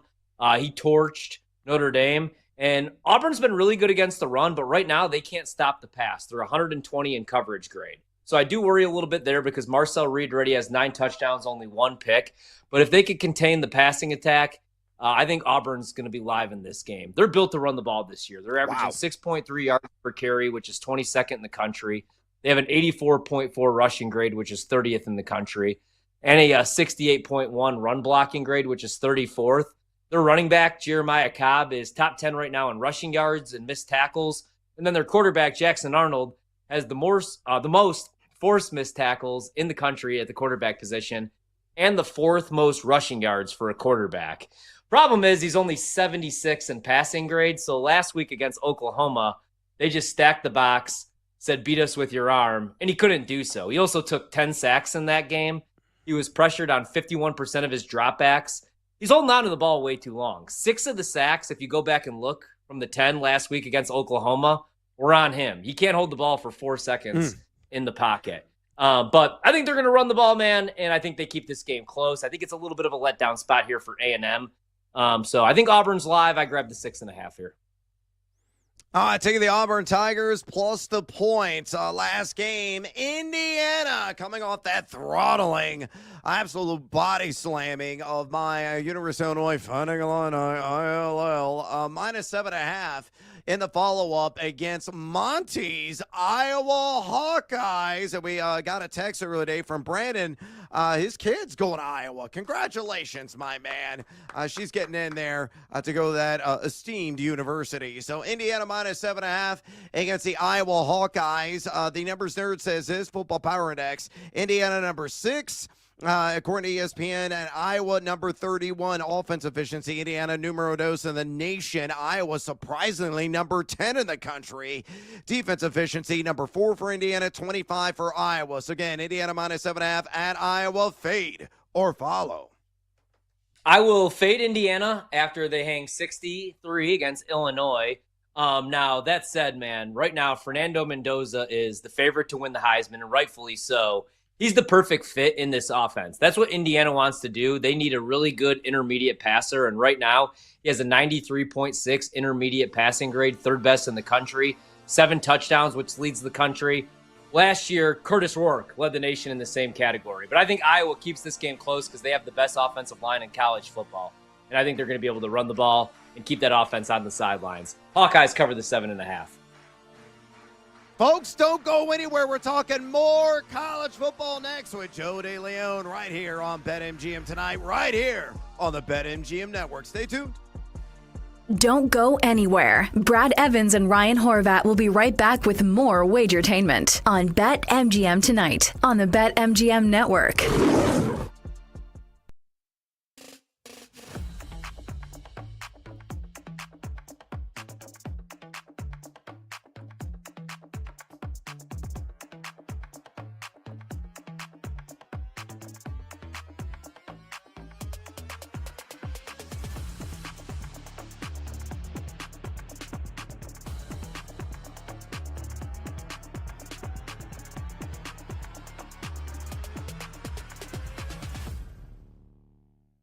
market says that this is a literal coin flip.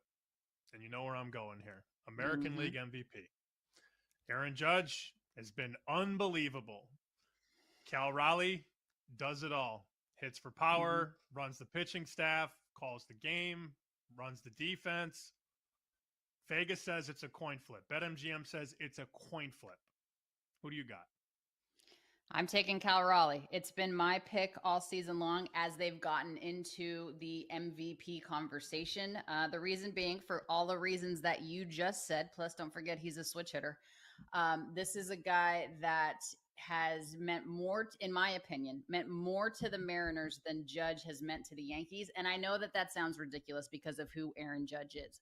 But the year that Cal Raleigh is having is a historic season for any position, let alone a catcher. We will never see, in my opinion, we will never see a season like this again from a starting catcher. Aaron Judge is so talented that he could very well repeat this feat again. But Cal Raleigh, the Mariners are in no way in the position that they are in without Cal Raleigh. And to me, that's what most valuable means. It means that all of the things that you suggested, the way he manages the pitching staff, the way that he, obviously the only person on the field that's involved in every single play. Obviously, the power is there. I think what's going to hurt him, obviously, is the average and the OPS when it comes to pairing up against Aaron Judge. We'll see numbers like this from Judge. We'll never see numbers like this again from a catcher. And I just think that he's more valuable to the Mariners than Aaron Judge is to the Yankees in this season in particular. So if the odds are a coin flip, I'm going with Cal Raleigh.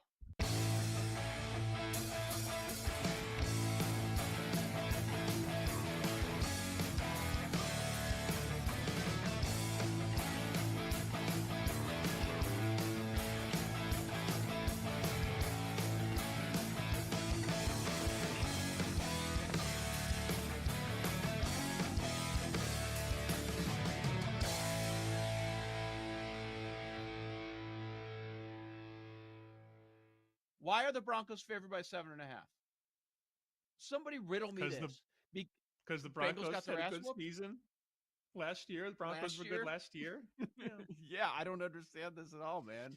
Look, Cincinnati looked awful without Burrow. We all understand what happened. But we're flipping that much?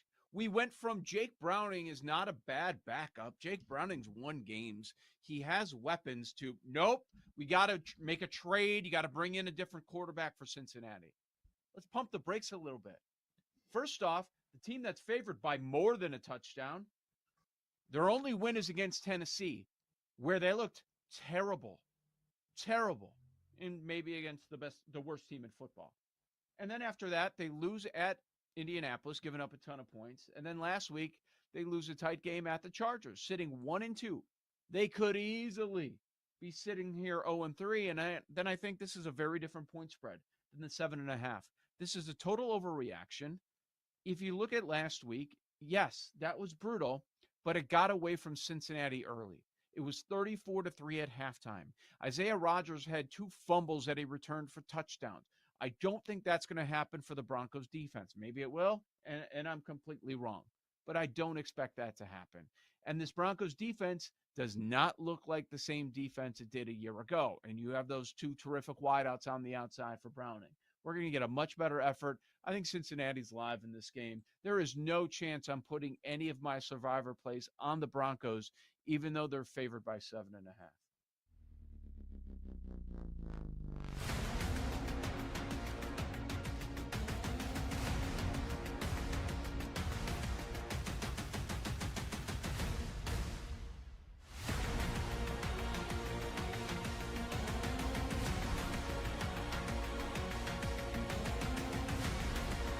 Rifle to the stadium day.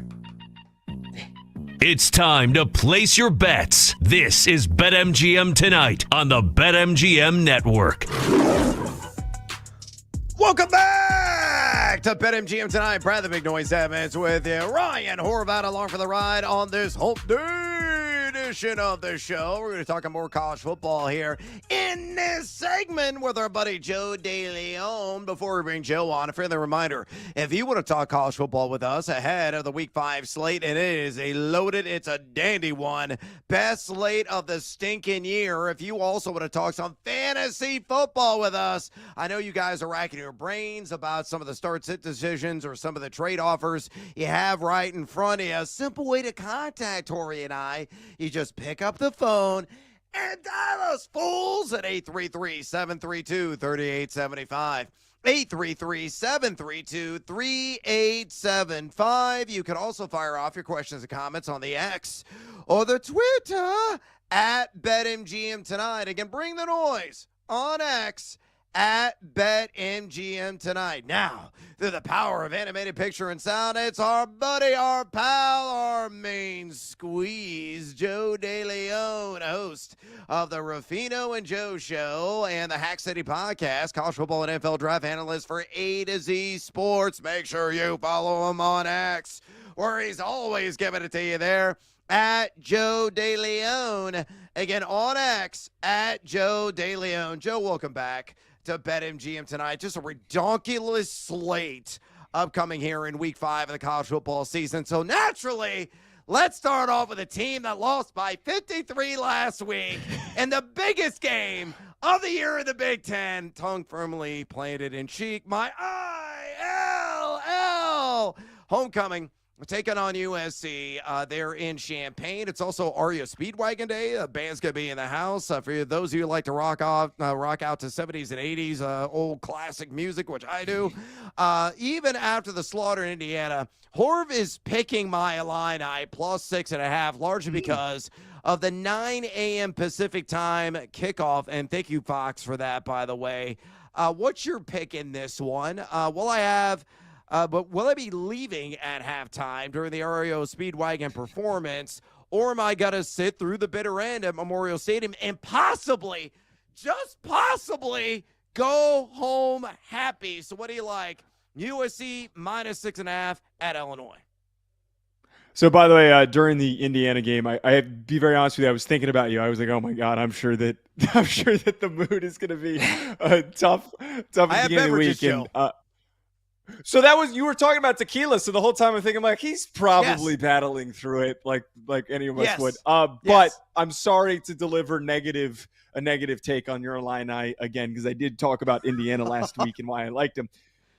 The same problem for Illinois is going to be an issue here for them this week, and it's that they're facing a team that's a lot more explosive than them. We have a USC team that is in the upper category for EPA per dropback. They are just generating a lot of big plays because Maeva has been playing well. Mekhi Lemon is fantastic. And I know Jacoby Lane's been a little bit banged up, but if he ends up being available, that is going to be impactful as well. The other part about this and why I'm really fearful for what Illinois is going to do in this and why I think USC is going to cover, USC is one of the best pass rushes in college football right now. They are a sack leader. They are very dominant at getting after the quarterback. And I know that they haven't really faced any formidable offensive lines. Illinois has allowed 16 sacks through 4 games. They are giving up a lot of pressures to Luke Altmaier. And I think that that's been the driving force why they've been struggling. Not to mention, we're talking about here the injuries in their secondary that they suffered against Indiana that led to the loss being as lopsided as it was. As much as the time zone factor is worth discussing and bringing up with this, they're apparently traveling on Thursday to be a little bit careful in order to give themselves a buffer. I think that USC is the team with tremendous momentum, while Illinois is reeling with injuries and this just not being a good stylistic battle for them. Totally agree. Let's talk about one of the big ones. I mean, it's kind of like choose your own adventure. Which one is the big one, especially in this primetime slate? Let's go Oregon, Penn State, though, because Penn State brings, like, everybody back, man. I know that they lose Abdul Carter and Tyler Warren, but Drew Aller's back, Singleton's back, Katron Allen's back. They hire Jim Knowles as their defensive coordinator, and they're at home here against Oregon. The Ducks have looked really good on the offensive side of the ball with Dante Moore taking over at quarterback. Right now, you could get Oregon 3.5-point dogs, so you're getting more than a field goal still here with the Ducks. What do you like? Penn State at home, 3.5-point favorites, total 51.5 against Oregon. So I took Oregon 3.5, and first of all, I think this game is going to be really close, and that's the big driving force for this. That if theoretically a game like this could even go to overtime, and if we end up getting into a shootout duel, it's back and forth. I like the fact that there's that 3-point little cushion that we're being granted here, or 3.5-point cushion rather. I think looking at both these teams, there's a lot of ways that this game could turn out. Penn State's been really shaky throwing the football, and Drew Aller's been struggling quite a bit. Is this an opportunity for him when the lights come on in the big setting at night in Happy Valley? Does he get unlocked? And is Andy Kotelnicki maybe not showing us everything, and he's ready to open up the offense against this Oregon Ducks defense? Meanwhile, Oregon's red hot, but is everything that we've seen, is it fake? Is it the fact that they've just been beating up on bad teams and they've been embarrassing everybody, but they're not ready to go toe-to-toe with a defensive juggernaut like this Penn State team? I think that with the evidence that we currently have, we have to go with Oregon, though, knowing that Dante Moore's been the better quarterback. If this comes down to each team getting a final drive, I want Dante Moore. And more importantly, I really think that Dan Lanning has shown us an ability to win these big games when he won against Ohio State last year. I know he doesn't have a super long track record, but I think that we're starting to see an ascension for Dan Lanning as one of the best coaches in the sport, and this allows for him to notch a win, or at the very least, on our betting side of things, to cover in this game. Georgia today moves to a 2.5, up to a 3-point favorite against Alabama. What do you like in this one? I feel like everybody likes Georgia. I haven't heard anybody make the case for Bama, at least on the network here yet. What do you think? I like Georgia, but the problem is what you just said. I always get really, really careful when, or not careful. I get spooked when everybody's taking the same team. And I always like to bring up, it's a fallacy when we think that, just because everybody wants them, we're thinking that the outcome is going to be jinxed. I think, though, for this game and why so many people like Georgia, we've got an Alabama team that's struggling to run the football, and they have a very inconsistent offensive line going up against a Kirby Smart defense. And I think the biggest part with this, Gunnar Stockton showed that he can handle the pressure of a late game with the way that he played against Tennessee. I was really impressed, and I was one of the people that was cutting through the noise against Tennessee, that people were worried going into that game that he was gun shy, and the complete opposite was the case for the guy named Gunnar. He was obviously willing to take shots and to be aggressive. So I think that in this matchup, trying to get revenge for last year, trying to get your lick back from last season and having lost to Alabama, I think Kirby's incredibly motivated, and I think that this Georgia squad is much improved from the deficiencies that they had last season when they fell to the Tide.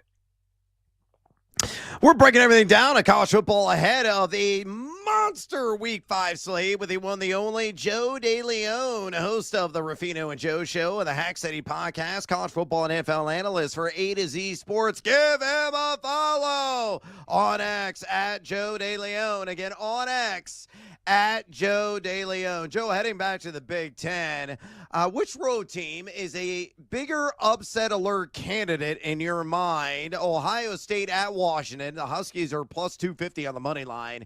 Or Indiana, again, coming off that beatdown of Illini. They're going to Iowa City to take on the Hawkeyes. Iowa plus 240 on the money line. So who is going to be really shivering in their cleats more? Ohio State on the road at Washington or Indiana on the road at Iowa?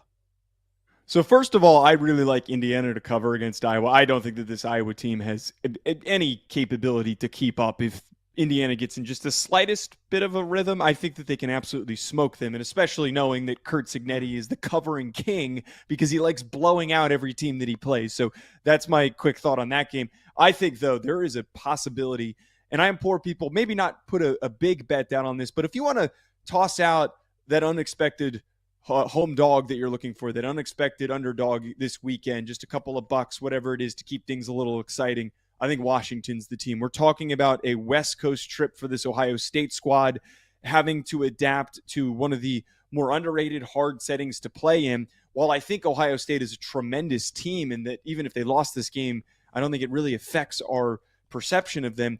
This is just your typical trap game for the setting and for the quarterback that they have to deal with. I talked about Damon Williams in the preseason, and so far he's living up to the expectations that I had for him. He is a new version of Kyler Murray, where he's small, he is slippery, he is impossible to wrangle. He will completely disrupt you and get in your head because he is so shifty, and he is like a point guard back there playing quarterback. Knowing what he has right now with Jonah Coleman and Denzel Boston, as well as on the defensive side of the ball with the tall physical corners that they have, there is an opportunity for an upset.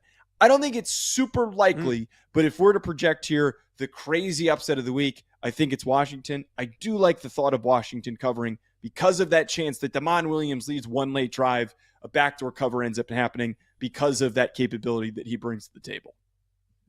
Yeah, we're already seeing the spread shift in that exact narrative direction with Washington now catching 8.5. The line was double figures earlier in the week, so you might be onto something. I know Horvey agrees with you there. Though Michael Montgomery working the video board on BetMGM tonight. Die-hard Iowa fan. He went to a school there in Iowa City. I think he vehemently disagrees with your perspective on Indiana, but I am never fading Indiana ever again after what I witnessed last Saturday. Thank you, Tequila, to help quell the pain and suffering. Joe will get you out of here on this. Pick your poison. Give us another game or two on a loaded Week 5 college football slate. You obviously and absolutely love, whether on a side, a total, or a money line, whether a couple of games have your attention. So I've got two this week. One of my favorite things to do when I bet is I love to bet against teams after they fired their coach. Or sometimes it's even juicier when there's some sort of a coaching scandal, and then usually you bet against that team as well. I like Baylor minus 20.5 against Oklahoma State, and I like NC State minus 10.5 going up against Virginia Tech. I think Virginia Tech's a little bit more settled after the Brent Pry firing, but I think that team is so unmotivated. They were slowly losing attention to detail week over week after they looked pretty solid against South Carolina in week 1. I think that team is cooked. I think that they're mailing it in. But Oklahoma State, more importantly, this is the worst possible matchup you could be stepping into. Sawyer Robertson and that passing attack that is so productive, and they will attack you deep. They are going to be able to hit big play after big play against this Oklahoma State team that hasn't looked like they cared even when Gundy was there. And I think that the firing, knowing his importance for the university, the identity of the team, the identity of the region in Stillwater, we're expecting them to come out swinging and them to come out fighting. No, I think that Baylor is going to have a very, very easy time covering that 20.5 point spread. I totally agree. I think the Cowboys going to be firing off Quaker guns. For you enthusiasts have no idea history and what that is a reference. Quakers were pacifists. They were like wooden guns. They actually didn't fire a damn bullet. That's exactly what Oklahoma State is packing there in Stillwater. Totally agree. I'm going to tell you on that and lay in the heavy chalk with the Baylor Bears. Outstanding stuff as always from our guy, Joe DeLeon, host of the Ruffino and Joe Show and the Hack City Podcast, college football and NFL draft analyst for A to Z Sports. Give him a follow on X at Jackals at Joe DeLeon. Again, on X at Joe DeLeon. Joe, we appreciate the time as always. Enjoy the matchups this weekend. And I guess I'm leaving at halftime of the Illinois game, so thank you for that. Of course, guys. Thanks so much for having me. All right, there he goes. Joe DeLeon. A little bit of disagreement with you on a couple of things. He likes Oregon. Plus the 3.5 right now, and the whiteout and 100,000 people in full throat there at Beaver Stadium. Man, that environment is just going to be off the hook. It's going to be deafening. It's rather amazing. Can't wait to watch that. And I just, again, I love that call on the Baylor Bears. Watching Oklahoma State last Thursday and like an idiot wagering on them, and then just see him squander chance after chance after chance, not playing a lick of defense against Tulsa, the Golden Hurricane. They look like a Category 5 on the Safford-Simpson scale. More weather nerd terminology for you. Oklahoma State is done. They may not win another game this entire year. Are you backing him on Baylor laying the 28.5 against OSU? Oh, I'm not going to bet that game. If I had to, it would probably be Baylor, though. It's a big number. Baylor should be pissed off. They have 2 losses now. Sawyer Robertson should be pissed off because if his team is even 3-1 right now, he's probably in the Heisman conversation. He's already thrown for 1,320 yards, 13 touchdowns, and only 3 picks. Their problem is, though, man, they can't get stops. I usually like to do it the other way. I go with the dead cat bounce. If a coach gets fired, I usually bet said team the following week to cover. New message. Right, I think it's kind of I think that's been a long time coming with Gundy. I mean, they had 40 players transfer out of the program 2 years ago, including their starting quarterback. He decided I would rather go be a backup elsewhere than be the starter here in Spencer Sanderson. So I just think that there's something really, really off there, man. But if I had to bet the game, it would be Baylor. I think they're going to be able to score enough. I just don't trust their defense to get consistent stops. Yeah, bunch of slappies there in Stillwater. All right, we got to take a little siesta here on BetMGM tonight. When we come back, Hump Day Hail Marys, all plus money all the time right here. BetMGM tonight on the BetMGM Network. Hump Day! Don't go anywhere. Brad Evans and Ryan Horvat will be right back with more Wagertainment on BetMGM tonight on the BetMGM Network.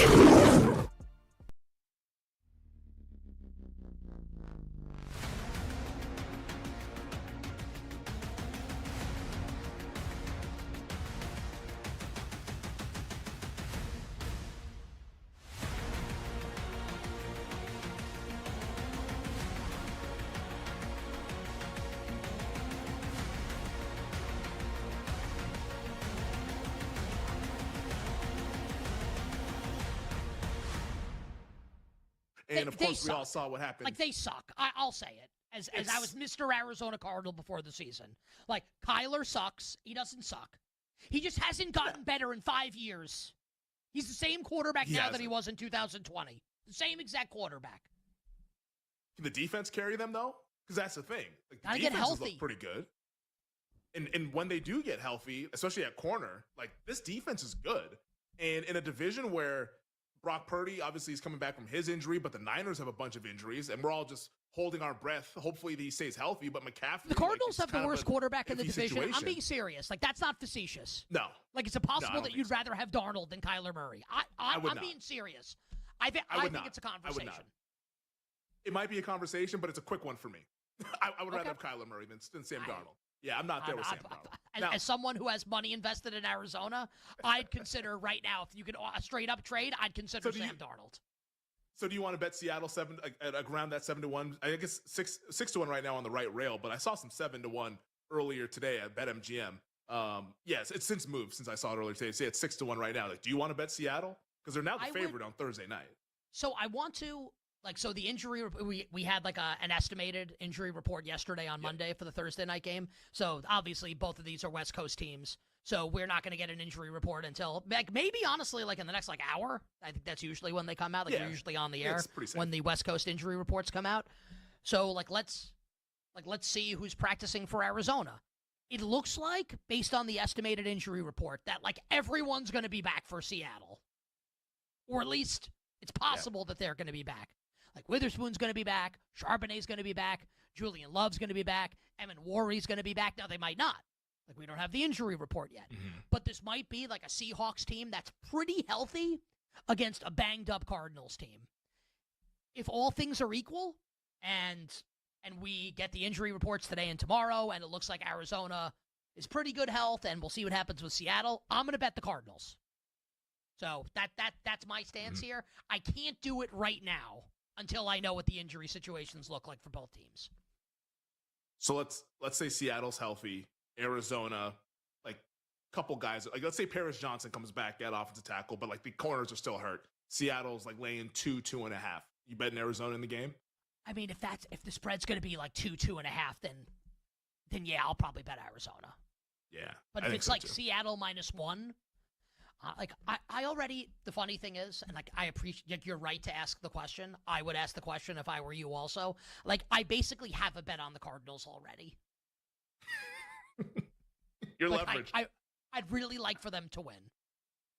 Yeah. I so might it's like, bet why them, double down? Well, if I feel like the numbers, if I feel like it's off, I'll bet it. I don't feel like at this moment it's off. Now, like Seattle's favored right now. But that'll change if their injury report's bad and Arizona's good. Like the Cardinals will flip to the favorite if that happens. So I think it's kind of like more shall be revealed in this spot here.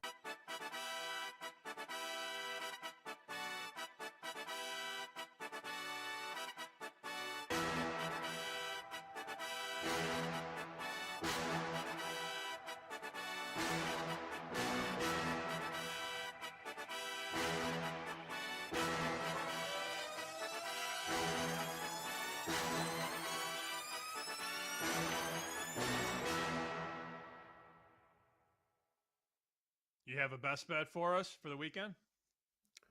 Best bet, I'm going to go out of the NFL, and I got to be a homer. And UVA, we play Florida State in Charlottesville Friday night. I believe it's 7 or 7:30.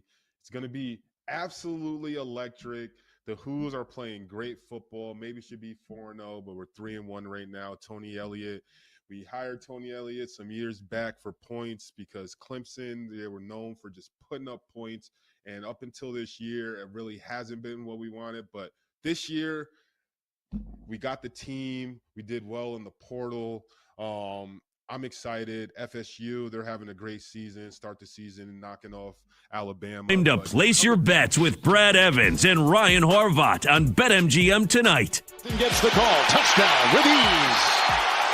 And the Chargers build on their lead. On a 3-yard touchdown run by the rookie Hampton. His first NFL touchdown. Oh, credit to CBS for that Omarion Hampton highlight rejoiner. His first touchdown of the season. Going to be the main man of the rest of the slate. They haven't somebody off the street. Haskins, signed up the practice squad. May get an opportunity here and there, but it looks like Omarion Hampton's going to be locked in at least 80% of the opportunity share. Henceforth, with Najee Harris sadly donezo after rupturing his Achilles in week 3. Welcome back to BetMGM tonight. I'm Brad the Big Noise Evans, joined by my guy, Ryan Horvat, on this Hump Day edition of the show. And speaking of Hump Day, our Campbell friends going to come out and play because we're going to get some Hump Day Hail Marys on the board, all plus money all the time in either college football or the NFL. Always dealer's choice, and we're going to go back and forth swapping picks here in this segment. A further reminder, if you want to talk a little fantasy football with us, easy way to get a hold of us is pick up the phone and dial us fools at 833-732-3875. 833-732-3875. You can also hit us up on the X or the Twitter at BetMGM tonight, where we have our pole dancing poll question of the day, and it's asking you this: which high-producing player do you feel is prime sell-high material in fantasy football? Your options are Juggernaut Javonte Williams of the Cowboys, Roma Dunze of my Chicago Bears, Emeka Egbuka of the Tampa Bay Buccaneers, or Quentin Johnston of the L.A. Chargers. So far, over 400 votes cast. Make your voice be heard. Exercise a democratic right. Key the votes a comment and drop us a comment, a.k.a. bring the noise on X at BetMGM tonight. Again, on X at BetMGM tonight. Go for the end zone without breaking a sweat with a Bro Football No Sweat token. You'll get a stake back and bonus bets if you don't win. So opt in right now, only at BetMGM on that Pro Football No Sweat token. All right, let's go ahead and get after it here with the Hump Day Hail Marys. Here's how this is going to work. Ryan's going to bat lead off. Again, he is the Ichiro Suzuki of the show. Elite speed, high contact kind of hitter. He's going to slap on the outfield and give his first selection. He's going to give you the juice behind a first selection. He's going to give you reasons of support of why he likes said first selection. And then when he is done, he's going to say, hey, Brandon Combs, our EP, working the soundboard as well here on BetMGM tonight. Hit me with the camel at that point. Brando's going to do what? Hump Day. Hump Day. There it is. Yes, I drop the camel sounder, and then that will be my cue to pick it up from there and do the same damn thing. We're going to squeeze in as many bets as we possibly can in this segment. So, Ryan, you're up first. Take it away. All right, let's start with a little player prop right now. I grabbed this plus 140. Was hoping for a better price, but I'm going to go with a Keon Coleman anytime touchdown. Bills 16.5-point favorites over the Saints, so we're expecting some scoring from Buffalo. The Saints have played zone coverage at a top 10 rate so far this season, and they have one of the worst defenses. 5 worst zone defenses, I should say. If you look at yards allowed per reception, they're giving up 11.9, yards allowed per coverage rate 9.3, and yards allowed per coverage snap 7.70. Keon Coleman has run 60 routes so far against zone. He has 9 receptions, 95 yards, and an 18.3% target rate. Bigger body. I think they're going to look to get him in the end zone. He's going to get at least 2 or 3 targets when they do get down by the goal line. So I'm going to go Keon Coleman, anytime touchdown. I don't really want to lay the big number against the Saints. Wish I still had Buffalo available in Survivor, but I don't. So instead, we go Keon Coleman, anytime touchdown, plus 140. Brando, hit me with the camel. Hump day. Yes, sir. All right, interesting bet there. Somebody's going to score. I mean, the Bills are laying an absurd 16.5 against the Fleur-de-Lis.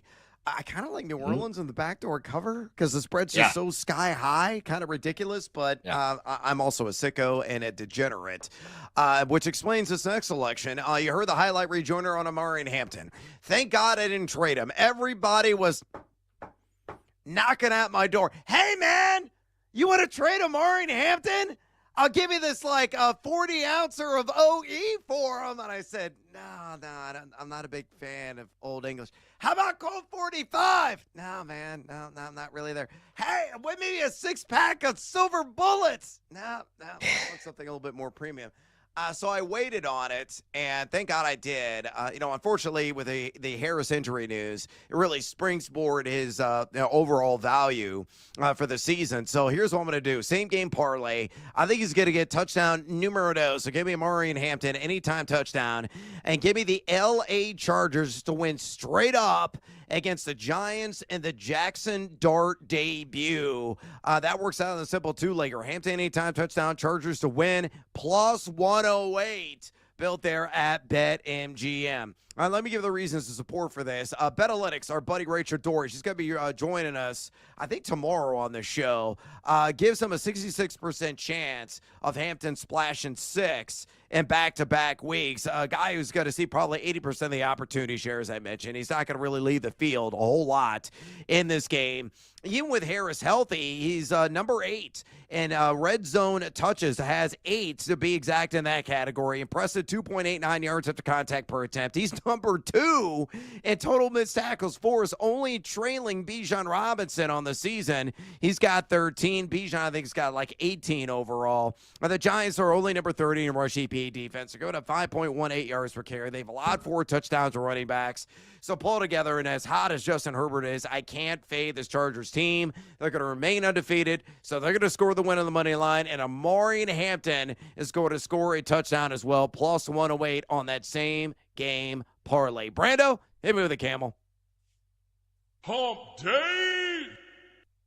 All right, I got a player prop. We're going to go with another anytime touchdown. This one is right now plus 205. I haven't seen all the props for this game yet, but I have seen this anytime touchdown look for Matthew Golden against the Dallas Cowboys. Earlier on the night, we talked with former NFL wide receiver Allen Robinson, and he said, I could go off for 100 yards receiving against this Dallas secondary. And I agree, man. Could. They're playing a ton of zone, and they haven't been very good doing so. They're bottom 3.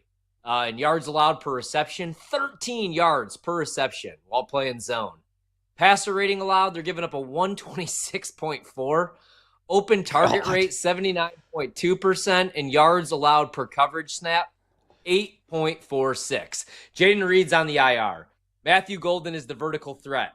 Against zone, I think he gets in the end zone for the first time this season. Give me Matthew Golden anytime touchdown, plus 205 in English. And Brando, hit me with the camel. Hump day. Thank you. Absolutely love and adore that bet. You're going to hear a little Matthew Golden talk upcoming and predict the prop. I hope you didn't cheat there, mi amigo. All right, going more plus money on the board. Yes, let's go with a Chef Boyardee of running backs. Same game parlay, and this is going to be a familiar scheme that I'm putting together as I already did with Amari and Hampton. Give me James Cook, anytime touchdown. And I'm going to take the spread all the way down. Now, not from 16.5, but to 13.5. Again, I think the Saints are going to cover on that 16.5 line. It may be like 14, 15 in the end. It'd be the margin of victory for Buffalo. So give me Buffalo minus 13.5. So Cook anytime touchdown. Bills a minus 13.5, plus 114. That's all we're trying to achieve here is plus money. We get there. Betalytics, Rachel Dory, or Rachel Krychek now projects Cook at a 65% chance of crossing chalk in this game. Guys also seeing around 69% of the opportunity share for this Buffalo team, almost similar volume compared to Martin Hampton. Number 3 in total red zone touches with 11 overall this season. 3.74 yak per attempt, outstanding mark there. 11 missed tackles for us, also outstanding in that category. New Orleans have been actually pretty good in terms of their trench defense. They're number 9 in rush EPA defense of the young year. They have, however, allowed 4 touchdowns to running backs, but only given up 3.83 yards per carry. So pull together, James Cook, anytime touchdown. The Bills on the alt spread minus 13.5, plus 114. They're at BetMGM. Give me the damn camel. Hump day. All right, I'm going to go to college football, and I got a player prop, and it's not the best price, but Jonah Coleman to score a touchdown against Ohio State is minus 150. So I took him to score 2 at plus 200. I also saw this at plus 220, but I wasn't able to grab that for some reasons. But I talked about this a little bit earlier on, man, that rushing attack for Washington. I think that's where you could take advantage of Ohio State, is their run defense. And Coleman has been awesome so far this season. He's averaging over 5 yards after initial contact, and he's also got 9 touchdowns through 3 games. Big game here. I think he gets in the end zone, not once, but twice, and I like the plus 200 price. Also don't hate Damon Williams, who Joe DeLeon talked about to get in the end zone. I think that's plus 115. I think both him and Coleman score in this game. So Jonah Coleman, 2 touchdowns, plus 200 this Saturday, Ohio State, Washington. Hit me with the camel one last time, Brando. Thank you. There it is. All right, one more bet. Let's get it out there to the masses. Same game parlay. Give me the Browns, plus 10.5 of the alt spread in Detroit. And then I'm going to get the total, jack it up to 50.5, and bet the under against those Lions. So again, Browns plus 10.5, the game under the all total, 50.5, plus 128 there at BetMGM. Again, Rachel Krychek at BetAlytics has us at like right around a 9-point margin of victory for Detroit, so that plus 10.5 I think is going to come in handy. She has the total at 44.4 with the projection. You look at the Browns, they're a team that they're playing just phenomenal defense. The EPA data really backs that up. They are number 14 in EPA per play defense. Detroit number 18 in that category, but Cleveland's very strong in the trenches, and that's where really Detroit can just absolutely kill you with a 1-2 punch. Jahmyr Gibbs and mandatory Montgomery at Jackals. Yeah, Cleveland is number 30 in EPA per play offense. No bueno there. Detroit number 3. But I don't think the Browns are going to get crushed. I think they're going to be competitive in this game. So give me Cleveland plus 10.5, and I will gladly bet the under on 50.5 against the Lions there in Detroit at plus 128. All right, we got to take a little siesta here on BetMGM tonight. We come back, our favorite segment of the week, Predict the Prop. We're going to get some action on a number of key players. You don't want to miss that. Stick around. This is BetMGM tonight on the BetMGM Network. Stay tuned. On the move? Take the BetMGM Network with you. Catch live Wagertainment anytime on Odyssey, iHeartRadio, or TuneIn.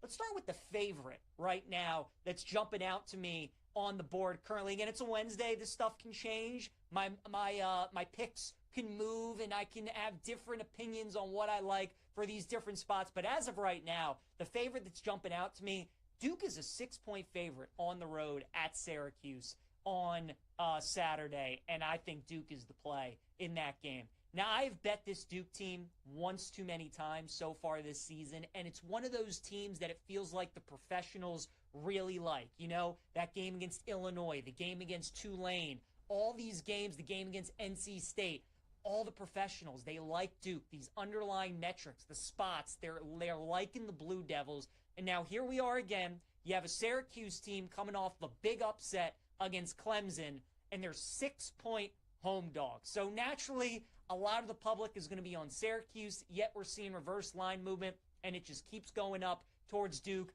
But we have to keep asking ourselves, just how good is Clemson? It was a great win for Syracuse with their backup quarterback, but was that game more about just Clemson being awful, or is Syracuse a decent team?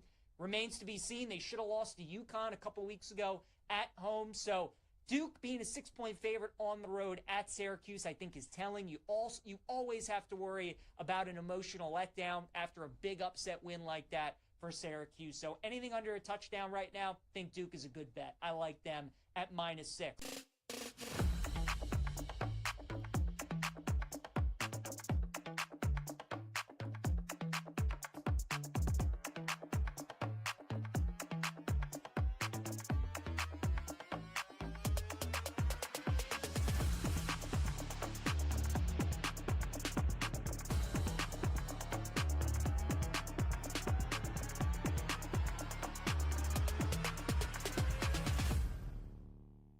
We did see Washington get bet. This number in Vegas opened 10, and now we're 8 basically everywhere. Oh. I see a 7.5.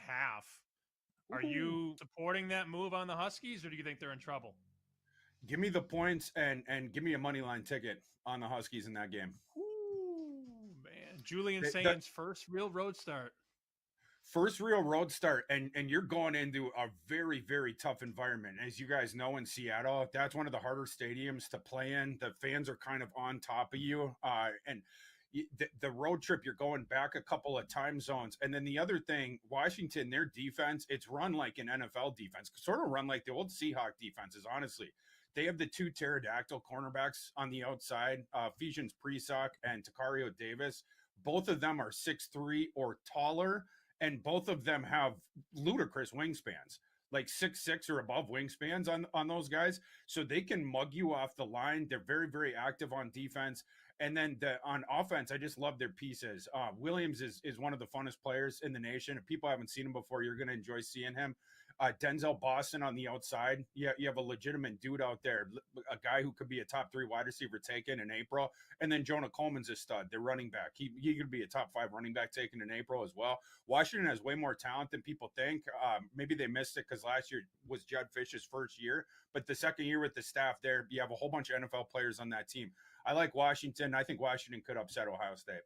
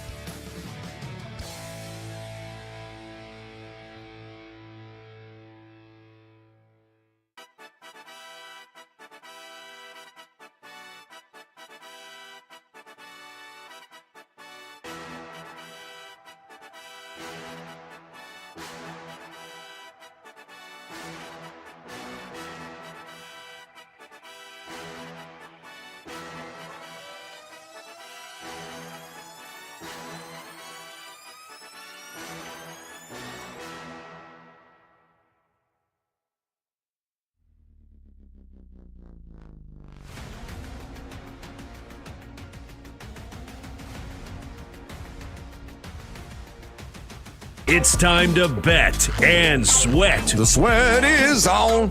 Yeah, the sweat is on. With your hosts, the big noise, Brad Evans. I got to duplicate that. No way. No shot in the HE-double-L hockey sticks. And the mad better Ryan Horvat. You don't got to bet every game. That's how you see those guys that live under the bridge? They lay 25.5 with UNLV week 0. It's BetMGM tonight on the BetMGM network. Make it legendary.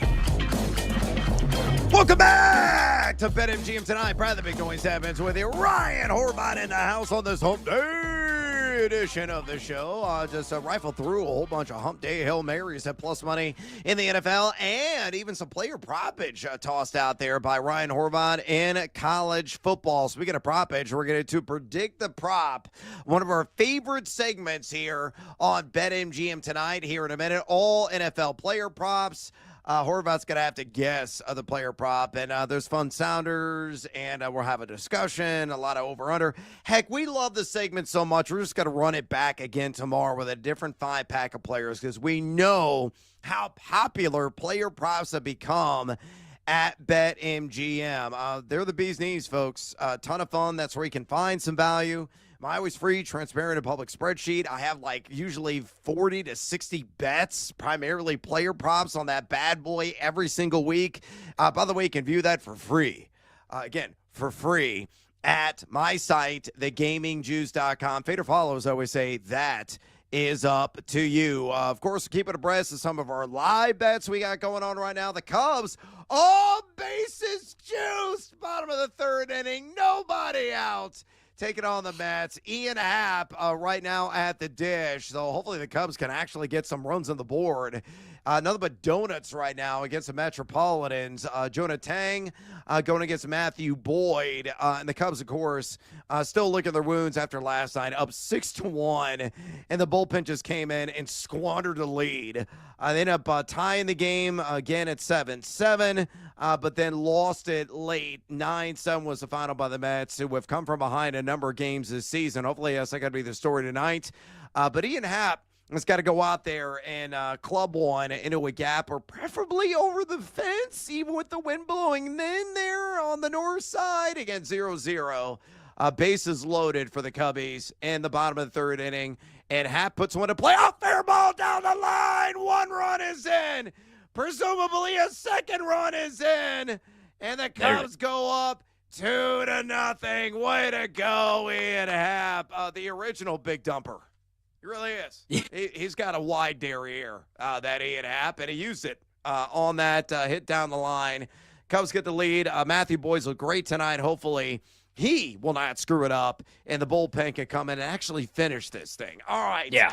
With that business nearly put aside, just a friendly reminder, if you want to talk fantasy football with us, any action, whether on a live dive or looking to add the NFL lines, here in week 4, college football in week 5. Simple way to contact Ryan Horvath and I. And please do pick up the phone and dial us, fools, at 833-732-3875. 833-732-3875. We love to hear your opinions. And we also want to answer your questions and try to help you out in scoring that fantasy football dub this week. All right, with that business now out of the way, it's time once again for Predict the Prop. Bring out the crystal ball. Expelliarmus. Brad Evans and Ryan Horvath are predicting the prop on BetMGM tonight.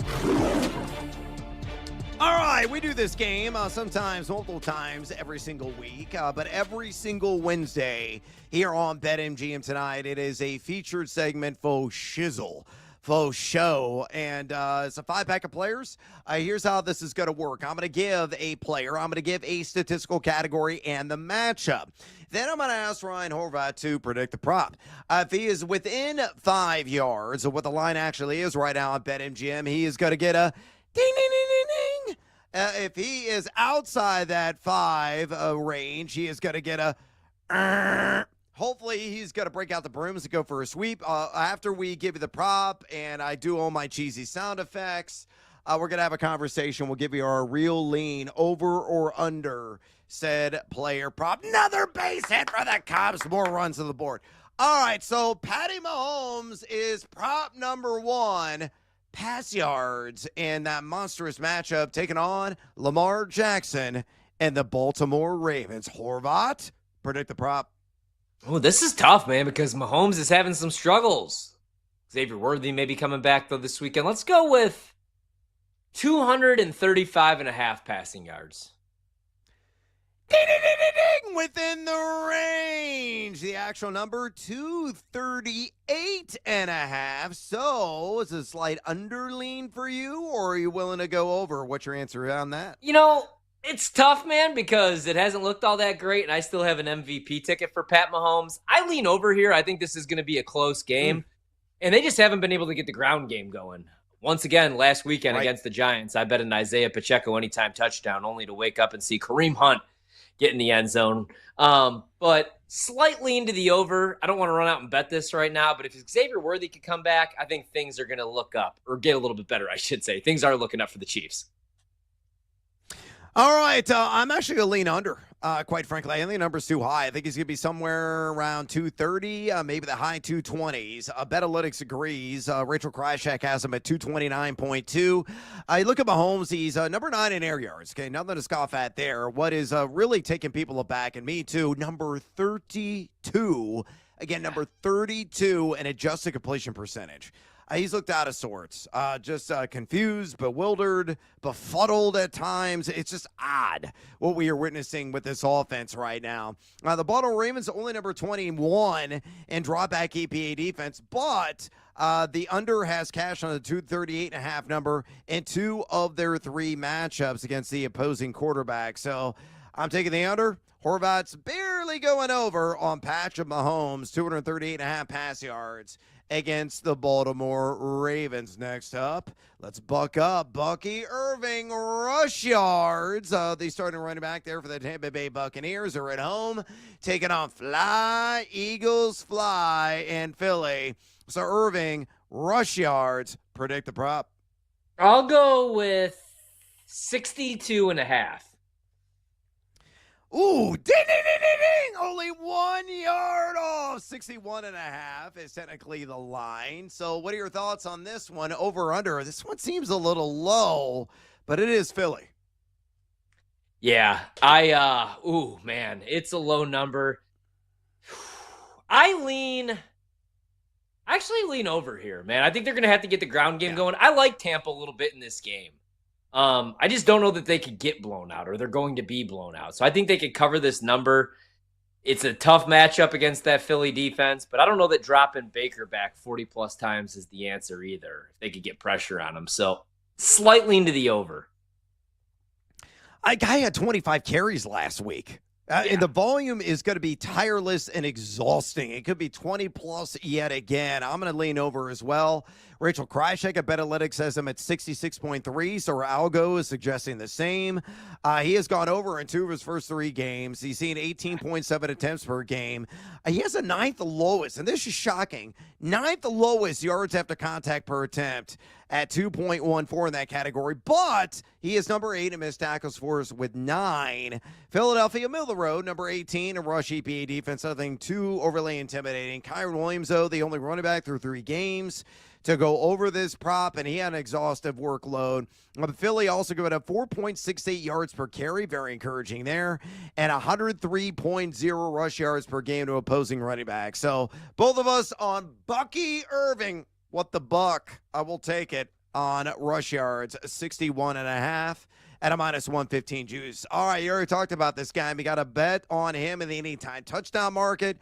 Matthew Golden, receiving yards against those woeful, pathetic, bleep-kicking Dallas Cowboys. Horvat, predict the prop.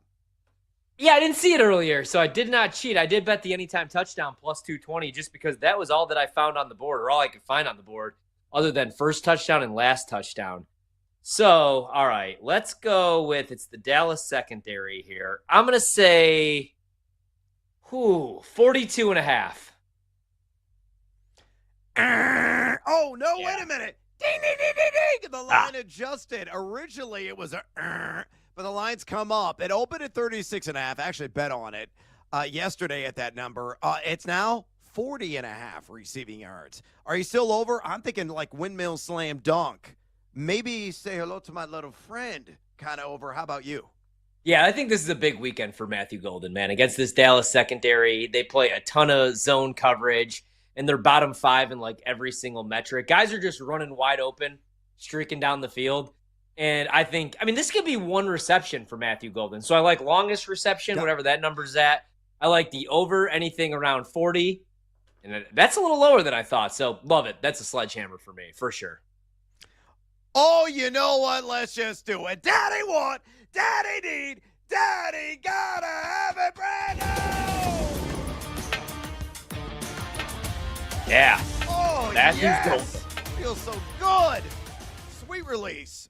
Yeah, Matthew Golden. I'm probably going to play. I might ladder this. Again, I grabbed it at 36.5. I would play it again at, 40, 50, 60, maybe upwards of 70. I think he's going to be flirting with 70 yards there in the end. Here are the reasons why. On this, and now I'm back because my mic just dropped and the sound went out, and I am back in business. That's how excited I am about Golden right now. You look, BetAnalytics has him at 38.7, so a little bit lower than the 40.5 number, but I'm still pushing that out of the way. Sorry, Rachel. I'm not buying that projection at all. 4 for 52 last week, but here's what's most impressive. At 22.8 ADOT. Average depth of target for him. He's running more routes. He's gaining confidence. Jordan Love keeps talking him up, saying, I got to get the ball more to MG. His words, not mine. And you look at the Cowboys. They're just sad. They're woeful. They're awful. Number 31 in pass EPA defense. 6 guys have already gone over the 40.5. And he's going to get a lot of Khair Elam in coverage. Is a lot of the 4th most receiving yards in the NFL to his assignments of any DB. So Matthew Golden, saying hello to our little friend. We're way over on 40.5 receiving yards. All right, Justin Jefferson, sticking with more receiving yards. He is taking the road trip there to the Steel City, taking on the Steelers. So Jefferson receiving yards. Predict the prop. I'll go 72.5. Ding, ding, ding, ding, ding. Oh, barely. 77.5 is the actual number, and it's come up. It opened at 75.5. So what's your lean here, over or under? Slight lean actually to the under, man, right? Weird international travel game. I'm Sam Darnold. That was last year, Ryan. Carson Wentz did get the job done for me last week, but it's kind of a big number. I do think they're going to look to get Justin Jefferson more targets. And this Steelers secondary, really the last 2 years, the pass defense has really fallen off a cliff. I lean under, though. I hope he does go over. I need him for fantasy purposes. But I just think the number's a little inflated. I could see it more around like 74, 75 yards. I do think he gets in the end zone, though. I'm torn like an old sweater on this one. I guess I will lean ever so slightly over. I think he's going to be right around 80. I don't feel great about it. This will be a no play for me. BetAnalytics says him at 78.7. He's only gone over this number once in his first 3 games, so he's seeing 30.8% of the team target share. He's only number 24, though, in total air yards, an attractive number 14 yards per route run. Pittsburgh only number 25 in drop back EPA defense. And here's what's crazy. I'm probably going to line up a lot against Jalen Ramsey. You might say, oh, God, stay far away. Well, Ramsey's allowed the 19th most yards of any defensive back through 3 weeks in the NFL. So not really an intimidating matchup. Again, slight overlean for me on Justin Jefferson, 77.5 receiving yards. Let's work in one more. Rome Odunze. Also receiving yards on the road in Sin City. He's going to score jackpot. Horvat, predict the prop. Whew, man, I like DJ. I like Rome Odunze a lot here. Give me, let's go. Oh, it's tough, actually. 58.5. Ding, ding, ding, ding, ding, and exactly right. I thought you were going to go much higher than that. This line has moved. It opened at 54.5. Your boy grabbed it at that yesterday. I was chomping at the bit, waiting for the Bears props to drop. They actually dropped on last night's BetMGM tonight. I alerted immediately. Brandon Combs, our fine producer, said, dude, you might want to grab Rome Odunze. And then it shifted overnight by 4 yards. Number's still too low. It's another step ladder opportunity. He has done this on the over in 2 or 3 games. He's seeing 10 targets a game. He's number 7 in total area yards, number 23 in yak. And he's facing Vegas, which has one of the worst pass EPA defensive ranks in the league. They're number 27 in that category. So Rome Odunze, dude's going to eat again. Clack-a-clack. Roll the dice, baby, because we're cashing in on that over. Oh, yeah. Love Rome, man. I mean, they play a ton of zone coverage. They're not very good at it, and they're giving up right now 11.8 yards per reception. Love that number. I thought it was going to be a little higher, actually. Yeah, me too. All right, we're going to do a fantasy football draft here on the flip side called Feeling the Draft. Will I actually emerge from the basement? Stay tuned right here. BetMGM tonight on the BetMGM Network. Don't go anywhere. Brad Evans and Ryan Horvat will be right back with more Wagertainment on BetMGM tonight on the BetMGM Network.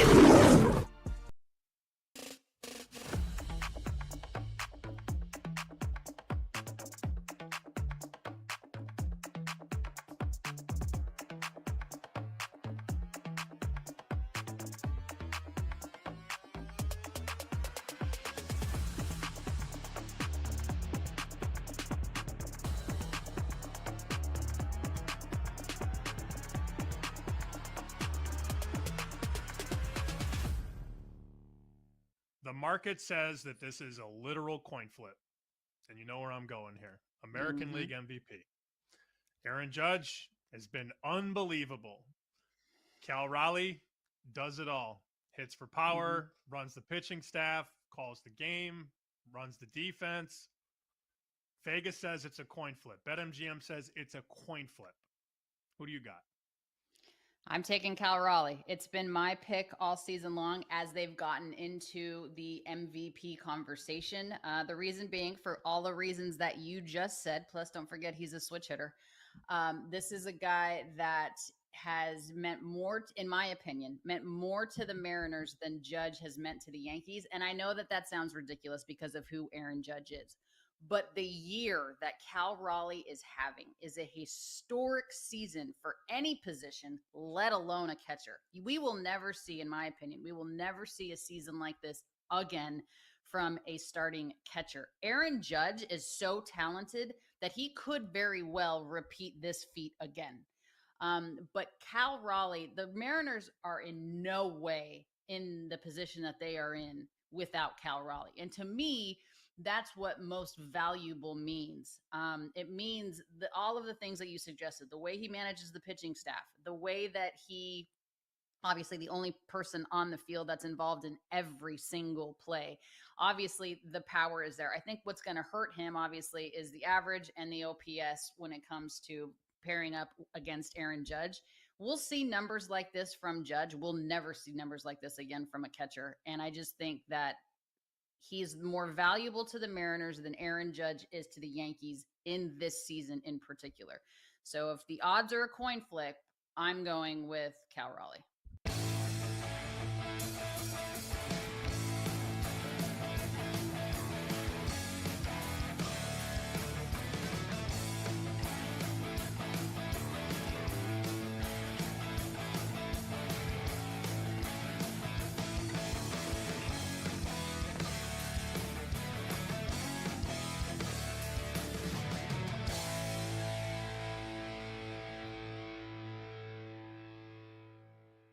Why are the Broncos favored by 7.5?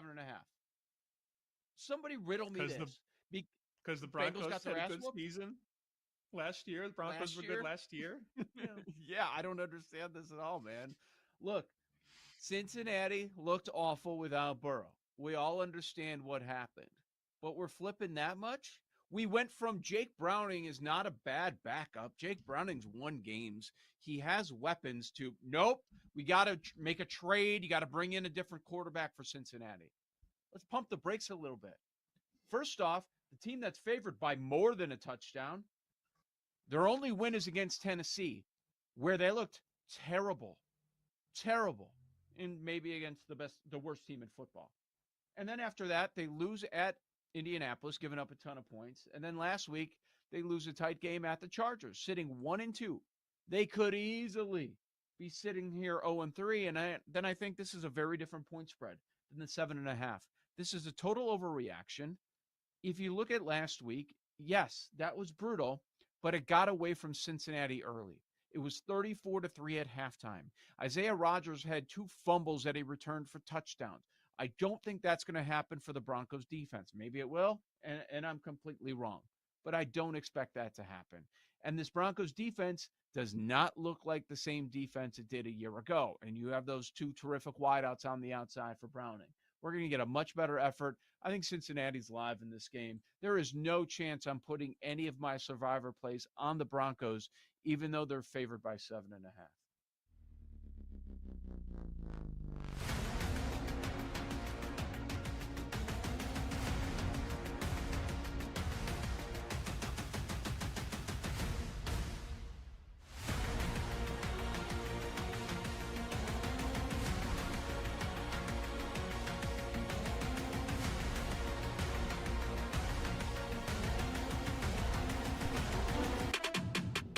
It's time to place your bets. This is BetMGM Tonight on the BetMGM Network.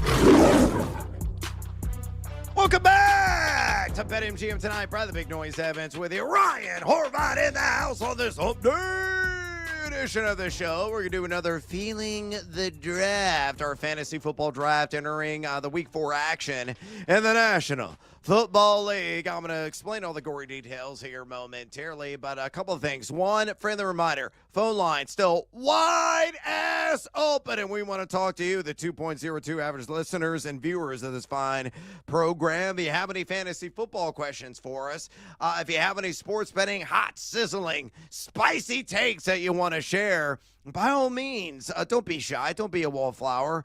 Don't be somebody that's like, oh, they don't really care. Yes, we do care. Pick up the phone and dial us, fools, at 833-732-3875.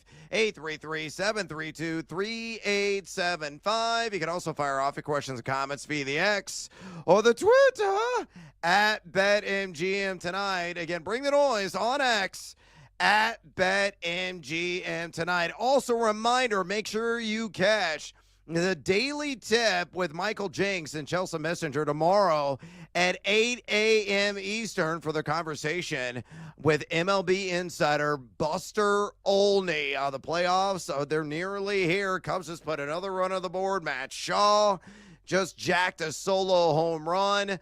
Oh, what a quinky dink. I believe it is now 6-0. It was 6-1 last night, and the Cubs blew that. Hopefully, they'll be able to slam the door shut tonight and get Matthew Boyd the victory and get me the victory, too, laying the 1.5 on the run line at plus 178. Woo, that was juicy. But again, make sure you listen to Daily Tip. Michael Jenks, Chelsea Messenger, they're also human beings. They're really good at conducting interviews, unlike me. Horvat's always picking it up for me on this entire show. They're going to be talking to MLB insider Buster Olney tomorrow morning, 8 a.m. Eastern, right here on the BetMGM Network. All right, here's how the Field of Draft works. You got to draft a quarterback, running back, wide receiver, tight end, flex. It's a half-point PPR format. Draft order is order of finish from last week. I've been basically in the basement this entire time. I suck. Everybody's chasing Monty right now, the pride of Iowa, getting it done. He's like Dallas Clark in his prime out there right now. It's utterly ridiculous. So he is batting leadoff. Brando finishing second. He is number 2. Ryan, you're third. And I go back-to-back picks, picking last. It is a snake draft order. So hopefully your boy is going to get off the schneid to actually make this thing stupid competitive. It's still early, guys. And I'm just slow playing this. Artificially inflating your confidence because I'm bringing the noise this week, which means somebody's going to get hurt. By the way, George Kittle placed on IR because of me. I drafted him early on this exercise. CeeDee Lamb last week, high ankle sprain, going to miss the next 3-4 weeks. Why? I drafted him. I am a curse. I am a blight. I am responsible for just cratering your fantasy franchise, so I apologize whenever I select this evening. But, Monty, you're up first. Quarterback, running back, wide receiver, tight end, flex. Who do you got? Yeah, I think there's an obvious way to go about this, and that's Packers against the Cowboys, but I refuse. I will never draft a Packer. I'd rather lose. So instead, I'm going to go James Cook against the Saints. He's got the extra rest coming off playing Thursday last week, so James Cook. All right, I'll roll with James Cook, a man who is practically automatic to get you a touchdown every week. He has scored in 17 of his last 22 games. I'm liking that one quite a bit. Brando, you're up next. What's your selection? Are you going to go with a Packer? I'm not going to go with a Packer. I'm also not going to go with anybody that you're high on lately, Brad, because it's not working well. I went with Chase Brown last week, and that's why Monty beat me. Oh, no. All right. Yeah. I'm also going to start off with a running back, though. And I'm going to start off with a running back in San Diego. Well, Los Angeles now. Should still be in San Diego. And I'm going to start off with Omarion Hampton. I told you last week he was going to break out, and he did. And I'm going to stick with him again this week, especially with the injury to Najee Harris. So Omarion Hampton will start me off in round 1. Legitimate soothsayer you are, and I thank goodness that you were correct in that assessment with that Hampton breakout. Ryan, you're up next. Quarterback, running back, wide receiver, tight end, flex. The board is wide open. Who are you taking?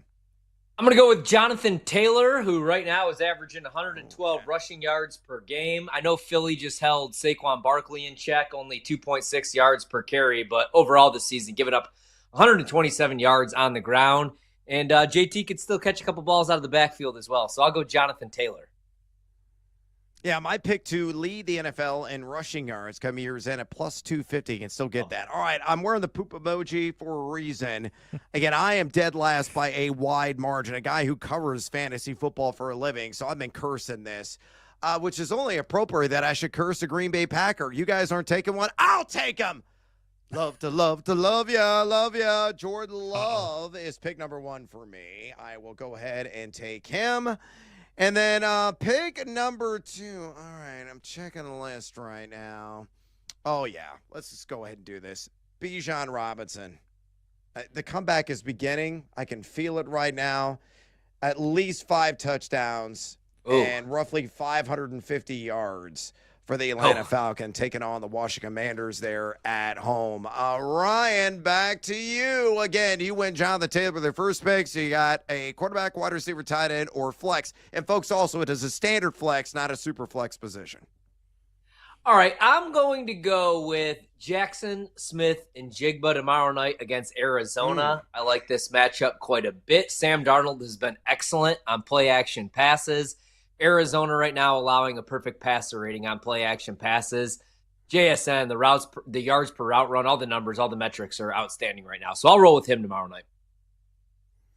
Yeah, I think he's going to be good for at least 8 catches. He's seeing over 40% of the target share. That's outrageous. So high-volume guy, going to eat. Remember, he was sick last week and still went off for 5 catches and a touchdown.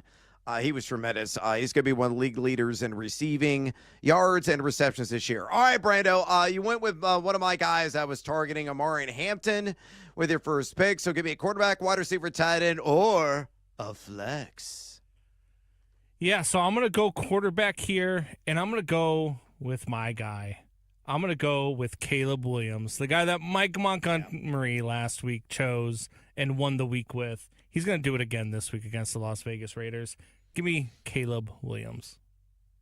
Yeah, good call. And a guy that's here to stay, I think, in the quarterback 1 ranks. And even in 10-team leagues, like, you got to start buying into the belief that Caleb Williams is the real deal Holyfield in this Ben Johnson offense with the weapons surrounding him, and the fact that he has become one of those really primo scoring duelists, really raising the floor with those rush yards. I think he's going to tee off in Vegas against the Las Vegas Raiders. All right, Monty, back-to-back picks. You went the Ship Boy RD or running backs and James Cook with your first selection.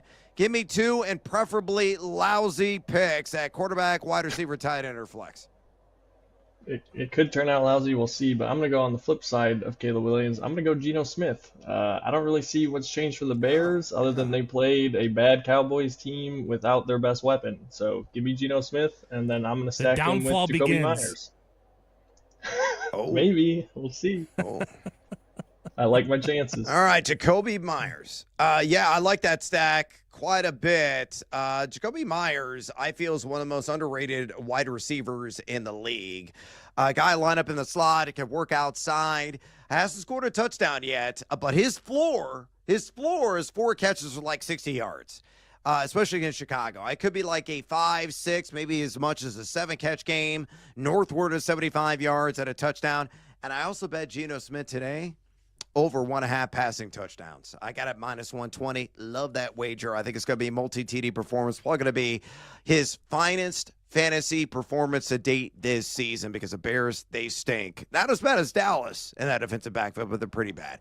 All right, Brando, you went Caleb Williams, speaking of the Bears, at quarterback. Lamar Hampton at running back. I need a wide receiver, tight end, or flexi sexy. What do you have? I'm going to go with my flex position. I'm going to go to a Monday night game so that I have something to cheer for when we're sitting here on Monday night watching the game with no sound. I'm going to go with Devon A-Chain. Give me the A-Chain at my flex position against the Jets defense. I think he's going to run wild on Monday night. All right, you will eventually learn how to pronounce it. It's A-Chan. I got taught by the Miami School of Proper Pronunciations last year. It is not A-Chain anymore. It is A-Chan now.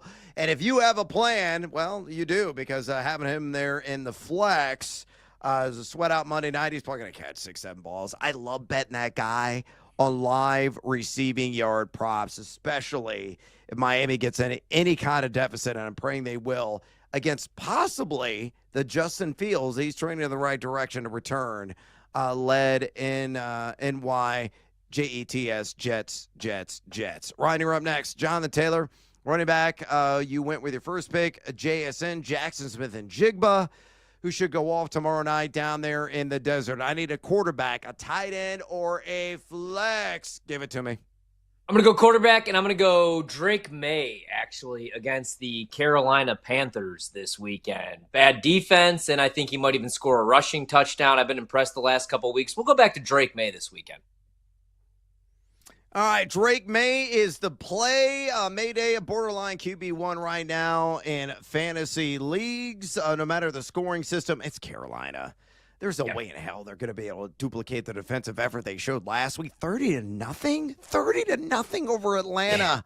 You should get kicked out of the league. Should be contracted for that. All right, I got 2 picks. Bijan Robinson, Jordan Love is where I went with my first couple of selections. Brando, earmuffs, buddy. I hate to do this, but I'm taking a bear. Rome Odunze with one of the selections. Again, I think Rome Odunze is going to go off. I'm going to ladder him in the player props market. Again, I already bet the over 54.5. It's up to 58.5. I'd still keep taking the over on that. Then I got to go flex here, and I'm going to go with a Monday night special. The other game, the Bengals are done. Give me J.K. Dobbins of the Denver Broncos. I think he's going to find the end zone, get you around 60 to 70 combined yards as well there in a home matchup against those sorrowful Cats from the Queen City. Ryan, tight end flex, what do you have? Tight end, I will go with, you know what, give me Tyler Warren against the Rams. Not the best matchup, but they're dogs in the game. 3.5-point dogs. They got the most efficient offense in the league. They just punted for the first time last week. Give me Tyler Warren. All right, Tyler Warren, a guy who's been a king of consistency so far. Probably going to get you at least 6 to 8 targets. Really good shot for 4 to 6 receptions. Brando, Caleb Williams, Amari Hampton, and Devon A-Chan. Any name you're going to butcher in this one?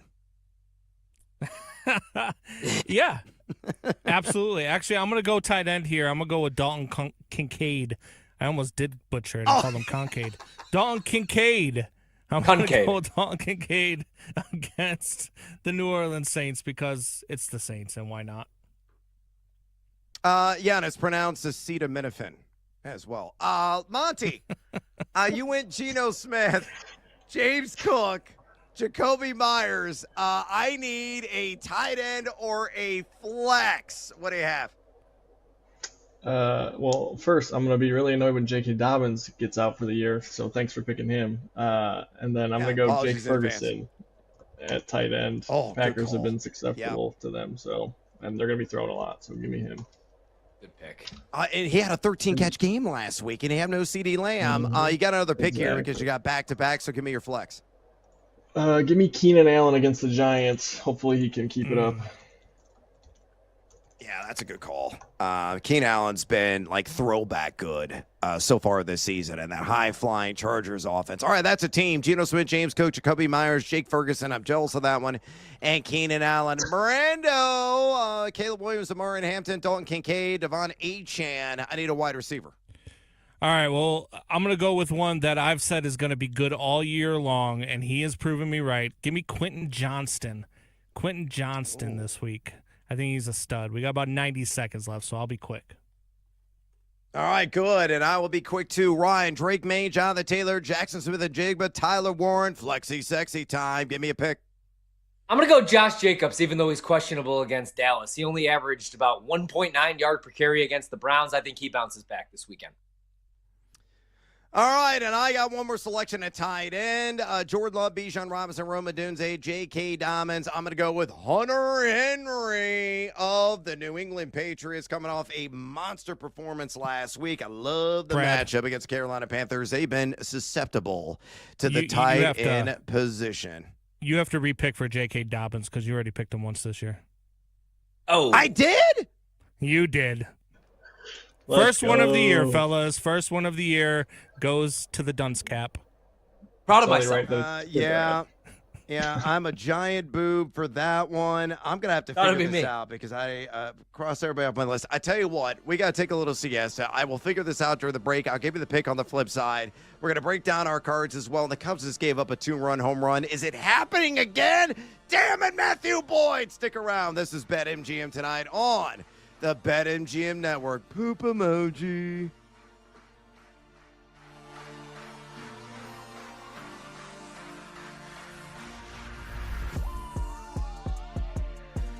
We're bringing the Wagertainment wherever you are. Stream the BetMGM Network live on Odyssey, iHeartRadio, or TuneIn. Open the app and listen now.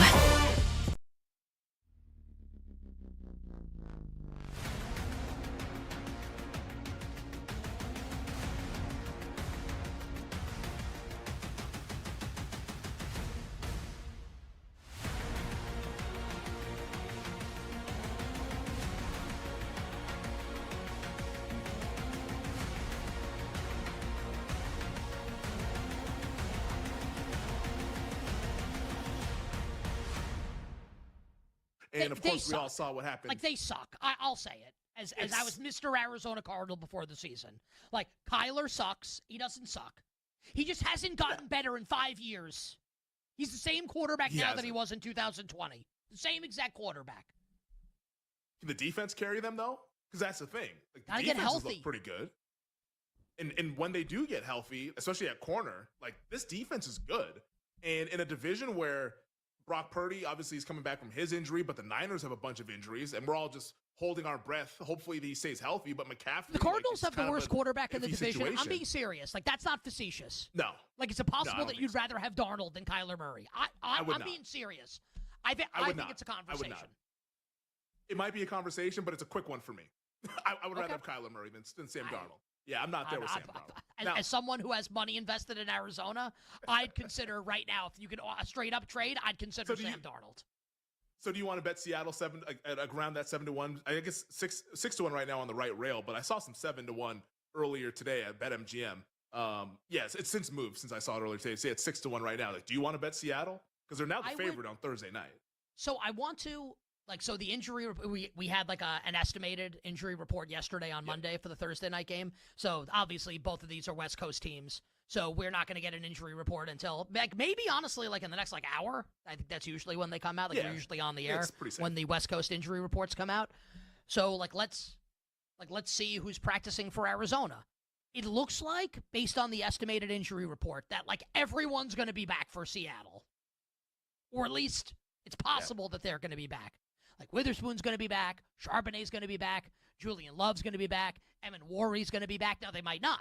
Like, we don't have the injury report yet. Mm-hmm. But this might be like a Seahawks team that's pretty healthy against a banged-up Cardinals team.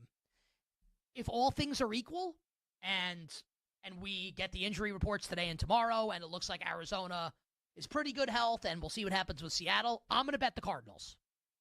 So that's my stance here. I can't do it right now until I know what the injury situations look like for both teams. So let's say Seattle's healthy, Arizona, like couple guys, like let's say Paris Johnson comes back at offensive tackle, but like the corners are still hurt. Seattle's like laying 2.5. You betting Arizona in the game? I mean, if the spread's going to be like 2.5, then yeah, I'll probably bet Arizona. Yeah. But if it's like Seattle -1, I already, the funny thing is, and like I appreciate you're right to ask the question. I would ask the question if I were you also. Like I basically have a bet on the Cardinals already. You're like, leveraged. I'd really like for them to win. Yeah. I So might it's like, bet why them, double down? Well, if I feel like the numbers, if I feel like it's off, I'll bet it. I don't feel like at this moment it's off. Now, like Seattle's favored right now, but that'll change if their injury report's bad and Arizona's good. Like the Cardinals will flip to the favorite if that happens. So I think it's kind of like more shall be revealed in this spot here.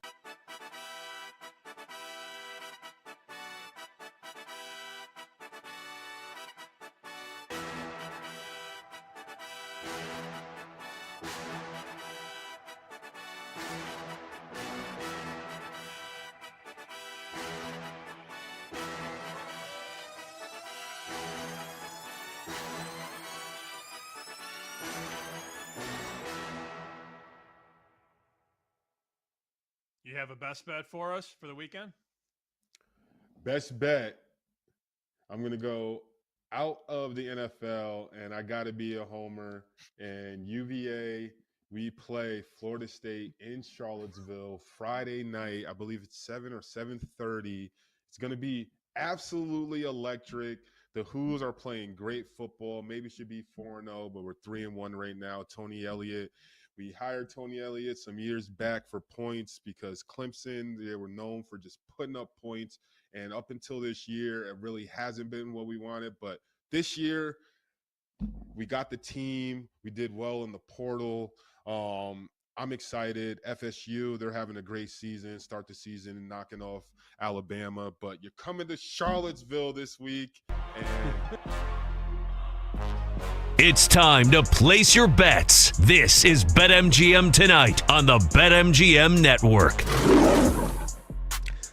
Welcome back to BetMGM Tonight. Brad the Big Noise Evans with you. Ryan Horvat in the house on this hump day edition of the show. I'm in my final segment of the night. Going to be reviewing our cards here momentarily. We'll also give you the poll results to the pole dancing poll question of the day. But before I get into that, a couple of things. One, reminder, phone line still wide open. If you want to talk some fantasy football with us, folks, don't be shy, okay? We're here to help. That's what we are. We are loving, caring, and approachable people, and we're always here to be of assistance to you. Now, you can always fade or follow my advice because I'm getting my butt kicked in our Feeling the Draft exercise every single week conducted here on BetMGM Tonight. I'm going to give you the draft results here in a second, but friendly reminder again, if you have those fantasy questions, just pick up the phone and dial us, fools, at 833-732-3875. 833-732-3875. You can also fire off your questions and comments via the X or the Twitter at BetMGM Tonight. Again, on X, at BetMGM Tonight. Let's go ahead and give this to you right now. The pole dancing poll question of the day. Let me go and shut that down. It was asking you this. Which high-profile producing player do you feel is prime sell-high material in fantasy football? Your options were Juggernaut Javonte Williams of the Dallas Cowboys, Roman Dunze of my Chicago Bears, Emeka Egbuka, a former Buckeye, now a member of the Bucs in Tampa, or Quentin Johnston of the L.A. Chargers. Officially 407 votes cast. Horvat, who led the way? I'll go with Quentin Johnston. Second place, close second, though, at 35.6%. It was Juggernaut Javonte Williams at number one, 43.2%. Third place, Roma Dunze at 11.5%. Don't sell Roma Dunze, folks. Just don't. No. And then fourth place, Emeka Egbuka. Again, I'm really going to be curious to see what his role really looks like with no Chris Godwin. I mean, the good news, if it is good news, and it isn't for Mike Evans, we want him to have a quick and speedy recovery.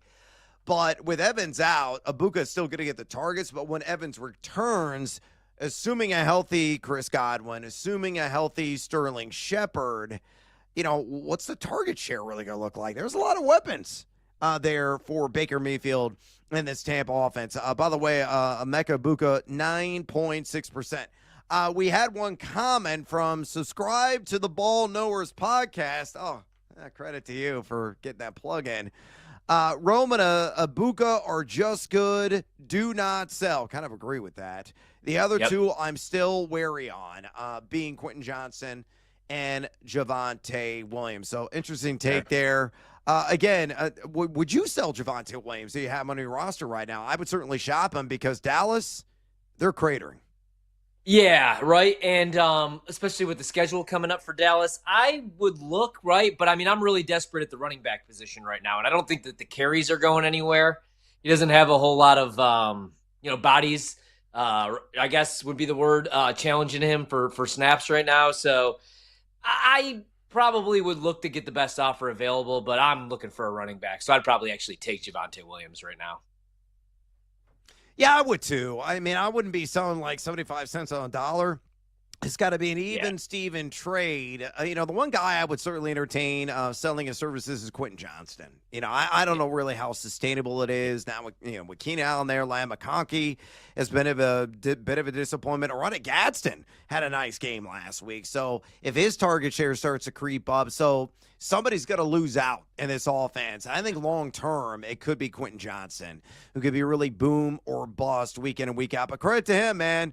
So many devastating drops last season. He's applied the stickum. He's not secreting, slippery juices from his fingers like he was a year ago. So he's actually been quite dynamite downfield and a very tough guy to wrangle after the catch. So kudos to him. All right. Here are the results. If you missed our Field the Draft, a fantasy football draft ahead of week 4. Again, your boy is in dead last right now. Monty, the pride of Iowa, working the video board. He's far and away way ahead of everybody else at 221.2. Brando is right now in second place at 192.5. Ryan in third at 187. I got 132.3. I suck. I really do. I might have to spend the next 24 hours at a Waffle House eating stacks of waffles to shave off time that a lot of people do. Or some people get tattoos in unwanted places.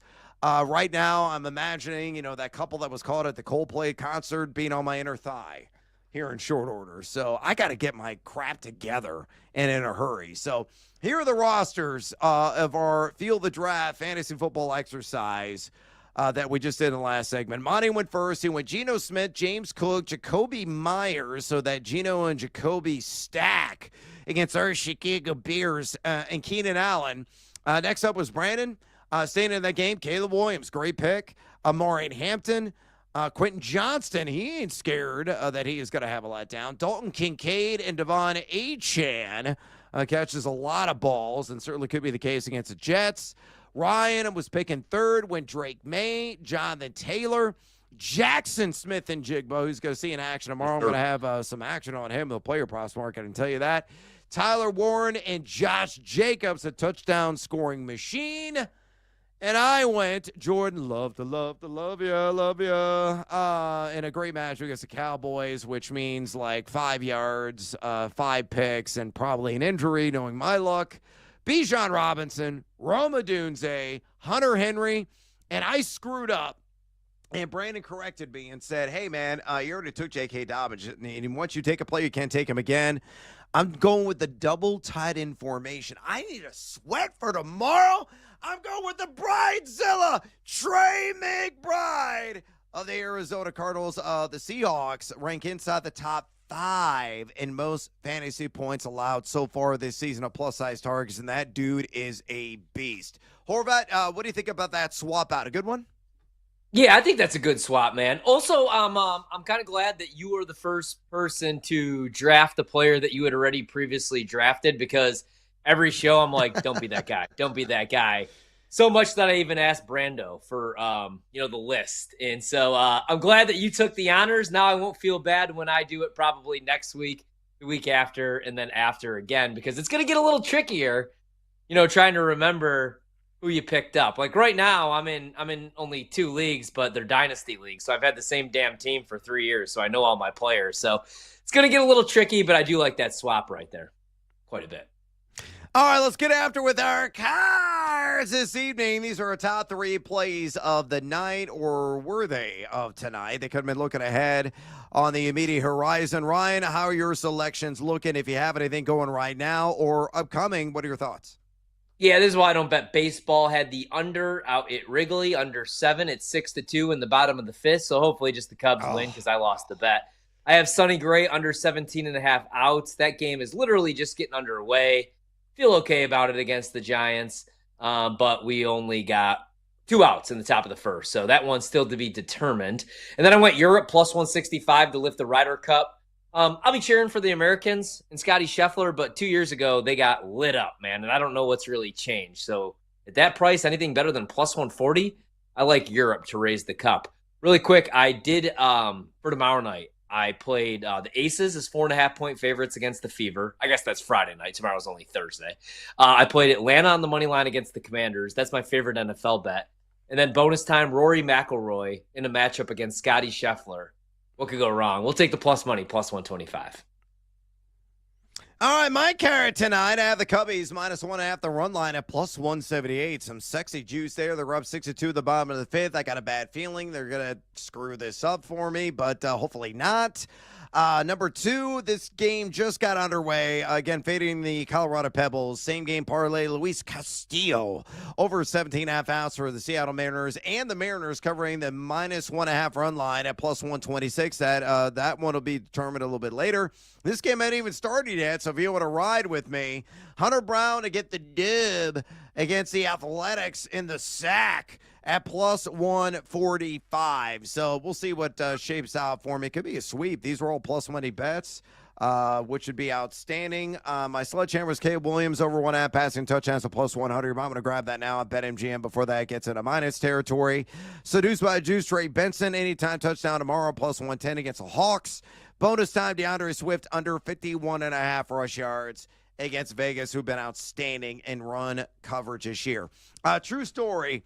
Horvat, you mentioned doubling up on a pick that you already had. I used to have a rule when I had my in-person auction / salary cap draft in my old neighborhood in Denver, Colorado, that if you threw out a player that people had already bid on, it was mandatory you had to do a shot. So what I would do is I went and bought a bunch of mason jars, and I was fermenting and some like low dollar tequila and infusing serrano peppers, habanero peppers. It was a amalgamation of hot, spicy peppers and tequila for like weeks on end in preparation for the draft. So I bring it out. A guy goes by Jeff. Threw out a player that had already been taken that we'd already bid on, and he goes, crap. And he was already like 4 or 5 beers in. He goes, I got to take a shot. We're like, shot. Takes the shot, and he's like, oh, that's pretty good. And I'm like, what? He goes, yeah. I take it. I'm like, man, that's spicy as you know what.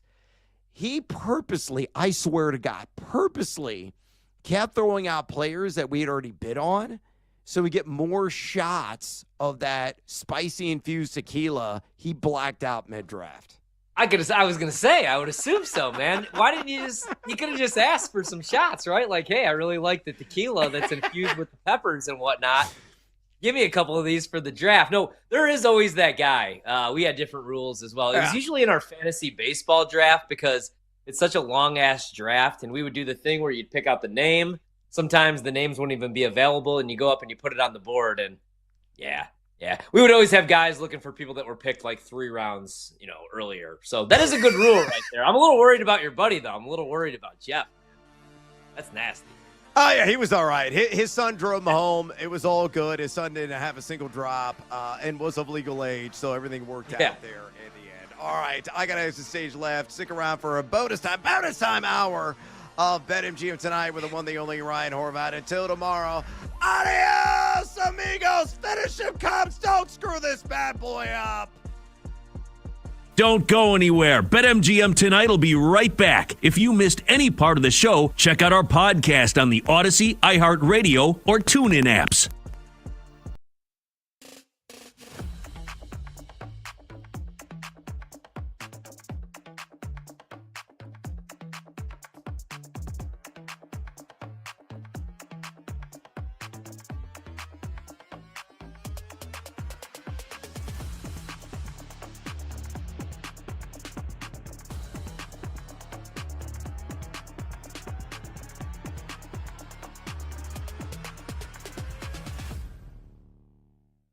market says that this is a literal coin flip.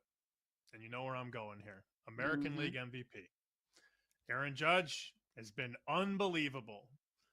Cal Raleigh does it all. Hits for power, runs the pitching staff, calls the game, runs the defense. Vegas says it's a coin flip. BetMGM says it's a coin flip. Who do you got? I'm taking Cal Raleigh. It's been my pick all season long as they've gotten into the MVP conversation. The reason being for all the reasons that you just said, plus don't forget he's a switch hitter. This is a guy that has meant more, in my opinion, meant more to the Mariners than Judge has meant to the Yankees. And I know that that sounds ridiculous because of who Aaron Judge is. But the year that Cal Raleigh is having is a historic season for any position, let alone a catcher. We will never see, in my opinion, we will never see a season like this again from a starting catcher. Aaron Judge is so talented that he could very well repeat this feat again. But Cal Raleigh, the Mariners are in no way in the position that they are in without Cal Raleigh. And to me, that's what most valuable means. It means that all of the things that you suggested, the way he manages the pitching staff, the way that he, obviously the only person on the field that's involved in every single play.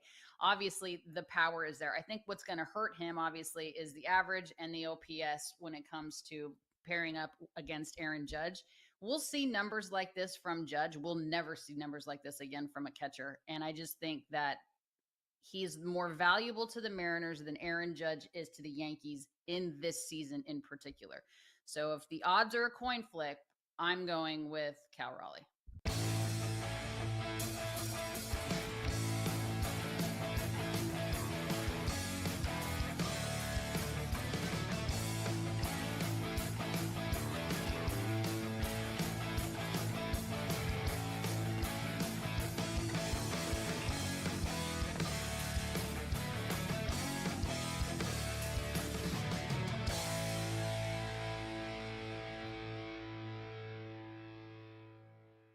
Why are the Broncos favored by 7.5? Somebody riddle me this. Because the Broncos got had a good season last year. The Broncos were good last year. Yeah, I don't understand this at all, man. Look, Cincinnati looked awful without Burrow. We all understand what happened. But we're flipping that much? We went from Jake Browning is not a bad backup. Jake Browning's won games. He has weapons to, nope, we got to make a trade. You got to bring in a different quarterback for Cincinnati. Let's pump the brakes a little bit. First off, the team that's favored by more than a touchdown, their only win is against Tennessee, where they looked terrible, and maybe against the worst team in football. And then after that, they lose at Indianapolis, giving up a ton of points. And then last week, they lose a tight game at the Chargers, sitting 1-2. They could easily be sitting here 0-3. And then I think this is a very different point spread than the 7.5. This is a total overreaction. If you look at last week, yes, that was brutal, but it got away from Cincinnati early. It was 34-3 at halftime. Isaiah Rodgers had 2 fumbles that he returned for touchdowns. I don't think that's going to happen for the Broncos defense. Maybe it will, and I'm completely wrong. But I don't expect that to happen. And this Broncos defense does not look like the same defense it did a year ago. And you have those 2 terrific wideouts on the outside for Browning. We're going to get a much better effort. I think Cincinnati's live in this game. There is no chance I'm putting any of my survivor plays on the Broncos, even though they're favored by 7.5.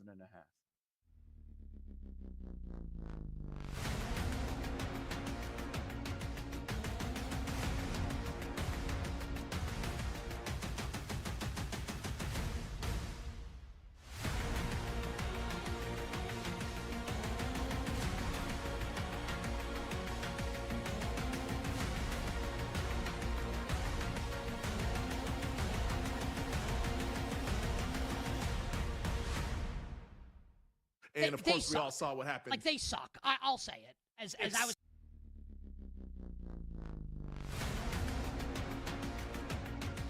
Madness begin. Raise up, take your shirts off, throw them around your head, spin them like a helicopter. It's BetMGM Tonight After Dark with Ryan Horvat. Some zig, I'm gonna zag. All right, the theme of the night is all dogs hopefully take us to heaven. Nobody wants to bet Seattle U, except for this guy. Presented by BetMGM, the sports book born in Vegas.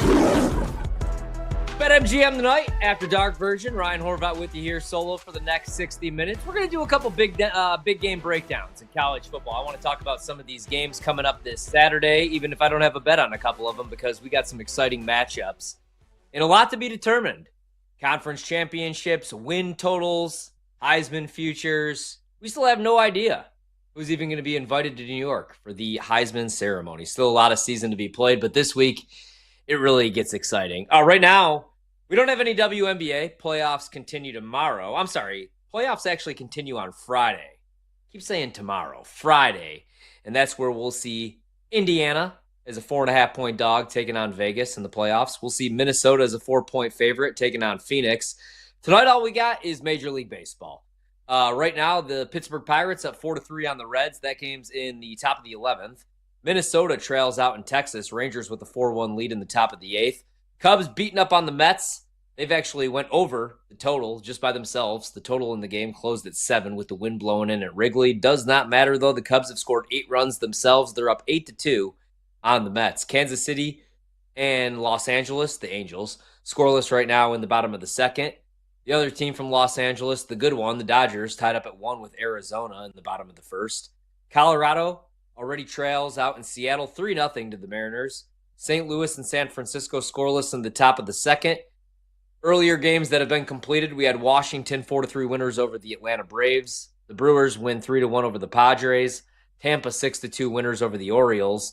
Cleveland gets past Detroit earlier again 5-1. The Guardians are hot as hell. Phillies win 11-1, beat up on the Marlins today out in Philadelphia. Yankees 8-1 winners over the White Sox, and Boston 7-1 winners earlier against the Blue Jays. One more game to go tonight. Hunter Brown on the bump with his 2.30 ERA taking on Severino. He's got a 4.72 this season. Houston a -135 favorite. The A's +112.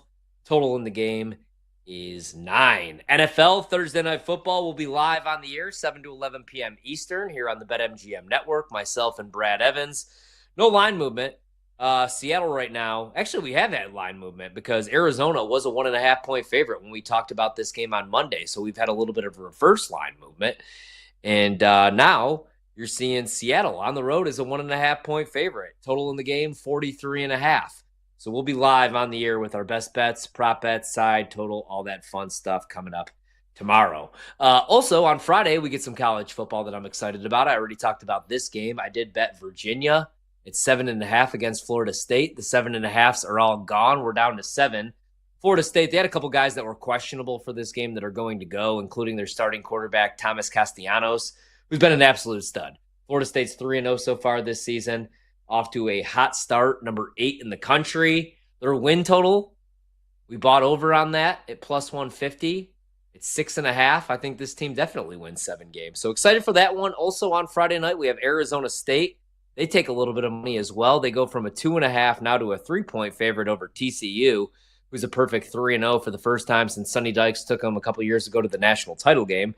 I like Arizona State in that game, though. I laid the 2.5, and I still do like it at 3 with the home field advantage. And I'm a big Kenny Dillingham fan. Games I wanted to hit on, though, Ohio State, Washington.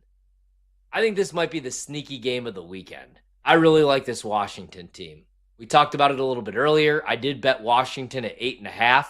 I wish I would have bet this earlier in the week or on the game of the year lines because you were catching 10.5 with Washington.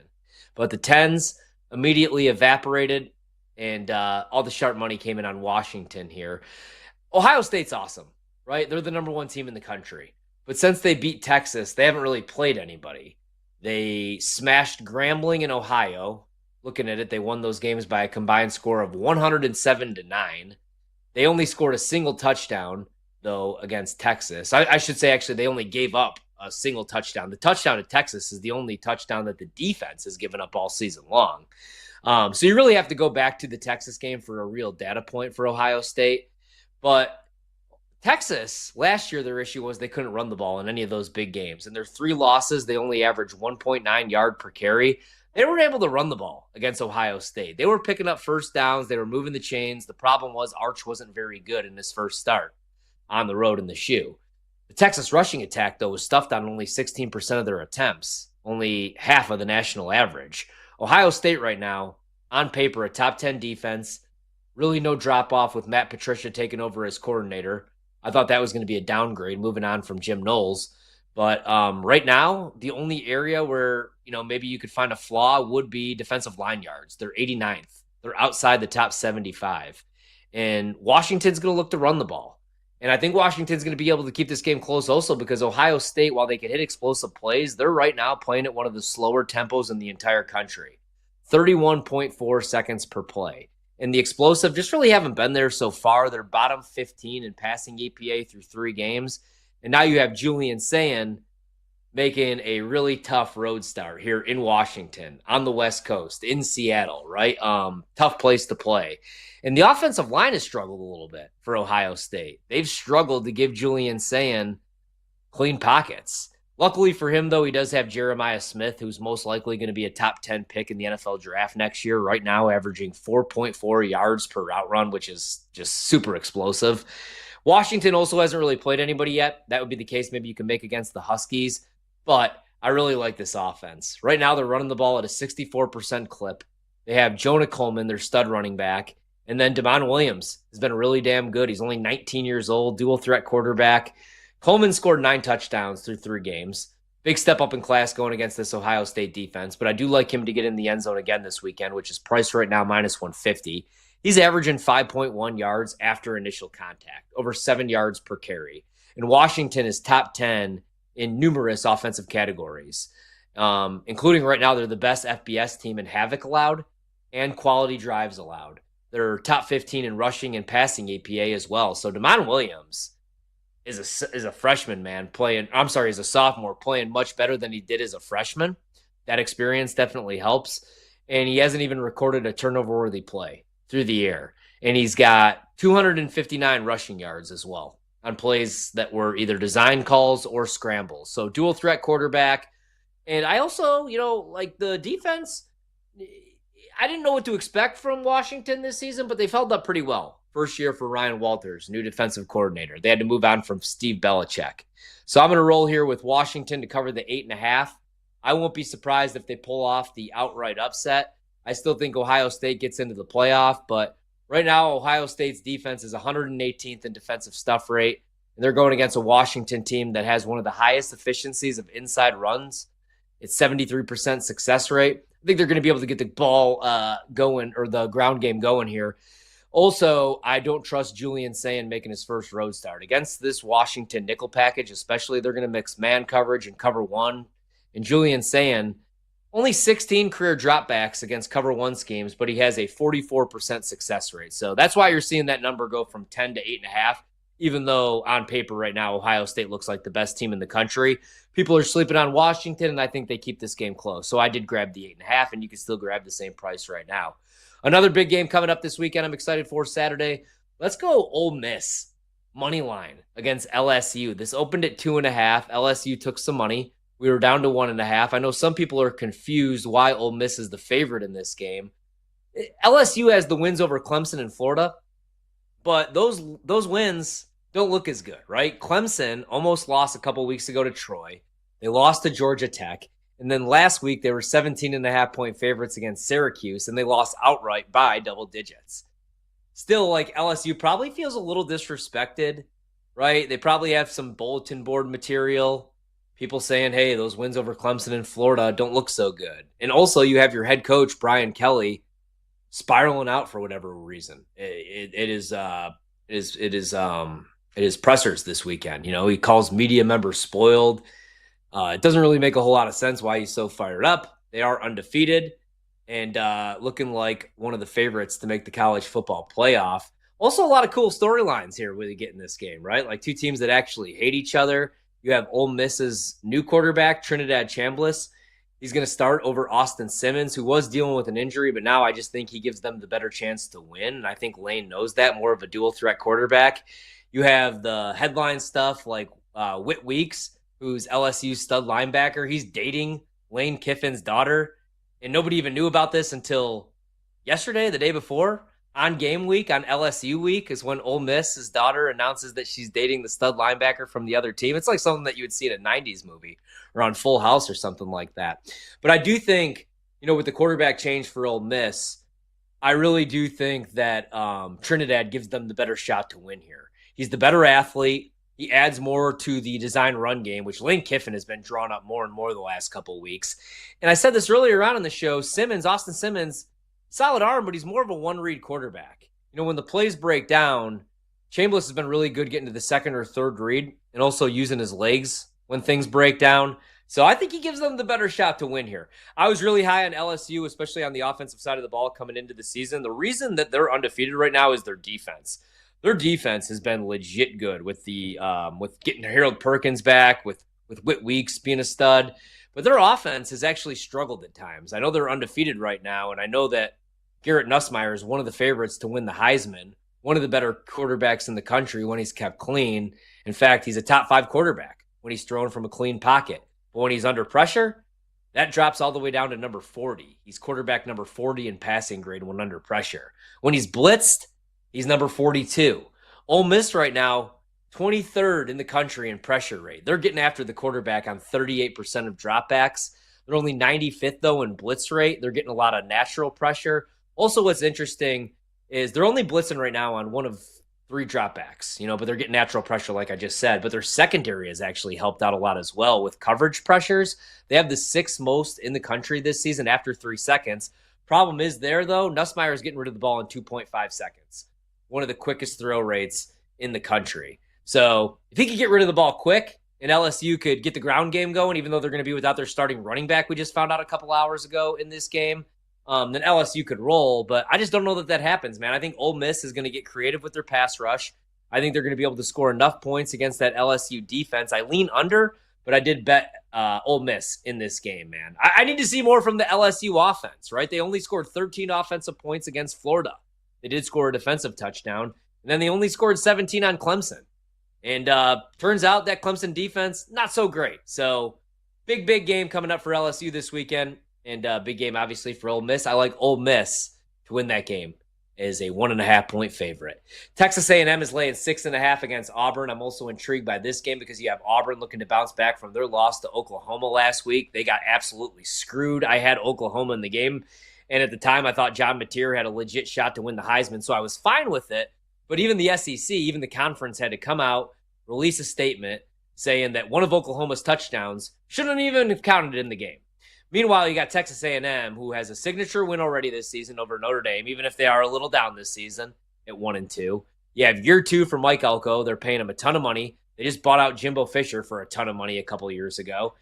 And, they had a lot of hype coming into the season, especially with Marcel Reed, dual threat quarterback, Le'Veon Moss, and Reuben Owens, 2 stud running backs. And then they also go out and get Casey Concepcion, a really good wide receiver in the portal, and Mario Craver, who has been awesome so far. In fact, he leads the nation in YAC, one of the better wide receivers in the country, tore up Notre Dame in that matchup, which still brings a tear to my eye. And then you have Auburn, they've been really solid against the run, but right now they're outside the top 120 in coverage grade.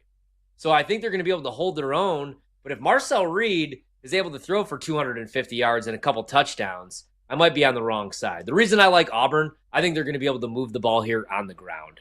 That's what their offense is built to do this season. They're averaging right now over 6 yards per carry, 6.3 to be exact, 22nd in the country.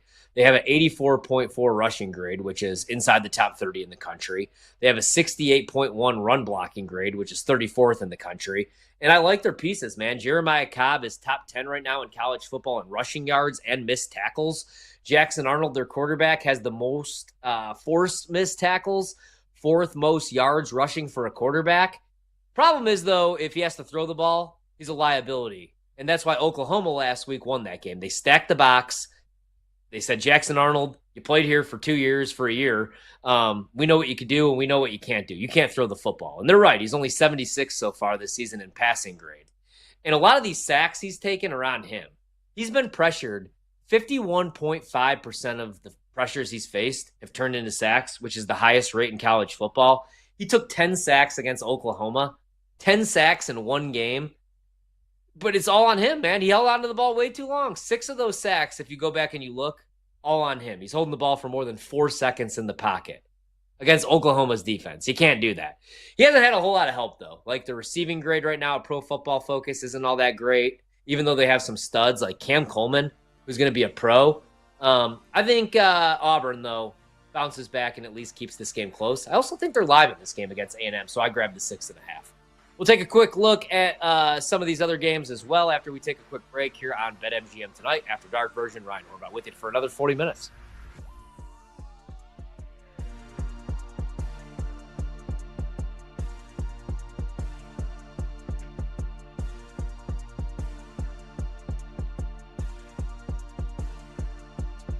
BetMGM Tonight will be right back on the BetMGM Network. Make it legendary.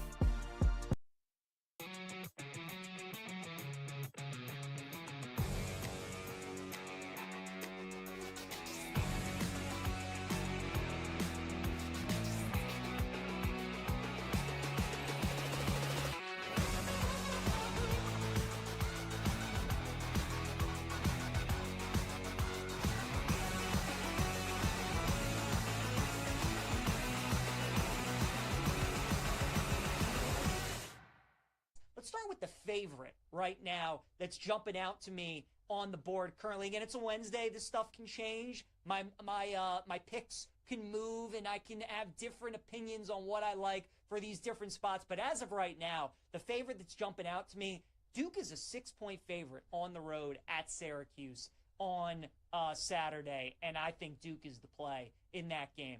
Now, I've bet this Duke team once too many times so far this season, and it's one of those teams that it feels like the professionals really like. You know, that game against Illinois, the game against Tulane, all these games, the game against NC State, all the professionals, they like Duke. These underlying metrics, the spots, they're liking the Blue Devils. And now here we are again. You have a Syracuse team coming off a big upset against Clemson, and they're 6-point home dogs. So naturally, a lot of the public is going to be on Syracuse, yet we're seeing reverse line movement, and it just keeps going up towards Duke. But we have to keep asking ourselves, just how good is Clemson? It was a great win for Syracuse with their backup quarterback, but was that game more about just Clemson being awful, or is Syracuse a decent team? Remains to be seen. They should have lost to UConn a couple weeks ago at home. So Duke being a 6-point favorite on the road at Syracuse, I think, is telling. You always have to worry about an emotional letdown after a big upset win like that for Syracuse. So anything under a touchdown right now, I think Duke is a good bet. I like them at -6.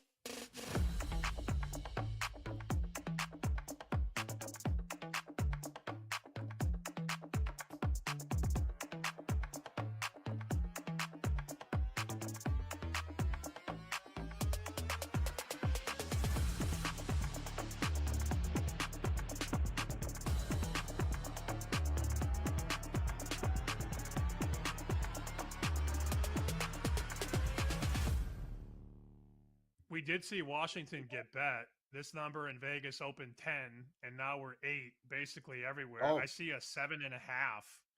Are you supporting that move on the Huskies, or do you think they're in trouble? Give me the points and give me a money line ticket on the Huskies in that game. Ooh, man. Julian That- Saint's first real road start. First real road start, and you're going into a very, very tough environment. As you guys know, in Seattle, that's one of the harder stadiums to play in. The fans are kind of on top of you, and the road trip, you're going back a couple of time zones. And then the other thing, Washington, their defense, it's run like an NFL defense, sort of run like the old Seahawk defenses, honestly. They have the 2 pterodactyl cornerbacks on the outside, Ephesians Prisak and Takario Davis. Both of them are 6'3" or taller, and both of them have ludicrous wingspans, like 6'6" or above wingspans on those guys. So they can mug you off the line. They're very, very active on defense. And then on offense, I just love their pieces. Williams is one of the funnest players in the nation. If people haven't seen him before, you're going to enjoy seeing him. Denzel Boston on the outside. You have a legitimate dude out there, a guy who could be a top 3 wide receiver taken in April.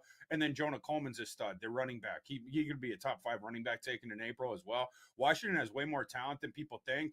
Maybe they missed it because last year was Judd Fish's first year. But the second year with the staff there, you have a whole bunch of NFL players on that team. I like Washington. I think Washington could upset Ohio State.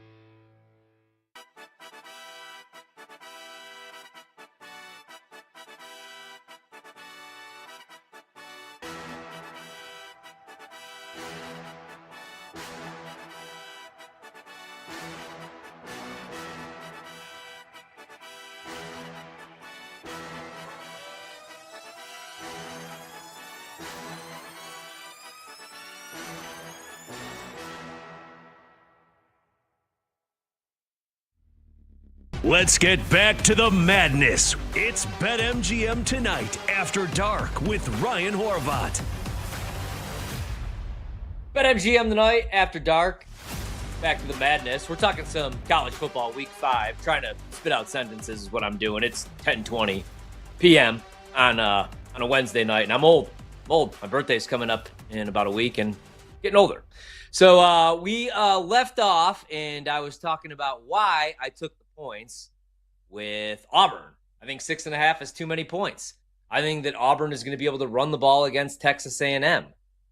Jackson Arnold, coming off a disappointing loss to his former team at Oklahoma, was talking trash to the fans, saying, "You wish you could be me," on his way to the locker room. But I do think, that they're going to be able to get that ground game going, man. Texas A&M does struggle to defend the run. They're only 100 in the country right now in yards per attempt. They're giving up 5.1 yards per carry. They have the second worst tackling grade in the Power 4. They're outside the top 100 right now, 105 in the country with a 17% missed tackle rate. And I think Auburn's offensive line is much better than they showed against Oklahoma when their starting quarterback, Jackson Arnold, was sacked 10 times. 6 of those on him, but 10 times. Arnold himself has already forced 14 missed tackles. And I just got done talking about how Texas A&M really struggles to tackle. So give me them to at least cover the 6.5. If they lose that game, I think it's more of a field goal game. And they need a win after last week's loss. Indiana, they were laying 8.5. Now we're back down to 8, 7.5 in some shops. I feel like everybody's running out to bet Indiana, and I get why. Fernando Mendoza, their starting quarterback right now, is the favorite to win the Heisman. They just scored 63 points against a top 10 team in Illinois. But now they got to hit the road for the first time this season. All these games have been at home. And I know last year they were a double-digit win team. They made the college football playoff. Curt Cignetti's a really damn good coach. I don't know how much longer he's going to be at Indiana. This is a tough trip, though. A really tough trip, which is even why Curt Cignetti himself keeps saying to his team and in these press conferences, I keep telling my guys, this is going to be a bigger challenge than last week, which he's not just throwing shade at Illinois. I think he really thinks that this is going to be a bigger challenge, and that's because Iowa has the best offensive line in the country right now, and it's not even close. All 5 of those guys are going to be in the NFL. In fact, their lowest graded player on the offensive line is probably going to be their best pro. Their defensive line with Graves has been dominant. This is going to be a more physical game than Indiana played last week against Illinois. Now let's say some nice things about Indiana because they do look good. They are a 7.5-point favorite in this game, and that's because of this offense, man. We'll get to the defense, which has been excellent as well, but the offense is rolling with Fernando Mendoza right now. He's a really good, and this is why Cignetti wanted him, he's a really good intermediate passer, and that's where Indiana throws the ball a ton. Fernando Mendoza has a 93.6 intermediate passing grade, which is the 3rd best in the entire country. He's thrown 7 touchdowns on those 10 to 19-yard routes, which leads the nation. Last season, Curtis Rourke led the country in the same category. So this is what the Indiana offense is. And Mendoza has been the perfect fit, like I said, so far. He's also getting rid of the ball really quick, so he's not taking sacks. 2.3 seconds, he's getting rid of the ball. Nobody faster right now in the country. The RPOs, the way they attack the seams, they also do a really good job attacking zone coverage. And that's what does scare me with an Iowa 8.5 ticket in my pocket is Iowa this year runs a ton of soft zone coverage. They sit back in that zone more than ever. They don't play a whole lot of press man coverage. And that's why the interception numbers aren't there this season. And they don't have, your typical Iowa secondary, but they can tackle. They don't give up explosive plays. But Indiana has struggled weirdly more against teams who play man coverage, not zone. So on paper, this seems like a terrible matchup. But I think that Iowa's going to be able to run the ball, even against a really good Indiana defense. Right now, their offensive line is the favorite for the Joe Moore Award, by the way. But we talk about Indiana's defense, offense. I feel like nobody talks about the defense. They are 9th in the country right now in run defense grade and 10th in the country at pass rush grade. But I think Mark Gronowski, Iowa's quarterback, is going to get his legs moving here. I mean, he's a real threat with his legs. Iowa scored 10 rushing touchdowns so far this season. I love their new outside zone scheme that they're running. Gronowski has 6 of those rushing touchdowns himself. So Iowa, not a great passing team, probably never will be, but with Patterson, Williams in the backfield, and Gronowski using his legs, I think they shock the world. I don't know that they win this game outright, but I think they at least cover. And I haven't heard many people, I should say, make the case for Iowa this weekend. But I'll do that. I'll take Iowa plus 8.5. So that's what we could break down here tonight. We'll get to more tomorrow night, Friday, and then I'm here Saturday as well from 9 to 10 a.m. Eastern on the tailgate kickoff as well. But there's a couple early looks that I have in college football for you. All right, let's see what we got going on in the NFL this weekend, because I've talked a lot of college, but haven't really looked at the NFL. And let's do that at 10:26 here on a beautiful Wednesday night. So tomorrow night, we get the Seattle Seahawks. They're 1.5-point favorites against Arizona. Total in the game is 43.5. I know a lot of people like Seattle in this game. Seattle lost week 1, and since then they've won 2 straight games. Sam Darnold right now looks perfect. Looks like the perfect fit for that Seattle offense. And I didn't think that was going to be the case, man. I was really high on Darnold last year because it was Kevin O'Connell calling the plays. And he was surrounded by weapons. Justin Jefferson, Jordan Addison, TJ Hawkinson, Aaron Jones. But he's looked pretty good so far, man. Look really good. And I was really high on Arizona's defense after all the moves that they made this offseason. And after their draft, I really liked Walter Nolan, but he's been hurt the entire season. And even though Arizona right now is a 2-1 football team coming off their first loss of the season, they're not really winning with style points. They've been outgained by their opponents. That said, though, with the reverse line movement, I like Arizona in this game. I'll go against everybody tomorrow. I'll take Arizona. I need them to somehow win 9 games this season and make the playoffs plus 150. So I'll fade Seattle tomorrow night. Couple other games where we've seen some line movement. Washington, the Commanders opened up as a 3.5-point favorite against Atlanta. That's been bet down to 1.5. Could easily go back up, though. Right now, that number is just hanging out in the middle because the market is waiting to see what's up with Jaden Daniels. If Jaden Daniels plays in this game, Washington's probably going to close as a 2.5-point favorite. I don't know that we get back to 3 because this is what I was considering, because the first bet that I placed in the NFL this weekend was Atlanta. Home field advantage, you go back home. You got shut out by one of the worst defenses in the league last week in Carolina. Nobody had that in the bingo card. Even if you had Carolina covered and are winning that game outright, you did not think that they were going to be able to shut out Atlanta, and they did so. So I think Atlanta's offense bounces back, even though Michael Penix was really shaky last week. Now he's back home in the Dome. You have Bijan Robinson. You have Drake London. So I think they'll score enough points, and I'm really liking what I'm seeing right now from this Atlanta defense against the run, that pass rush. Their secondary has been really good. Marcus Mariota, I loved him last week against a bad Raiders team, right? But now, big step up in class against this squad. So I will roll with Atlanta. I say big step up in class like Atlanta's this awesome football team. I don't know about that, but they do have a good defense. They're at home. And we might get Marcus Mariota. We might get Jaden Daniels. We have no idea. So I laid it with not laid it. I took it with Atlanta. I bet them. I had even money, plus 100. Hell yeah. Minnesota coming up on Sunday.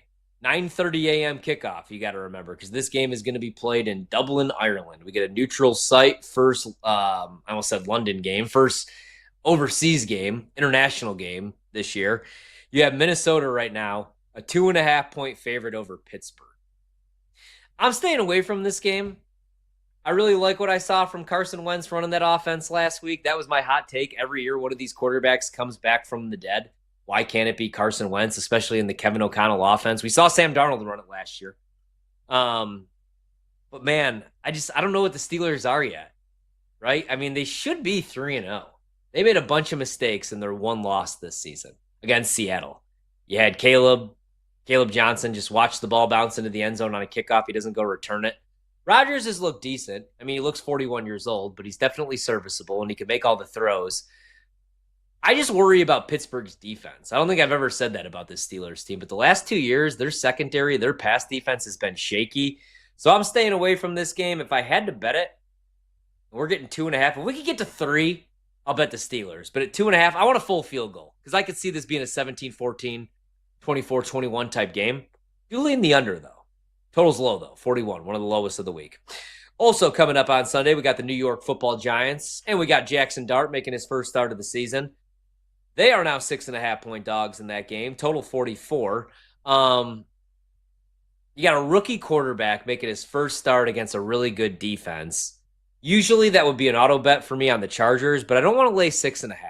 The look ahead was 3.5.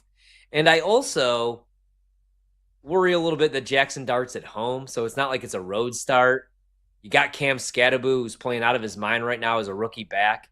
You do have a top 5 receiver in Malik Neighbors. So I could see the Giants covering 6.5, even if it's a backdoor score. I can't see them winning this game outright. I like this Chargers team a lot. I had to take a little stab at plus 850 or 9-1 for them to win the AFC. It's Harbaugh. It's year 2. Herbert right now looks like an MVP candidate. Quentin Johnston's hanging on to the football. They still got McConkey. I think the run game's only going to get better as the season goes on.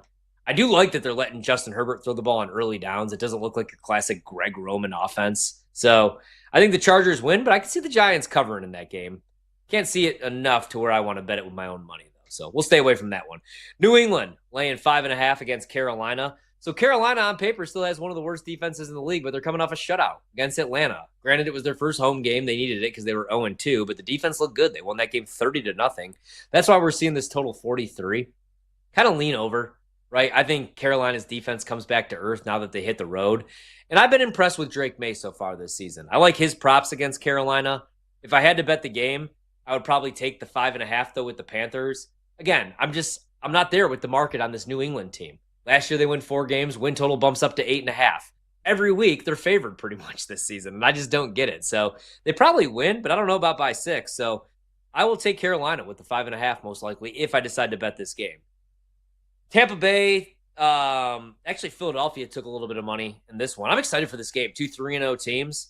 Tampa Bay has won back-to-back triple games, 3 games in a row on game-winning drives from Baker Mayfield, who's just a dog, man. But they keep beating themselves up, like keep getting themselves hurt, I should say. Chris Godwin is already out, although it looks like he should be back this week. Now Mike Evans is going to miss some time. They got some dudes on the defensive side of the ball who've missed some time, but they're getting Tristan Wirfs back, which is big. One of the better tackles in the league. That said, 3.5, I kind of like Tampa, right? I know that Baker struggles when you get pressure on him, but I just don't think this Eagles defense is as good as it was last season. And I know I said that last week, and they beat and covered against the Rams, but they should have lost that game outright. Rams go to kick a game-winning field goal, it gets blocked, return for a touchdown. So not only do they lose, but they also just don't even cover. That said, I'll fade Philadelphia this week. I like Tampa catching the 3.5. I really like this version of Baker Mayfield, man. Cleveland is now a 10.5, now a 9.5 point dog against Detroit. They were a 10.5 point dog. This one got bet. Total in the game, 44.5. I feel like everybody now is going to run to bet Cleveland. And I really like Cleveland last week at home. But on the road, I'm staying away. I kind of lean Detroit. Low total, 44.5, and we're asking them to win by margin. But I really like what I saw from that Detroit pass rush. That was my concern with the Lions this season, other than losing both coordinators and Jared Goff going back to being a pumpkin with more outdoor games. I was worried about that pass rush and looked pretty good against Lamar Jackson and the Ravens. What do they have, 8 sacks in that game? So I know everybody is just going to be in love with this Browns team now. And they are a good football team, man. They've outgained their opponents. They have the number 1 defense in the league. But if I had to bet the game, Detroit at home, coming off nice win, I'd probably lay it with the Lions, actually. A team I wouldn't lay it with, the Texans. They go from 6.5-point favorites out to 7 against Tennessee. That's a game. You could give me $100. I don't even know if I could bet it, man. I really don't. You're asking Tennessee to cover a big number. I don't feel very good about them this season. Did it with them all year last year. They would win a lot of box scores and still invent new ways to lose every week. And I definitely can't make the case for Houston as a 7-point favorite. That offensive line is really struggling right now. CJ Stroud has clearly regressed from his rookie year. So, God, if I had to bet the game, probably Tennessee at 7, but that's a pass for me.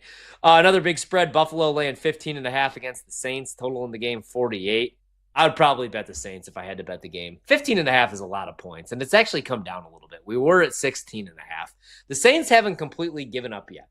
They're still at least attempting to play hard on the defensive side of the ball. I said nice things about Spencer Rattler last week, and then he had a stinker. I could see the Saints keeping this game close. But again, not running out to bet that one. Another interesting one that I'm really excited for this weekend. How about the Colts catching 3.5 against the Rams, man? You got the Rams looking for a bounce back after a disappointing loss in a game that they should have won against the Philadelphia Eagles. But the Colts right now have a top 5 offense. They've only punted 1 time this season. Daniel Jones looks like the perfect fit running the RPO scheme for Shane Steichen. If I had to bet the game, which I have not yet, it would be the Indianapolis Colts, actually. Catching 3.5. All right, we're going to take a quick break coming up here. We'll take a look at my new power rankings for the top 10 in the NFL. Maybe talk a little more college football. And it's BetMGM tonight. We'll wrap up the show next.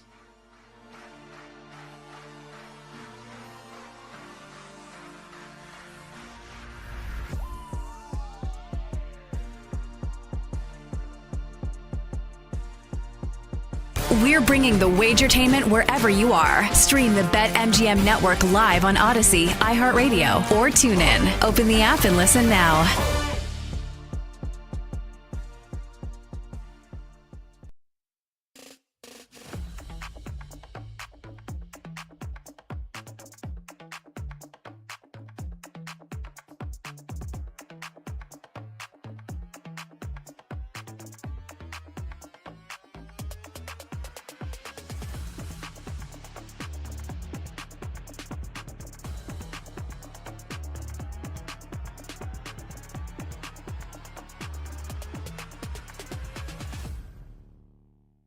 The market says that this is a literal coin flip. And you know where I'm going here. American League MVP. Aaron Judge has been unbelievable. Cal Raleigh does it all. Hits for power, runs the pitching staff, calls the game, runs the defense. Vegas says it's a coin flip. BetMGM says it's a coin flip. Who do you got? I'm taking Cal Raleigh. It's been my pick all season long as they've gotten into the MVP conversation. The reason being for all the reasons that you just said, plus don't forget he's a switch hitter. This is a guy that has meant more, in my opinion, meant more to the Mariners than Judge has meant to the Yankees. And I know that that sounds ridiculous because of who Aaron Judge is. But the year that Cal Raleigh is having is a historic season for any position, let alone a catcher. We will never see, in my opinion, we will never see a season like this again from a starting catcher. Aaron Judge is so talented that he could very well repeat this feat again. But Cal Raleigh, the Mariners are in no way in the position that they are in without Cal Raleigh. And to me, that's what most valuable means. It means that all of the things that you suggested, the way he manages the pitching staff, the way that he, obviously the only person on the field that's involved in every single play. Obviously, the power is there. I think what's going to hurt him, obviously, is the average and the OPS when it comes to pairing up against Aaron Judge. We'll see numbers like this from Judge. We'll never see numbers like this again from a catcher. And I just think that he's more valuable to the Mariners than Aaron Judge is to the Yankees in this season in particular. So if the odds are a coin flip, I'm going with Cal Raleigh.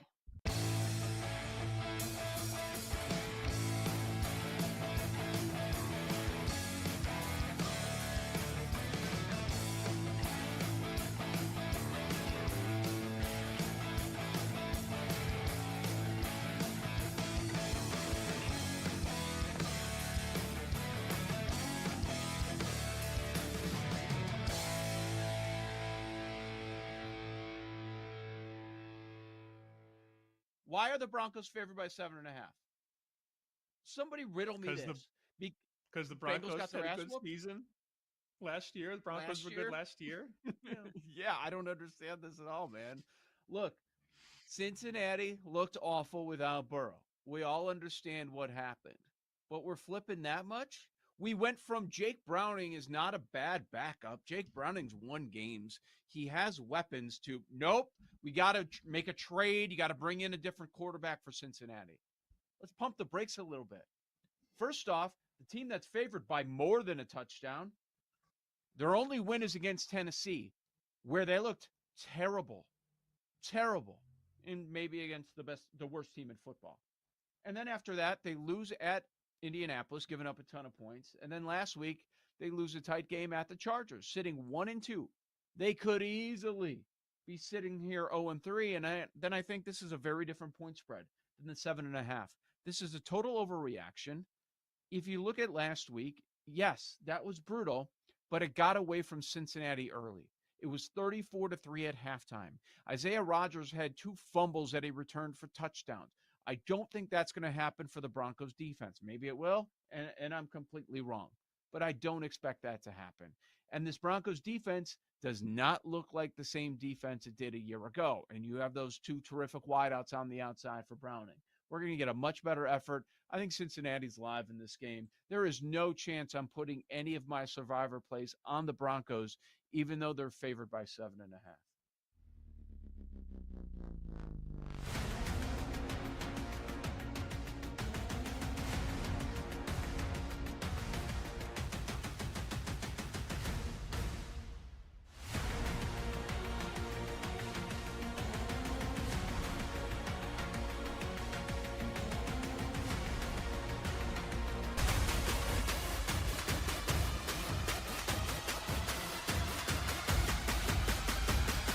Let's get back to the madness. It's BetMGM Tonight After Dark with Ryan Horvat.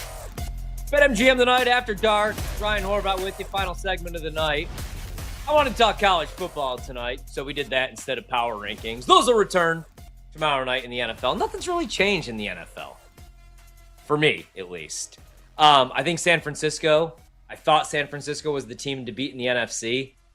Worried about these injuries. We're not even at week 5, and they have so many injuries. Brock Purdy's hurt. Now Nick Bosa is going to miss the remainder of the season with another torn ACL, which absolutely sucks. And that was my concern already about San Francisco this year, right? The defensive side of the ball. Were they going to be able to bounce back? Were they going to be able to get pressure on the quarterback? Was the secondary going to be fixed up after the offseason? They did bring back Robert Saleh as defensive coordinator, but they didn't make a whole lot of moves, and they got a lot of injuries. Everybody fell in love with Green Bay after 2 weeks. Packers can't be beat. Best defense since the 85 Bears. Now everybody's out on Green Bay and out on Jordan Love. I'm seeing a lot of the Jordan Love hate come back. Jordan Love is trying to think of like the nice things that I've seen from people in Wisconsin. I hear like choke artist, Brett Favre 2.0 minus the brilliance. A lot of hate. Some hate for Jordan Love. A lot of people think I'm a Jordan Love hater. I'm not a Jordan Love hater. I'm a realist. I didn't like the draft pick a couple of years ago as a Green Bay Packer fan because Aaron Rodgers was still under contract in the prime of his career for 4 more years. And they were coming off an NFC championship appearance. So I didn't understand drafting a backup quarterback to sit for 3 years. And what does Rodgers do the next year? Goes on to win an MVP. And the next year, he could have won an MVP as well. So that's why I didn't like the Jordan Love pick. I don't if I'm drafting a rookie quarterback, it's because I want to try to win while he's on a rookie deal. I don't want to draft Jordan Love, pay Aaron Rodgers a bunch of money because he wins the MVP of the league, have to make a decision on Jordan Love, then you're paying 2 quarterbacks, especially if you take one in the first round. So a lot of people think I'm a Jordan Love hater. Anytime he balls out, I got to see like all these weird tweets. I'm not a hater. I preferred that draft maybe to move up and get a guy like, I don't know, T. Higgins. Maybe get some help on the defensive side of the ball, since the reason you lost in the NFC Championship game that year to San Francisco is because he gave up 289 yards to a third-string running back and Raheem Mostert. So that's why the Jordan Love pick at the time didn't make sense. Then they move on from Rodgers, and I guess that was the right decision because he got hurt the first year. in New York, and the last year in Green Bay they didn't make the playoffs, and he didn't look as good as he did the years prior.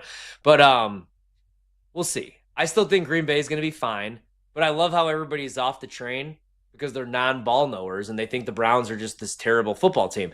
And win-loss in the standings, the Browns are probably going to be like at best a 3 or 4 win football team. There's a good chance they're picking number 1, number 2, number 3, top 5 definitely next year. But it's not because they're not a good football team. I really think the Browns might actually just be a quarterback away. Seriously. Like the defense right now is number 1 in the league. They just held Josh Jacobs to 30 rushing yards, 1.9 yard per carry. Jordan Love wasn't really able to get anything done. And on the offensive side of the ball, they got some solid pieces, man. Quinshot Judkins looks really damn good so far.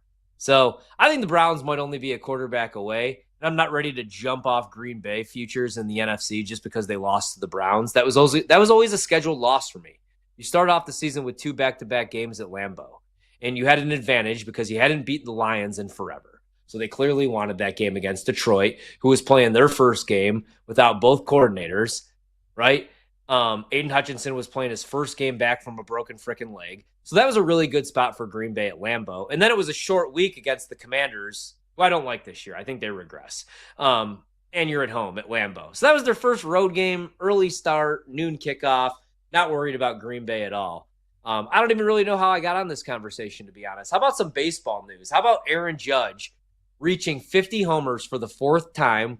So Aaron Judge, this happens tonight. And Brando, I want to get you on here in a second because you hit a home run parlay we got to talk about. But Judge ties his major league record, 50 dingers for the 4th time, a 3-run shot in the 2nd inning over the White Sox, 7-time All-Star, 51st homer of the season in the 8th.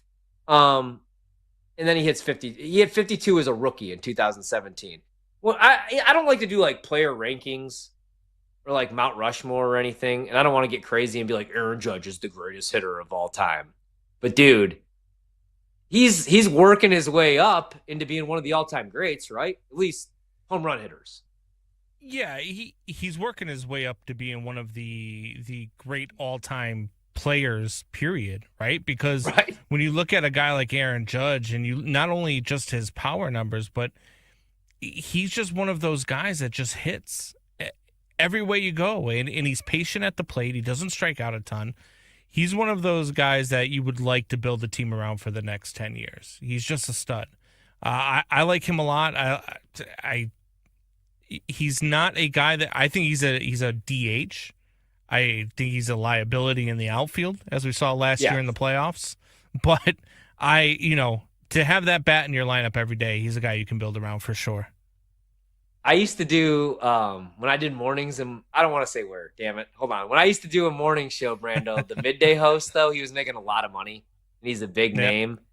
And he would just have to fake his way through every baseball segment, which is funny because, like, back in the day, I would call out everything, and now I'm getting older, and I'm so into college football and NFL, and now we do betting content. So, like, I'm not sitting around watching the Rangers and the Mariners. But that's why I got you and Monty, right? But at the time I was, and one time – and he had the craziest take, and he tried to make this a topic, and it was should David Ortiz be in the Hall of Fame? And his argument against David Ortiz being in the Hall of Fame was that he was only a DH. Stop it. He was the most one of the greatest clutch hitters of all time. Yes. You didn't pitch to him in the 9th inning. You didn't pitch to him in the 10th inning. He was one of those guys. I remember I was at I was at Fenway for the walk-off on Patriots Day when Mark Loretta hit the walk-off home run. And everybody in the crowd, while Mark Loretta was up at the plate because David Ortiz was on deck, was like, just don't hit into a double play. We've got Poppy on deck. Don't hit into a double play, because they knew if David Ortiz got to the dish, he would end it. Now, Mark Loretta ended up ending it instead, but he was just that guy. You knew if he came to the dish with a chance to end the game or tie the game late in the game, he was going to do it. And nobody knows that better than Yankees fans. The argument against David Ortiz just because he was just a DH is crazy. It's like the people that argued against having Devin Hester in the Football Hall of Fame because he was a great returner. You changed the rules of the game for this man. Yes. Right. No. There's a reason why the DH is in the lineup. There's a reason why the National League has it. And it's because it's needed. It's a necessity to have in a lineup. So, yeah, the argument against it was always stupid. It was. I thought the Hester argument. Now, I was going to say I thought the Hester argument was even dumber, but no. Like the David Ortiz, that guy is the most clutch hitter, one of the most clutch hitters of all time. Like you just said, we said it at the same time. That was my argument to him. And yes, DHs deserve to be in the Hall of Fame. Hell, I'm putting the guys that were taking steroids. I'm putting Sammy Sosa in the Hall of Fame. Barry Bonds, the greatest player of all time. I think the Hester argument is so crazy that he only returned kicks. He was literally, like you said, they had to change the rule, but also he was a weapon. Like he was the best part of the offensive side of the ball, just him returning all those kicks and giving them great field position and flipping the field on a team that went to the Super Bowl. And he returned the opening kick the night that Prince sang on the halftime show, by the way. He returned the opening kick 4-6. Everybody and the story was like, for that is crazy. Don't kick it to Hester. And they actually kick it to Hester, and he returns it for 6. Like, yes, he's a Hall of Famer. All day, the story on how the Colts in practice all week were told, we're not going to kick to him. And then because their head coach had a dream the night before the game, they decided to kick to him on the opening kickoff, and he runs it back. And they're like, yeah, that was stupid. Crazy. It was stupid. Yeah, crazy. But you hit a home run parlay today, and you bet it last night. Yeah. I tailed you, and I should have done the same thing. Here's what you did, though. You didn't tell me about it till it already hit. I should have gone back to the well. All right, who'd you have? I'm seeing it right now. I had Juan Soto against the Cubs, and I had the big dumper, Cal Raleigh, out in Seattle. And Cal Raleigh's going up against Colorado pitching, so I just felt like at some point he's going to hit one. But when it didn't hit last night, I was like, you know what, I'm running it back. I have to run it back. And so I did, because I was like, if they didn't hit, watch, if I don't bet it today, they'll do it. So I bet it, and then Juan Soto hits a meaningless home run in the 8th inning after Kyle Raleigh hit second for Seattle today, and he, in his first at bat, hit his 59th home run of the year. So that parlay coming home at plus 1,400. Look at you. Nice little bounce back night. I love it. You know what we're going to have to do, even though we're going to be obviously talking a ton of college and NFL, we're going to have to do a postseason baseball preview here on the show. Add a couple series bets, of course. If I give you $100 right now, and I tell you could play one World Series future, where would you go right now with only postseason right around the corner here? I was trying to think about this because I keep saying the Dodgers because I want that to be my hot take. Right? Like I want to be the guy that just picks the best team, but I think I'm with you on the Dodgers. I don't think that they're going to. I mean, everybody likes the Phillies. And I want it to be the Phillies because I'll always love Kyle Schwarber, but I just feel like too many people are picking them. Well, this postseason is the most wide open I've ever seen a Major League Baseball postseason. Like you could name me 2 teams and you could tell me 6 different scenarios, and I wouldn't be shocked by any of them. If you tell me the Cubs get swept in the wild card round of the playoffs, I'm not shocked. If you tell me the Cubs are in the World Series, I'm not shocked. This whole team, people are talking about like the Cubs, over the last 30 days, they're a 500 team. Over the last 2 months, they're a 500. Over the last 30 days, you know who else is a 500 team? The Padres, the Dodgers, the Mets. Everybody who's in the playoffs is also a 500 team over the last 30 days. It's absolutely wild, with the exception of the Guardians now. But it's so wide open. It's so hard to pick. If I had to put money on it now, though, today, it's probably the Phillies because of that lineup. Yeah. I think I'm just going to stick with the Dodgers then, damn it, because if I pick the Phillies, I bet the Phillies last year. I bet the Phillies the year before that, too. So I feel like I might be the Philadelphia killer, the Jinx. I want another World Series for Schwarbs. If the Cubs don't win one, I want him to be able to rub it in the face of Chicago since they DFA'd him and didn't even get anything in return. World Series here for Kyle Schwarber. What a country. Anyway, I'm going to go to sleep because I was on WebMD about an hour ago because I have a lump in my throat. Hopefully I'm back with you guys tomorrow night. BetMGM tonight, and hopefully we're talking Thursday Night Football. Somebody will be here tomorrow, 7 to 11 p.m. Eastern. I promise. That's a wrap. Come back for more Wagertainment on BetMGM tonight, Monday to Friday, 7 to 11 p.m. Eastern on the BetMGM network. Make it legendary.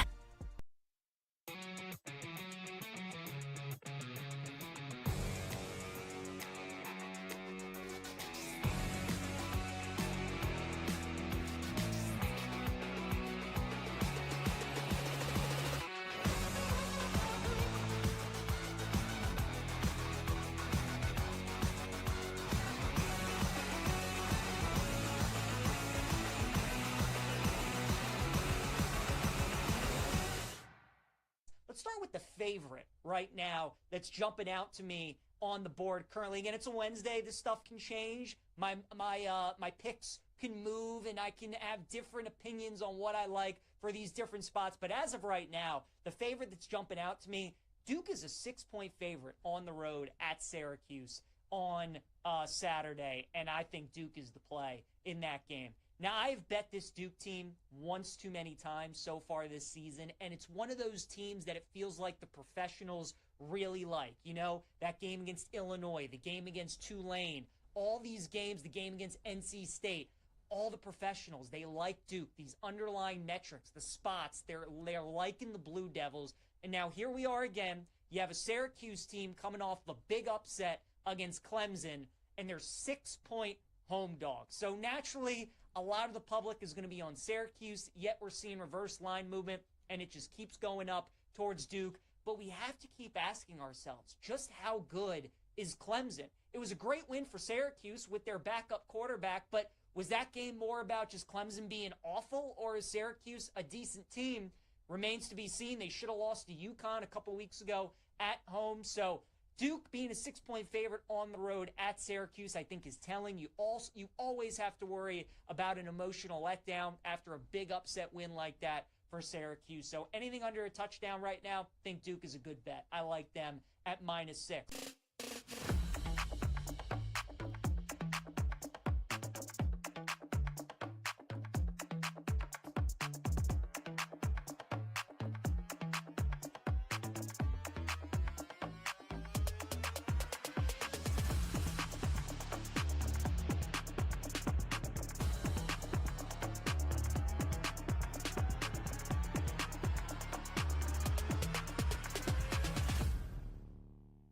We did see Washington get bet. This number in Vegas opened 10, and now we're 8 basically everywhere. Oh. I see a 7.5.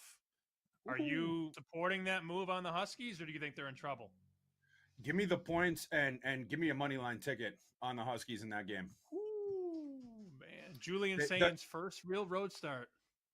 First real road start, and you're going into a very, very tough environment. As you guys know, in Seattle, that's one of the harder stadiums to play in. The fans are kind of on top of you, and the road trip, you're going back a couple of time zones. And then the other thing, Washington, their defense, it's run like an NFL defense, sort of run like the old Seahawk defenses, honestly.